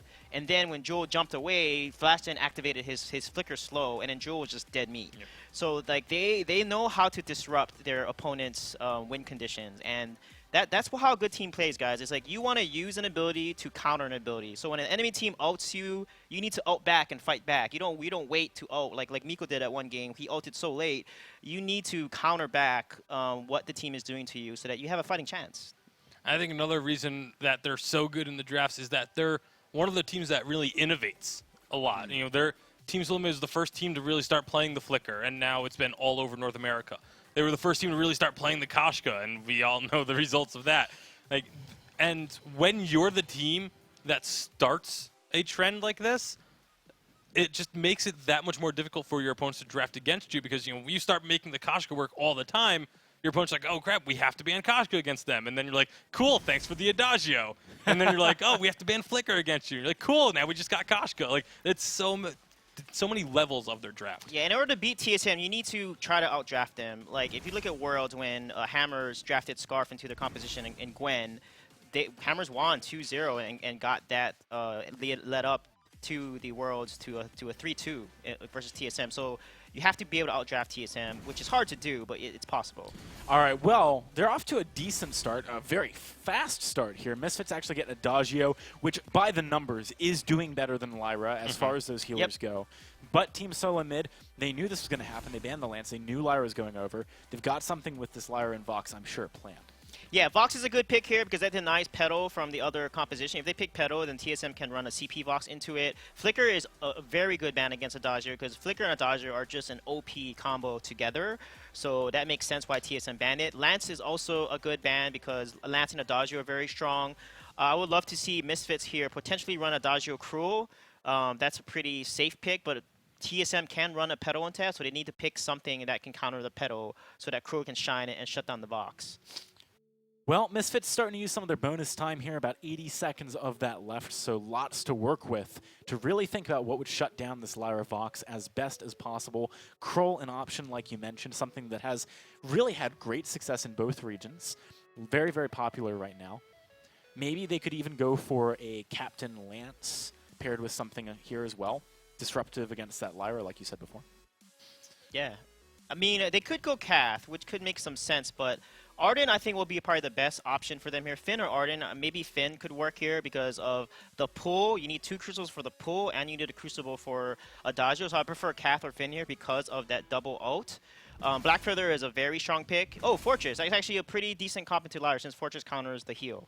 I'm so used to seeing Fortress banned because of Europe that I didn't expect it to be picked up here. It makes a great deal of sense, though, and actually Petal the last pick for Team Solo Mid. So strong compositions on both sides. Let's talk a little bit about how they're going to execute. Well, obviously Misfits is pretty clear what they're looking to do. You use the Fortress, get the Black Feather engaged, use the Adagio, get the Gift of Fire, and just start chunking people down. That's your primary goal. It's very straightforward, but it's very effective. It's going to be hard for Black Feather to stick on Vox. Vox is not only mobile himself with his Sonic Zoom, he can jump away. On top of that, you have Lyra's Bulwark, and you have Petal's Slow and ult. Black Feather's going to have a hard time sticking on. So if I'm on Misfits, you need to max A on Black Feather, because once he's on that trail and it's max, he cannot be slowed. So Frostburn, nothing will affect him. He can just stick onto Vox. So they need to make sure they max the A on Black Feather here. Yeah, especially when Sonic Zoom also, sorry, not Sonic Zoom, Resonance also provides a slow. So there's a lot of different ways for him to be slowed up. I agree, absolutely, maxing the A. On the other side here, the game plan for Misfits, you said, is fairly obvious, but how do they get there? Like, what is the key thing they need to do in the early game to make it get to the point where they can do these things? They really just need to be careful in the early game, make sure they don't get aggressed on, so that the Black Feather can farm up, get to this point where they can make these engagements happen and work. And Team Solo Mid, I mean, how do they get to where they're strong? Yeah, they have a strong early game comp already. As I said, Lyra Petal is going to be extremely strong into a Black Feather or a Fortress. So hopefully they don't CP the Fortress, because CP Fortress is not good into Petal. You need Adagio to be a lane carry for the range to hit Petal and to hit Vox. So hopefully they don't play CP4 just with support dodger here. But TSM can abuse the early game with Lyra Petal here and hopefully snowball here. All right, so give me some predictions based on this one. This is the second game, in case you guys missed that. This is the one which determines if Misfits is definitely in challenge battles or not. I just feel like Team Solamid, we didn't get to see game 1, but assuming it went the way I would expect, I think Team Solamid is going to be able to take this one as well. I think draft is even, but you look at mechanics, playmaking, and synergy. TSM wins on all those 3 areas against Misfits, so TSM will take this game. All right, let's find out how it actually goes down. We've got Dalsy and Four-Court Jester. Here we are. This is game 2 of the series between Misfits and TSM. TSM took game 1 over Misfits, and now Misfits fighting for their challenger battles avoidance, I guess you could say here for Court. If they lose this series, then they are guaranteed to be in challenge battles. Oh, now they're going straight aggressive. Yeah, sorry, Von C actually gonna find the kill. No way! Finds the kill, and he's walking away. Illis trying to find the snipe, but he's not going to get it. Von C survives, and now it's actually Illis who's on the run here. You can see Best Chuck and A. He's moved straight into the jungle. He's looking to steal away some camps. King comes down for the heal, but there's no way they still keep him alive. King now trying to get a bit of aggression onto Von C. Von C's still alive, but he will fall eventually. Now it's King versus Flash X, and Flash X taking a bit of damage from those doubles there as well. King actually still could get out of this one, but Flash X is making sure he doesn't go anywhere. Oh, wow. Okay, so King is forced to fight his way out of this. A bit carry. Adagio does a little bit more damage. Flash X is falling back. Gonna run straight on into Best Chuck and A. Best Chuck is roaming on down. King has to know that he's coming and he's being sandwiched. He's gonna find the kill onto Flash X. Looking for the kill onto Best Chuck as well. They're gonna get it. Fessit's now looking for Von C. What a very messy early game. We're not even a minute and 2 minutes into this game, and we've already had 7 kills as Von C is going to find the fortress there. Now trying to run from Illis, has his boots, but it doesn't look like he is going to get away. Jumps, trampolines, and actually now the damage is onto Illis. This should be a kill going to Von C. I stand corrected. 8 kills in 2 minutes. How about that? That might be a new record right there. But again, like King not being able to retreat from there, Lyra just really kind of progressing in with that fight, making sure that it could not reset. And TSM, you know, they got that advantage. It was their jungle. They were able to get there quicker. We had immediately boot spot for multiple characters, including King, including Illis. But unfortunately, Illis does go down with the history of a 1-2-1. Not quite what he thought it would be. But King, you know, kind of not even in lane either, right? 7 last hits now. He's caught up a bit. Yeah, no, it's an extremely crazy start. Something we're going to have to whiz by. I guess the bottom line of it is it's 5-3 to TSM, and they're up by 1,000 gold here. You know, Misfits had a bit of a chat with some of their players. You know, King said that they scrim TSM quite often, but they don't have a great track record. TSM, you know, win the majority of their games. And actually, the thing that King said that TSM does the best is that they abuse their power spike, their items. You know, as soon as they get that first Sora Blade or, you know, the first damage item onto their jungle, that's when they look to try and make the killing blow. Well, this time they're already ahead. Look at this. Von C just going to find Illis. Aggressive play comes out of Misfits to try and steal the jungle away in the lane. King is kept into the lane, so Eco's going to be in a bit of trouble. Von C going to find a double kill. Not what you want. Now roaming up towards the lane to just push King away. It's 7-3. This gold lead swinging to almost 2,000. Yeah, there's no hard CC from these guys. Like, yeah, they can close the gap, but she has a trampoline. We got boots there on top of Von C, and those Munions with so much crystal already under the hood here, it just absolutely destroy. And we've seen that now 3 times from Illis. He thinks he finds that fight, he goes in, gets kited out, and he just can't really keep up with Von C. Now, down the line, that might change. We're going to get that Rose Offensive online. We're looking to perhaps, you know, a lot of the analysts said, you know, max out that A, right? Go with that buff here from King. It's that's not happening. We have on point here from Illis, and that's, you know, just that missing execute damage just early on, minus the level 6. Illis does not have a Shiver Steel or anything either. He's not going to be able to stick to Von C at all. Yeah, it's going to be a very difficult time for Misfits. They're already down in this series. They're down in this game. Trying to play a little bit more proactively, it seems. Eco said that's their weakness, that they played too passively in the early game, and you can kind of see that they were trying to play super aggressively, but it's just backfired as TSM going to march straight into the jungle and look for the kill into Eco. That's going to go through, goes Von C's way. This pedal is 7-1-1 at 4 minutes and 40 seconds. That is an insane scoreline. 8 kills all of them, Vonsi's been there. He's taken home 7 of the last hits. He has that an extra assist. So he's just absolutely flying. Like, if you wanted a great start for a Petal, like, we put her in the most fertile grounds, we watered her, and now it's all of a sudden blossoming way before you would expect. And Vonsi, like, look at the build. He doesn't care. You come at him, he will take you down. That is what he has set up himself to do. Wow, that is a Frostburn and 4 crystal bits for Vonsi. Yeah, definitely well watered indeed. The green thumbs that TSM have are certainly paying dividends, and now Illis going to walk straight into trouble once more as Vonsi looking just to blow up this Black Feather. The kill goes Best Chuck's way. Misfits trying to retreat onto the turret, but a double for Best Chuck here on this Vox. Now seems Vonsi trying to share the love for the rest of his team. TSM going to take this turret away as Eco, baits out just a little bit, and this is just domination to the maximum. Yep, 6 minutes, 10 kills. That's going to be the turret. We're talking 5,000 gold accrued between these teams in 6 minutes. Like, you're just missing that mark of just utter domination right now. And, Vonsi, he's going to be looking for that second item way before schedule. And the comp from Misfits, unfortunately, sure, they might have said that they play a little bit more passively than they like, but I'm not entirely too sure this was the game to ramp it up, because Vonsi has just eaten these guys alive, and there's no hard CC to keep that Petal grounded. I really do think that was a big problem for these Invid. Yeah, no, it's just Vonsi has had the miracle start, and this guy's so talented. TSM certainly have found so much success with Vonsi. No fear as he looks to find his 8th kill onto Eco. Will be going forward. Ridiculous on this Petal. You just can't afford to give him a lead like this. Nothing good happens when Vonsi starts the game 8-1-3. And it's just like, you're away from your turret. He can do things like this. Even if he screws up, sure, he did not get that engage on top of King. Flash X, he's no joke either. I mean, he has this live where we got that sustained. That Fountain online. We're looking for an Atlas coming up here from Flash, I'll bet. And just, even if Vonsi can't 1v3 you, he still has the rest of his team, and they've been just rocking off this momentum themselves. Quite funny, Vonsi threw out a bit of April Fool's joke earlier saying that, he's retiring as a jungler for TSM. He's going to move into the captain position as Flash X becomes coach. Everyone throwing out their April Fool jokes. Yeah, going to become a gardener, right? And, it's just, oh, psych, here I am in the VG8, just laying down the dominance on Petal. Possibly the best jungler in NA, certainly making a case for it right now. All right, Atlas online. 2-item Best Chuck, no problem. Vonsi still has crystal bits to spare.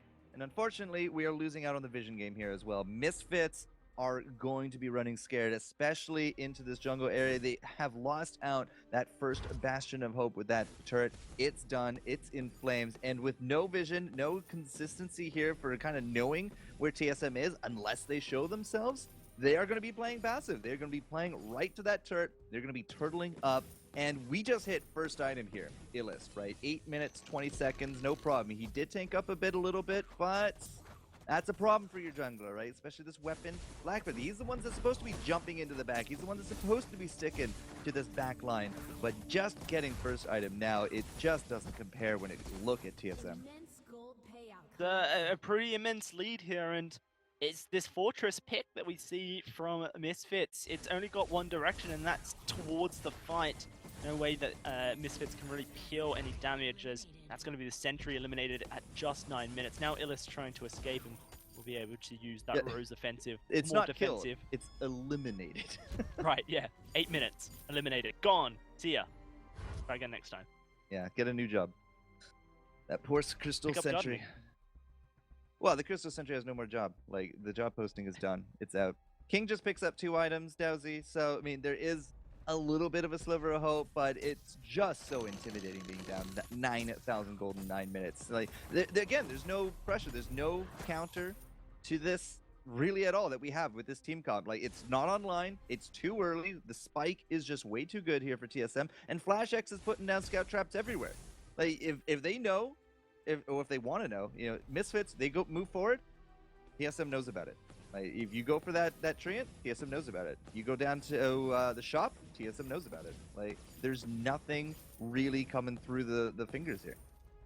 Absolutely, it's a huge lead. It's almost 10,000 at 10 minutes here for TSM. And it's debatable whether or not Misfits actually have a road back into this game. It certainly doesn't seem that way, as King's just going to get blown up here. Just about gets taken down. The minions doing their work as this tier 2 turret not going to find very much fun for itself. It's going to fall as well at this 10-minute mark. TSM just starting to twist the dagger right now. Misfits, they know they're at sorts. They understand the incredible lead that TSM has over them right now. They're not getting any farm, TSM. They're just choking away Misfits. They're stealing everything away. It just makes this gold lead worse and worse. Yeah, Bonsey, right. Remember, there's no more Sentry, bro. You already killed 3 of them. They're not coming back. Pretty crazy stuff from TSM. Certainly looking back to form, maybe a questionable performance from them last week against Hammers, especially in the draft, something that they're so well known for. Their drafting ability usually on point, and so just showing that they're here to play once more. They want to maintain that first point. We had a bit of a discussion that if the possibility that TSM lost this quarterfinal, would teams be able to catch them? The answer was yes. Gangstars and Hammers would have the ability to catch them, take over first place in Split 1, but as it's looking right now for Court, that doesn't seem to be a possibility anymore. It would take a lot of missteps, I think, to kind of throw this out the window from TSM. Now, TSM, they've been roaming as 3. They've been kind of hanging out in the jungle. Misfits, unfortunately, again, just getting choked out a little bit. No real gold gain to their name anymore. But that has also left this lane to push up. You can see Flash. He's going to be getting some of the last hit value here. But as long as this lane is pushing, Misfits can't really afford to go anywhere near it. They can't get the experience. They can't get the last hits. And that's simply because, again, they don't have any of those safety nets. Oh, that's a root. A root onto King. He's going to just lose his life. Very unfortunate stuff there. Treant, the MVP, as the double kill comes forward for Best Chuck and a Eco, looking like he's not going to get away from this one. Actually is able to bounce away to safety, but that is just devastation once more. Unfortunately for TSM, they can't push the lane because they've got this massive stack up in the lane, just making sure that Misfits can't actually steal away any of these creeps. Yeah, but they've got the Kraken coming up in 2.5 minutes. So really for TSM, it's not a big deal. I mean, look at the last hit, 72 to 123.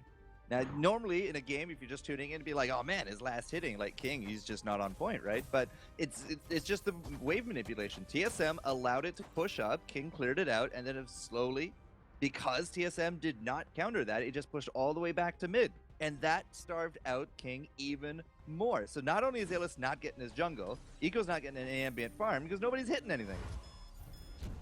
The difference between items is that Best Chuckane has the money to buy his second Tyrant's Monocle, so he's at that 3 item spike. He has a defensive item as well, Aegis, so that's so many tier 2 items, and looks like he's going for more crit. King, he just doesn't have anything. Here's the fight. It does look like it's going to be Eco falling and everyone just getting blown up. Oh wow! Call that a fight? Misfits. That was not a fight. That was not fair. That was someone on the floor, blood gushing out, and TSM are kicking them over and over again. Yeah, I'm with you on this one. I'm really convinced that TSM is going to take it 2-0 because 17-3, you can't even crack it, and the choke turret is going to drop. The series of missteps has to become a series of unfortunate events, and they should make a Netflix series about how TSM could lose this game if it actually came to be. But I just don't see it happening. I just don't see it happening. No, it's looking more and more like a solid victory. TSM though, they don't want to force fights. They don't need to force fights. They're just playing things very safely at this point, waiting for the clock to tick down. That 15-minute mark means the Kraken, she spawns. TSM can take it away. That's going to be their insurance that they can push into the base, and that will be it. But now, pushing up, Misfits maybe pushed out a little bit too far, trying to get a bit of jungle creeps for themselves. TSM's going to say, nope, that's ours. I think you forgot that you actually don't have a jungle anymore. And you look at the map dominance from FlashX, those scout traps are just littered all over the place. And he doesn't even have a contraption. That is just him simply just laying it down, man. And again, like the vision game is exceptional. TSM, they're not going to get surprised by anything. There's nothing that Misfits can kind of do to catch TSM off guard, simply because every avenue has been marked. If you want to hit that jungle shop, they know. If you want to hit their jungle, they know. You want to push up in lane, well, they'll know simply because of the lane presence. But this is why Misfits have nothing else to do. They're in base, they have no safety net, and if they push out, they risk losing out on the team fight or the murder or the game, whatever you want to call it. And that would be that. So the longer they can turtle up, the better of a chance they have to come back in. But we know because this Kraken's coming through that it's just not a chance at all. Got a feel for Misfits, man. They're going to be dropping into the challenge battles if TSM finishes this game 2-0. And it's definitely a tough task ahead of them, this is not the confidence booster you needed heading into that stage of the tournament. TSM just saying, oh, hi guys, good luck next week. Good luck, have fun. I wonder how the tiebreakers work, because now Echo Fox is 0-4, and now Misfits. They went to head-to-head. Oh no, they didn't actually. But they didn't go head-to-head, that's the thing. So I'd be curious to see what Bacon would say at the end of this result. But with the Kraken pushing down... There is no need for tiebreakers. And 16,000 gold, Dowsy? Wow. Like 16,000 gold? I just want to make sure we say that before the game's over. 16,000 gold. There's the first turret falling. TSM just going to back away from this attack of the pack. The Kraken doing work on this second turret as Misfits putting their last hurrah here to try and keep the base alive. Flashback's going to dive forward, and this might just be it. That's the first kill. The second goes Vonsi's way, and Vestchuk dives and finds the third. Domination from TSM, a 23 victory for them, a 16,000 gold lead at 16 minutes, and Misfits becomes the second team to drop into the Challenge Battles zone indefinitely. They will be facing up against one of the Challenger Series teams next week.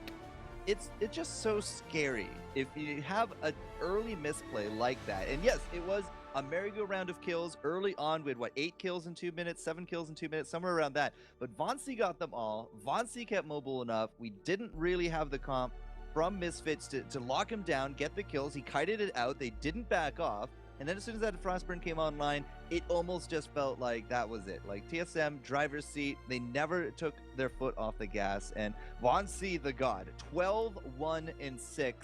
Doesn't quite touch Vestchuk with the cash simply because 163 last hits, basically uncontested in lane. But Vonsi just, driver's seat on that one, Dowsy. That was the name of that game right there. Certainly was. Well, and that is Misfits going to the Challenge Battles next week. The Challenger Series teams will be able to decide who they want to play against, and we'll have to see who picks Misfits. But for now, it's going to be back over to the desk to kind of talk us through exactly how TSM won that game. It's all Vonsi, baby. Man, that early game, there were moments where he was just chasing someone down, and his pedal, like his actual hero, never basic attacked anyone. But the Munions did like 100% of their health whilst he was running at them. It was insane. Insane. Yeah, that's a good example where, it was an interesting, dicey in the early game with all these kills back and forth, which was actually fun to watch. And then TSM just got an upper advantage because a Blackfeather kind of overstayed, died, and they just snowballed from there. I mean, they constantly lived in the jungle and constantly took the enemy jungle. And Vonsi got so fed. I mean, he had like a Broken Myth, Frostburn, Shatterglass. I mean, this guy was doing major damage. And then Chuck had 2 items before Dodger even finished his second tier 3. So it was a very snowbally game. Let's have a look at the brackets and point standings. You can see brackets here. We've got Team Silhouette and Hammers both making it to the semifinals for week number 4. Hammers is in one group, Team Silhouette in the other. Maybe they will meet again, but it would have to be in the finals. And as you can see in the standings, or third place. That's a very good point. As you can see in the standings, though, Misfits and Echo Fox, they're locked in. They got Misery no loves wins. company. Misery does love company. Man, it's a brutal spot to be in, but Rogan Immortals, the game that we have coming up next, determines that final spot. And it's kind of interesting because we came in today talking, all right, all 3 of these teams that are currently in the challenge zone have a chance to get out through this week. Shut down. And just completely denied. We're going to know all 3 Challenge Battles teams by the end of this next series. Once Immortals Rogue is finished, the loser of that is guaranteed to be in Challenge Battles. Actually, no, there is one scenario. Just one. Which is? If it goes to game 3. If it goes to game 3 and Rogue wins, Immortals will still have one more point than them. And then if Rogue loses everything tomorrow, Gaia. Okay. Immortal stays on top. All right. Well, let's see, first things first, how this game goes. We've got Rogue versus Immortals. Now, guys, we're up here with Sweej. He's the coach of Immortals, doing some analysis work for us today. I know you're going to have a lot of insight on this team. I don't have any insight on Immortals. I'm sorry, guys. But first, let's have a look at Immortals and their lineup. You can talk to us a little bit about them. We've got Vanes, Dienzio, Aloha, Sweegenerous, and Hot Sauce. May have to tag him in yeah, today. Hot Sauce is an all-star analyst, a very good-looking dude. Vanes is the macro shot caller. Zio is the team fight shot caller. And Aloha is actually the rotation shot caller and engagement caller. So they actually play a lot of specific roles. I'm just a pretty ornament that watches them play. All right, well, they're going to be going up against Rogue. We've got Evol, X-Hammy, Sibs, and Grasskun. I mean, this is a team that you never really know what to expect from them on a week-to-week basis. Sometimes they come out and they look like a top-tier team and they just run over their opponents. And then sometimes they come out and they look totally flat and just barely even put up a fight. So it all depends on which version of Rogue comes out. Sibs has been one of the few very consistent parts of this team, consistently performing, but again, while he's consistent, you know what to expect, he doesn't really step above and be like that standout star player that can carry a team through some slight struggles.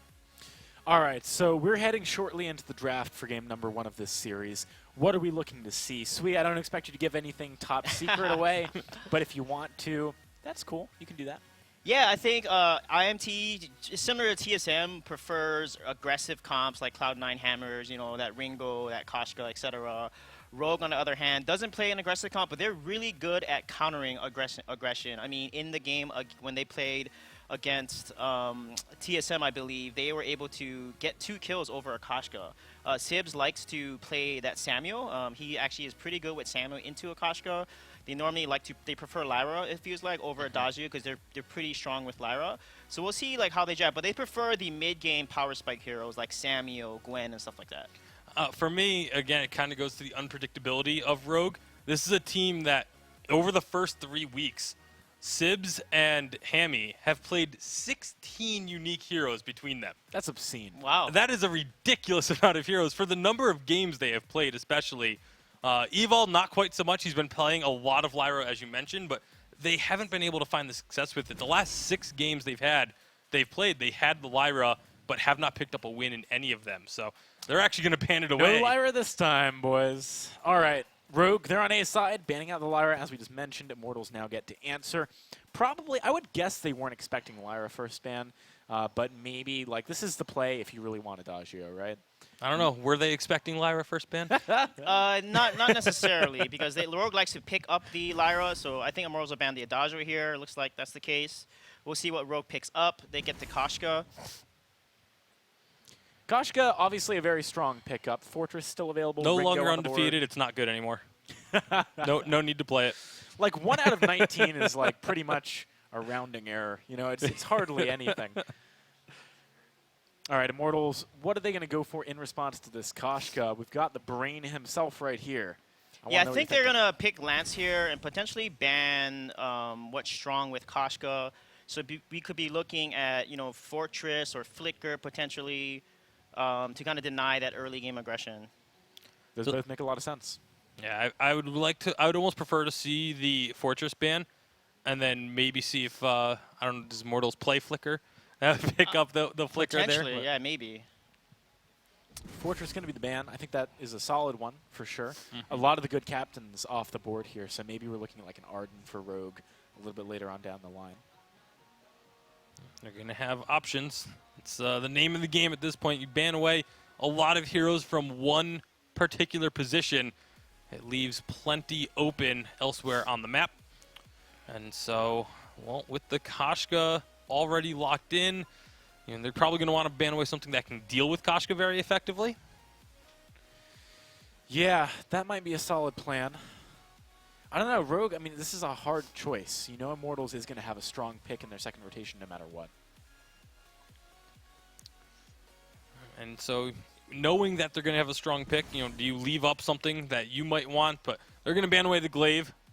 I think that's a pretty smart idea-ish.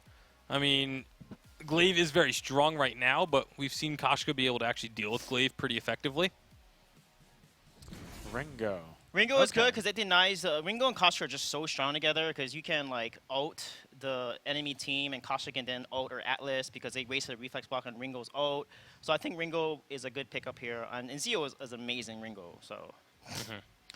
Well, now Rogue again. It's kind of tough to predict where Rogue's going to go with this draft, just because they have played so many different things. It's just that. It's wide open, really. And it's tough to try. Like I said, you don't know because they are so versatile with what they've been able to play. Sure. There's been, Vox is available. We've always liked to see Vox, and there's going to be that pickup. With the Arden. Okay, the Arden was definitely something I was expecting. This comp makes a lot of sense, but Sweet, how does it fare against the Ringo and the Lance and whatever else Immortals might be? Yeah, this is a pretty decent matchup. Koshka Arden is very strong. They can jump on that Ringo, but Lance can be off the Koshka. Ringo is actually better into Vox early and mid, and they're about even late game. And I think in this situation here, they need a jungler that can match Koshka and hopefully scale into late game very well. I think Blackfeather might be pretty good here. Yeah, I think CP Blackfeather makes sense. So Loa has an amazing CP Blackfeather, and it's really good into Koshka Arden, especially into the late game. Early game is a little weak, though, so we'll see what kind of they decide here. Yeah, you can go Blackfeather, maybe North America's first Rona. The only pick that North America has not played yet to Blackfeather is date. going to be. Yeah. I mean, this makes a lot of sense. We were talking about it just then. Obviously, something that Aloha feels comfortable on as well, which obviously helps. Both teams, I'd say, came out of this draft looking strong, though. I also wouldn't give a clear advantage over to either. Maybe you guys disagree, though. How are you guys feeling about this one? No, I think both drafts are looking very strong. There's clear strengths on each side, clear goals as far as team fights are concerned on both sides as well. Yeah, and if Rogue actually threw a monkey wrench because they have not picked Koshka looking at their past weeks. They left it open and didn't prefer to pick it. So it's interesting that they first picked it. It looks like they wanted to take it away from us. Interesting indeed. So you said they have clear objectives. What are those objectives for these teams? Well, for the side of Rogue, it's very much just about looking to pick a target and just try and isolate them, take them out of the fight, turn it into a 2-on-3, and then just let the numbers game take over. All right, and on the side of Immortals, Sweet J, what are you guys trying to do here? Yeah, we need to scale and make sure that we defend against the early aggression. And then once we get a mid-game power spike, when Blackfeather is level 8 and gets a Shatterglass, that's when they can start doing some work. And hopefully they're going to fight along walls and corridors with that Lance composition, right? So hopefully they don't bait into a bad lane fight or something. I'm going to be remembering this next time I'm playing Lance. Just always fighting corridors, man. It's an interesting point you make about the Shatterglass in level 8, though, because is that overdrive on point? Yeah, his on point has 160% crystal ratio. It's extremely strong once he overdrives it. It does so much damage, and not many people build CP defense against Blackfeather because it's expensive, and they usually want to itemize against a Ringo. So with this type of double carry like this, and Blackfeather being very tanky once he gets his damage and he starts building items, he has his barrier, so he actually beats Koshka mid to late game. All right, quick predictions. I feel like I know what you're going to say. Immortals, they're going to take this one, of course. Just to shake things up, I feel like both teams are very even, both drafts are very even, but just to keep things a little bit different, I'm going to say Rogue. All right, let's head on to the Halcyon Fold, ladies and gentlemen, for our first game of the series. Handing it on over to Dowsey and Forecourt Jester.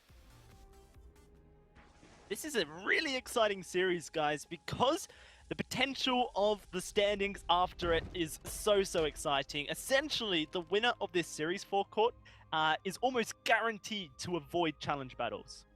Well, it's going to be guaranteed if Rogue can't actually put up the wins, because they will have no more avenue to get out. But yeah, if Rogue can take series game 1 here, even if they go all the way through 3 sets, but they win it 2-1, that is a huge opportunity for them to kind of avoid the challenge battles next weekend. Exactly. Currently, Rogue sitting on 2 points. Immortals have 4. So if they tie up, the first tiebreaker scenario is head-to-head, and Rogue would have just won that. Look at this, Sibs going straight on in. He's actually going to steal the camp, and he's looking for first blood. It's going to come forward, Sibs, on this Koshka, first time of the VG8, and he's going to find first blood. Well, that's a real good start for these guys. Got to have that strong mentality, but all right, a bit of a pause. That's fine. Let's take a quick look at what we do have here on the field, because we were talking a little bit about some of the builds, and it does look like Aloha. It's not going to be a double weapon. The number of times we've seen a double weapon can easily be like, I think, on 2 fingers at this point, even less, Dowsy. It's just not a popular way to play this meta, so it will be a CP Feather coming through. And that means Aloha, he's going to be looking for some pretty big executes, but it also means that his on point then kind of ramps up a bit. Yeah, no, certainly does. Going to be getting so much shielding from that and so much poke potential as well for Immortals here. You know, I talked to both teams a little bit about their thoughts coming into this series. Rogue are coming into this series feeling extremely confident that they can take a 2-0 off Immortals. And then, you know, talking to Sway a little bit, he said that it's been a bit of an awkward week for them. You know, Dienzio, he had his birthday on Wednesday, so a bit of a day off there. Aloha had a family trip that he went on, took, and, you know, a bit of family time. So you've got Rogue on one hand, where they've been investing like so many hours this week into this series because they know they win the series, then they almost guarantee to avoid the challenge battles. And Immortals have had a bit of a rough week as far as their practice schedule is concerned. Well, Rogue to date, they're sitting on 2 wins. The very first week, they went real good up against Misfits. 2 wins there, and then loss. They're sitting on 2-8 at that point. But at the same time, Immortals, they're doing better. Not exactly, you know, in the clear, which is again why this matchup is going to be so very deterministic of the future for these guys. So again, like if Rogue is feeling real good about this one, if they feel like they've put in the practice, they have that edge, and they can move forward, especially after first blood up against this team, again, that's going to be some really big mindset moving in, and we're going to have to see if they can capitalize on it moving forward, because 2-0, even 2-1, Rogue have a big chance to come out of that bottom 3. Yeah, if it's a 2-0, then they've come out of the bottom 3.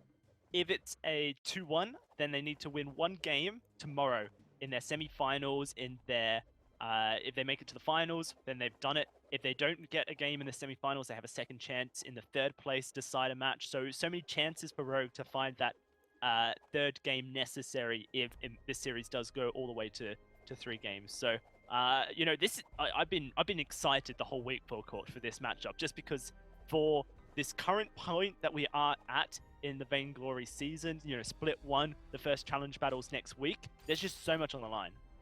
And Sibs playing Koshka, like, he might not feel that pressure, but we do have a recorded loss on Koshka now in NA, you know, boo, right? But if he can put this forward, we're at a 95% win rate across all the picks here on NA VG8 for Koshka. She's 19-1.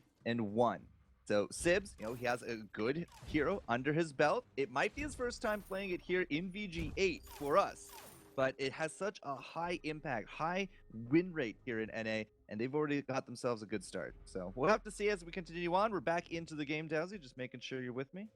I am, and it looks like Evo and Sibs are going to go aggressive here towards the Immortals roster. Once more, Root comes forward. They actually just decide to steal. I feel like they had maybe an opportunity to get some damage down, but hey, stealing away the jungle, it's also a win.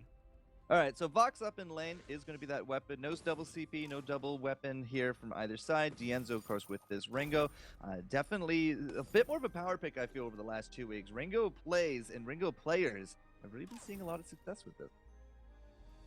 Yeah, no, it certainly is. It's I'm really excited.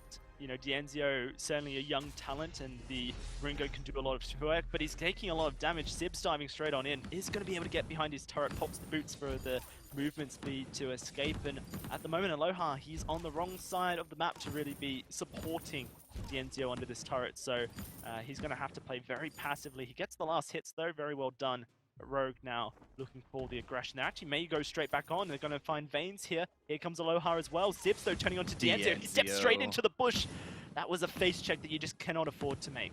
Wasn't even a face check. Veins was in the bush. They knew exactly what was there. Not entirely too sure what happened there. That's a very uncharacteristic play for Dienzio, I feel. But Rogue very happy to pick up the kill. You can see Koshka immediately just rotating out. And we're not exactly into the intensification yet, but still, you steal out the last little bit here of this Elder Train. You pick up those fronts, and you're just going to be continuing to add on little by little that gold lead that has now been throwing about 1,000 gold over to Rogue. It's a very nice little lead at this 3-minute 40-second mark for Rogue here. 2-0, as you said, currently sitting at that 600 gold. It's nothing much, right? And it's nothing really to cry home about just yet, forecourt, as we still got this stage where no objectives have been taken. But Sibs, he's building towards his first item. Looks like it will be a Shatter Glass, most likely for this Koshka. I'm hoping not. And you're hoping not. I feel like Aftershock is probably your item of choice. It is my item of choice, absolutely. Because the percentage damage just continues on so well, and you know that Veins is going to tank up. Like, Veins is going to get hard to kill. Aloha with that shield built up through his on point, he's going to be tanking up. And I just don't really expect Shatterglass to carry forward unless you can continue up with the pressure. Like, if things stall out, Shatterglass as kind of like that first item on Akashka just kind of dies out. Yeah, no, it certainly will. But look at this. Kill comes forward. Dienzio is the one to die out under his turret once more, just making use of that ultimate from from Sibs, in fact, sorry. And Rogue, they're going to take this first objective. They find a kill, they get an objective, and now the gold lead is really theirs. That should be pretty free and clear into the Treant, into the jungle. Can't find the Treant right now, but yeah, steal out those fronts, no problem. Evo's going to take the time to put down some vision. Not to last probably too long. Aloha being a melee jungler very likely will pop it out sometime soon, or perhaps even Veins is just going to go check it out there as well. But going for the gold miner this early, a little bit more unnecessary. Just let it stack up, but controlling the mid, putting down the vision, and just kind of keeping on the pressure. I like the movements here from Rogue. Just need to keep it up, looking to steal away, and they will. Hammy able to steal that tree, and so it's just even more going over to them. We had a 3,000 gold lead now. That first turret's theirs, and there's just so much scaling of potential here for Rogue. They've got Hammy on this box, got that breaking point in the bag, almost there with the Tyrant's Monocle, maybe a minute or two away from that one. The Koshka, she can buy up. In fact, it's going to be the Aftershock coming forward first, so it's just a heavy Prism in the back pocket for a bit of extra damage. Thumbs up. Thumbs up. Yep. Forecourt's happy. Yeah, that's my seal of approval. I don't know what's going on with Dienzio right now. He's up in this lane. He kind of held out by the choke for a while. Then he walked all the way back home. He finally picks up his item. Now he's going to be walking all the way back out. So, again, it feels like very strange kind of movements from Dienzio. But I've seen him playing over a year. So perhaps it's just kind of the next evolution here. Right. Okay. We'll have to see what it means for Immortals in this series. He is actually just going to recall once more, so back to base. Picks up the Sorrow Blade, I believe, or perhaps. Yeah, he had the Sorrow Blade. He picked up the armor at the end there, so he's going to be he has the armor. He's going to be looking for his reflex as soon as he can. I was half expecting to see an infusion. Like, usually if you're down this far, Dienzio likes to be aggressive, right? So pick up that infusion, just kill them the next time they come through. But now he's going to tank up, but Immortals themselves are sticking together. They're sticking up here. It almost feels like a repeat of TSM just now, because they are lacking a lot of control right now on the map. Yeah, they don't know where Rogue are playing. There's so much vision already set up by Evo with the scout traps. You can see he's just littered them in that forward area of the jungle. Yeah. Minion candy being purchased by Veins says that Immortals are getting ready to fight over this Crystal Sentry area. So that they have a bit of extra damage on them. It's almost rusty pie from Immortals here. And perhaps some of that personal time did interfere with practice. Perhaps they're just not quite confident. Maybe they're just still finding their strides. First game of the day, who knows?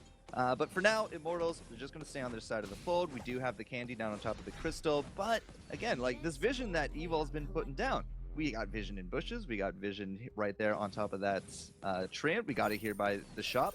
There's not really an avenue of surprise here for Immortals. And as long as that vision stays on top of this Treant, like Rogue are just going to almost automatically know any rotations that Immortals are going to do. Yeah, no, it is. It's very, very strange stuff. Rogue are just loving it right now. Minion candy comes out from them. They're going to push up into this turret, just looking for the damage. No reflex. Oh, no, he does. Never mind. Yep. Okay. Good. So he does have that, but it's going to be actually. Baines doesn't. Baines doesn't have one. The Crystal Sentry gets the minion candy, but it doesn't mean anything. Sibs takes that Hellfire Brew, but look at the crit from Hammy. Gauntlet walls go down. He blocks it on up. Aloha, though, he's not going to escape. So much damage comes out from both Sibs and Hammy, and actually it's the Evo who finds the kill. 5-0. Very clean stuff here from Rogue. They've got a 5,000 gold lead as well. No, 6,000 now. Insane stuff. There's the infusion from Dienzio. Called it just a few minutes a little bit too early, but he's going to just try to farm up under turret. Can't really afford to push this out too heavily, I feel, but he's just going to clear it anyways. That's going to be the only farm he's going to pick up here for the next little bit. Look at the last hits. If you look at the lanes, you can see just the result of missing out those turrets. The result of dominating the jungle just means that, again, Immortal are sealed up. Hammy's sitting at 104. He's starting to get some jungle farm to go with it here. Dienzio's sitting at 84. Aloha, same kind of idea. 24 to now Sibs passing at 43. We just hit first item on top of this crystal black feather, and that's almost a full item behind Sibs at this point.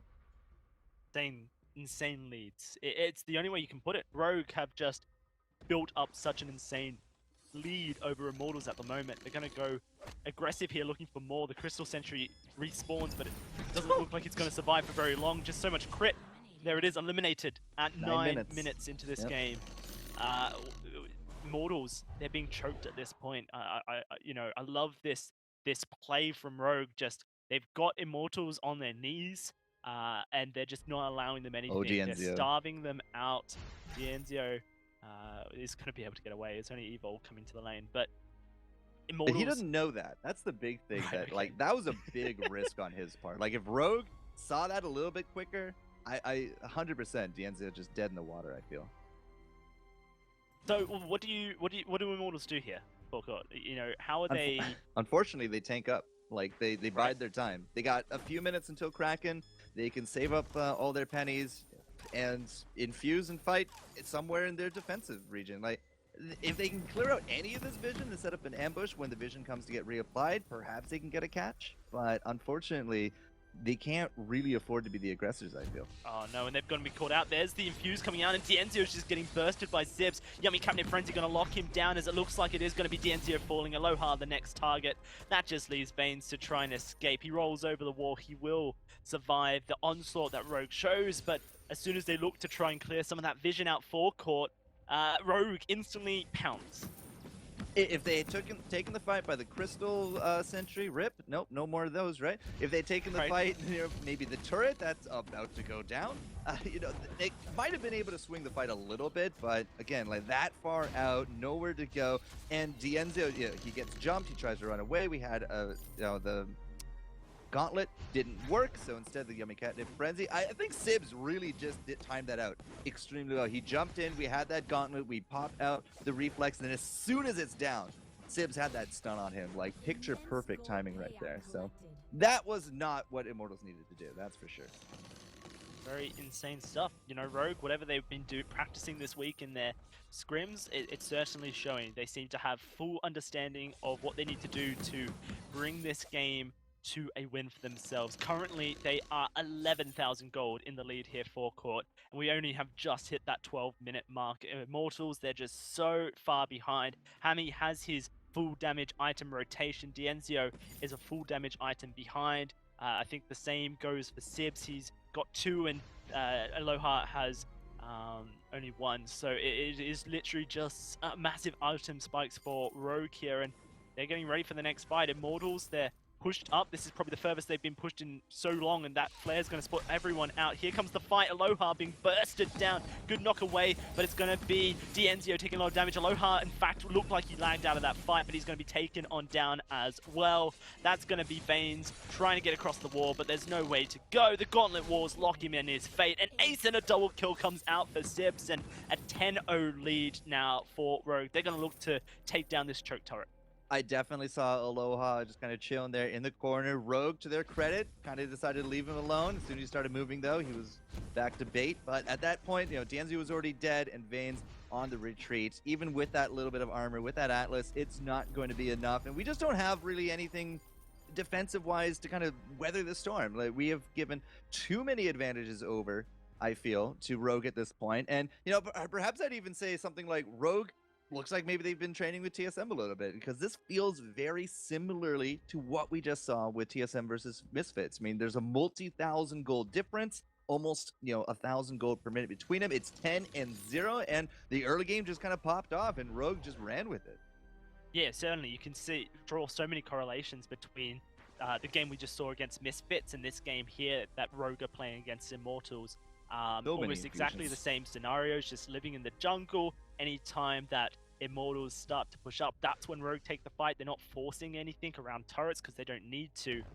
Very, very safe gameplay, and you know it's hard to say much here as This Rogue is so are going to gutsy. look Oh, for another Aloha. fight. Yeah, Aloha's just caught out. He's gonna die. Dienzio's trying to hide in this bush. He's gonna throw out the Hellfire Brew, but where is he gonna go from there? The silence comes out, and Dienzio will fall. Goes down to Sibs, feigns. Well, he's gonna go down very shortly. There's the ace. Another double kill comes forward for Sibs. It's a clean game. It's a stomp. Let's not call it like anything else forecourt, Jester. This is just an absolute stomp coming out of Rogue. And if you are Immortals at this point, I guess you're looking towards game 2 and thinking, all right, well, what do we need to do to avoid this scenario?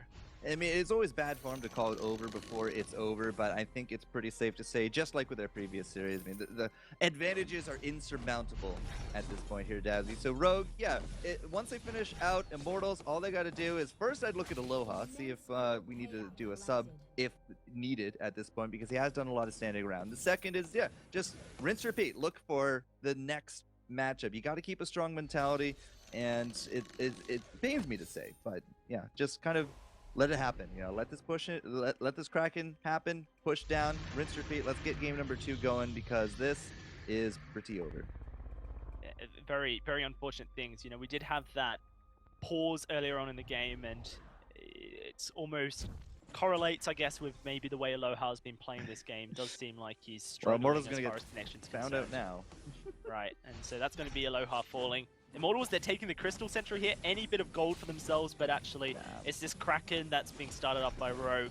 They're just staying out of harm's way, Gauzy. Yeah, they're just staying out of harm's way. Are they going to come for the steal? Yeah, they are. Dienzio's going to face check the bush. He's going to run straight on into everyone, and Dienzio, he's just going to get bursted. Vane's caught in the gauntlet, and he can't escape the gauntlet either, so he's going to lose his life.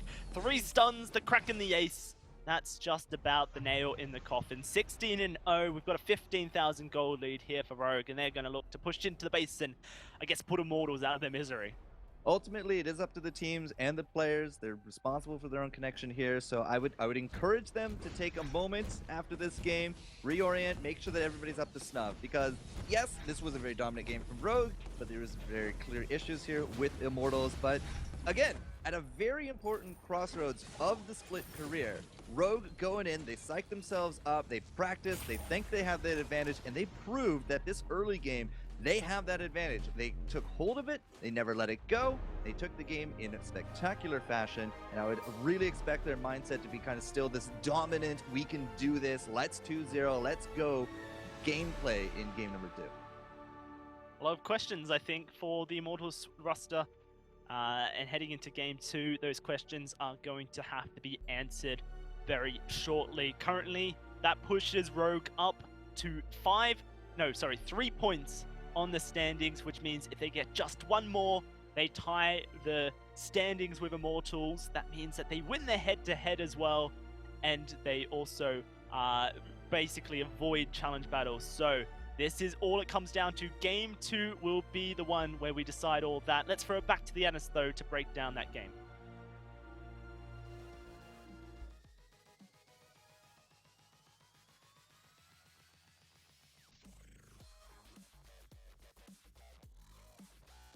Substitute player, and their substitute player, I'll recap that because I think it probably didn't get caught. So we have an interesting development.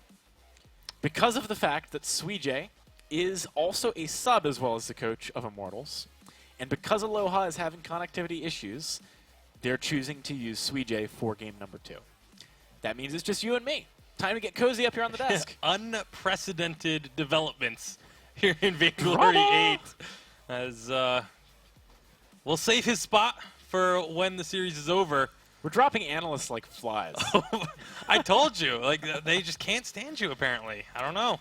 I actually understand that. All right, so let's talk about that game, and seeing he's not here can be totally critical. No, I'm just kidding.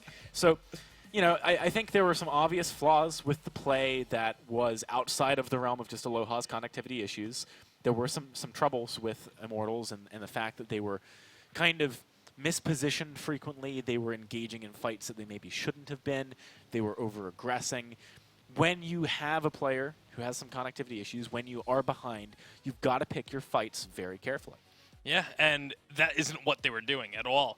I mean, CJ was sitting here next to us for the majority of that game, and he's just like, I just kept hearing, what are you guys doing? Like, what are you doing? Why are you fighting now? Because they were so far behind, and they were continuously falling further and further behind, but they were the ones that were looking for the aggressive fights. And I felt that was very strange as well, because when you're behind, you shouldn't be trying to be the ones engaging unless you know you have an advantage. It does speak a little bit to the sort of more emotional nature of some of the players on Immortals. We've talked about their performances in past seasons. They have hot streaks where they really perform week in, week out. They also have, especially online, rougher patches. And I think if you look at this season, obviously this is one of their rougher patches. But on top of that, if you look at a play in this game, when things got bad, they got badder. You know, they weren't able to really right the course of the ship there. So heading into game number 2, let's talk about what they need to do. Also, let's talk about what impact SweetJ coming in for Aloha is going to have, because that's definitely a massive development. SweetJ, I believe, has jungled in the past for some of his pro teams. He's been kind of all over. Forth. I think like he's primarily is a captain, but I think like the only role that he really hasn't played a lot in is the lane, so he should be okay. Veins could also Veins jungle. can also flex as well, so we'll have to see where they decide to go. But I mean, it's going to be interesting. I don't know how much SweetJ has actually played with them over the past few weeks. So obviously, when they do scrim, they want to be trying to run with their primary starting roster. But I know that he is a very strong voice on the team. Like, obviously, as coach, he does do a lot of mentorship of the players. He talks about what sort of picks they want to go for. But in terms of that in-game synergy, I mean, that's where the question lies. We're into draft. Obviously, SweetJ's got a plan coming into this one. Let's see. Immortals on A side. Going to ban away the Lyra. Rogue takes away that Adagio. Yeah, and I mean, I got to talk to SweetJ a little bit before, and that draft that they had in game 1, that was exactly what they had talked about as a team before the day started. Like, that was kind of the draft they wanted to get, and they were able to follow up. It was one of his drafts that he had given them prior, so I would assume they're just going to stick to kind of letting SweetJ control the draft here a little bit.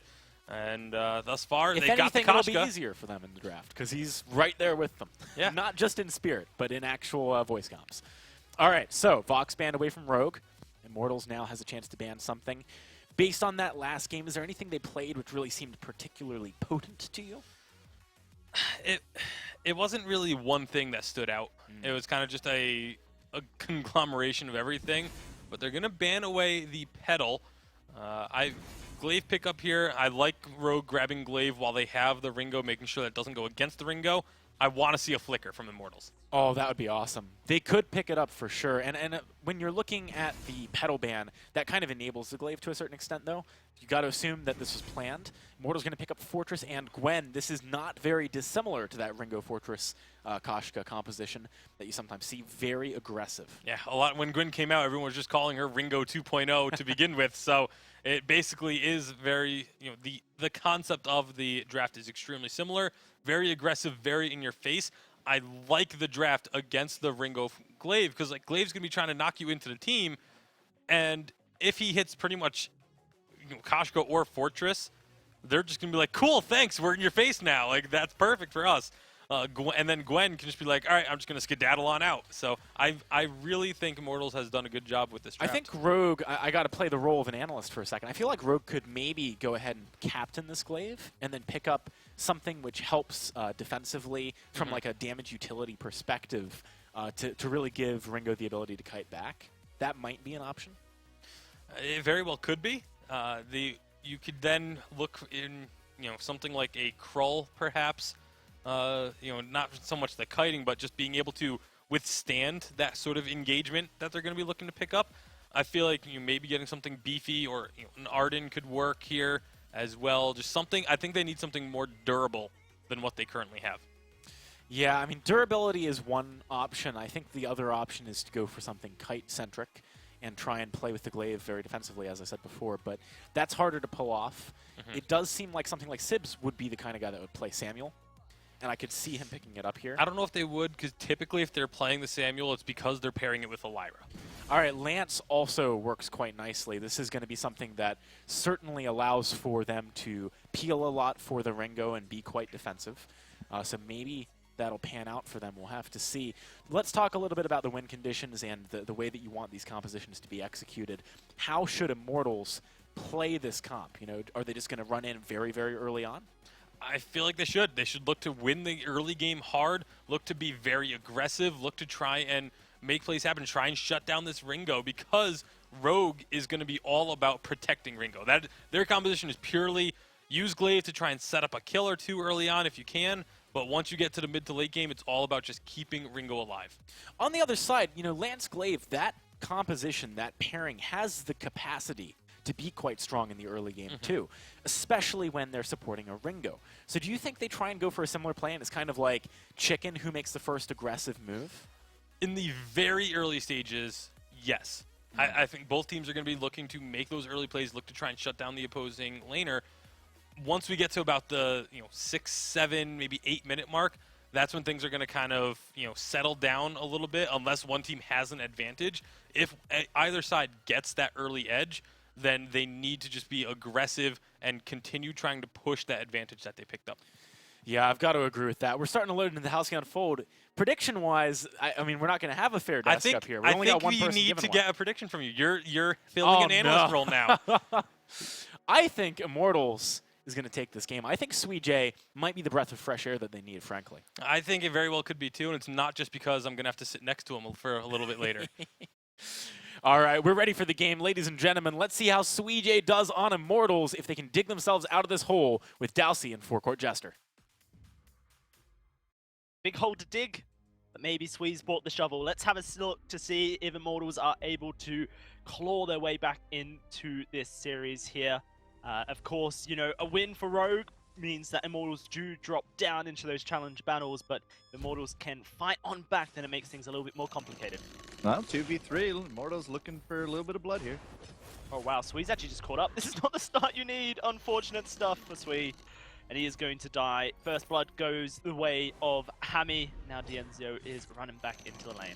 Good old Treant MVP right there, man. That root did not do the pup any good. But with that 2v3, it was kind of, again, like I feel like the communication was a little bit more split. Dienzio and Fortress by themselves looking for an invade. I would have expected Veins to be part of that, but he was off farming his side. Then Suijay got hit by the root, and well, the kind of rest was history. But also, again, aggressive start. Suijay has that Dragon Blood. Like, they were looking for a kill. They were just unfortunate times. I guess the Treant route was placed in a way that they couldn't really run forward, and then Evil with the Giffian's War, he leveled it up first, meant that they could just knock him even further into the wall. But they're going for it again. They're looking for the aggressive plays. Sib's level 2, Bane's level 2 as well. Swee's just level 1, but it will mean that Sibs is forced to walk away. Evol's making his way down there. They're going to go aggressive here, Rogue. They've got everyone coming down, and Dienzio's still in the lane. That Treant does get stolen up, but Impale lands. That's another kill going on over to Rogue. Swee going to be in a bit of trouble here as he's trying to escape, but there's no defensive ability for Fortress. He can only go one way, and that's into the enemy team. When you're trying to get out, it's not as easy. So they're actually just going to say, Evil, you deal with the kill. We're going to go back to farming. Yeah, but at the same time, like, there's no guarantee that Suijay will actually, like, get killed by Evo. He can just kind of keep him there indefinitely. So running yourself into a turret is a pretty guaranteed way to make sure you can get reset, go back to your side of the fold. But Mortals are not winning these numbers. Like, they are doing 2v3, another 2v3 that has not gone their way. And because of just the removal off the fold, you're going to be looking at deficits in lane. I mean, Hammy is going to be taking a little bit more of advantage of that. At the same time, Sibs, he's defended his jungle. He's got 2 assists to his name, and that's hoping to really speed up into that Storm Crown that he's going to be looking for. Very, very interesting start here for Immortals. Prioritizing this Fortress, they've done so quite often, I think, throughout the PG split here, and doesn't seem like it's got an early lead. That's when Fortress starts to get a little bit precarious. We'll have to see if Immortals are able to start coming back into this series. There's a bit of aggression in the lane. Dienzio going to put down the hurt. And actually, it's Veins continuing to try and invade, but Swee's in trouble. He's going to get knocked against the wall. Rogue almost have a plan here. Actually, what? Okay. They let Swee walk away. He will fall. Hammy just was like, I'm going to go for Dienzio, and now Hammy's by himself. He's actually going to get bursted down by Veins. Oh, but a double kill comes forward here for the Glaive. Vanes may be able to get away, but that was very sloppy from Rogue. Too bouncy at the end, but they had just this huge kill set up for Suijay, and then they all turned and ignored him, which was very uncharacteristic right there. A little bit of a mistake, but Sibs is able to chase him down, picks up the double on top of it, and again, this is just going right into their cash banks, right into their playbooks, and 5-1. Very similar start. Not quite, the 16-0 shutout, but Rogue have defended against an early game aggression comp. I'm not going to really claim too much about Gwyn on this one, but the Fortress and the Koshka, you put them together, they can jump people, they can follow you, they have such movement speed and such burst potential, but it has found zero success so far. No, it hasn't, and it's definitely a tough spot for Immortals here. That's kind of what they're banking on, is this Koshka to be able to get them into the lead, and currently, well, it's over 1,000. It's 1,500 gold lead here. There's the Storm Crown coming forward. Sib's able to complete his first item. Hammy looking to get that Sorrow Blade by looks of things, as well as the Fountain comes forward. So huge item spikes for Rogue, and they're just not being replicated on the other side for Immortals. I can see Rogue looking to try and make this power spike, work in their favor. Yeah, you got your first items, you got a Fountain. Suijay is level 3, has no Fountain. He's the lowest level in game right now. And that was something that Rogue was also able to keep pretty much to their advantage. They always kept a level advantage over their opponents, but that was not the engage they were looking for. Opponent quite able to find it, so I guess Immortals, they dodged that bullet for now. Vanes, level 6, has his Aftershock. Okay, so Koshka, this is the point where she does a lot of damage. This is the point where you have to respect her damage. Actually, what Rogue are doing here is they're just sending Hammy into the jungle and puts him in a very safe position. He's going to get the ambient gold with Sibs there, puts him back up to level 5, and now he's come back to the lane. Vane's still sticking around. We have Sibs here as well. This is going to be a brawl, but who's going to get the kill is the real question. Flares go out. Immortals, they spot out Sibs, so they back off, and actually Rogue are just going to disengage. And at the same time, Immortals are keeping the wave close to their turret. They're not counter-pushing here at all. That's why Hammy's kind of going for a little bit more of a walk around everything. Evo was up in lane just in case he needed to freeze it, but it's getting frozen already, and that's going to be a huge boon here to Dienzo. You can see him again taking lead with the last hits, and the pressure is just kind of like Rogue have to move up if they want to fight, and that was what they were hoping for, because Vanes with that level 6 is a lot more impactful This is than great stuff. Oh, wow. I love the ability to just force the skedaddle on one ability when there's just so many lockdown abilities. The Afterburn into the Giffian's Wall, into an Impale, and that's a dead Dienzio. Beautiful stuff from Rogue as they find their 6th kill of this game. And for anyone who's joining us and sees Suijay there thinking what happened to Aloha, unfortunately for Aloha, he's experiencing some severe connectivity issues, around 1,500 to 2,000 MS in the previous games. So yeah, no bueno indeed, not good, and it's going to mean that Suijay, super coach, going to be subbing in for the team. Yes, no bueno does translate to not good, thank you. Just in case nobody knew that.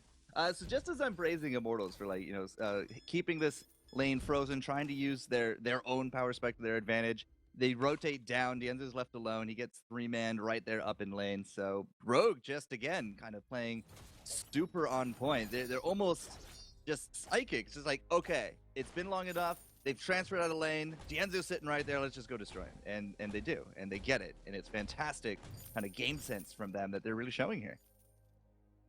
It shows that they understand how to make their composition works. They understand how to find themselves early advantages. You know, a bit of criticism towards Dienzio in the previous game from you, Forecourt. You said he's just not playing like you're expecting to watch him play, and you've watched him for years now, so, or for a very long time at least, so a year. So it means that you have a fairly good understanding of how he plays this game, and currently Rogue are just not allowing him to have any fun.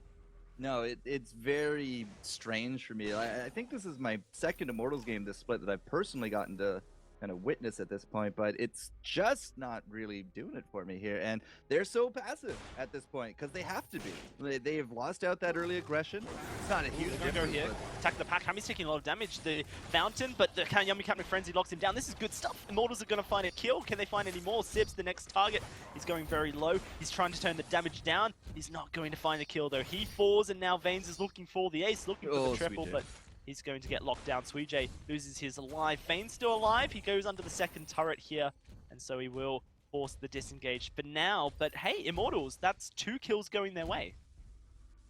And I feel like, again, it was just a big power spike kind of contribution right there. Evil's going to come over the wall and just contest this, but I think he might just be in a little bit more trouble than he thought. So he does have a Crystal Sentry to guard his back, but jumping down, eliminating Hammy as quick as they did, and Sibs just trying to kite out as long as he could.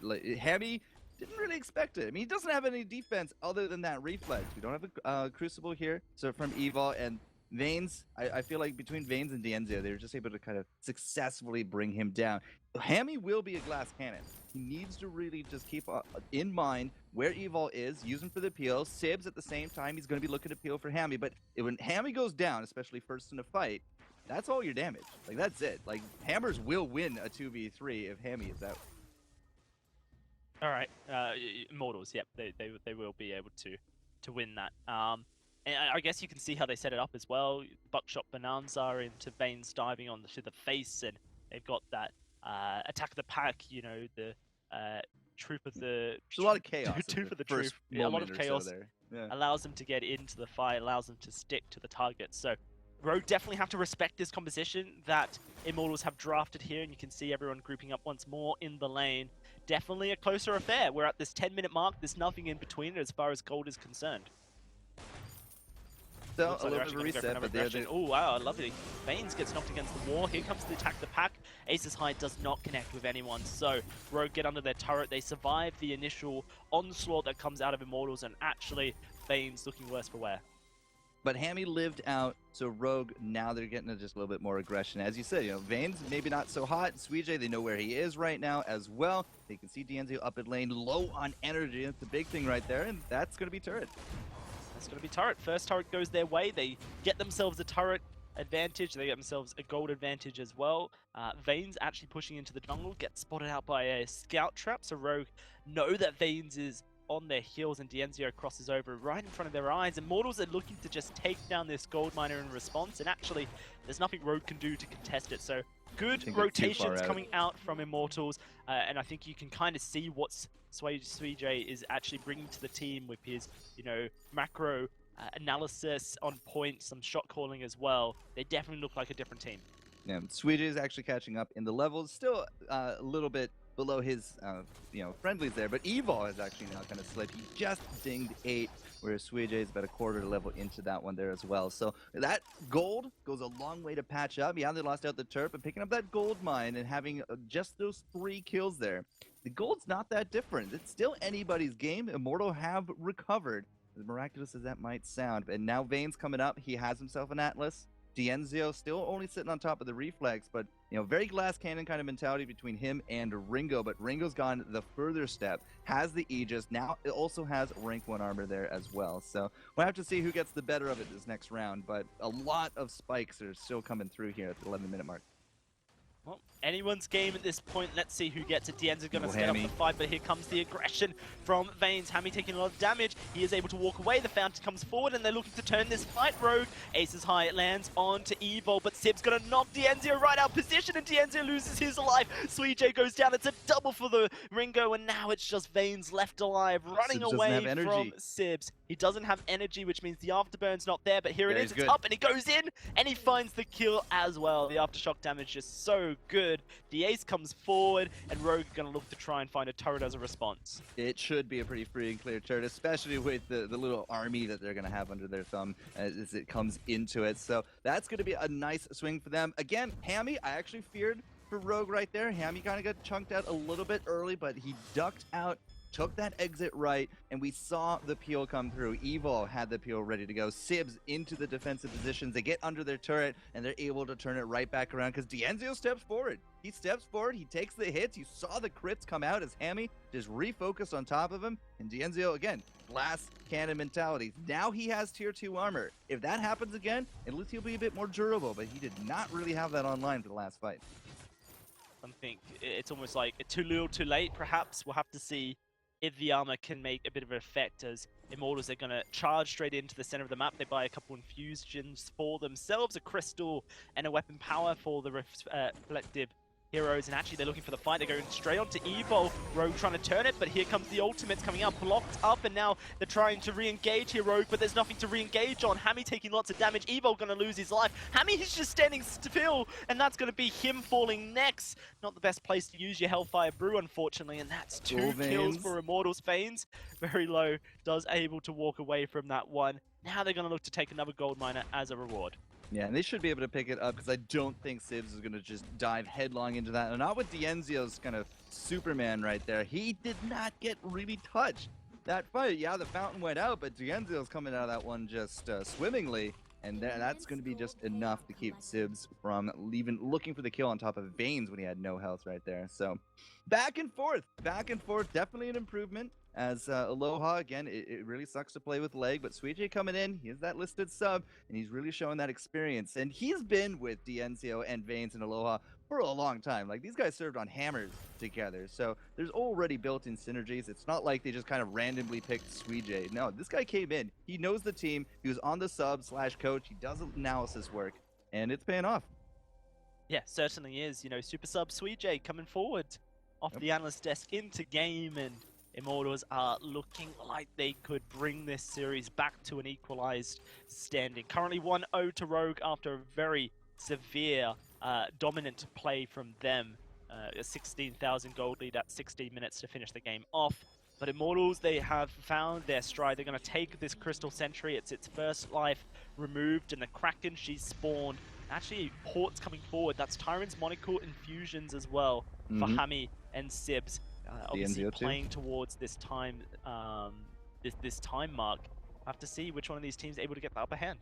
Well, Veins doesn't quite have the cash to reinfuse. He still has his level 12 ticking down. Dienzio not quite at the level 12 mark. That is a little bit of an advantage we have here with Hammy, with Sibs. Evol kind of bringing up the rear with level 10, but then again, so is Sweet Generous at this point. And Veins, he has the money now, so he's gonna go home, gonna infuse. It's going to be a fight. It's going to be a Kraken, and I'm not entirely too sure which way this game will swing here, Dowsy. It's pretty neck and neck. Single scout trap somehow has not been stepped on, is giving Immortals so much vision over this Kraken area. They don't have to step forward and contest because they understand that it's not going down. Rogue are like, oh, well, how do they know they're not coming? I guess we just disengage. Now they're going to walk over it, and they're going to, oh, that's what it was.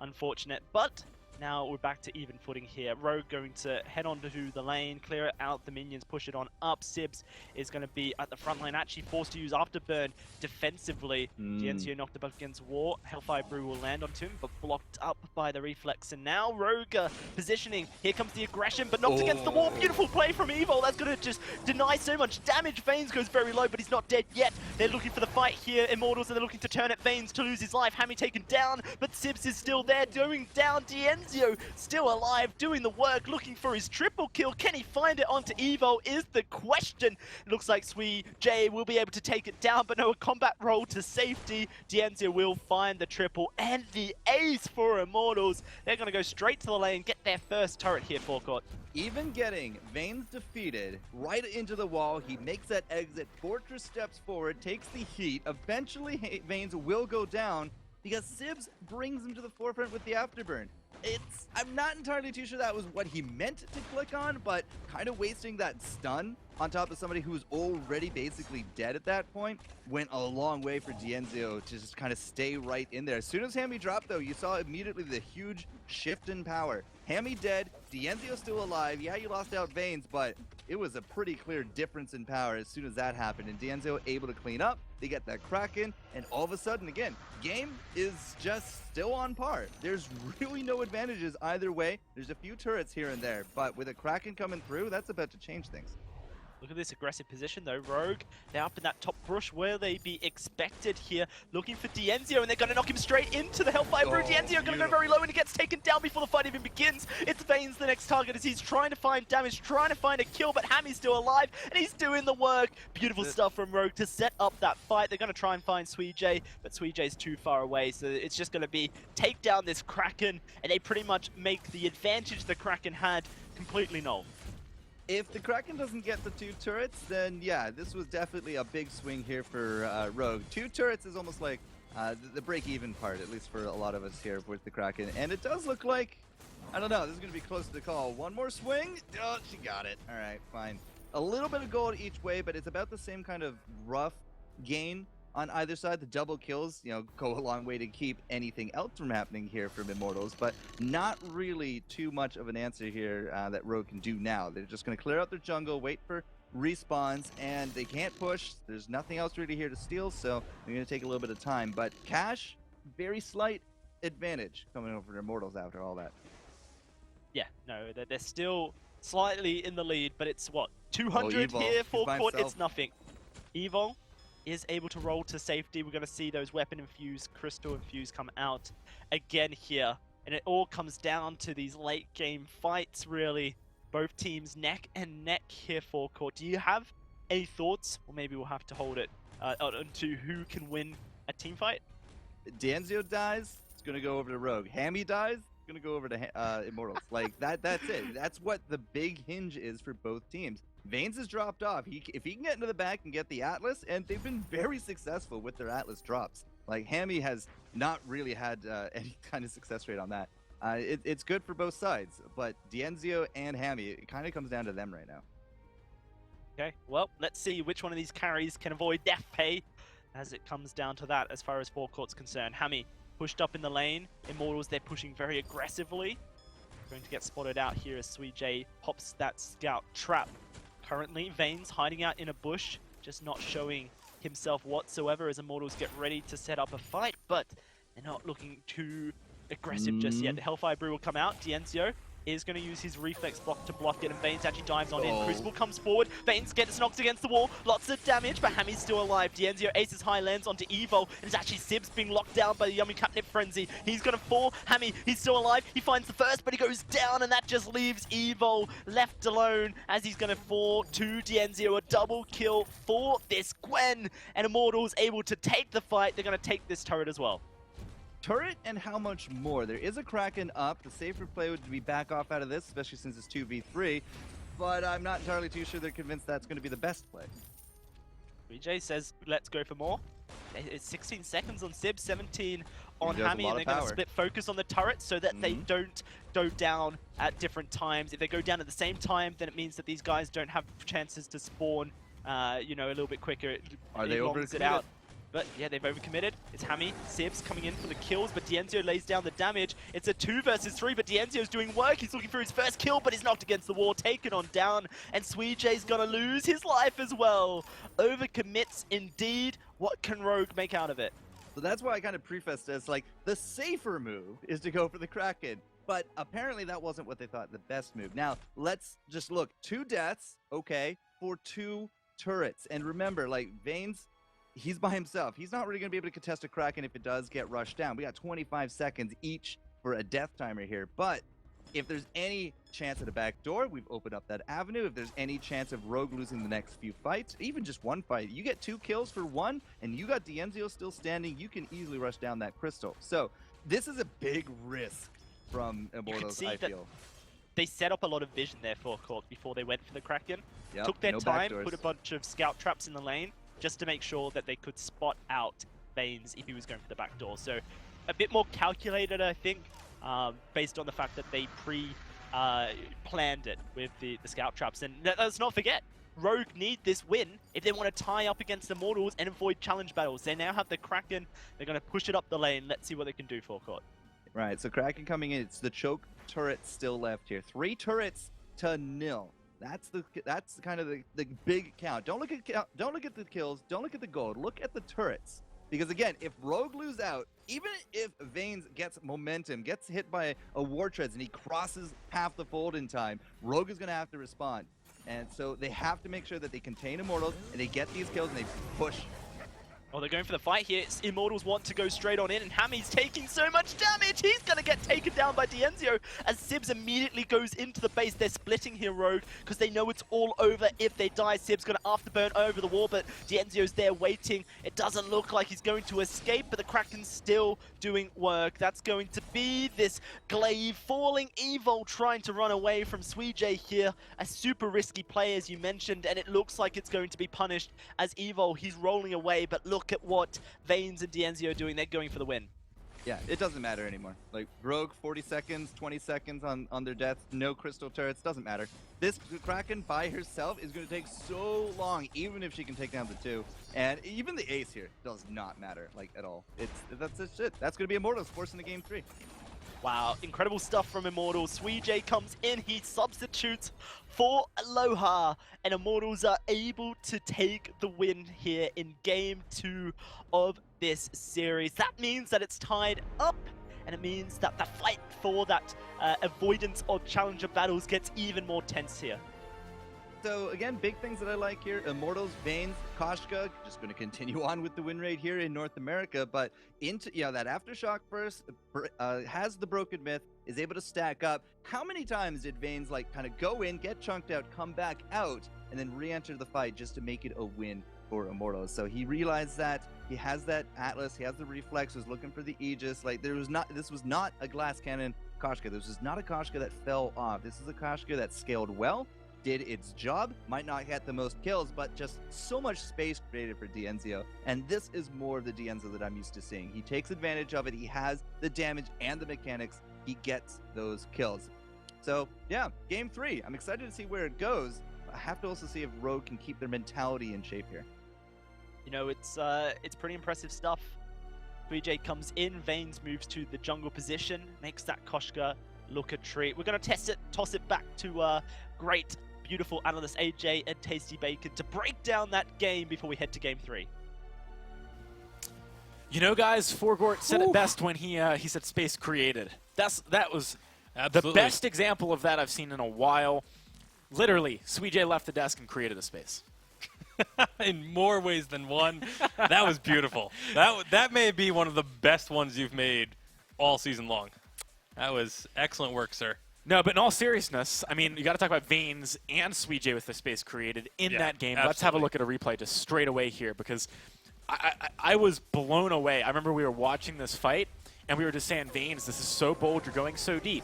He nearly dies. Suijay dives on the back line. All the meanwhile, though, Dienzio, he's laying down the hurt. Yeah, and then the jump back in with the Yummy Catnip Frenzy was beautiful from Vanes, but this was just another example of there were multiple cases where this exact sort of team fight happened. This one just had the most amount of room around it to be able to see things, but constantly, once they got rolling, it looked really rough at the start. Yeah. Not gonna lie, we were sitting here like, oh, sweet generous, like he just died like 3 times right off the bat. But clearly, maybe just some rust, not having played with the team for a while. It looked like, because once they got rolling, once they kind of got past the first couple minutes, all of a sudden things started to click. Sweet generous getting deep onto the back lines, constantly applying the mortal wounds and chunking down the Ringo, and it was just, I was so thoroughly impressed. Honestly, like after this game, I'm curious. I might go to the guy who was reffing, because obviously with Suijay playing here, we want to make sure it's a totally like locked down environment. So we had some guy reffing in there, and I want to see like how sweaty he was during that game, because it must have been brutal. You haven't played a game with your team competitively for a while. You're a coach. You step in whilst you're on the analyst desk, and you still perform like that. I mean, that's a great example of why we chose him for the analyst desk, because this guy is a monster. And actually, from a shot calling perspective, I mentioned before the game, I thought this might be a breath of fresh air. That's what I was talking about, the decisiveness. Exactly. Vanes would go in, even though he knew he couldn't do anything. I bet you anything, Suijay said to the team, Vanes, go make space. Dienzio, you clean up. I'm almost certain of it. Yeah, I would be stunned if it came to like that wasn't how it was working, especially with the way that Sweet Generous was, again, in charging in, jumping on. I mean, Rogue had moments in this game. Like, let's not make this isn't just the Immortals show off of that game, but it was just the way that they were able to turn it around after that early game. After it really was an abysmal early game for Immortals, but they kept it close. The damage control was something that I thought was absolutely key. Absolutely, and also on the side of Immortals, I don't want to make it seem like it's just a Suijay show either, because Vanes did a good job, and Dienzio especially had good positioning in these fights. You have to utilize the positioning. Like, you have to stay close enough to the fight, but not too close when you're going for that space. There were times where he was a little bit too close and got caught out, but we're getting into very quick draft for game number 2. You see Lyra, Koshka going to be banned by Immortals, so they give over the Adagio willingly. this is interesting because Vane's literally a quote from Vane's earlier, or Sweet Generous, sorry, earlier today was Adagio is the best laner in the game right now. And they were willing to give that over. They must just really value the Koshka after they saw Rogue play it in Game 1. My guess would be, okay, they came into this week and they said Rogue didn't really play Koshka, so we're not that worried about it. Then they saw Rogue play Koshka in Game 1. It won. They won with it in Game 2. Why deal with it? Like Adagio, yes, very strong hero, but win rate-wise, not even close to Koshka. Or if Adagio's the best laner in the game, maybe they consider Koshka the best hero in the game. So, going to be interesting. Banning away the Flicker. I like that decision. You don't want to let a Flicker go over with an Adagio. That's just asking for it. And on the other end, Rogue taking away Fortress. Again, this makes perfect sense. You do not want that into your healer, and you also do not want that on Immortals. Lance going to be picked up, though. Honestly, Immortals right now getting a quite a similar composition to last game. Like this Lance, if it goes into the captain role, can be very aggressive. Like if they pick up a Glaive, they have literally the exact same composition that Rogue just ran against them. I mean, they know exactly how to make it work in the early game because they just felt that burn. All right, Rogue, they got 2 picks left. Lots of bonus time here. Got to make sure they're picking up something smart. And this is so important for both of these teams, but especially Rogue. They need, because they went to Game 3 now, not only do they need to win this game, but they need at least 1 more point tomorrow if they want to avoid the challenge battles. I mean, Immortals has set themselves up potentially regardless of whether they win this game, for that very reason, to avoid it. So that 1 win was absolutely critical for them. Obviously, they'd much rather sort it out now and just get the extra win under their belt. So we'll see. It's such a tough task for what you're going to pick up here. Rogue, obviously, not wanting to be in that challenge zone. They have choices. They have options. And Blackfeather could come out. I always like Blackfeather into Lance Ringo, just because you can dive past the back line and get onto Ringo pretty easily. But it's going to be the first Rona pick in North America this season. We've got to see Flicker in Europe tomorrow, or I'm going to be very upset. I'm going to be very, very upset, Bacon. All right, let's talk about this composition a little bit, though. This is a very European composition, in fact. Rona with the Arden and the Adagio. This is some serious, sustainable frontline threat. I think Immortals with the Lance, that's a good start. You can maybe knock the Rona away. But admittedly, I mean, Rona can jump frequently. And they have good damage. Oh, I love this pick. I Catherine. love this pick so much. Yes. This is exactly what you need. As soon as Rona jumps in, maybe you go for the Githian This wall. is a Sweet Generous Right? pick, too. And then, I mean, yeah, absolutely. in Europe, he was saying he wanted to see more Catherine. So what better way to make sure that there's more Catherine seen than pick it yourself? No, but also, like, Rona jumps in. I think Lance Githian walls him back. Then he walks back a little bit. Catherine stuns. The Impale comes out. Meanwhile, you've got your laner, Dienzio, on that Ringo, just doing tons of damage. There is a way for them, even through all the durability and sustain, if they combo it correctly, and if they don't fall behind early, to kill this Rona. Not only that, but with Merciless Pursuit, you can stop the Red Mist in its tracks. You can stop Aversive Judgment if it doesn't get blocked. Or you just throw on that bubble when the Red Mist starts, and Rona just kills herself on you. Like, the damage that comes out of the Catherine reflecting a Red Mist back onto opposing team is just immense. This pick makes perfect sense. It's definitely, as you said, a Sweet J thing to do. I do have to spoiler something for you. There was an off-stream game earlier. Do you recall? TSM versus Misfits? Guess what was picked? Was it a Catherine? It was a Rona. Oh. So Rona had already been picked, unfortunately, for our analysis. But this doesn't The leave first change the fact- on-stream Yeah. Rona pick in North America. Yeah, Statsman Bacon, he's got this. No problem. All right, so we've talked about what maybe Immortals can do as their win condition. For those of you not familiar with this kind of composition that we've seen in Europe a few times, let's talk about the Rona composition, though. Yeah, I mean, it's all about just keeping Rona alive with the Vanguards and the heals, and then just dumpstering out a ton of damage with the Adagio, because you're going to have the Gift of Fire on pretty much everybody when Rona jumps in. Rona starts spinning. Adagio is just basic attacking from the back lines. You can't get close to him. It's just a ton of damage that ramps up before you can even really process the fact that Rona is ramping up her damage. All right, I think it would be unfair to make you do a prediction on this game with Sweet J coming back so soon. I don't want to make you do it, but I do want to hear from you guys. You guys should definitely be talking in the Twitch chat, in Twitter, on who you think is going to win this one. Let's head on to the Halcyon Fold. It's going to be a great Game 3 between Rogue and Immortals, a critical one for both of these teams and their challenge battle lives. Let's hand it on over to Dalcy and Forecourt Jester. Get us in, coach! There's fighting happening! Alright, it does look like Rogue are going to just walk into the jungle. Sweet J is going to be safe for now as Dienzio heads on up into the Are you sure about that? backs. And actually, no, he doesn't look safe. Look at this. He's taking a lot of damage. He's going to fall very low. I don't think he escapes. What does he have? Impale? Okay, that's a bit of distance maker if he wants to go for it, but will he be able to walk away? Evo, one more auto attack to burn. It's ticking down. Sweet J! He's going to survive! Okay, cool stuff. And actually, it's this Rona versus Vanes in the jungle. Okay, you know, I was talking to some players Forecourt, and Jungle Catherine was something that was said. What do you make of it? Well, I don't really have the intel on exactly what you were told, but I watch Xenotech a lot. You know, he's on Gangstars. He's a famous streamer. He, you know, really good community. The Graveyard, shout out to them. But he showed on stream the Jungle Catherine, and a lot of it is kind of like the old style, but a little bit more of the twist. The old style of the Jungle Catherine used to be like this big on-hit kind of build, and you get just insane stacks for your passive. You just become ultimately very hard to kill. But you don't exactly pack a big punch. Think of it more like a utility glaive kind of idea, right? You become a stun bot. You become very hard to hit. You can get into the back line. You can get off the Atlas, things like that, right? So we'll have to see if that's going to match up to what you were told, but I would expect something along those lines. I wasn't told too many details.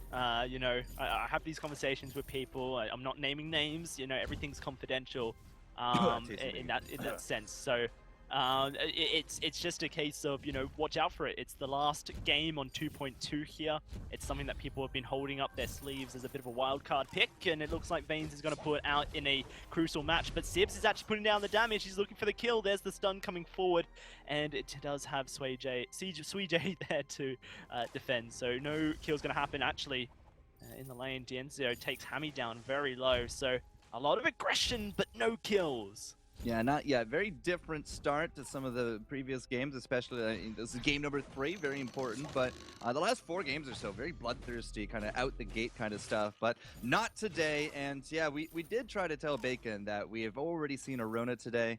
Eventually, AJ did get that message over to him. But this will be our second. Sibs, though, this is the first time today that in VG8 he's played Koshka, and now the first time Rona here as well. So Rogue definitely keeping some strats up their sleeve, too. Was it Rogue? That's the team that's just played so many different unique hero picks across the season. I'm pretty sure that's what Sibs. Like 18, 19 unique heroes, which is pretty crazy. And they're increasing that count. There's only 31 heroes in the game, and they've almost got their bingo cards filled out. So it's great to see such diversity coming out of Rogue Mastery as well. But here it is. This match means everything. If Immortals win it, then they avoid challenge battles entirely. If Rogue wins it, then all they have to do is take one game off a single team tomorrow in the finals, in the semi-finals, or in the 3rd place, and they avoid challenge battles. That's the place that we're in, and look at this. An engage comes on to Hammy, but it looks like Rogue are ready to turn it around. No, Evo falls. It's this Jungle Catherine finding the first kill, but it's going to go down as a return. There's the return kill. Hammy able to find it. The fight disengaged here, and a 1-for-1 trade.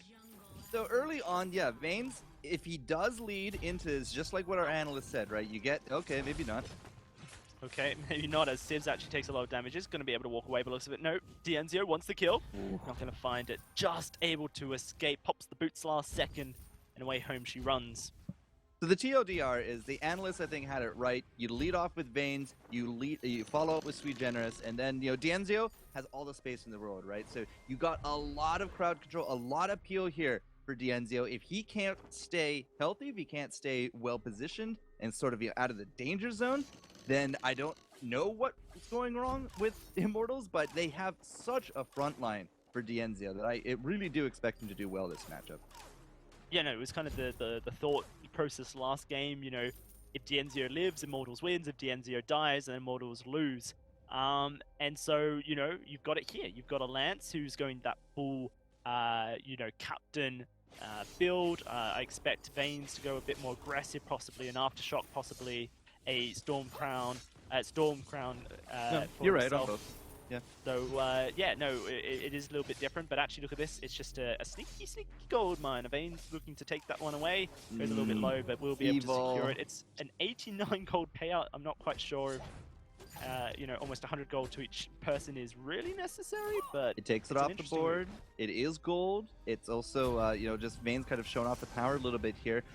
Just like you would see with any of these other junglers out there, you know, Stormcrown into Aftershock. It's the big utility build. Vane's likely past that. Atlas Bolt, if I had to guess, but earlier on is when you want to punish this pick, because Catherine, yeah, she has a stun, but that's it. Like, she's not tanky. She's not building house. She's not a captain. She's not building any, you know, the fountain, the crucible. Those innate health boosts are not there, right? She's going into a Stormcrown. She's going into an Aftershock. This is more damage utility oriented. So you want to try to catch her early, because by the time late game comes around, if she's been anything involved in the team fights, she's going to have 30, 40, 50, 60 stacks of that captain passive that she has. And then you're going to be in trouble late game. Right, you know, is going to be stacking up armor through her perk, heroic perk, and possibly building some health down the line as well. Here we go, Vanes catches Sibs out. Sibs able to just jump away here.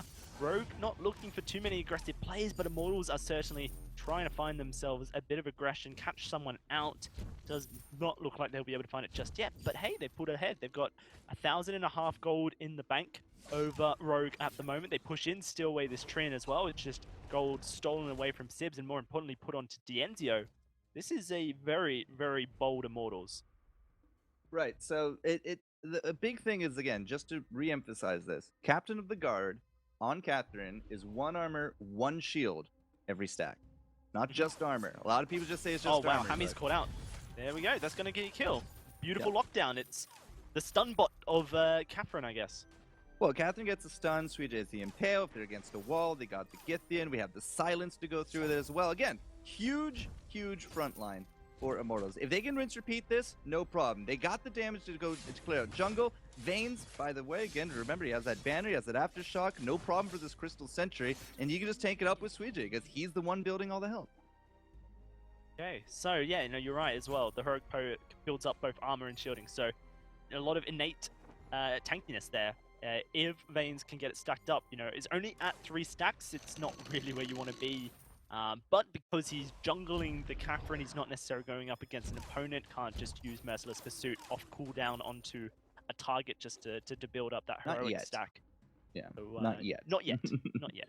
Because he does have the next component. He's looking for that Stormcrown. Once you get that cooldown reduction, you're going to see these stacks just go up and up and up. So again, early game is where you kind of want to try to punish this. And Rogue, unfortunately, not having the early game that they've seen in the last 2 series. I mean, game number 1 was flawless. Game number 2, a little less so since they did lose out. But they still had a fantastic start. This round, they don't quite have the same level of dominance. It's because this Rona, like early game Rona, I like it, but it's not the end all. Mid game, definitely a little bit better. She's going to have to start tanking up now that we are sitting on 2 items. And one of those items you'll notice is a Shiver Steel, right? So Dienzio is going to be a huge target here for Sibs. Once he gets that Atlas there as well, into the fray, Shiver Steel. If he doesn't get that reflex block, now all of a sudden Dienzio has to make some choices, and then an Atlas on top of that as well. Alrighty, well, very interesting series. It's going to be Hami blocking up that Impale. Vanes does dive forward onto Hami, gets that Merciless Pursuit down. But, you know, I want to throw it back to maybe something we said at the beginning of this series, you know. Talking to Rogue, they did a lot of preparation. Maybe we'll have to throw it back in a sec. Vane's actually caught out as they go down. The Gauntlet Wall is going to lock everyone in, but Evil's taking a lot of damage. Red Mist, it's finding the kills, and that's going to be Hami finding Vanes. Dienzio trying to run. Dienzio's laying down the hurt. Sibs does have to fall back, but Dienzio is going to find a kill. Even despite this, a double kill comes forward for Hami. Now, can Suijay find anything? Oh, he stops that, you know, stun. Suijay will go down. Okay, an ace comes forward. Break that one down. If you swapped the roles here, if Vanes was Suijay with that build, if Suijay was Vanes with that build, well, maybe not the Aftershock, but it would have been a complete victory, I feel, right there for Immortals. But there's just so much innate healing right there. Like, Sibs has not only his well, yeah, he is a Shiver Steel, but he has the Serpent's Mask. That goes a long way to keeping you against somebody who doesn't build damage, like Suijay. Hammy has that heal. He had that versus Judgment, which was, I feel, almost like a panic button, but hey, it worked out by the end, and there was just no damage on Suijay. That double stun, I thought, was the end of it, but we didn't have any damage there for Lance, and you saw the focus on top of Vayne. That's an interesting way to do this. If Vayne's just dropped first every fight, well, that's a big thing removed. Definitely is, but Immortals, they strike, they get the turret for themselves. Now it looks like Rogue wants to punish. Suijay goes low and actually falls here. Dienzio the next target, but he's laying down the damage. The Hountain doesn't come out early enough. Dienzio finds one, but is taken down by Sibs. It's only Vayne's left alive, and almost a reversal of order this time, as it is going to be Immortals losing 2. And you know, I wanted to make this point. At the beginning of the series, I mentioned that Rogues have been screaming really hard, really confident that they could come into this series and 2-0 Immortals based on everything they've prepped for Immortals. And then Suijay's thrown into the mix. You know, Aloha has connectivity issues. Suijay has to sub in last second. It's not actually what Immortals wanted, but it's the best of the scenario they had. And now Rogue are playing against a composition, a team that maybe they didn't actually prep for. It's definitely going to be a bit more of a wrench in the whole works if you did sort of kind of try to target ban Aloha, try to counter-target him, counter-strat him, you know, whatever you want to call it, and then he's not here. Definitely, you know, the best laid plans of Mice and Men. It's not even Aloha, because Vayne's is now in the jungle position. He's no longer playing captain. But with the comp of Aloha there, right? Yeah, everything's been jumbled up. So I'm totally agreeing with you here, Dowsy, no worries. But also, like, Rogue, that last fight, they gave up a turret, but they did get some kills. Unfortunately, they did not get a return turret, so, you know, Immortals not really going to be too salty about that last fight, because Suijay, yeah, he went down first, but they kept their objective. Well, we've got map position here as Rogue walks into the choke point. This is where Suijay says you need to fight in the corridors with those impales, but the gauntlet walls go down and Vades is taking a huge chunk of damage. There's the first, it bursts down Immortals, and the first kill goes Sibs' way. Sweet Generous is going to be the one now targeted down, but he's going to just run away. This lands, pops his boots, and gets out of dodge. That's going to be Rogue finding a singular kill for themselves. Yeah, but that singular kill, if, well, they don't have a creep wave. In fact, they almost lost their turret back there. Yeah, so they're going to have to sacrifice a bit for this, but they get it. They do get the turret. Yeah, sacrifice a bit of HP, but it didn't matter. No way Dienzio and Suijay was going to really go in for the fight there. So Rogue, they equalize the gold here. In fact, they take a bit of a lead for themselves. 500 gold in the lead at this 12-minute mark. And once more, we have a very close game on our hands, Forecourt Jester. It could swing any way as a single team fight. I'm still kind of waiting to see what Vaynes can do with this, this Catherine. Sibs on the Rona, however, is very impressive, at least to me right now, because he's not building straight into like that glass cannon, right? You can see Vaynes and Sibs have both gone into those Atlases, just sort of what they really need to do. Like, this is not going to be a very high damage game. This is going to be all about Hammy versus Dienzio for the damage, but Sibs is able to make a lot of space. At the same time, Vaynes is trying to make a lot of space, but that's kind of fallen a bit short so far. No, it has. You know, I'm not sure who can make the most space, who can keep their carry alive, but you would kind of think that it would be Immortals based on the fact that they kind of have a double captain setup in that Catherine, and that lands just such a huge front line. Hellfire Brute flies on out, will lock onto Sibs, but the Vanguard shield will pretty much deflect most of that damage, not going to take too much of a hurt, and has few Seven's autos mask and he'll as be well. fine. Exactly. But also, is this infusion time? Is this re-infusion time? Oh, it is. Look at that. Infusions, they're there already for Immortals. Sibs has his own. Hammy is about to wear out, and there's no way he can get to the shop to re-infuse. So if he wants one for himself, he has to go back to base. Immortals are basically protecting the shop to kind of force that move from Rogue if they want it. Okay, Dienzio has an Aegis on top of his items. He's been farming very well for himself. 137 at the 14-minute mark is nothing to sneeze at. Hammy has just fallen a bit short on that comparison, but Sibs is ready to go. Vaynes is ready to go. He's gonna go straight on into the fight. Vaynes takes a lot of damage. Gauntlet Wall's gonna lock Vaynes and Suijay out. The first kill goes the way of Evo, and Suijay's in trouble as he's trying to run away. Actually, Rogue just say, you know what, we're gonna let you go, Suijay. We're gonna take this gold miner instead. Without Vaynes, it's fairly easy, and this Catherine in the jungle is nowhere near as tanky to really be able to withstand that damage. And again, that's the weakness to the comp. She's a great stun bot. She can create space. But if you also get focused down, and this is why it died out, by the way, Dowsy. This was before your time, but there was like a week in Back when I Evo was a wee 8 child. where this thing was just hot. This was the plays. You go into all the on hits, you get an Atlas Pauldron, you call it GG. And then like the week after, it just 0%, and we just never saw it again. So, I mean, it might be a bit of a surprise pick. I was hoping to see a little bit more of a twist, but the twist is taking a while to come out because Vains is looking for now that broken mid. He's looking to amp up some damage. I'm just not entirely too sure that they're in a spot that they can do that. Right, and you know, unfortunately for Vains, he's half of Immortal's depths at this point. So, you know, you can see that he's a clear target on Rogue's, you know, scope. But they are going to push up once more. Immortals here. Push back this Rogue lineup. Hammy still does not have an infuse. Didn't matter in the last fight because they were just able to single out Vains. Yeah, so Vains' last fight tried to set up the trap, and I'd be curious to see if they're going to try it again, where he got the silence off and then they engage. But the silence got blocked. Evol was just on point with that. It got blocked, he rushed down Vains, like this wasn't supposed to happen, and that's why he died. Plus, of course, you know, the Ardent Gauntlet was fantastic. Well, Immortals, they're trying to find Evo, and they are going to lock him down in the root. Evo's stunned up. Here comes the Gauntlet Wars. There's the Verse of Judgment as well. Everyone's locked in this, and Vains is going to go down once more. Dinzio is doing damage, but Suijay's locked in the Gauntlet. He can't do anything to protect. Impale goes out, it doesn't hit. He's going to take a lot of damage here. Dienzio as Sibs dives forward. Suijay, the target, the Fountain Wall's there, but Sibs, he's still healing. Red missed. He can only see red, and it's an ace for Rogue. So much healing from Sibs. They find the ace. They're going to take the turret. They're going to take the Kraken.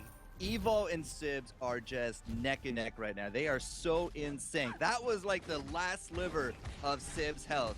Yeah, he got the fortified health. Yeah, he got, you know, the Shiver's seal. That goes off. The Serpent Mask, cool. And then the red mist. But the big thing is that Evo was still holding on to the fountain.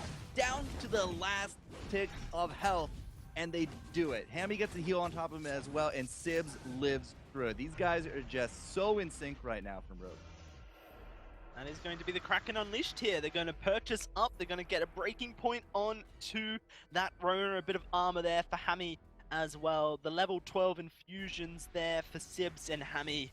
And the Kraken, she's about to walk down the lane in towards this choke point turret. It's been neck and neck up until this point here for Court.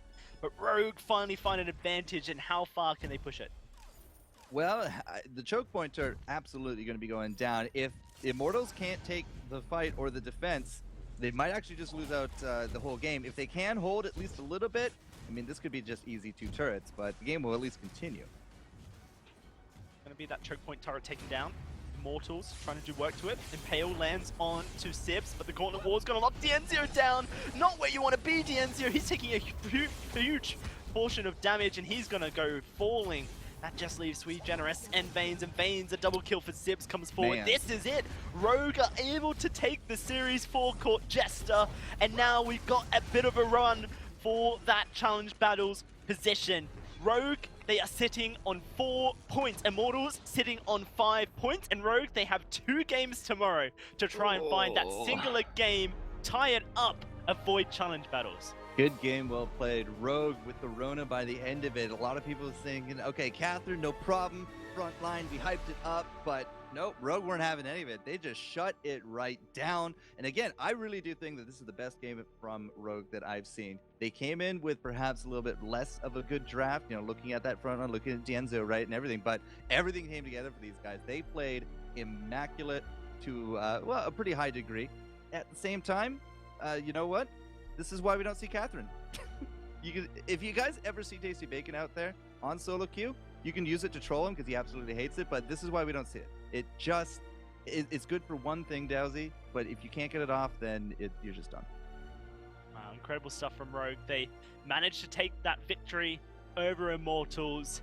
Means that things get very interesting for day 2 here in North America. But to break that one down, of course, it's our fantastic guys on the desk. So let's see what they have to say about this series. All right, interesting series there. Sweet J played his heart out, subbing in for Aloha, but it wasn't quite enough. You got to admit, though, getting that one game in, that he did in game number 2, that was That's critical. crucial. It was super critical. Absolutely important. I mean, because now Rogue has to go against Team Solo Mid, and then, if they win even just a single game there, they're good.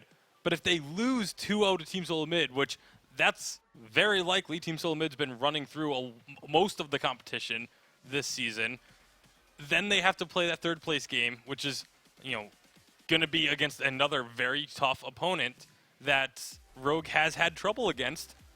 And if they don't win any games tomorrow, Immortals is still out of the challenge battles because of that one victory.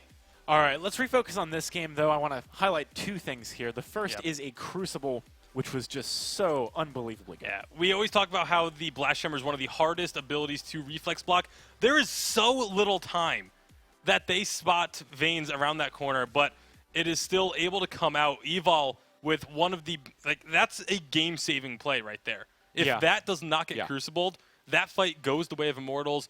They're able to then push in and very likely swing that game completely in their favor. Honestly, Evol must have been playing Whack-A-Mole for the last month, just practicing reaction speed, because that was insane. I mean, he was hovering it, for sure, and I think that's something you do against a Finn and a Catherine. You hover the reflex, the Crucible.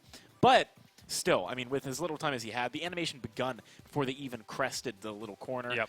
Really, really intense stuff. So Evol, props to him. Let's have a look at another replay a little bit later on, though, because as you can see here, Rogue do have so much sustain in these fights. Yeah, and you can see it's mainly Evol and the Rona up on the front. The attack slow comes out, but they're able to get onto Veins.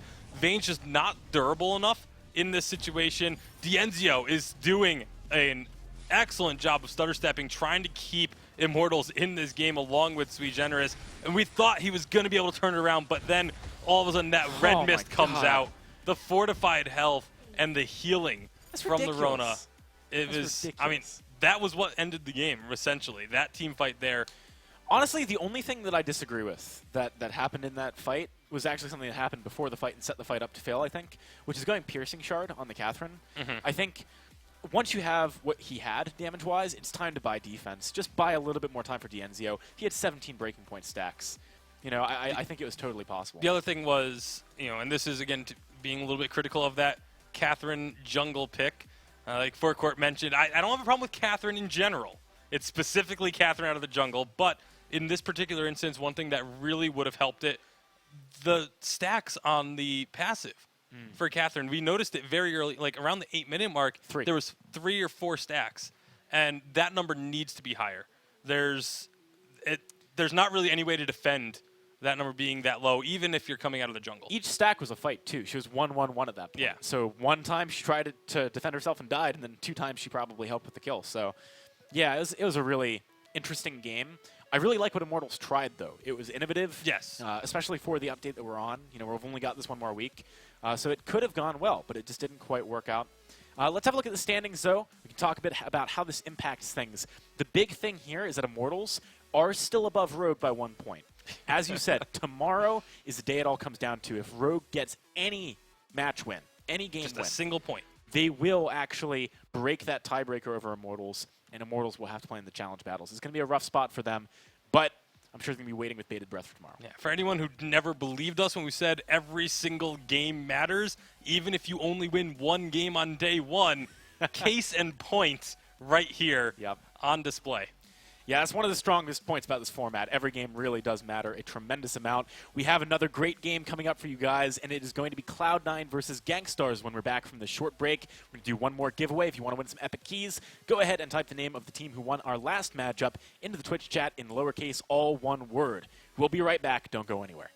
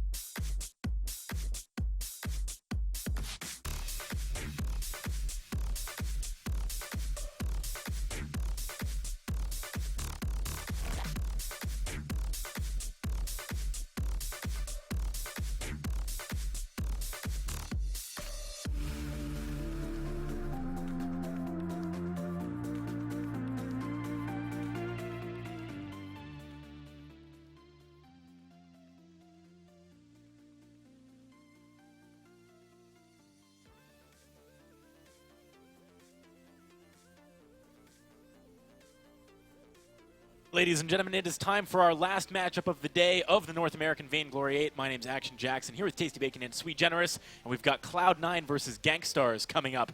This is a battle of titans. These two teams are at the top of the scoreboard, right up there with Hammers and Team Solo Mid, and they want to get there again this week.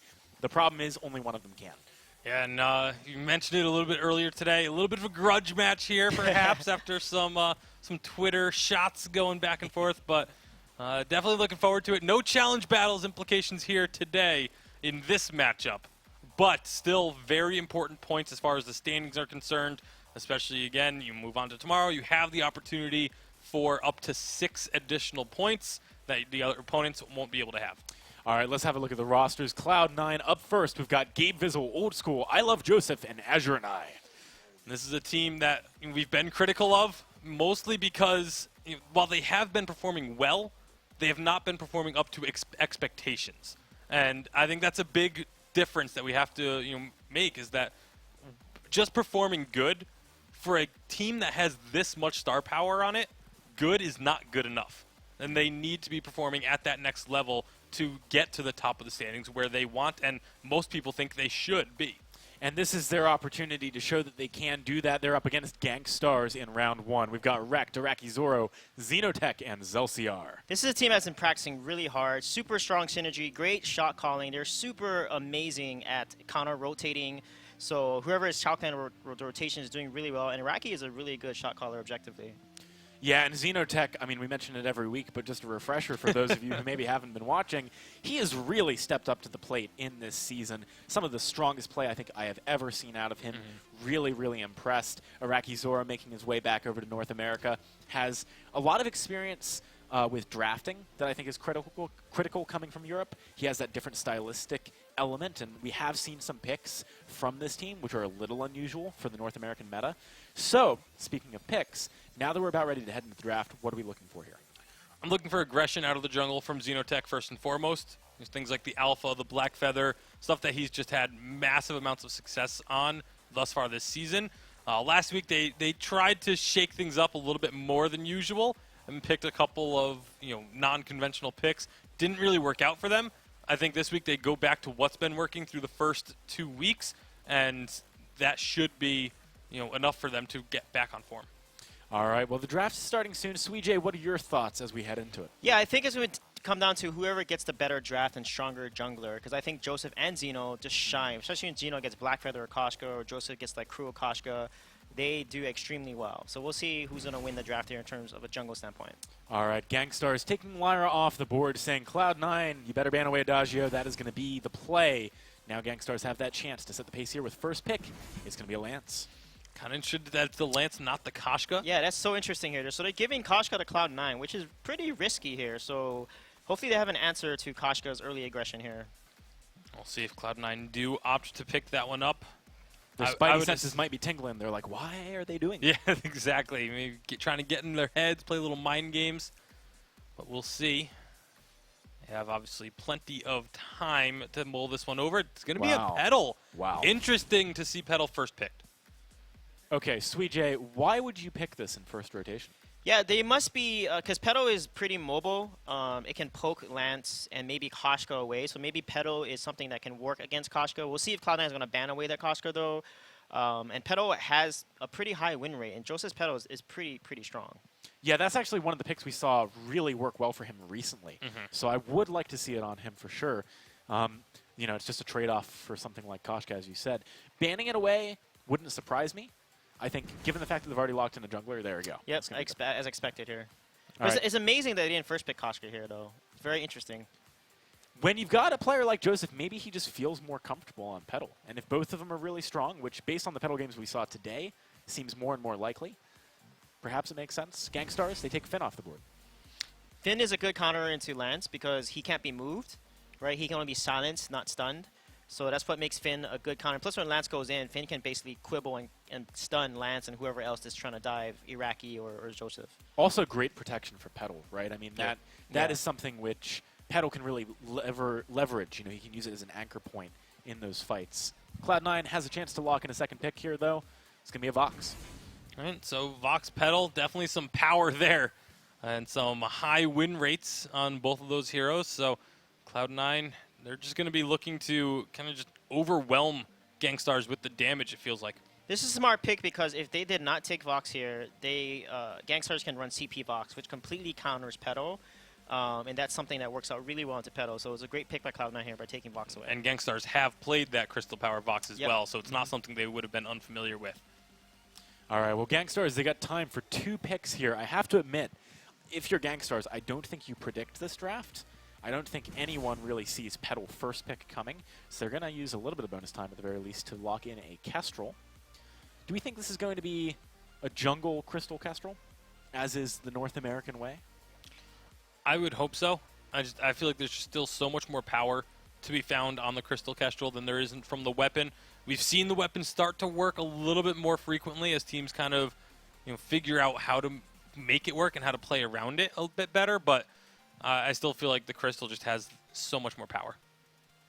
All right, Sweet J, how would you like to see them round out this draft on Gangstars? Yeah, I think CP Kestrel will be good against Petal because once she gets 2 Shatter Glasses, etc., she can basically 1 to 2 shot those minions away. And I feel like Ringo might be a good pick here, or even Baron. Honestly, Baron is a very good counter into Petal and Vox because he outranges Vox. So I think if they pick Baron here, they have a pretty solid composition. A lot of AoE, and Lance can basically keep people off Baron and Kestrel. Is there a pick they have to be worried about, though? I mean, maybe they're hesitating here because they're saying, okay, Cloud9, if they pick X, are going to shut down that Baron Kestrel. Yeah, Arden is good, but I think Rekt can neutralize Arden, making sure that because the Gauntlet will limit the mobility of Kestrel and Baron to run away. So Baron will be a little tricky. And just as expected, they did pick the Baron, and I think Cloud9 will take Arden here for sure. And I think Baron is a pick that Iraqi Zoro is quite familiar with. Even in Europe, when he first came out, it was like him and Hundor playing it, and he was the only one who was like nearly half as effective as Hundor. It's going to be Catherine. That's very interesting. That is interesting. Talk to me about why you might see a Catherine here. There is a lot of AoE to come out with a Crystal Kestrel. The Glimmer shots have that AoE damage at the tail end. Baron obviously doing a lot of AoE, so if that Stormguard bubble can actually reflect a lot of damage that way. You also have those on-demand stuns coming out pretty frequently, so I could see it working here, especially with just the upfront damage that they're going to have on this Vox and Petal trying to chase down opponents. Yeah, her shield will reflect a lot of the damage from Kestrel, and it's going to reflect back 100+%. So Gabe is probably going to max his shield first and let Kestrel's arrows be counterproductive to Gangstars. And on top of that, if a team is super synergistic like Cloud9, a 1 second stun to 1.2 second stun from Catherine, you can delete someone quickly if your team is very focused. Yeah, that's a good point. They certainly have the damage on their team to do it, but they also have a lot of sustained damage. You know, if you're looking at someone like a Petal, over the course of a long fight, that's when she really shines. So, how are they going to really leverage her? Is it an early game pick to get them to a late game for Vox, or an earlier mid game for Vox? I think it's not. The Petal does have great sustained damage, but you can also itemize it to have great burst damage as well. Using the spontaneous combustion, your couple first basic attacks can do a lot of damage. And then if you have the Vox going, the Breaking Point double monocle, that just ramps up so quickly. I mean, when the fights do break out, because I feel like this is just going to be a game that goes into the later stages, at the minimum, like 18, 19, 20-plus minutes. And when we get to that point, the fights are going to be so quick because everyone's just going to have so much damage. All right, so if you guys had to make some predictions based on these drafts, I'd have a tough time, but I'm sure you guys know what you're thinking.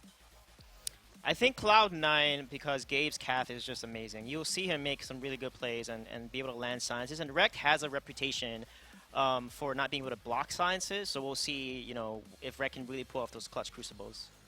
Part of me is leaning towards Gangstars just because Xenotech's Kestrel is just something that's on another level.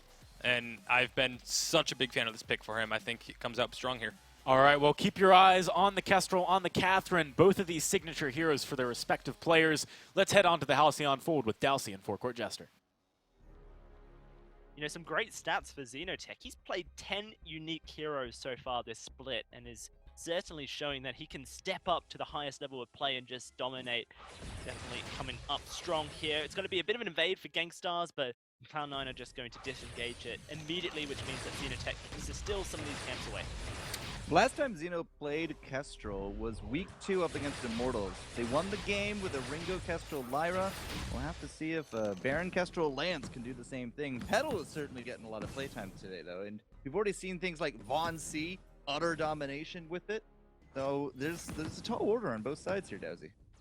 Certainly is, and you know, Joseph, a little bit of criticism towards him, maybe not playing to the level that you expect him to play to, so a bit of pressure on him to really show up in this series, and definitely a hard series to show up in. You know, this is the rematch of the semi-finals of last week, you know, Gangstars versus Cloud9 in those semi-finals, and Cloud9 were able to take it 2-0 in fairly dominant fashion, so I kind of feel like for Gangstars, it's retribution on the line here. They definitely do not want to lose out in the quarterfinals of a week, because that just really hurts their standings. Yeah, and it's the last week to get the points, right? If you want to try to catch TSM, these are kind of the teams that have those shots at doing it. And TSM, as we know, is already into 2-0 tomorrow. We'll have to see how many more points they can accrue. But if you want to catch the tail of the dragon, this is your only week to do it. Now, that being said, guaranteed these guys not going down to challengers. This is all for positioning, but you know, if you're first, you're going to get a heck of a boost going into Split 2.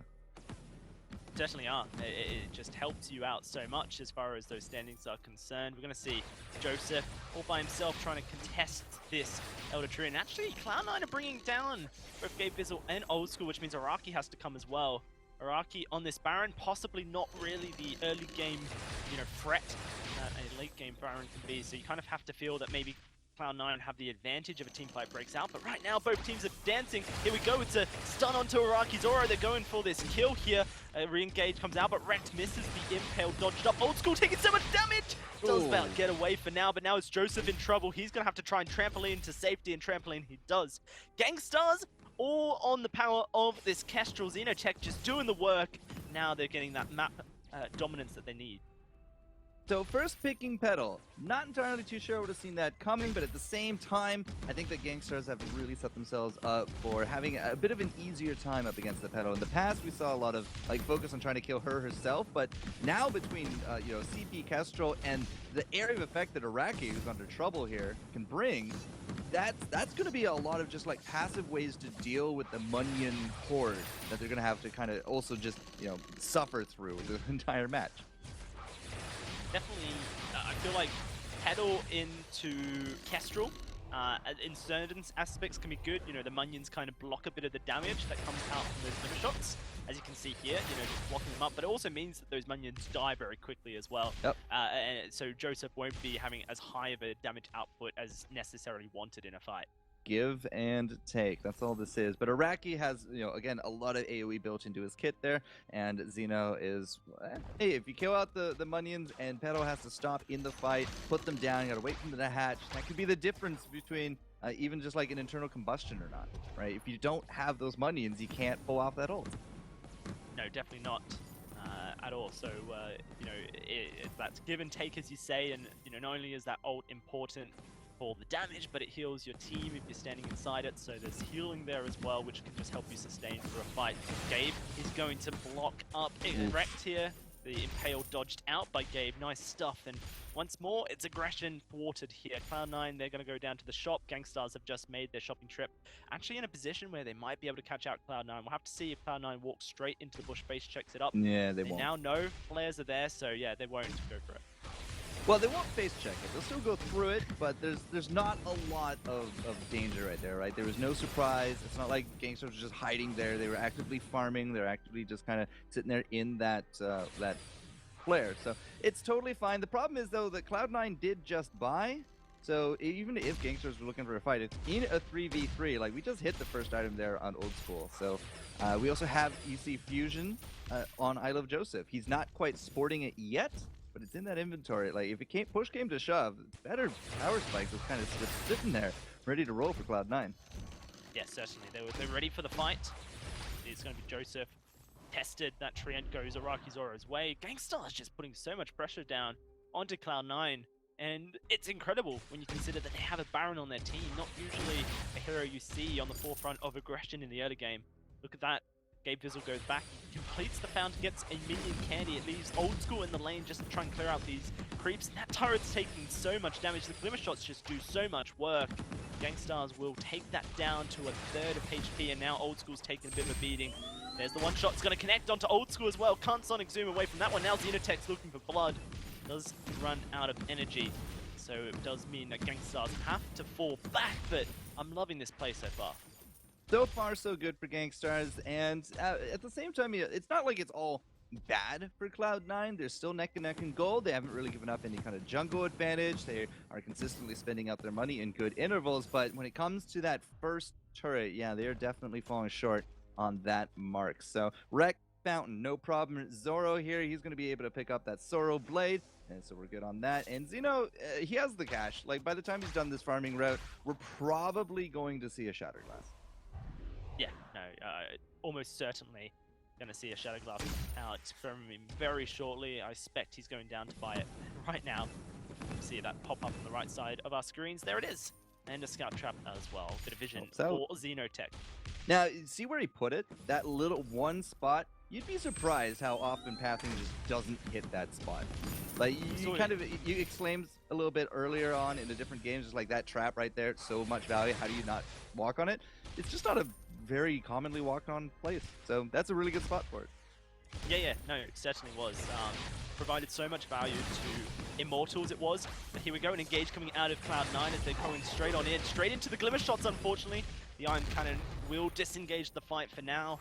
Let's see if Cloud9 want to re-engage it here. Old School, he's used his ultimate. Gabe Bizzle hasn't quite got that blast tremor yet, so it is going to be Cloud9 just holding on to their breaths for now. Xenotech, he's pushing on up with Wrecked. If they can land an Impale, that's so much damage that will come forward. Just landing those abilities. Here comes Gabe Bizzle. Has to fall back. The active camo threat doesn't want to take the damage from it. That's going to be the fight. Just disengage. Both teams going to go to their jungle, start farming up again.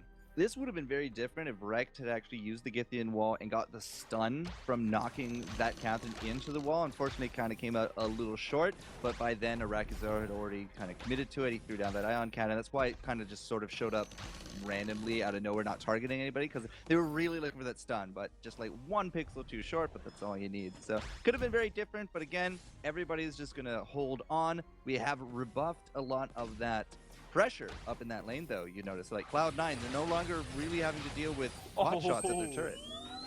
That damage. Gabe Bizzle will block up the one shot, so it means Old School's safe, but he is forced to go back to base. Xenotech, man, just laying down so much hurt. I Love Joseph's been holding on to that infusion a long time, but he has also not gotten into himself that reflex block. We have that Frostburn on top of him as well. Like, the utility part of this is ready to go, and as soon as a fight pops, he's going to hit that infusion. In fact, he's the only one, I think, actually rocking it still. Yeah, no, the only one who has it in their inventory. I can't see any infusions across the board. No one's rolling in them. Maybe we see some people infusing up as we hit that 9-minute mark. A lot of teams like to get them around level 7, level 6, looking for that first fight, but at the moment, no.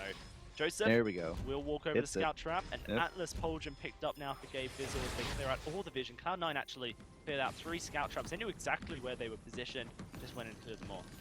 So early game, not quite up the sleeve of either of these guys, but, you know, Arakazar, the longer this game goes on, the easier of a time he is going to have by the end game. That's why Gabe Bizzle now into Atlas Pauldron. No Crucible here. Honestly, not really a big call for a Crucible, I feel.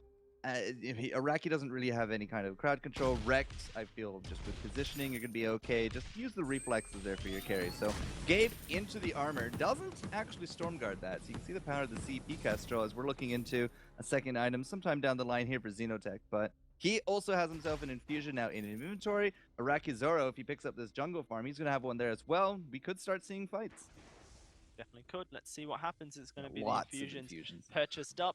And it's that first Tyrant's Monaco as well for Old School as he goes down that classical breaking point double Tyrants. Now, this is patch 2.2 for those wondering. We haven't quite got over to 2.3. The update only came out this week, so it wouldn't be fair to force the players to play on something they haven't prepared for. We will have, I believe, 2.3 for the challenge battles next week, and then, of course, the first game of Split following that will be on 2.3. But we are playing Tournament Realm. That's why you're seeing some of the standard builds that we've seen all throughout Split. You know, those attack speed changes haven't quite hit the Halcyon Fold here in competitive play. Well, Xenotech's going to get a nice angle for the for at least some of the shots there. Oh, they're going in. Rector's taking a bit of damage, but look at Xenotech, Joseph laying down the hurt. Now he has to fall back. He's healing up a little bit with the spontaneous combustions. Old School takes a bigger chunk of crit from Araki Zoro. Gangstar's just maintaining such a tempo advantage over Cloud9 in all these fights, and actually Gabe Fizzle is going aggressive. Storm, you know, the bubble goes out just to try and block any damage that comes out, but now Araki Zoro gonna just lay down the hurt. Glimmer shots, the turret falls down, and they're looking for the engage onto Gabe Fizzle. Joseph, he's low, but it's gonna be Gabe Fizzle, the one they're targeting at the moment. Old School rounds the corner, is gonna try and lay down some hurt. The Founder comes out, Cloud9 looking to try and re-engage, but can they do it is the question. It doesn't look likely. Araki Zoro going low, Old School against the wall, finds one. First blood his way, trades back, and the one shot from Xenotech gonna find Joseph as well. Great stuff from Gangstars to take control of that fight and come out on top. It looked like Old School kind of pieced out of that fight. As soon as that turret was down, he was kind of where Rect is standing right now.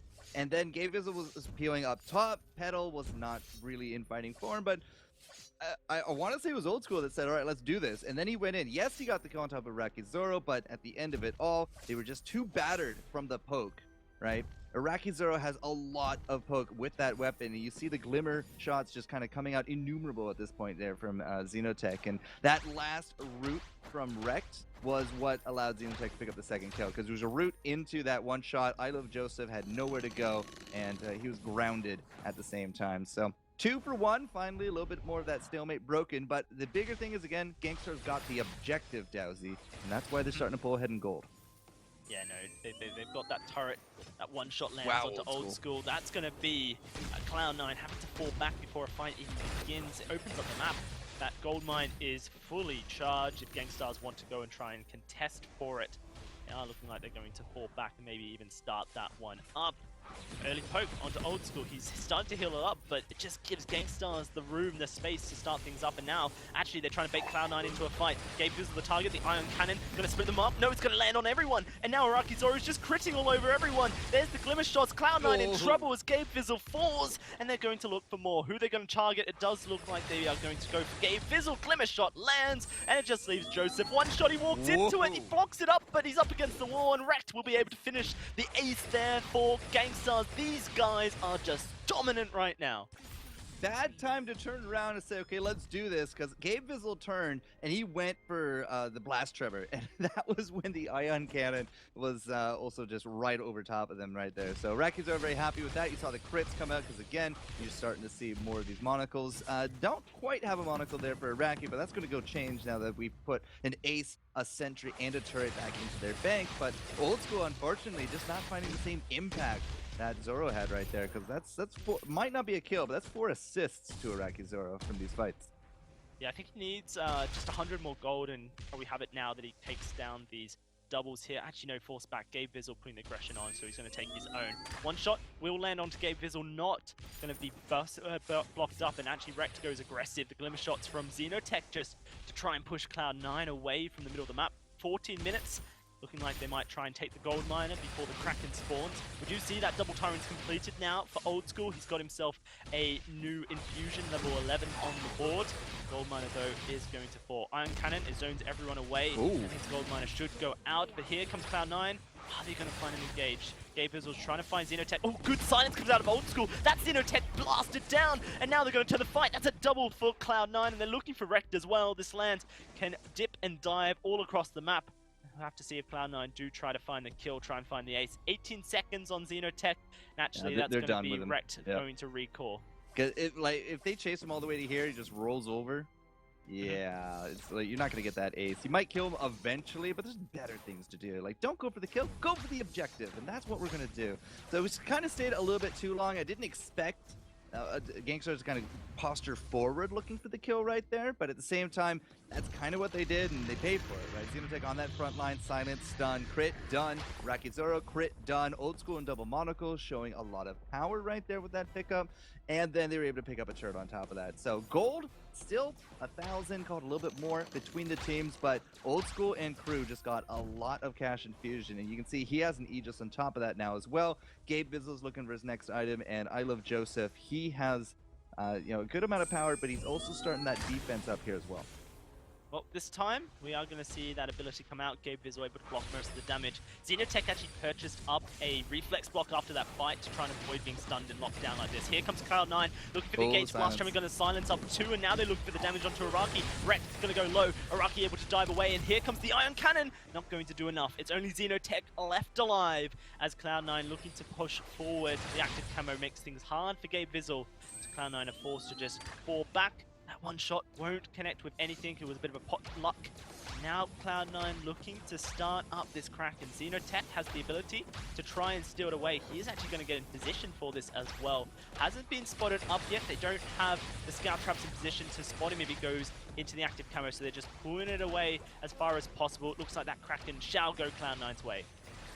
And Kraken pretty free and clear, so Gangstar is going to be on the defensive from here. But at the same time, just kind of looking at the level of power that we have available to him. Old School getting off that silence right there. It was not blocked up. Wrecked and the Crucible just kind of failing the team a little bit right there. And as soon as that silence hit, they started making a beeline for a retreat. But that was also a huge chunk of Wrecked gone by the time the silence was done. And then Araki left into a 2v1 situation. At the same time, Xeno had split. So we didn't really have a big consolidation of power from these guys, but that might have actually been the boon of not getting that ace simply because he was just sort of away from the death zone at that point. So with this defense coming in with this Kraken, 2 turrets, and push a little bit more, if Cloud9 take any kills, could be more than 2, but it's going down fast now. Yeah, the Kraken is going down. The Iron Cannon, the active camos, everything just zones. Cloud9 away from the Kraken, which means the choke will be protected. But unfortunately for the Crystal Sentry, as so often, he will lose his life. Thankfully, it's only his first, so Crystal Sentry does get to come back to work tomorrow and see what happens. But at the moment, Cloud9, they're starting to scale up. They're starting to feel confident in their ability to take fights. And the Gangstar show that we've seen so far, well, starting to see a little bit more competition. Though, let's not forget, we've got a Baron on Araki Zoro, and he's almost hit that double Tyrant's Monocle point. He's got his breaking point, he's got his Sorrow Blade, he's got his first, he's just working towards that second. Well, as back and forth as the game has gone, Old School is the clear leader when it comes between him and Araki. He has that full item build. He's almost actually 6 item at this point. Like, the boot's fine, but he has the double Monaco, right? He has that extra kind of defense. We don't have any armor, for example, here on top of Araki, right? Vox gets on top of him. That's no armor, right? And Aegis is not going to be near enough to reduce what Old School can do to you. It's not the same the other way around. They're coming for a flank here, trying to find Gangstars, catch them out. It doesn't look like they're going to be able to. Gangstars are able to find their way out of this one, and the active camo traps makes things very hard for Cloud9. But now Cloud9 can just try and charge straight for this choke point turret. Yep. Gangstars, Exactly. there's not much they can do about it. They're going to come from behind Cloud9, setting up the vision so that they don't get caught out by this, but it means the fight may just be started. Gabe Visual in the bush, he's ready, he's waiting. There's the Blast Tremor onto both Xenotech. They're going to silence him up, stun him on up. Now they're looking for the kill. Xenotech able to build some distance, and they're going to zone away here, Gangstars, but can they find anything? Wrecked, not able to land the Impale. Cloud9 able to disperse, and now they're on the run here. Looks like it's Gangstars who want the fight as Old School taking a bit of crit damage. Gabe Visual tanking everything up. Wrecked on the front line. The wait for it comes out. It silence up Wrecked. It means he has the Fountain. It does come out in eventually, and now Old School forced to go back. One shot going to land onto Joseph. Good snipe comes forward. Araki, he's doing the work. About to get his reset on his rocket jump. No, Old School. Will he fall? Yes, he will. The crit comes forward from Araki Zoro. And this fight from Cloud9 was just too drawn out. Now they're in trouble. Here comes the Kestrel. Here comes Wrecked. Will they be able to find any more is the question. Araki Zoro, very low on energy. They're just going to turn face towards this Kraken. They missed the combo. Gabe Visual saw him coming, went north, turned, looked for a Blast Tremor, only hit 2. He didn't hit Wrecked. And the double silence comp from Cloud9 really does kind of depend on these silences hitting, because you hit one silence and then they can't actually stop you from the second silence, right? So with the first one missing out on that, we were able to reset position. Xenotech did not die. They ducked down towards the Crystal Sentry. Over the wall went Araki Zoro. And then when they got their bearings, they pushed forward. The second silence did much better, but it did not defeat that Fountain from Wrecked. It had been just a sliver of a fraction of a second earlier. Might have been a different story, but Gangstars, they're okay. They're doing all right. About one shot will land. No, it won't. Okay, just about escapes. Gabe Visual will be able to start healing that up with the Life Spring passive on the Fountain. will Cloud9 look for an engage? The question. Infusions are there. Everyone's ready for this fight. Gabe Bizzle's taking huge chunks of poke. Makes things hard for Cloud9 to engage. This Baron almost there. Ready. Well, actually, no, it's not. It's just got that lucky foot. Not quite at that double Tyrant's monocle point just yet. But it is a 4-item offensive Baron. One shot onto Gabe. Makes things very hard. Now Cloud9, they can't engage this fight. They have Gabe to is the engage. Yeah. Gabe engaged. That's all you got to say, and he goes. But you can't do it when you're that low. Yep. So recall, back to base, start to heal up. Gangstars looking for some vision. Looks like they're going to take away this crystal central here. Gives them a bit of breathing room if they want to battle in Cloud9's jungle. But look at Cloud9, they're coming around the corner, they're going to be spotted by this player, but they're looking for the engage, they're looking to go in. The Iron Cannon, it's going to land onto Old School, but Gabe Fizzle still looking for engage. Blast Tremor, it doesn't quite connect, but Iraqi Zoro will fall down. And that's going to be the main damage output out already. Here comes that one shot, it connects onto Joseph. The Kraken will be disengaged for now by Cloud9 as some armor purchased by Old School. Just enough. Gonna start healing up, use those spontaneous combustions for the health. They're looking for another fight here, Cloud9. They want to try and catch someone out, but Glimmer shots from Xenotech, they hurt, and he's gonna have that one shot up in just a second. I think Inkstars panicked right there. Like, they started that sentry, and the sentry had like literally one hit. You sneeze on it, it's dead. But they opted to kind of continue fighting it. Then they tried to split, and Rakizoro over the wall just put himself on the wrong side of the line of scrimmage right there, Dowsy. Ooh, Blast Tremor lands onto Xenotech here. Is he going to be in trouble? Reflex block, and he's not going to be able to go in Viz. That will be the Kraken secured by Cloud9 from the Blast Tremor of Gabe Vizzle.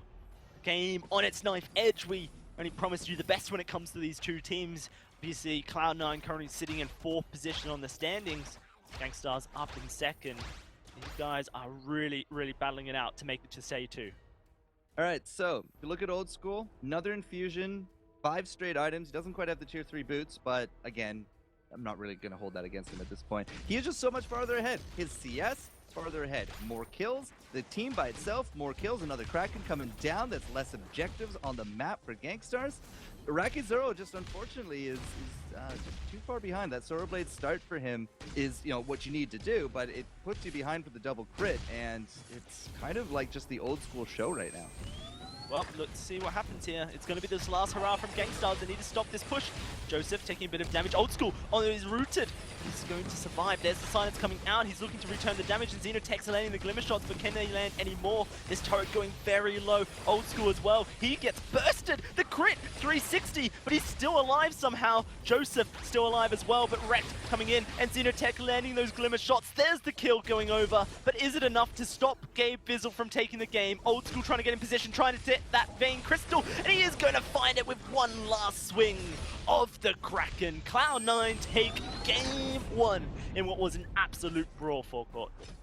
I know that Iraqi has really been trying this Baron, and he's found success with it in the past. It just didn't really feel like it ever came online. Yes, there was a lot of zoning potential, but at the same time, Cloud9 very rarely fell for it. It was 7-7 by the end, but Gabe Vizzle and Old School, like one silence begets another. And when those combos landed, Old School just had free reign. I Love Joseph was almost never a priority for Gangstars, and he brought another heal to the table there as well. So Gangstars, I think the comp was okay. It's just unfortunately by the time mid-game hit, there's just too many positioning errors, and almost always it was either Rakizor or Xenotech just not with the group, or they're just slightly too far forward, and Cloud9 saw those opportunities and played it out perfectly. Certainly did. Very, very tough game for both these teams, and they will get a second chance before we head into game 2. Though, let's see what the desk has to say. I got nothing. I'm just kidding. No, but I actually have quite a lot to say, and I'm sure you guys do too. That was an interesting game, very close, well fought by both teams. These are two teams at the top of the standings, and I think that performance in that game kind of begets that fact. But we got to talk silences. First things first, right? I mean, Forecourt brought it up. One begets another. You talked about Wrecked before you even started. Yeah, Gabe had great positioning too. Just to give both of them credit, I guess, to an extent. Gabe had great positioning. He knew when to silence, and then Rek just needed to have vision on Gabe and make sure that he has that thumb on the Crucible to block it. But those silences really made up a key fight. If you look at the replay here, this is a fight that Gabe lands a solid silence, and they turn this fight around. And it could have went either way here. So just watch this fight. Yeah, the big silence is about to come through here. It's the wait for it and then the blast tremor both connecting. Baron's no longer able to get out of this fight, and it just becomes an easy target. There was a couple other fights a little bit later on as well where Baron was just a step too far forward, couldn't get out of danger because getting silenced means he doesn't have those jump jets. You know, one thing I really liked that I think C9 did fantastically was Old School committed hard to these fights. Like, he did not dilly-dally around. There was one earlier in the game where he kind of like tried to play around the fringe, and of course Lance in corridors. You know what happens. Sweet J's been on it all day. So when he just dove, when he said, I don't care if I lose 75% of my health, so long as I kill one target, I'm going to have backup from Petal, I'm going to get sustained up, we're going to be able to win the fight. And that was continuously a thing that was happening. Yeah, and you have to dive the Baron. You can't kite a Baron, especially if you're outrange. And also, Iraqi landed some amazing Baron ults. I mean, honestly, he landed a lot of solid ults. And it's so interesting to see that, like I said, the Catherine play, Gabe on Catherine made that play, and that's why I say even though Gangstars won draft, I felt like Gabe really made the plays that helped the team get ahead. I think Gangstars won the draft if you have just two generic teams. Like, if it's just two no-name teams, Gangstars had the better draft. But because Cloud9 obviously did their homework, they know that Rekt can struggle blocking those silences, that kind of swings it a bit in favor of Cloud9 because if you know that that's a weakness of your opponents, they drafted specifically to exploit that weakness, and I think that's a really smart thing that Cloud9 was able to do. Yeah, having the Vox and the Catherine, I mean, they complement each other very well. If you get that chain going, what are you going to do, really? So, heading into game number 2, I feel like Gangstars are probably sitting there saying, all right, we got to watch out for that pick. We got to be aware of the fact that they might try and go for something like that. How do they draft differently? They have a few different ways they can go. I think one is to just be a little bit more aggressive. I feel like this composition, while it is strong, it's against a team like Cloud9, you don't want to go to the late game. Cloud9 excels so much in the late game, and that's one of the things we've said about them is they bring games to the late game, sometimes even when they shouldn't. They bring a game to the late game, and that's where they really shine. So if you pick a late game composition against Cloud9, you're kind of trying to fight fire with fire, but Cloud9's fire on the late game is a little bit larger. All right, we're into the draft for game number 2 here. Cloud9 have banned away the Koshka. Gangstars now need to answer. What do they decide to ban away here? Maybe the Adagio. I think that's a very smart one. Don't let Old School have Adagio. Yeah, I think the Adagio makes the most sense. The Koshka ban is good, and I felt like last game, if they had Koshka can snowball a Catherine comp really hard because Catherine is so weak early. So interesting last game that no one picked Koshka, but now they're going to ban it straight out, and they're like, we don't want you to have it. If Gangstars bans Adagio, do Cloud9 pick Lyra or Fortress? Because if they pick Lyra, Gangstars probably pick Fortress, right? Yes, I would still take the Lyra because there's options to play really good comps like Petal with Lyra will counter the Fortress, for example, if Gangsters doesn't ban it. There's a lot of options they can do because Cloud9 can play Petal with Blackfeather and Lyra that they had played before and execute really well. All right, Gangstars using actually a lot of their bonus time on this first ban. They really want to make sure they get it right. Yeah, they're really thinking here about the draft, but honestly, the Adagio ban makes the most sense on B side. It's unfortunate how that works, but Adagio is too flexible as a laner. He's one of the strongest laners. He's a great support, definitely tier 1 support.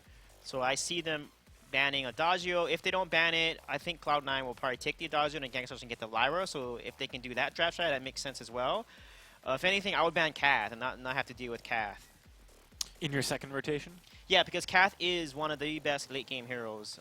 She is.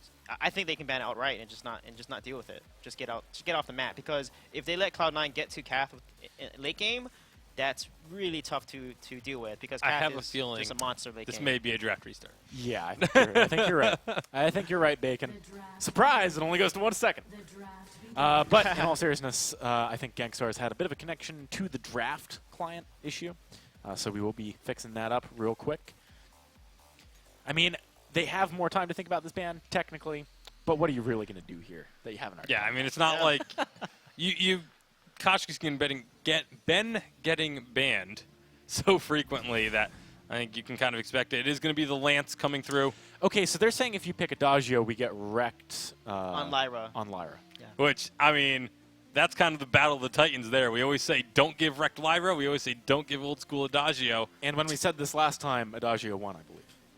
Yeah, and if they take Lyra here, I think they need to ban Kath because Lyra is not good against Kath. Early game she is, but mid to late game, Kath is very good into Lyra. And we just saw how strong Catherine is against Gankstars in particular. And Gabe's not unwilling to run it. You know, he's definitely someone who would. There are things that Cloud9 can pick in addition to Catherine and Adagio that work really nicely in the trio. So yeah, I think it makes a lot of sense. Gankstars, I don't know. I mean, if you're thinking here, I think you're thinking about Fortress versus Lyra. That would be my guess. Yeah. Well, they're going to go ahead and grab the Fortress. They're not thinking too hard. Yeah. Yeah, it's a pretty easy decision for them to make. So they can ban Fortress here, or even pick it and play CP Fortress with Lyra, which could work. So let's see what Gangster decides to do here. Would you like that more than the Catherine, for example? Yeah, Fortress with Adagio is extremely strong. Those are two early game heroes, and Fortress late game, I argue, is extremely strong as well. He's one of my favorite support sets that I play. So with Adagio, with his late game power as well, that's just a combo that you don't want to go into a Lyra because of the heal. Wow. Well, they're going to choose option C, neither, and take the Finn off the board instead. So both the Catherine and the Fortress going to be... I got to talk to you guys about Finn. We see him banned, not that irregularly. But when he's left open, we never see him picked. What's going on with that? I mean, I told you we saw it a lot in Challengers this past week. The Finn was very heavy, influential. I think it's just teams are worried about playing against it, but they don't really want to pick the compositions that work with it at the moment. Yeah, Finn Adagio is extremely strong. It's like back then when Finn and Samuel were strong together. Finn with a hyper carry that can scale late game along with Finn. I mean, Finn's one of the best late game supports along with Catherine up there. And that's something that can counter Lyra, especially in the late game for sure, because you have to deal with not only a Crucible in the pull, but also an Adagio ult. That's a very good point. Gangstars, they got their second pick coming up here. Now we find out, what is the combo they really urgently want to run with the Lyra. Is it maybe going to be the Fortress? I think a safe pick here would be to pick Ringo, because Ringo is a good counter to Adagio. If they don't pick Ringo here, Cloud9 can pick the Ringo, and Gangstar is kind of stuck with no strong laner that can match Ringo along with Adagio support. So we'll see what Gangstar decides here. I feel like if they pick Fortress as well and Gangstars, and Cloud9 picks Catherine, that could honestly shut down most of the engages. So, I don't know. I'm still a bit worried that maybe the bans were wrong. I wouldn't be upset if they went ahead and grabbed a Petal here either. I think Petal Lyra also works extremely well together. Yeah, and banning the Vox too means that Petal is viable because no one can run CP Vox. So, and right now the only hard counters to Petal, none of the melee heroes do a good job against her. CP Vox and CP Kestra are probably the best things that can counter Petal. So Kestra is good here. Like I said, Kestra is actually good into Lyra because Lyra doesn't provide a front line. So if they run a CP Kestra with Xeno on it, this is a pretty safe pick here. What would happen in the crazy world where Catherine and Fortress are picked for Cloud9 here? Like, I could see that working. Yeah, they would have to weapon the Adagio, which could work, or just go double CP. Crystal. Or double Crystal. So, or but I think think Catherine. I think for here, there's a lot of options Cloud9 go. Like I said, giving Adagio an A side is really, really dangerous, and I don't agree with Gangstars giving Cloud9 because they can go Flicker. Flicker will completely counter Kestro. We forgot about Flicker. And Lyra. If they get Flicker there, there's a lot of options that Cloud9 can pick now. It's just too flexible. Okay, so Black Feather is a strong pick with Adagio. And with Flicker. Yeah, I would still love to see a Flicker. Yeah, if they pick Flicker or Cath here, I'd be pretty scared because Cath is so good into Kestro and What Lyra. does Kestrel do as well? If you pick Flicker, like, how do you run away from that? Sit in a corner and cry. That's what you do. Like, that is... It's so frustrating to play against. Yeah, that swimsuit Kestrel skin, those glimmer shots are actually tears. Yeah. Well, with 69 seconds of bonus time, why not spend some of it thinking about this last pick? It's going to be Catherine. Okay. Perfect. I mean, I think both those options were Yeah, fantastic. Catherine just works really well into Kestrel. It's just her shield and the amount of damage that she reflects. You saw when Kestrel landed an arrow and then Baron was nearby, it took away like 10% of Baron's health. Yeah. Not only that, but again, if the silence comes out, all of a sudden Verse of Judgment connects, that team fight's over. That's it. So the Rect is really going to have to step up as far as blocking those blast tremors. Yeah, and I called it out last time because Rect, not that he's a very awesome support, but he just like sometimes doesn't keep vision on Catherine. I feel like if he does keep vision on Catherine, he can block these silences. But that's how, when I played him back in the day, that's how I would get him his silence from a bush, and he would not see it coming. So how important are war treads for Cloud9? I wouldn't normally ask this question, but I'm looking at their lineup and I'm saying, getting onto that Lyra, getting through an active camo before it's poppable, it activates, could be kind of challenging. That's the one big advantage I see for Gangstars. It is an edge, especially when you have the pedal coming through, too. That's going to be applying a lot of slows as well. So the movement speed is going to be very important. I think War Treads definitely should be maybe third item completed for Catherine. I think with Gangsters here, I wish they picked Sky because Pedal is a more sustained damage over time. Wants to be in elongated fights. Backfeather wants that as well. Kestrel, Weapon Kestrel is a bursty hero, so if they pick Sky with Weapon Kestrel, they can just completely focus their forward power onto Backfeather. He wants to dive in and delete him. Also, Sky counters Catherine because of the Frostburn. So We've very rarely seen Skies being picked up so far in this season. It does seem like we've seen a few, hesitant. but it has not been. It's down with like the Samuel level of like 30% win rate or so. So it really has not been performing. All right, I'd like some predictions from you guys as we head into Game 2. Are Cloud9 going to take this home? yeah, like I said, Gabe and Cath, he's going to make plays with it, and I think they're going to take it on. Especially if Gangstars let it get to the late game with a Cath, that's extremely risky. For me, it's old school on Adagio. That's going to get them the win. All right, I feel like we're always picking two-star players from these teams to keep your eyes on back at home, but this time it's Adagio and Catherine. Let's see how this game pans out with Dalsy and Forecourt Jester.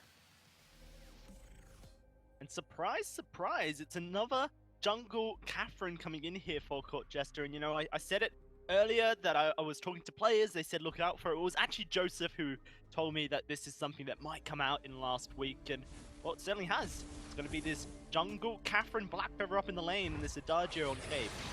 Okay, well, it's up to Joseph then to put his money where his mouth is, because so far it has a 0-for-1 success rate. Okay, yep, some really, really strong statistics there, but yeah, you're right, no, we'll have to see. Gangstars, they're going to invade into the jungle, steal away these backs here. You can see that Old School's doing the same on this Black Feather, and actually Rect is trying to stop him, but look at where Cloud9 are, they're all roaming down, they're looking for this first blood onto Rect, and he is going to be forced to use those boots as safety. They planned this. Gangstars, they knew that Rect would be in danger. Boots first item, nice stuff. Now Cloud9, they're trapped between Gangstars. It's going to be a fight. There's only one way, and that's towards them. They're looking for the fight here. Joseph taking a lot of damage. Has to back away. It's going to be Gangstars coming back in, looking for the re-engage, but Gabe Vizzle, Old School, they're doing work. Old School going to get tanked down. He's going to be bursted, and the first blood, it goes in the way of Xenotech. That's going to be another kill going to the way of Gangstars. Gabe Vizzle trying to return fire, but what can he do? It's going to be Araki Zoro to complete the ring of kills, and that's the 3 kills going to this Gangster roster. Might as well just call this the Vain Jungle. It's no longer Vainglory or Vain Lane. Nobody up there at all. But 3 kills, great start for Gangstars. I'm not entirely confident that Rex should be that far forward, but that level 1 fight, Joseph had no stun, no merciless pursuit, he had a storm guard. So as soon as people realized that, Gangsters like, oh, so they can't lock us down. All right, and they just laid into it, man. Like that was if you were going to plan this, I don't know why you wouldn't plan it with a merciless pursuit. I really don't. I don't know. Perhaps Cloud9 weren't anticipating Gangstars to dive straight into their jungle like they did. It was very reactive play that Cloud9 then went into the jungle of Gangstars. It wasn't them who planned that decision. So I think Storm Guard makes sense when you're doing your own jungle, because you can reflect the damage back, a bit of extra damage as far as the jungle is concerned, but obviously it doesn't make sense if you're looking for a fight. Okay, so he has a Stormguard banner now to go with it here as well. He's level 2. And remember, he's not going to be that captain. It's going to be Gabe. So Gabe is the one hanging out in lane. Jungle Catherine has yet to convince, well, myself, amongst others, for this viability. But, you know, it's the last day of 2.2, perhaps for either team. Right now, it's looking good for Cloud9. because they're up 1-0. But if they drop this, we're going to a game 3, and that will be a 0-2 win rate on this jungle Catherine. Well, we'll have to see how it plays out. You know, in the previous game, I feel like Xenotech was the man on Gangstars, who was really actually just making a lot of work on that CP Kestrel. Unfortunately for Gangstars, Araki just wasn't able to get into the zone with Baron, and Rex, you know, I think a lot of criticism went his way as far as, you know, his ability to impale, his ability to block out some of those silences coming out. So now he's on his most comfortable hero, I believe, Lyra. We see another weapon-powered Kestrel brought to North America. Exciting stuff. I'm really excited to see if Gangstars can equalize the series. Yeah, there's not going to be any kind of those big one-shot, big damage numbers. There's not going to be glimmer shots that kind of just shoot you out to the moon. It is going to be this weapon. So you're looking for a little bit more steady compared to the bursty nature of that CP, but at the same time, like, it's still a very hard-hitting, you know, way to go. So yeah, we do see a lot of CP, but this will be that weapon, Kestrel. But right now, Gangstars looking to try to use their rotation, look for something. They're just a bit too late to the Treant. Gabe is going to hold the fort up top, but with Jungle intensified, that's going to be first item, and going to go to Xeno. He's going to have himself now online that Frostburn. Yep, and the Fountain as well for Rect as well. So there's a lot of healing available to Gangstars if Cloud9 did want to try and get a fight going for them. At this 4.5-minute mark, it's going to be very interesting to see how these teams rotate, where they look for their advantages, because currently Gangstars are holding the lead. They've got those 3 kills, they've got themselves about a 500 gold lead. You know, small leads, but definitely steady at the early game. Now, in terms of Blackfeather here for Cloud9, like, Old School has played the Blackfeather before, at least in VG8. I mean, I'm sure he's played it a whole bunch, but in VG8 he played it last week in the finals up against Hammers, and he came up short on it here. So it's, again, a little bit of a history that could repeat kind of mentality going forward. Unless Cloud9 can kind of take control of the tempo again, they're just being put at the mercy of Gangstars because they rotate up, they push out lane, the turret starting to take some chip damage, and then there's always this invade on top of this Treant. So Cloud9 is definitely behind a little bit when it comes to the pressure and when it comes to the pacing of the game, and that is just boding well so far for Gangstars. Yeah, it certainly is, and you can see they've laid down vision every time they go. There's scout traps, actually 2 scout traps in that tri-bush, just to try and catch Cloud9 out. You clear out one, you're not expecting there to be a second there. So it just provides a bit of security that that vision will stay there for a little bit longer. Rekt, though, he's going to be locked on up. The reflex block comes out a little bit late, but it does stop Old School from diving in immediately, and then the Bright Bulwark means that Rekt will survive now. But, you know, it is once more Gangstars. They roam up to the lane. We've got this level 6 here on Xenotech, level 6 on Araki. They can look for a fight if they want to. Glimmer shots start raining down. Gabe Vizzle taking a bit of damage. Here comes the spontaneous combustions. Old School, a lot of hurt onto him. Has to pop the potion. Gabe Vizzle will have to heal him up, but this turret is just going to be in trouble. The melee of Old School makes farming so hard. Dajo has to kind of really do the work, and now it's going to be Cloud9 stuck in an engage as they're trying to work. Joseph's trying to get in. The Blast Tremor will land onto all 3, but there's just no follow-up for Cloud9. Gangstars can return fire. They can look for more things here if they want more damage. Joseph, he stuns up Xenotech's Fountain, will come out. Xenotech going very low, but he's out of the fight just about. Will survive, burning down, but he's alive is the main thing. And Gangstars able to get away from this aggressive Cloud9.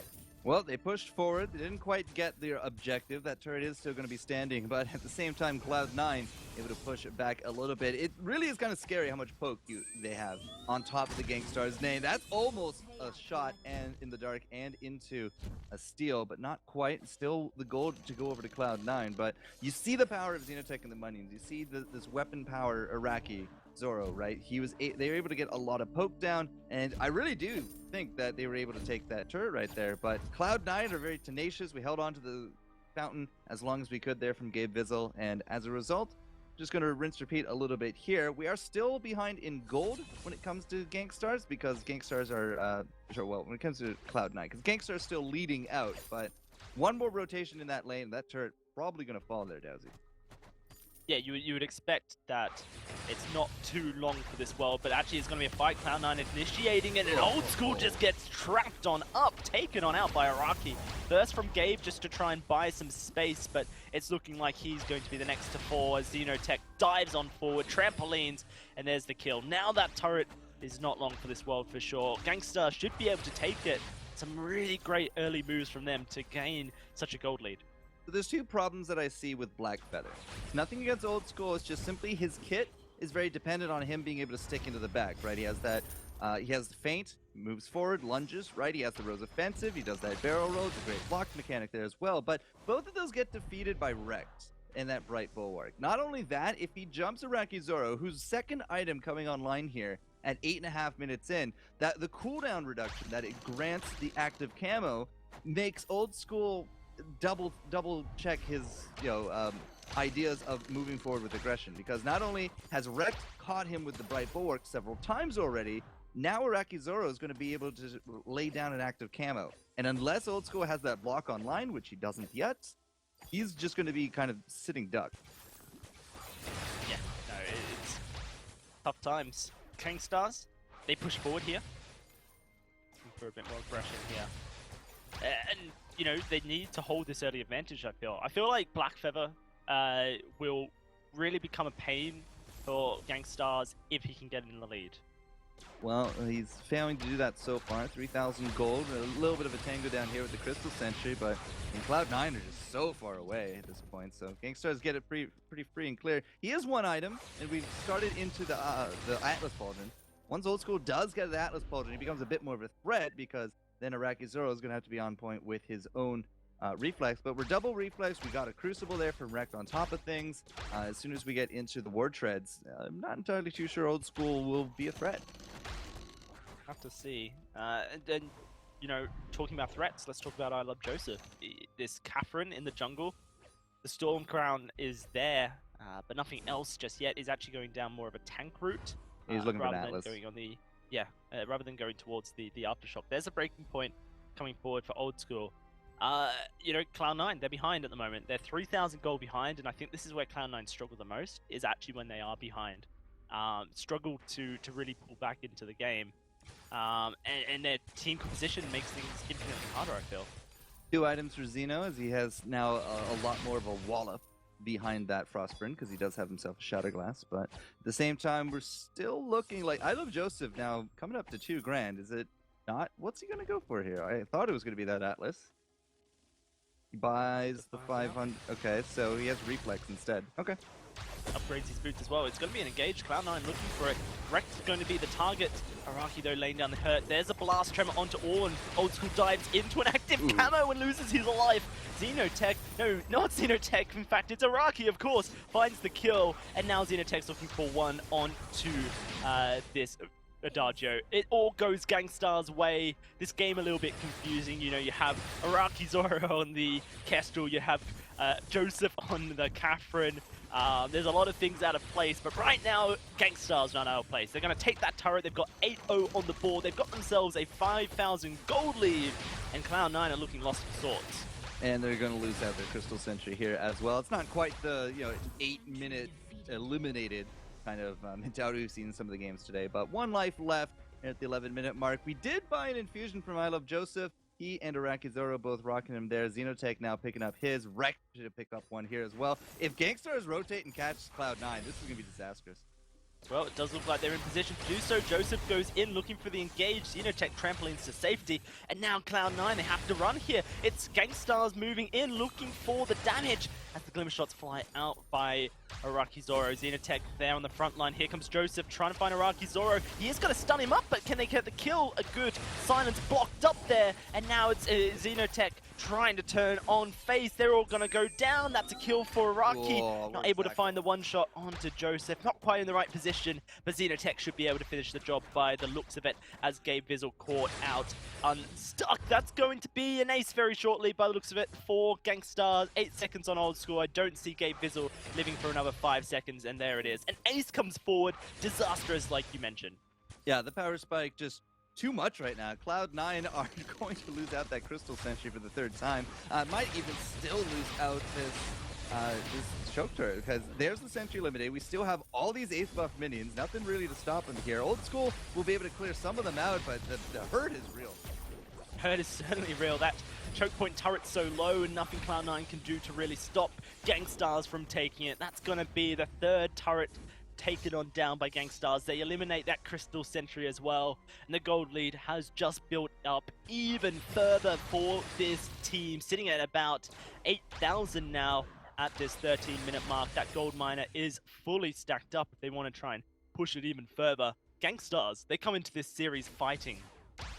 I really thought that the big threat to be prioritized here was going to be Arakizar on this weapon Castro, but instead, I Love Joseph and Old School have gone into Aegis first.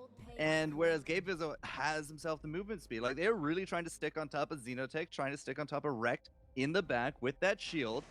But this is like the heyday for Arakizar. I mean, we're 5-0 and 5 on both of these carries from Gangstars. Like 10 out of 11 kills, they've both been there. We're at 9 assists combined.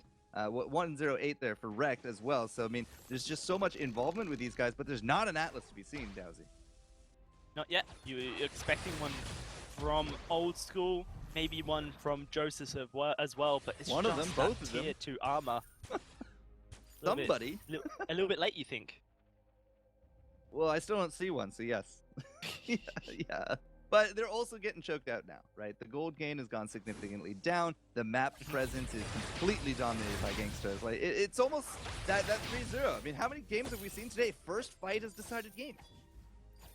Yeah, especially when it is that 3-0 as well. Man, Gangstars, I love it. Back into this series, you know, these guys have been so consistent in their Vainglory history, and let us not forget, they started in Vainglory as well, and they're up against a multi-esports organization of Cloud9. You know, Gangstars consistently top 3 in both domestic and international events alike. Right now, sitting in that second place, and one of the only teams that can really contest TSM's first place if they were able to find those games against TSM. But currently, they are looking good to equalize the series here, make sure they aren't eliminated from the games in day 1 of week 4. Another fight going to break out, and actually Rekt, he's split from his team. He's going to use his portal to try and escape, try and regroup, and he's going to survive just about. A nice long portal gets him to safety. That was not the direction I expect that portal to go. I expect him to shoot north to regroup, but now here they are, regroup, more infusions. Yeah, more infusions. Cloud9, it's almost their last hurrah. They're looking for the fight, but it's another stun, and Joseph's just gonna go so low. Xenotech and Arakizar just laying down the damage. There's the one shot. Old School trying to find Rekt. Can he find the kill? No, he cannot. And now it's gonna be Arakizar looking for a triple. The double is there. Can he get onto Joseph? Doesn't look like it's going to be possible, but Gangstars continuing their clean, flawless run. At 15 minutes 50, they get their 13th kill. Now they're going to look to try and take that Kraken as well. I thought you said the 30th kill, and I was curious what game you're watching. I'm not, because we've never seen a game go quite that high here, Dowsy. But 13-0, you can't really say anything bad about this game from Gangstars. Like, from minute 1, they had the pressure. Again, I Love Joseph not getting himself a Merciless Pursuit level 1. They lose out the fight. I'm not saying it's his fault, but that stun could have gone a long way right there, and they just never recovered. That's the gist of it right there. They push out lane. Gangstars 3-man rotate through the jungle, buy, rinse, repeat. They clear out jungle, lane, push, fight perhaps, down into the jungle for a steal, and then they get the items. And again and again and again, all of a sudden we're 13-0. All of a sudden we have a Kraken pushing in, and there's only 2 turrets to the name of Cloud9. There's high chances that we're seeing a game 3. Yeah, I wish I could talk more about Gangstars and, you know, what they're feeling about coming into this game. Unfortunately, I just didn't get the chance to really reach out to any of them. You know, I was talking to Joseph. Right, exactly. You know, I talked to Joseph about why they tend to lose games when they fall behind, and he says it's tilt. They just genuinely tilt. They're trying to master their early game, but if they fall behind, it becomes a bit of a struggle. And right now, they're doing their best to find engages, but that Kraken's already on the Vein Crystal. It's going to be the last fight here for Cloud9. Can they find the damage is the question. Arakizar is so far back. Joseph taken down so low, and Old School going to fall. That's going to be Joseph next. Nowhere to run. for this Catherine. They're going to get onto Gabe Bizzle as well. A double for Araki, looking for his triple, and his team will give it to him. It's an ace for Gangstars. And now to join the Kraken, finish this game, we're going to a game 3 to decide which one of these top-tier teams make it to day 2. I'm still feeling unconvinced here, Dowsy. Like, the rise of Petal, we've seen Rona today, we've seen some really wacky stuff, but keep the jungle Catherine out of my game. That's, I 0 for 2. If we play it a third time, I'm just going to say congratulations to Gangstar as a kind of lead right there, because it's just not something that works anymore. It might work in solo queue, might work on your streams, might look good, but this is the big time. This is the coordinated, everybody is on the same page. And it is 0 and 2, just like how it exited the Evil 8 last year. Well, that is, I think, strong words, but also fair words there for Court. As you know, we just haven't seen success over multiple series here in North America. We're going to game 3. A lot to talk about, but we got we got the best guys on the job. We got all the good guys to break that one down. The best guys, you ask anyone, they will tell you they are the best. So let's throw it over to them to find out what they thought about that second game. You're the best around. I don't know. I think these players are the best around, to be honest. Incredible games. Not when they pick Jungle Catherine, they're not. Well, I mean, you can have that first game where it's super close, and you can have game 2 where it's super one-sided, and it definitely was. This time around, Gangstars honestly had a commanding lead throughout that one. I do think Jungle Cath is worth talking about, but I want to do it in the context of, like, why did they pick it? How could it have worked, right? Yeah, I think Cloud9 went off their Cloud9, so to speak, and went to like Cloud1. But here in this situation, Jungle Cath works when you have a hyper carry that can burst damage, and Blackfeather is not a burst damage hero. So you want to like hyper carry a Ringo or like a Baron or something that can get to late game and just burst people down. And Blackfeather is a more of, I'm gonna auto attack, get my breaking point stacks, and then burst someone down. You need, if you're playing Jungle Cath, you need somebody to be able to be really bursty with that damage up front. So I don't know what they're doing. And plus, Joseph isn't as good as Gabe. No offense to you, Joseph. Positioning with Cath and getting those sneaky silences in, because his silences were just so obvious. Rec could see it a mile away. It was night and day between the two games, for sure. Yeah. I mean, Rect was on point with blocking them this time around. Yeah, so Rec did a really good job of making sure he blocks the silences this game, for sure. All right, let's have a look at a replay. We've got one from around 10.5 minutes. You can see C9 down here by the shop. See Gangstars and want to go in. Yeah, and again, the main thing, like, he's in clear vision, gets stunned up, turns around, and loads up the Blast Tremor. Very easy block on an ability that's not normally very easy to block. And that's kind of the fight. The Blast Tremor gets blocked, and that means that Gangstars can turn the fight around, take the victory. And this happened a couple other times throughout the game as well. Whenever the Blast Tremor got blocked, that was just Gangstars able to win the fight. They were then able to snowball the game out of control because of winning multiple fights in a row.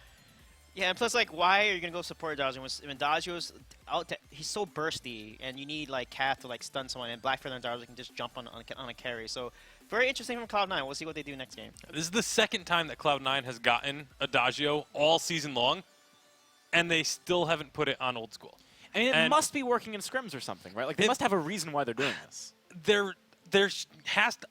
I would love to hear from them if there is a reason for it, because to me, it from the history that we have, from actual games that we have seen, like, it just doesn't make sense to me. Like, yeah, this might be working, but from the past, Adagio on Old School is just better than Adagio on anyone else. I think it's because Joseph is not comfortable in Blackfeather. Maybe that might be a reason. But why pick Blackfeather? But yeah, then pick something else other than Blackfeather. We were talking about it. I mean, I think Kroll would have been a solid option there.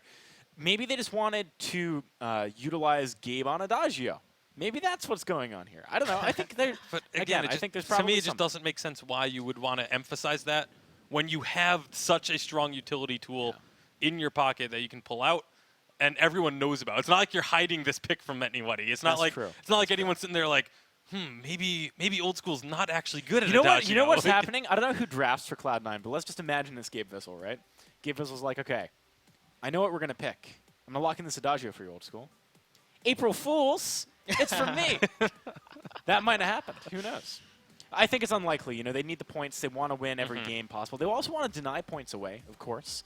But heading into this next draft, what would you like to see from these teams? I know, Bacon, I'm sure you're going to say something along the lines of, Well, I'd like to see Adagio. No, I think Adagio's going to be banned. I don't think Adagio gets through this time around. Because they're on B-side this time, so they've got to let it go through a rotation in order to actually pick them. Yeah, and I don't think they're going to have the opportunity to pick it up on B-side if they let it go through. I think it's going to get first picked. Yeah, I think put Gay back on the Cath. Let's see if Koshka makes it through, and see if I want to see Gangstars or Cloud9 be able to counter a very good team on Koshka. It'd be very interesting to see, what is a draft strategy when a team gets Koshka. Interesting. I mean, I think that's a very bold decision, though, to leave it up. Yeah, it's risky, but if you're that good, man, let's prove it. Okay. Laying down the gauntlet. And there's no Arden in sight. I was going to say, that's Arden, not Koshka. All right, so we're a little bit delayed getting to this last draft. Let's keep thinking about what options we might see. One thing that I think could have worked, and we briefly touched on, but I want to revisit, is just a Kroll instead of that Black Feather. Joseph is really well known for it, and Sweet, you were saying the percentage win rate of Adagio plus Kroll is insanely good right now. Yeah, it's very high, so I was really surprised that they picked Black Feather instead of putting Joseph on that Kroll. Even though Petal was still open, Kroll still would have worked as long as, Gabe has some good stuns with coupled with a Kroll stun to lock down Petal or Kestra or whatever. Another one I would have liked would have been Taka. We've seen Taka only a couple of times in North America, and I believe it's won both games that it was in. I'll have to double-check my stats during that game, but I'm pretty sure on that one. And I Love Joseph is a phenomenal Taka player. Again, I always just get a little bit confused when teams don't pick heroes that they're known for while they're available. Taka's not necessarily in the meta, so it makes a little bit more sense. I mean, we used to talk about his Taka all the time, him and Status, right? Like, who's the best Taka around? Maybe we will again in not that long. We'll have to find out as Gangstars goes against Cloud9 for game number 3 here, who's going to be making it to the semifinals. Gangstars on side A. Are they going to remove that Kasha? I think they should. I think it just makes sense to take Koshka out, but they're going to actually ban away the Lyra, so this just sets up the easy Adagio ban. Maybe Gangstar's looking to first pick the Koshka. That wouldn't surprise me. It is so potent right now. I think they do have a player who can play it very well. But that being said, they would be giving away a lot of other power picks to Cloud9. Well, you're going to be giving away a lot of other power picks to Cloud9 regardless of what you take. Yeah, Gangstar should first pick Koshka here because she's the best jungler right now, and they play an early game extremely well. All right, Gangstars going for the Lance, though. So last time this happened, Cloud9 did not take the Koshka into Lance, so maybe they feel that Gangstars can counter Koshka if they have Lance. So let's see what Cloud9 does here. This is definitely another one which feels almost like the specter of a scrim past. It's like, oh, I picked the Koshka that one game when we scrimmed them and Lance crushed me, something like that. Cloud9, they've got a few seconds on their main ticker here before they go into the bonus time, trying to weigh up whether it's worth it to go for that Koshka or not. I feel like they could just pick something very strong in a vacuum, leave Koshka up, and maybe pick it in the second rotation to see what Gangstars is thinking about banning. And yeah, they're going to ban Koshka in the second rotation, though. I'm pretty sure. You think Gangstars will? Gangstars or Cloud9, so that they can't pick it on second rotation. Because Cloud9 could pick it on second rotation after getting some info. That's what I'm wondering. Yeah. All right, Glaive. We've seen Glaive banned a lot today. Could still be captain. Oh! Well, so maybe Joseph is not as comfortable on Koshka, and he wants to play a hero that he's very, very capable on, which is Glaive. I think the Glaive, it's not even so much the comfortable there. I think it's the Glaive can set up your carry extremely well, perhaps even better than Koshka can. And you then ban away the Koshka because Koshka can do extremely well into Glaive, especially if it's that crystal, sort of utility Glaive coming through. Koshka can really control that early on. Do you think it could possibly be a Captain Glaive with like a Petal pick coming? Because I'm a bit concerned that if Cloud9, let's say Gangstars bans Finn, right? And then they pick like a Ringo or something on Cloud9 right now. Petal might come out for Gangstars and is good into the Glaive. It's good into the Glaive, but it's also, Ringo can deal with Petal. So I wouldn't be... it wouldn't be the end of the world if Cloud9 grabs Ringo and Gangstars then pick up a Petal. Sweet, what are you thinking here for a second pick on Cloud9? Yeah, Petal is open, so they might take Ringo or they might take Vox. I would take Vox, so that in case Gangstar picks Petal, I would CP the Vox and just completely counter Petal. And there we go. They're going to take the Vox here for sure.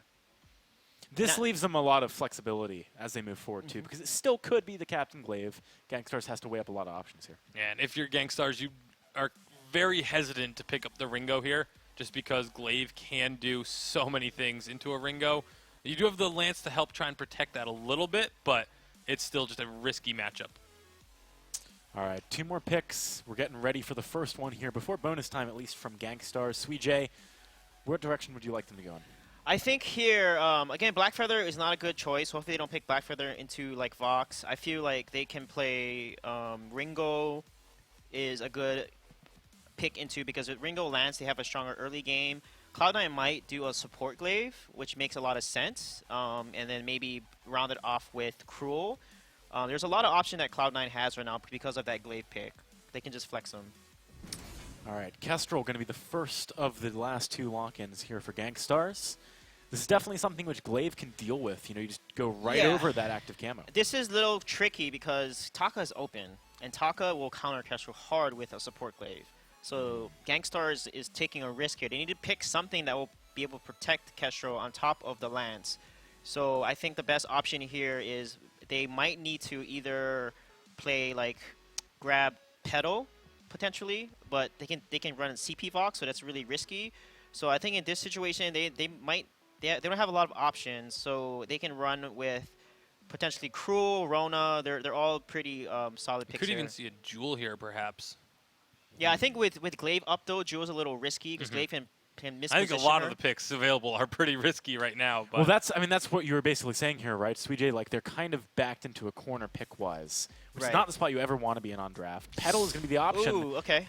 So CP Vox looking more and more likely, I suppose. Yeah, if Cloud9 does not run CP Vox here, they are up to something different. I would absolutely love to see Cloud9 grab the Catherine, have it be a weapon Glaive coming out of the jungle, Crystal Vox, and the Catherine on Gabe Vizzle. How does Catherine fare into the Petal? Obviously against Kestrel, fairly solid, but Petal, kind of like Sky, small increments of damage, doesn't necessarily proc the Stormguard.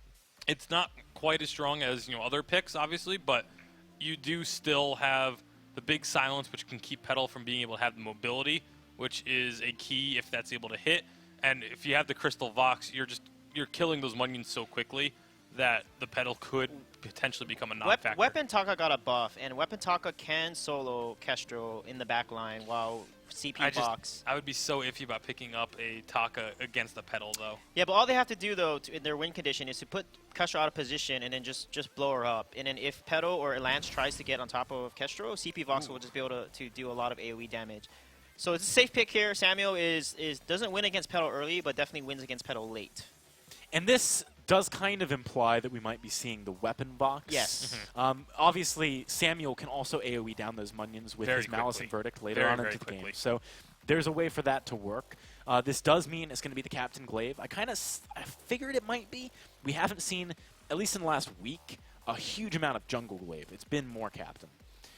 But that does lead to the concern, is it not maybe kind of a squishy composition for C9 here? If they miss position, or if they get caught out, they could die very fast. I mean, it's a fairly squishy composition for both sides. You've got Lance as really the only sort of big, beefy tank on the entire fold. So both sides will need to be very heads up of their positioning. And, I mean, we've seen how close these two teams are. This is a game that could come down to, like, one small positioning error 15 minutes into the game just costs the match for whichever side makes it. So definitely going to have to keep your eyes on everything in this game. You have to know where your opponents are at all times. Vision will be key. I didn't notice this, but if Cloud9 picked Jewel actually counters Petal. Weapon Power Jewel counters Petal. And with Glaive, Afterburn with Jewel combo, that would have been a great composition there, and a CP Vox. So that could have worked. So that was interesting that I guess Joseph doesn't play Jewel. I feel like Joseph's hero pool needs to expand. I don't know what it is, but I feel like he's very predictable in terms of what he can play. All right, well, looking at the compositions that we do have locked in, though, what are the win conditions here? Because late game, we've said Samuel is going to take down that Petal. Is the overall composition from C9 better?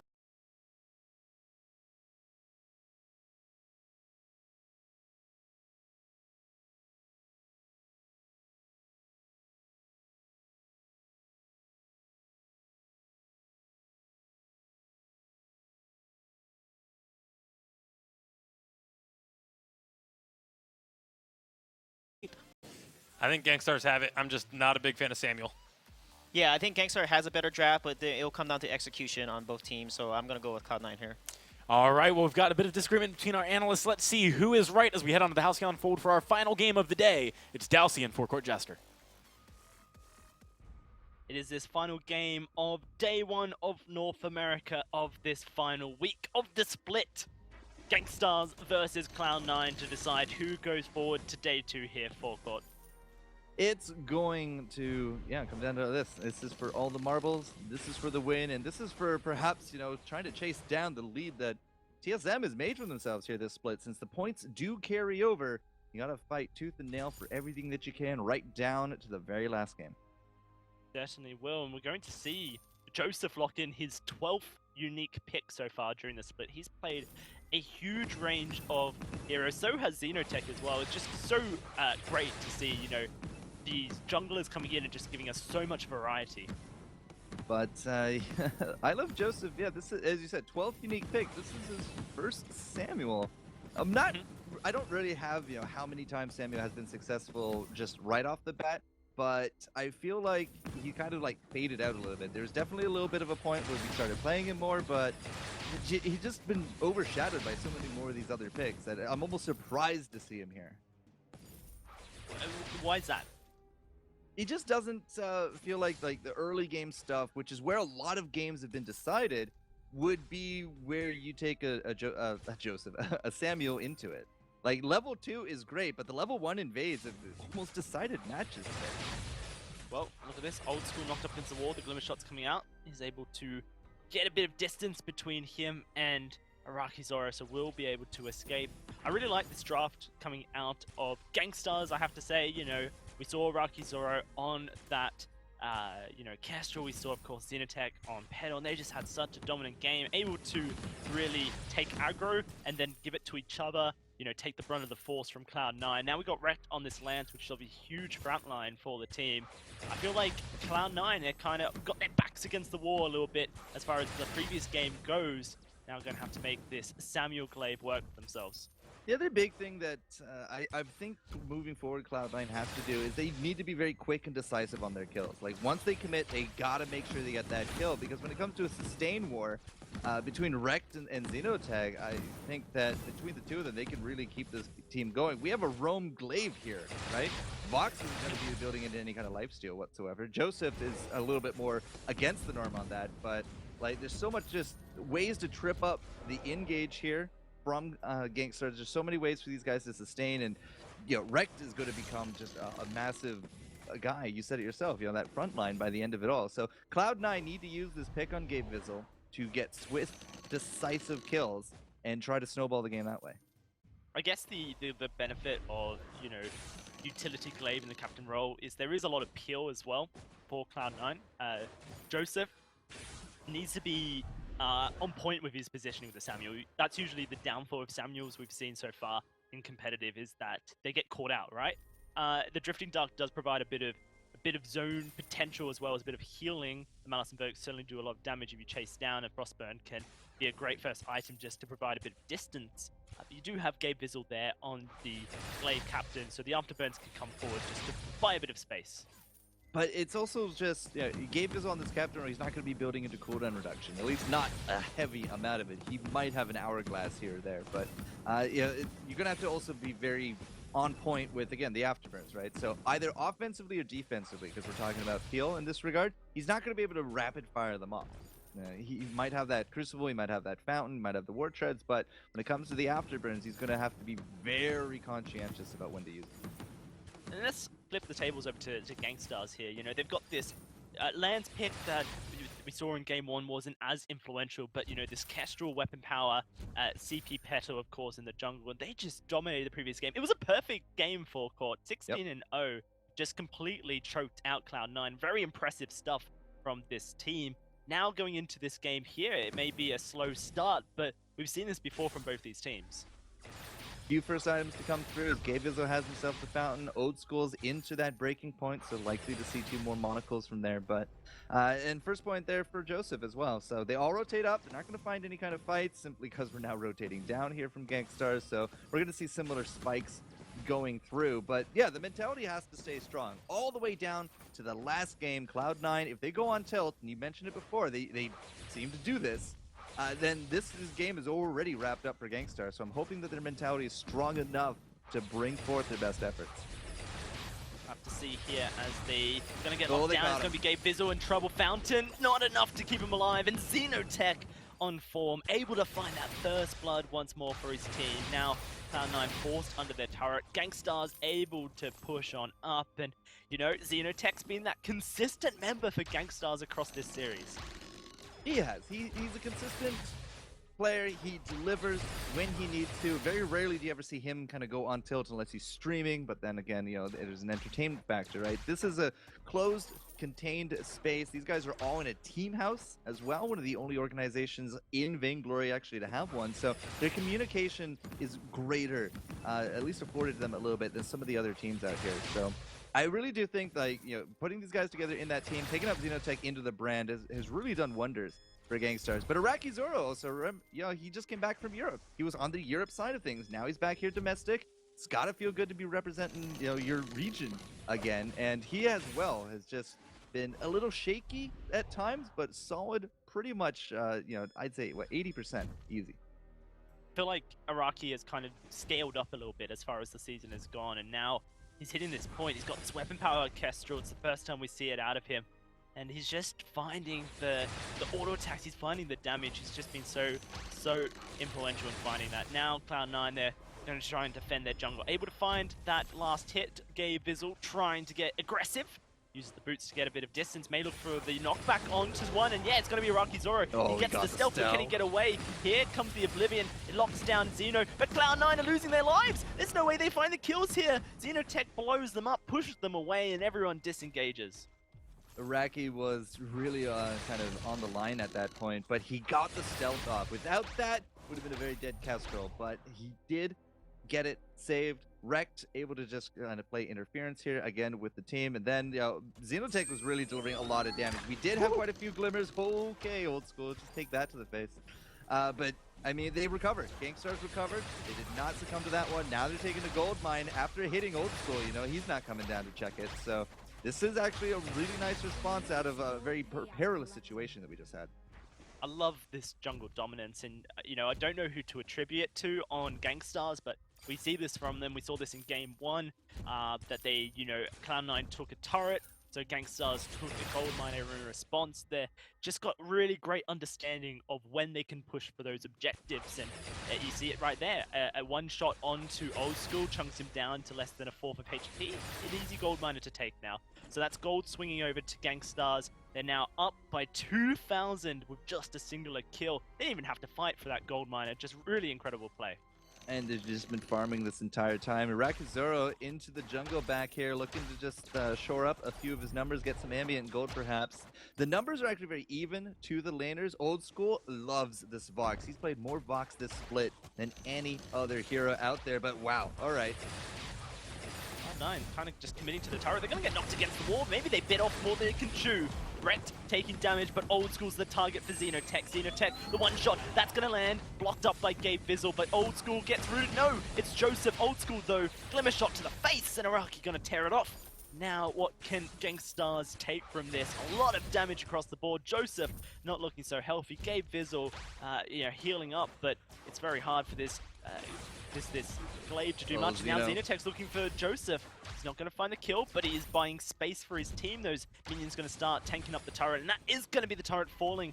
A 3,000 gold lead here for Gangstars. I was a little afraid that when Rekt went in as quick as he did, that he's just going to get chunked out, and then from there, Cloud9 was just going to kind of sweep up the turret, but he held. He didn't go down. Xenotech was there. Iraqi Zoro eventually joined the fray, and Xeno was actually on the tail end of the first infusion of the game. Now he's bought his second. Iraqi Zoro is going to join him in that venture. You can already see Joseph rocking his first one there as well. Lance even to bring one forward. Gangstars know that they have an advantage here. They've been able to survive 2 team fights. They didn't die. They get the 2 kills. Now they're looking for more. What they can find is it's going to be Old School having to run away here. Gabe Bizzle's looking for the re-engage. Going to be the fountain coming out of Wreck to keep everyone healthy, but Joseph goes extremely low. Oblivion to try and buy space, but the one shot got to connect nonetheless. You can't run from that. That's going to be Gangstars finding their first. Looking for a second here. Wrecked Currently looking for Old School as Xenotech tries to blow up Gave Fizzle. Won't find the damage though. But Gangstars with an early lead for themselves are just looking to push it even further. Once more, Cloud9, they fall behind in the early game, facilitated from some great rotational play from Gangstars, some great macro play as far as how they can find gold. And now Cloud9 are on the back foot, and this is where they falter. I'm not entirely too sure who's the bigger threat from Gangsters right now, because Xenotech early on, a lot of these Munions are living, doing the damage. He has that Prosper, now a Shatter Glass to go with that. He is definitely looking big, but at the same time, Iraqi Zoro sitting into 2 item, now going to be building into the crit. And I'm not entirely too sure that the Cloud9 situation is really, ready for that kind of damage split. It's not like we have a utility, a captain, and then that laner. No, these are actually 2 very viable sources of damage, and Gangstars is really just juggling out who's the bigger threat right now, and they've also been living. Like, if you jump one, the other kind of steps in. Interference, Rekt has been doing really good jobs just trying to play interference between Cloud9 and their kills. And at the same time, it's just like, okay, so we're going to swap to the other carry, and then you trampoline away or use the active camo, and they're just dancing away. They're not clean team fights here, Dowsy, but Gangstars are dancing very well around the Cloud9, just everything. They've defeated every attempt at a kill. Yeah, well, that's it. You say it's not clean, but they haven't given up a kill here. They're only going forward at the moment for court. Another gold miner here taken by Gangstars, and the choke has begun. 7,000, 6,000 perhaps in the lead here for Gangstars.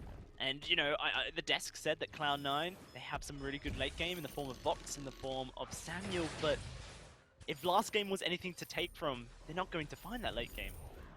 No, absolutely not. Samuel does bring a good amount of AoE to the comp, but he's also still on 1 item. Gangstars looking for the engage here. That Crystal Sentry has been minion candied up. It's going to do a lot of damage. Cloud9 looking to try and play around it, but a good active camera going to hold them at bay, keep them nice and low. Exactly what Gangstars want as they just walk themselves out of the jungle. Good respect though. Respecting the minion candy from the crystals on the Crystal Sentry does mean the Crystal Sentry will lose its life as Cloud9 just not healthy enough to really defend it. No, and that was just absolutely the right response here from Gangsters. They realized they were in too deep. Their initial combo didn't quite hit the mark. They brought down Old School low, but it wasn't a kill. And with that, candied up monster, like, he's on a sugar craze. He's looking for blood. So that exit, genius, perfect. Might not be a kill, but they did actually take down the sentry. Now, again, you look at Rekt over here, right? He's starting up this train. They're looking for the steal. We did just go shopping here as well. And again, I touched on it just very briefly. Cloud9, that money difference, we just hit 2 items at 13 minutes here for I Love Joseph. Old School's doing a bit better. He's at 2.5. He's also starting to tank up, but the pure raw damage output that Gangstars is forcing on top of Cloud9 is starting to become overwhelming. Not only that, we're only a minute and a half until the Kraken spawns, and that's kind of when Cloud9 needs to be ready for a fight, because they're going to be forced into defending the Kraken, or, forced into defending their base when the Kraken starts hitting their turrets. So they're on a time clock here. It's ticking away. The gold just continuously being stolen away from them. Old School pushing up. He's in full vision here. A contraption going to come out for Gabe Vizzle to try and, get a bit of vision for his team. There's another reason on that one, Dowsy, and I might have to get into it after this, depending on what Rekt does, but Gabe Vizzle can put those traps at his feet, and they can blow up on top of Munions. Okay. Yeah. Okay, I see that. Yeah, so a bit of extra damage, I guess, in fights. Maybe. Vision also really important. Gabe Vizzle goes to block, but no need to block it, so won't take any damage from that one shot.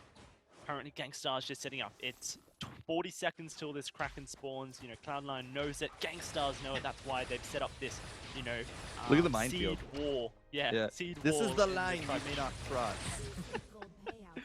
And that's going to be the payout going out once more. They've pushed their lead to about 8,000 now here. Gangstars really just starting over Cloud9, and we're only 30 seconds away from this Kraken.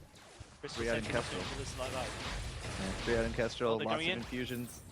Aggression Gabe Vizsla trying to find a fight. Gangstar's looking to just turn this trampoline away. Oblivion goes out, actually puts 2 to sleep. Araki Zoro locked up. Araki Zoro gets away, though. Can he survive is the question as he's now laying down the damage. Rekt just being the front line that his team needs, and Old School's trying to get onto Xenotech. He will find the kill. Can he find a second is the question. He will. A double comes out for Old School, and Rekt running away from Joseph. What a great fight for them. Just able to find damage despite being so far behind. The Kraken spawns. Rekt will fall. What will Cloud9 do? Big misstep right there from Gangsters. They might have gotten the gold mine, but the Crystal Sentry doing work. That sleep was huge. Kept Rekt so far away from his team on that one. So signs of life. Cloud9 perhaps not tilted after all. Maybe they just needed to wait, because I Love Joseph 2 items. This is the first fight we got to see him on it. Gabe Vizsla is actually tanked up. Didn't actually get to check out how many of the scout traps went down during that fight, but I mean, Gabe Vizsla, not only is it going to be that vision, but again, I really do feel wow, it could be great for the Munions. But Old School, again, I really feel like even though his team is behind, he's sitting at 2.5 items, and he's tanked up, and he was able to make the damage happen. Yeah, he was. Wow, okay. That was weapon power Kestrel, Volkot. 700 damage, yeah, no problem. Okay, so, Kraken, she's still here.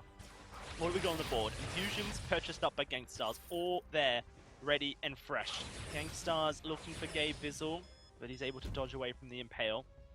That second Torrent's Monocle has been purchased by Old School, a really important item there for this box. He's full offensive now. Yeah, this is going to be a fight that Cloud9 may feel a little bit more happier to take. To see. Well, a little bit of a ward was in that bush because we had a seed. And as soon as Old School killed it, they knew that he was kind of a little bit more out of position. Not entirely too sure if that was a bait or not, but I mean, Gangsters are still very much ahead, but Cloud9 got to be very careful on this engage. They're in a position where they can look for a fight. After their last win, with that second Tyrant Monocle being purchased, they still got a Crystal Sentry.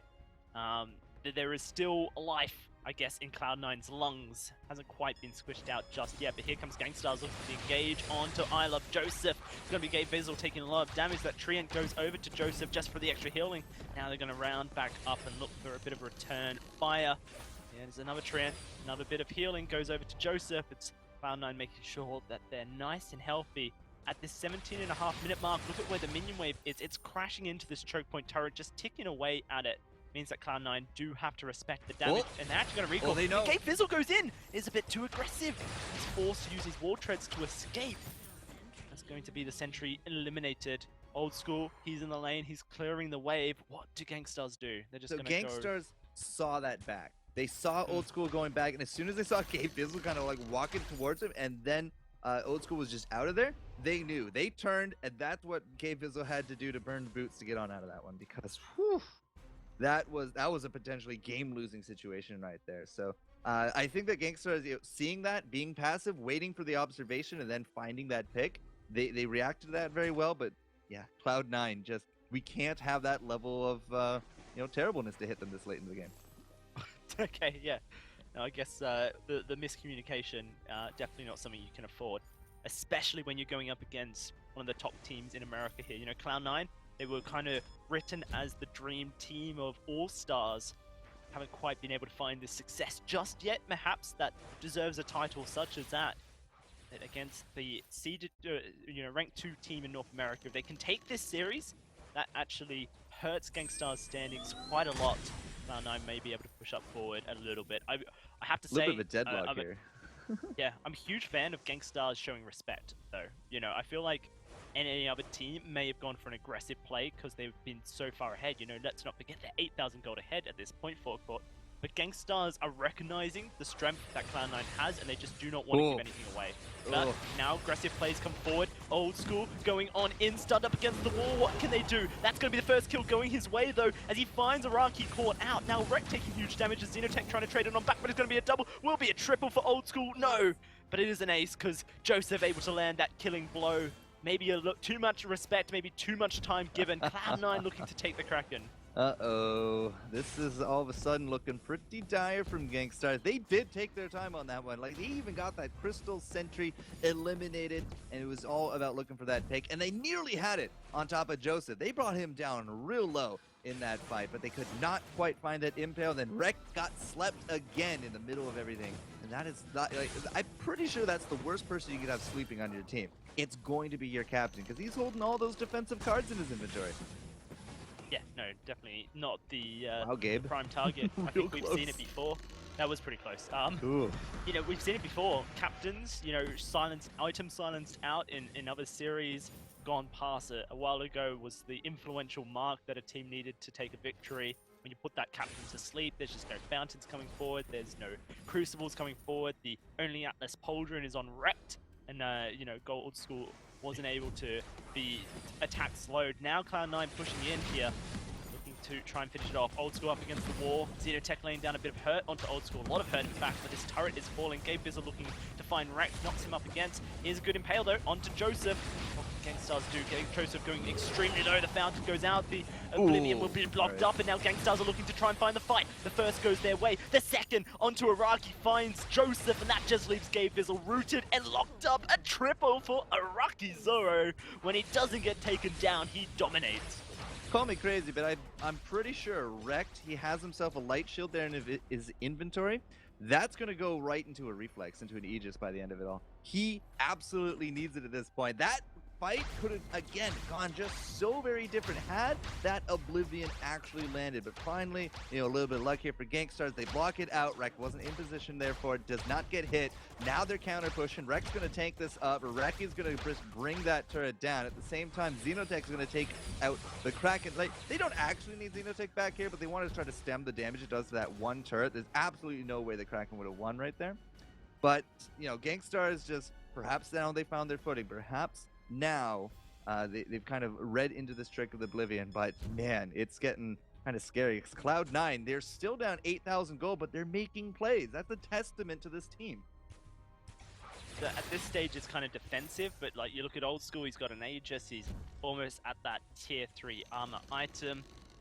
You know, Joseph, he's also full there with the damage. You know, he just needs to upgrade his armor and get some more, you know, boots for himself. So where the gold actually is for Cloud9 is in places where maybe they can afford that gold difference, especially when you start hitting into this 40,000 mark. I kind of feel like it doesn't make too much of a difference as much because everyone has damage, right?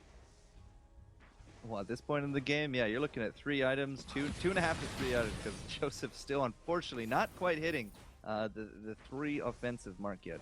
Oh, right, yeah, no, sorry, it's Heavy Pism. So, yeah, no, you're right, actually. There is a bit of damage lacking for Cloud9. But hey, look at this. Cloud9, they're marching straight up into the base of Gankstars. We saw this before. Hope they have a plan. Let's see what happens. It's going to be Gankstars. It's almost deja vu. And actually, Gankstars will be able to rotate into a safer position. Cloud9 going to allow them to. Don't want to go for the fight. Shows that Cloud9 still not 100% confident that they can take every fight against Gankstars. Like ships passing in the night right there. They just kind of pass each other. Not really any vision, but hey, they're not in lane anymore, so gotta be somewhere else. Kraken, third time the charm, perhaps, Dowsy. As a little bit of the vision game now gonna get played out. Let's see here. One shot goes out, doesn't find anyone.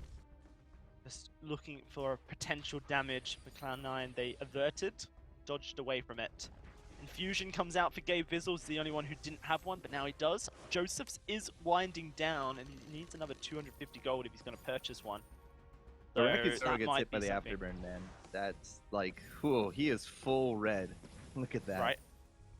I guess the benefit of being a weapon power Kestrel is he can go invisible, but it's not for long, right? So even if he does take damage, he can proc it. If he falls asleep, he's in trouble, I'll tell you that. Sure. No one wants to fall asleep. No one should be falling asleep. This is Gankstars versus Cloud9, game 3 here. Forecourt, how dare you suggest that we go to sleep? I mean, Samuel's a convincing guy. You know, sometimes you just gotta. Now he's actually heading home. He got 500 gold. That's going to be another infusion. There it is. Just refreshing infusions at this point in the game. 50k earned here from Gankstars. But again, like the bigger numbers right now is you need to be starting to look at the objective numbers. Like 2 turrets left with the Kraken up, could still go either way. Well, let's see where this one does go. Some Malice and Verdicts flying out from Joseph as he looks for a bit of early poke. Gabe Vizzle, a little bit split from his team. He's taking a bit of damage. That's actually a defensive afterburn. Gangstar's going to feel a little bit more brave now. They can push up, look for a fight, and look at Rect. He's leading the charge. Will he be able to find an impale onto anyone?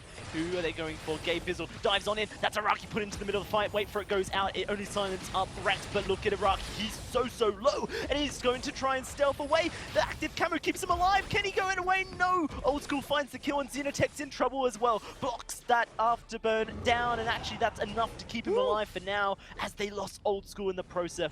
Joseph looking for the damage, but Rex just blocking up Malice and Verdict after Malice and Verdict. And now Xenotech stuck in a drifting dark. That will be his fate sealed by Joseph. 2 kills to Cloud9, just the one for Gangstars, but where do we go from here? I'm really hoping that wasn't a caster curse on Araki's aura. It's like, hey, look, he's a great target to get hit by Afterburn. What does he do? Gets hit by Afterburn. Oh, dang. Not doing well here, Dowsy. But no armor. That's not caster curse. That's just, you know, you understanding the game, man. But I just don't feel like Araki, was making that mistake. It felt very uncharacteristic for him to not expect Gabe Vizzle to kind of come for him like that. And even with that Aegis, he didn't block it, and you just saw him get absolutely murdered that fight. Yeah, no, certainly did. Was able to survive long enough to do enough damage to Old School, which meant that Old School was very, very, low towards the end of the fight. But man, this is just, both teams tied up now 8-8. No one wants to go for that killing blow because day 2 is so important to both these teams to try and push themselves further into the standings. And everyone's so even now, 6,000 gold doesn't seem like much, but it doesn't matter at this point anymore. It doesn't matter. No. We're at 6,000 gold gold mark. is great at like 6 minutes. It's great at 15 minutes. It's not so great at 26 minutes because it just like the only thing that we've bought in the last 3-4 minutes is infusions. That's it. That's all we keep buying.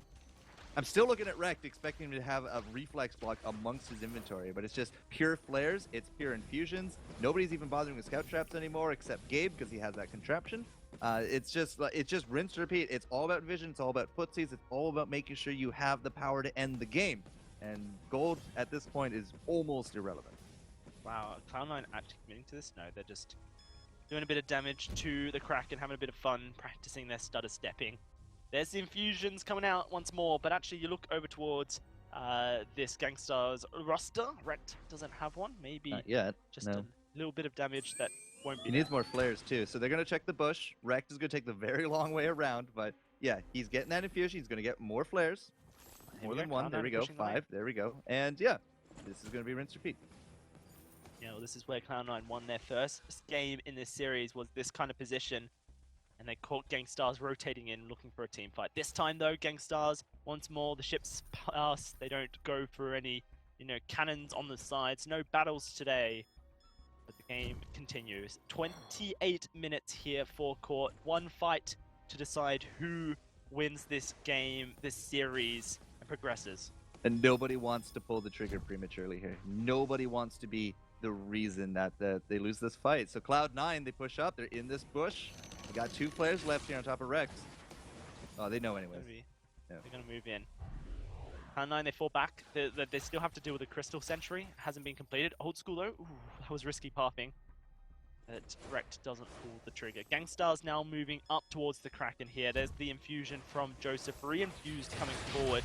And now the glimmer shots are starting to come out. Whoa. Joseph, the Oblivion goes down. It's blocked on up, and Araki's Aura is still alive. Afterburn blocked up as well. Rect going in, but it's Old School on the front line, and Xenotech taking so much damage. He gets burst on down. Now Rect the target. There's the Afterburn. Araki will fall. Rect, can he escape? It doesn't seem likely. He walks onto the scout trap, and Joseph lands the killing blow. That should be GG here for Korn, as Gabe Vizzle, Old School, making their way towards this lane. They don't need no Kraken, they don't need no minions. Cloud9 looking for the second game against Gangstars. They won 2-0 in the semi-finals, and after a long, hard-fought series, a 29-minute Game 3, Cloud9 take their second win over Gangstars. A long game of footsies, and I'd really have to get a replay on exactly how Xenotech really got chunked out there, because Gabe Vizzle went for Araki. Araki actually had himself a good block that time. Gabe Vizzle gets defeated. The Oblivion went out. We Crucible got defeated. So what the heck blew up Xenotech? The only thing left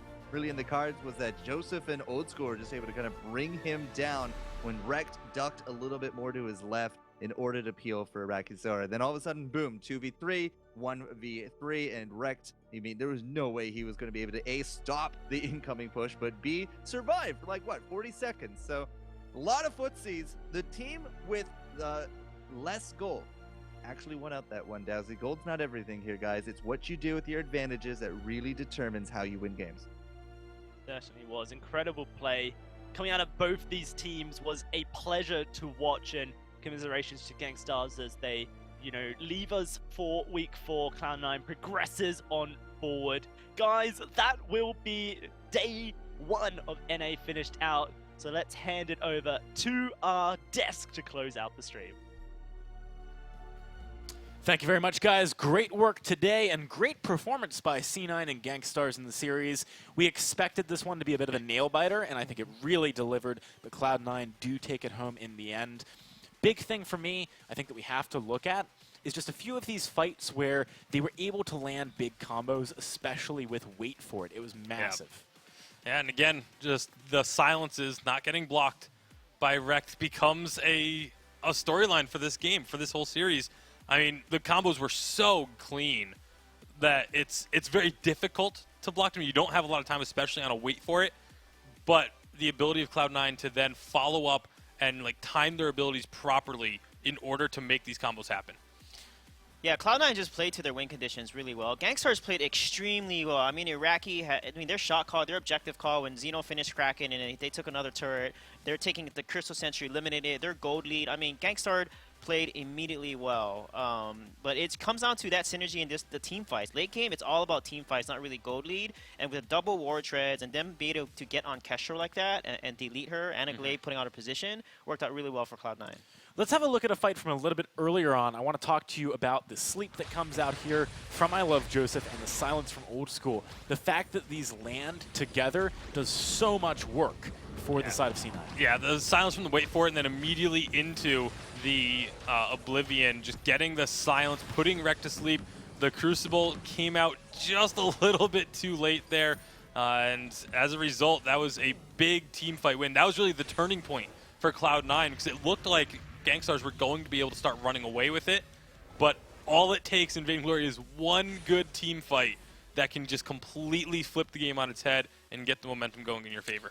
Yeah, and not only that, but I mean that fight was close on both sides. Rekt had a 3-man Githian wall right after that began. So really tough stuff. Let's also have a look at an ace around 19 minutes in. I think there's so much you can look at for this game because every fight was so clean. Yeah, this is critical here. Gabe puts Iraqi out of position, and Iraqi for some reason does not use his reflex block to save himself.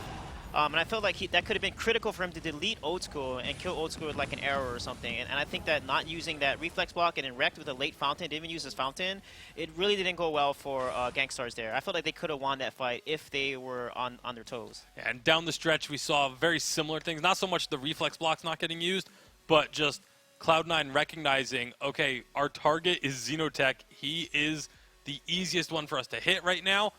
Getting him out of position with those afterburns when possible, and if not possible, just forcing that last team fight. We saw they kind of got a little bit of damage onto Rakizoro, made Rekt react to that, and that left Xenotech vulnerable. They immediately jumped on it. And again, late game Cloud9 is just not something you want to be going toe-to-toe with. Yeah, we've been talking about them in their late game for a while. They really delivered here in this series. Let's have a look at the bracket so we can talk about our games tomorrow. We've got Hammers versus Cloud9 as our first semifinals from Group A. And in Group B, Team Solo Mid versus Rogue. Now, Bacon, I want you to tell me a little bit about challenge battles. We know 2 of the teams, and we'll see the standings in a second. But talk to me about Rogue and how this match impacts things. This is so important. Rogue tomorrow has all of the pressure in the world. As you can see here, they're 1 point behind Immortals. Because they beat Immortals today, if they get tied with them, just 1 point, they will have the head-to-head tiebreaker. They will surpass Immortals in the standings. Sorry, Sweej, but it's I mean, that's so much pressure for them to perform and just take 1 game. It's going to be tough. Rogue is against tough opponents tomorrow as well. I mean, Team Solo Mid, no slouches by any stretch of the imagination. And assuming that Rogue does get knocked down, which is the only case we're talking about with regards to challenge battles, they're going to have to fight in a third-place match that either has, Hammers or Cloud9. That's another series you really don't want to be in. So yeah, strong opponents across the board for Rogue tomorrow. But if they want to be out of the challenge battles, they've got to step up to the plate. Today has been full of great games. I hope you guys enjoyed it as much as I did. When we're back tomorrow, we have Cyclone versus Team Secret for our first game of Europe, so make sure you don't miss it. Thanks for watching. Oh, he is in a little bit out of position, gets impaled, and Githian Wall versus Judgment is going to come out, though. One kill already traded over. Hunter's going to fall. Same with Keanu. He's going to have to run away very, very quickly. Dark Potato is going to be able to combat roll, but X-Retsu's going to follow up. Will he be able to pick up the kill? Yes, he will. Look at this, though. I'm the Doom. Whoa, Whoa, They're Vanguard! going to go for the re-engage. Yeah, here they go. And instantly killed. I'm the Doom. Overstepping and bashing is going to hit the dirt as well. Oh, another engage. The gauntlet comes down. Attack of the Pack to follow as well. But Irons just gets obliterated. Same with Emma King. They found Agony. He does have to use the Afterburn away. Luer not really doing all too much in the front line here. Oh my goodness, what was that damage? Gavalapar picks up one. He picks up another one. Oblivion just for the zone. Echo Fox are going to find a turret. Oh, one shot! Whoa! T-Tigers. But T-Tigers, man, still alive. He's looking for his one shot. He's looking for Mixi. He's trying to find the snipe into the snipe. But 123 caught in the midst of it. A lot of damage flies out. Hellfire Brew, Mixi. One shot going to come forward, and it's going to snipe him once more. And here comes the Gauntlet Wars. There's the Verse of Judgment as well. Everyone's locked in this, and Veins is going to go down once more. Dinzio is doing damage, but Suijay's locked in the Gauntlet. He can't do anything to protect. Impale goes out, it doesn't hit. He's going to take a lot of damage here. Dinzio as Zips dives forward. Suijay, the target of Fountain Wall's there, but Zips, he's still healing. Red miss. He can only see red, and it's an ace for Rogue. So much healing from Zips. The Gangstars are recognizing the strength that Cloud9 has, and they just do not want to do anything away. But now aggressive plays come forward. Old School going on in, stunned up against the wall. What can they do? That's going to be the first kill going his way, though, as he finds the Raki caught out. Now Wreck taking huge damage as Xenotech trying to trade it on back, but it's going to be a double. Will be a triple for Old School. No, but it is an ace because Joseph able to land that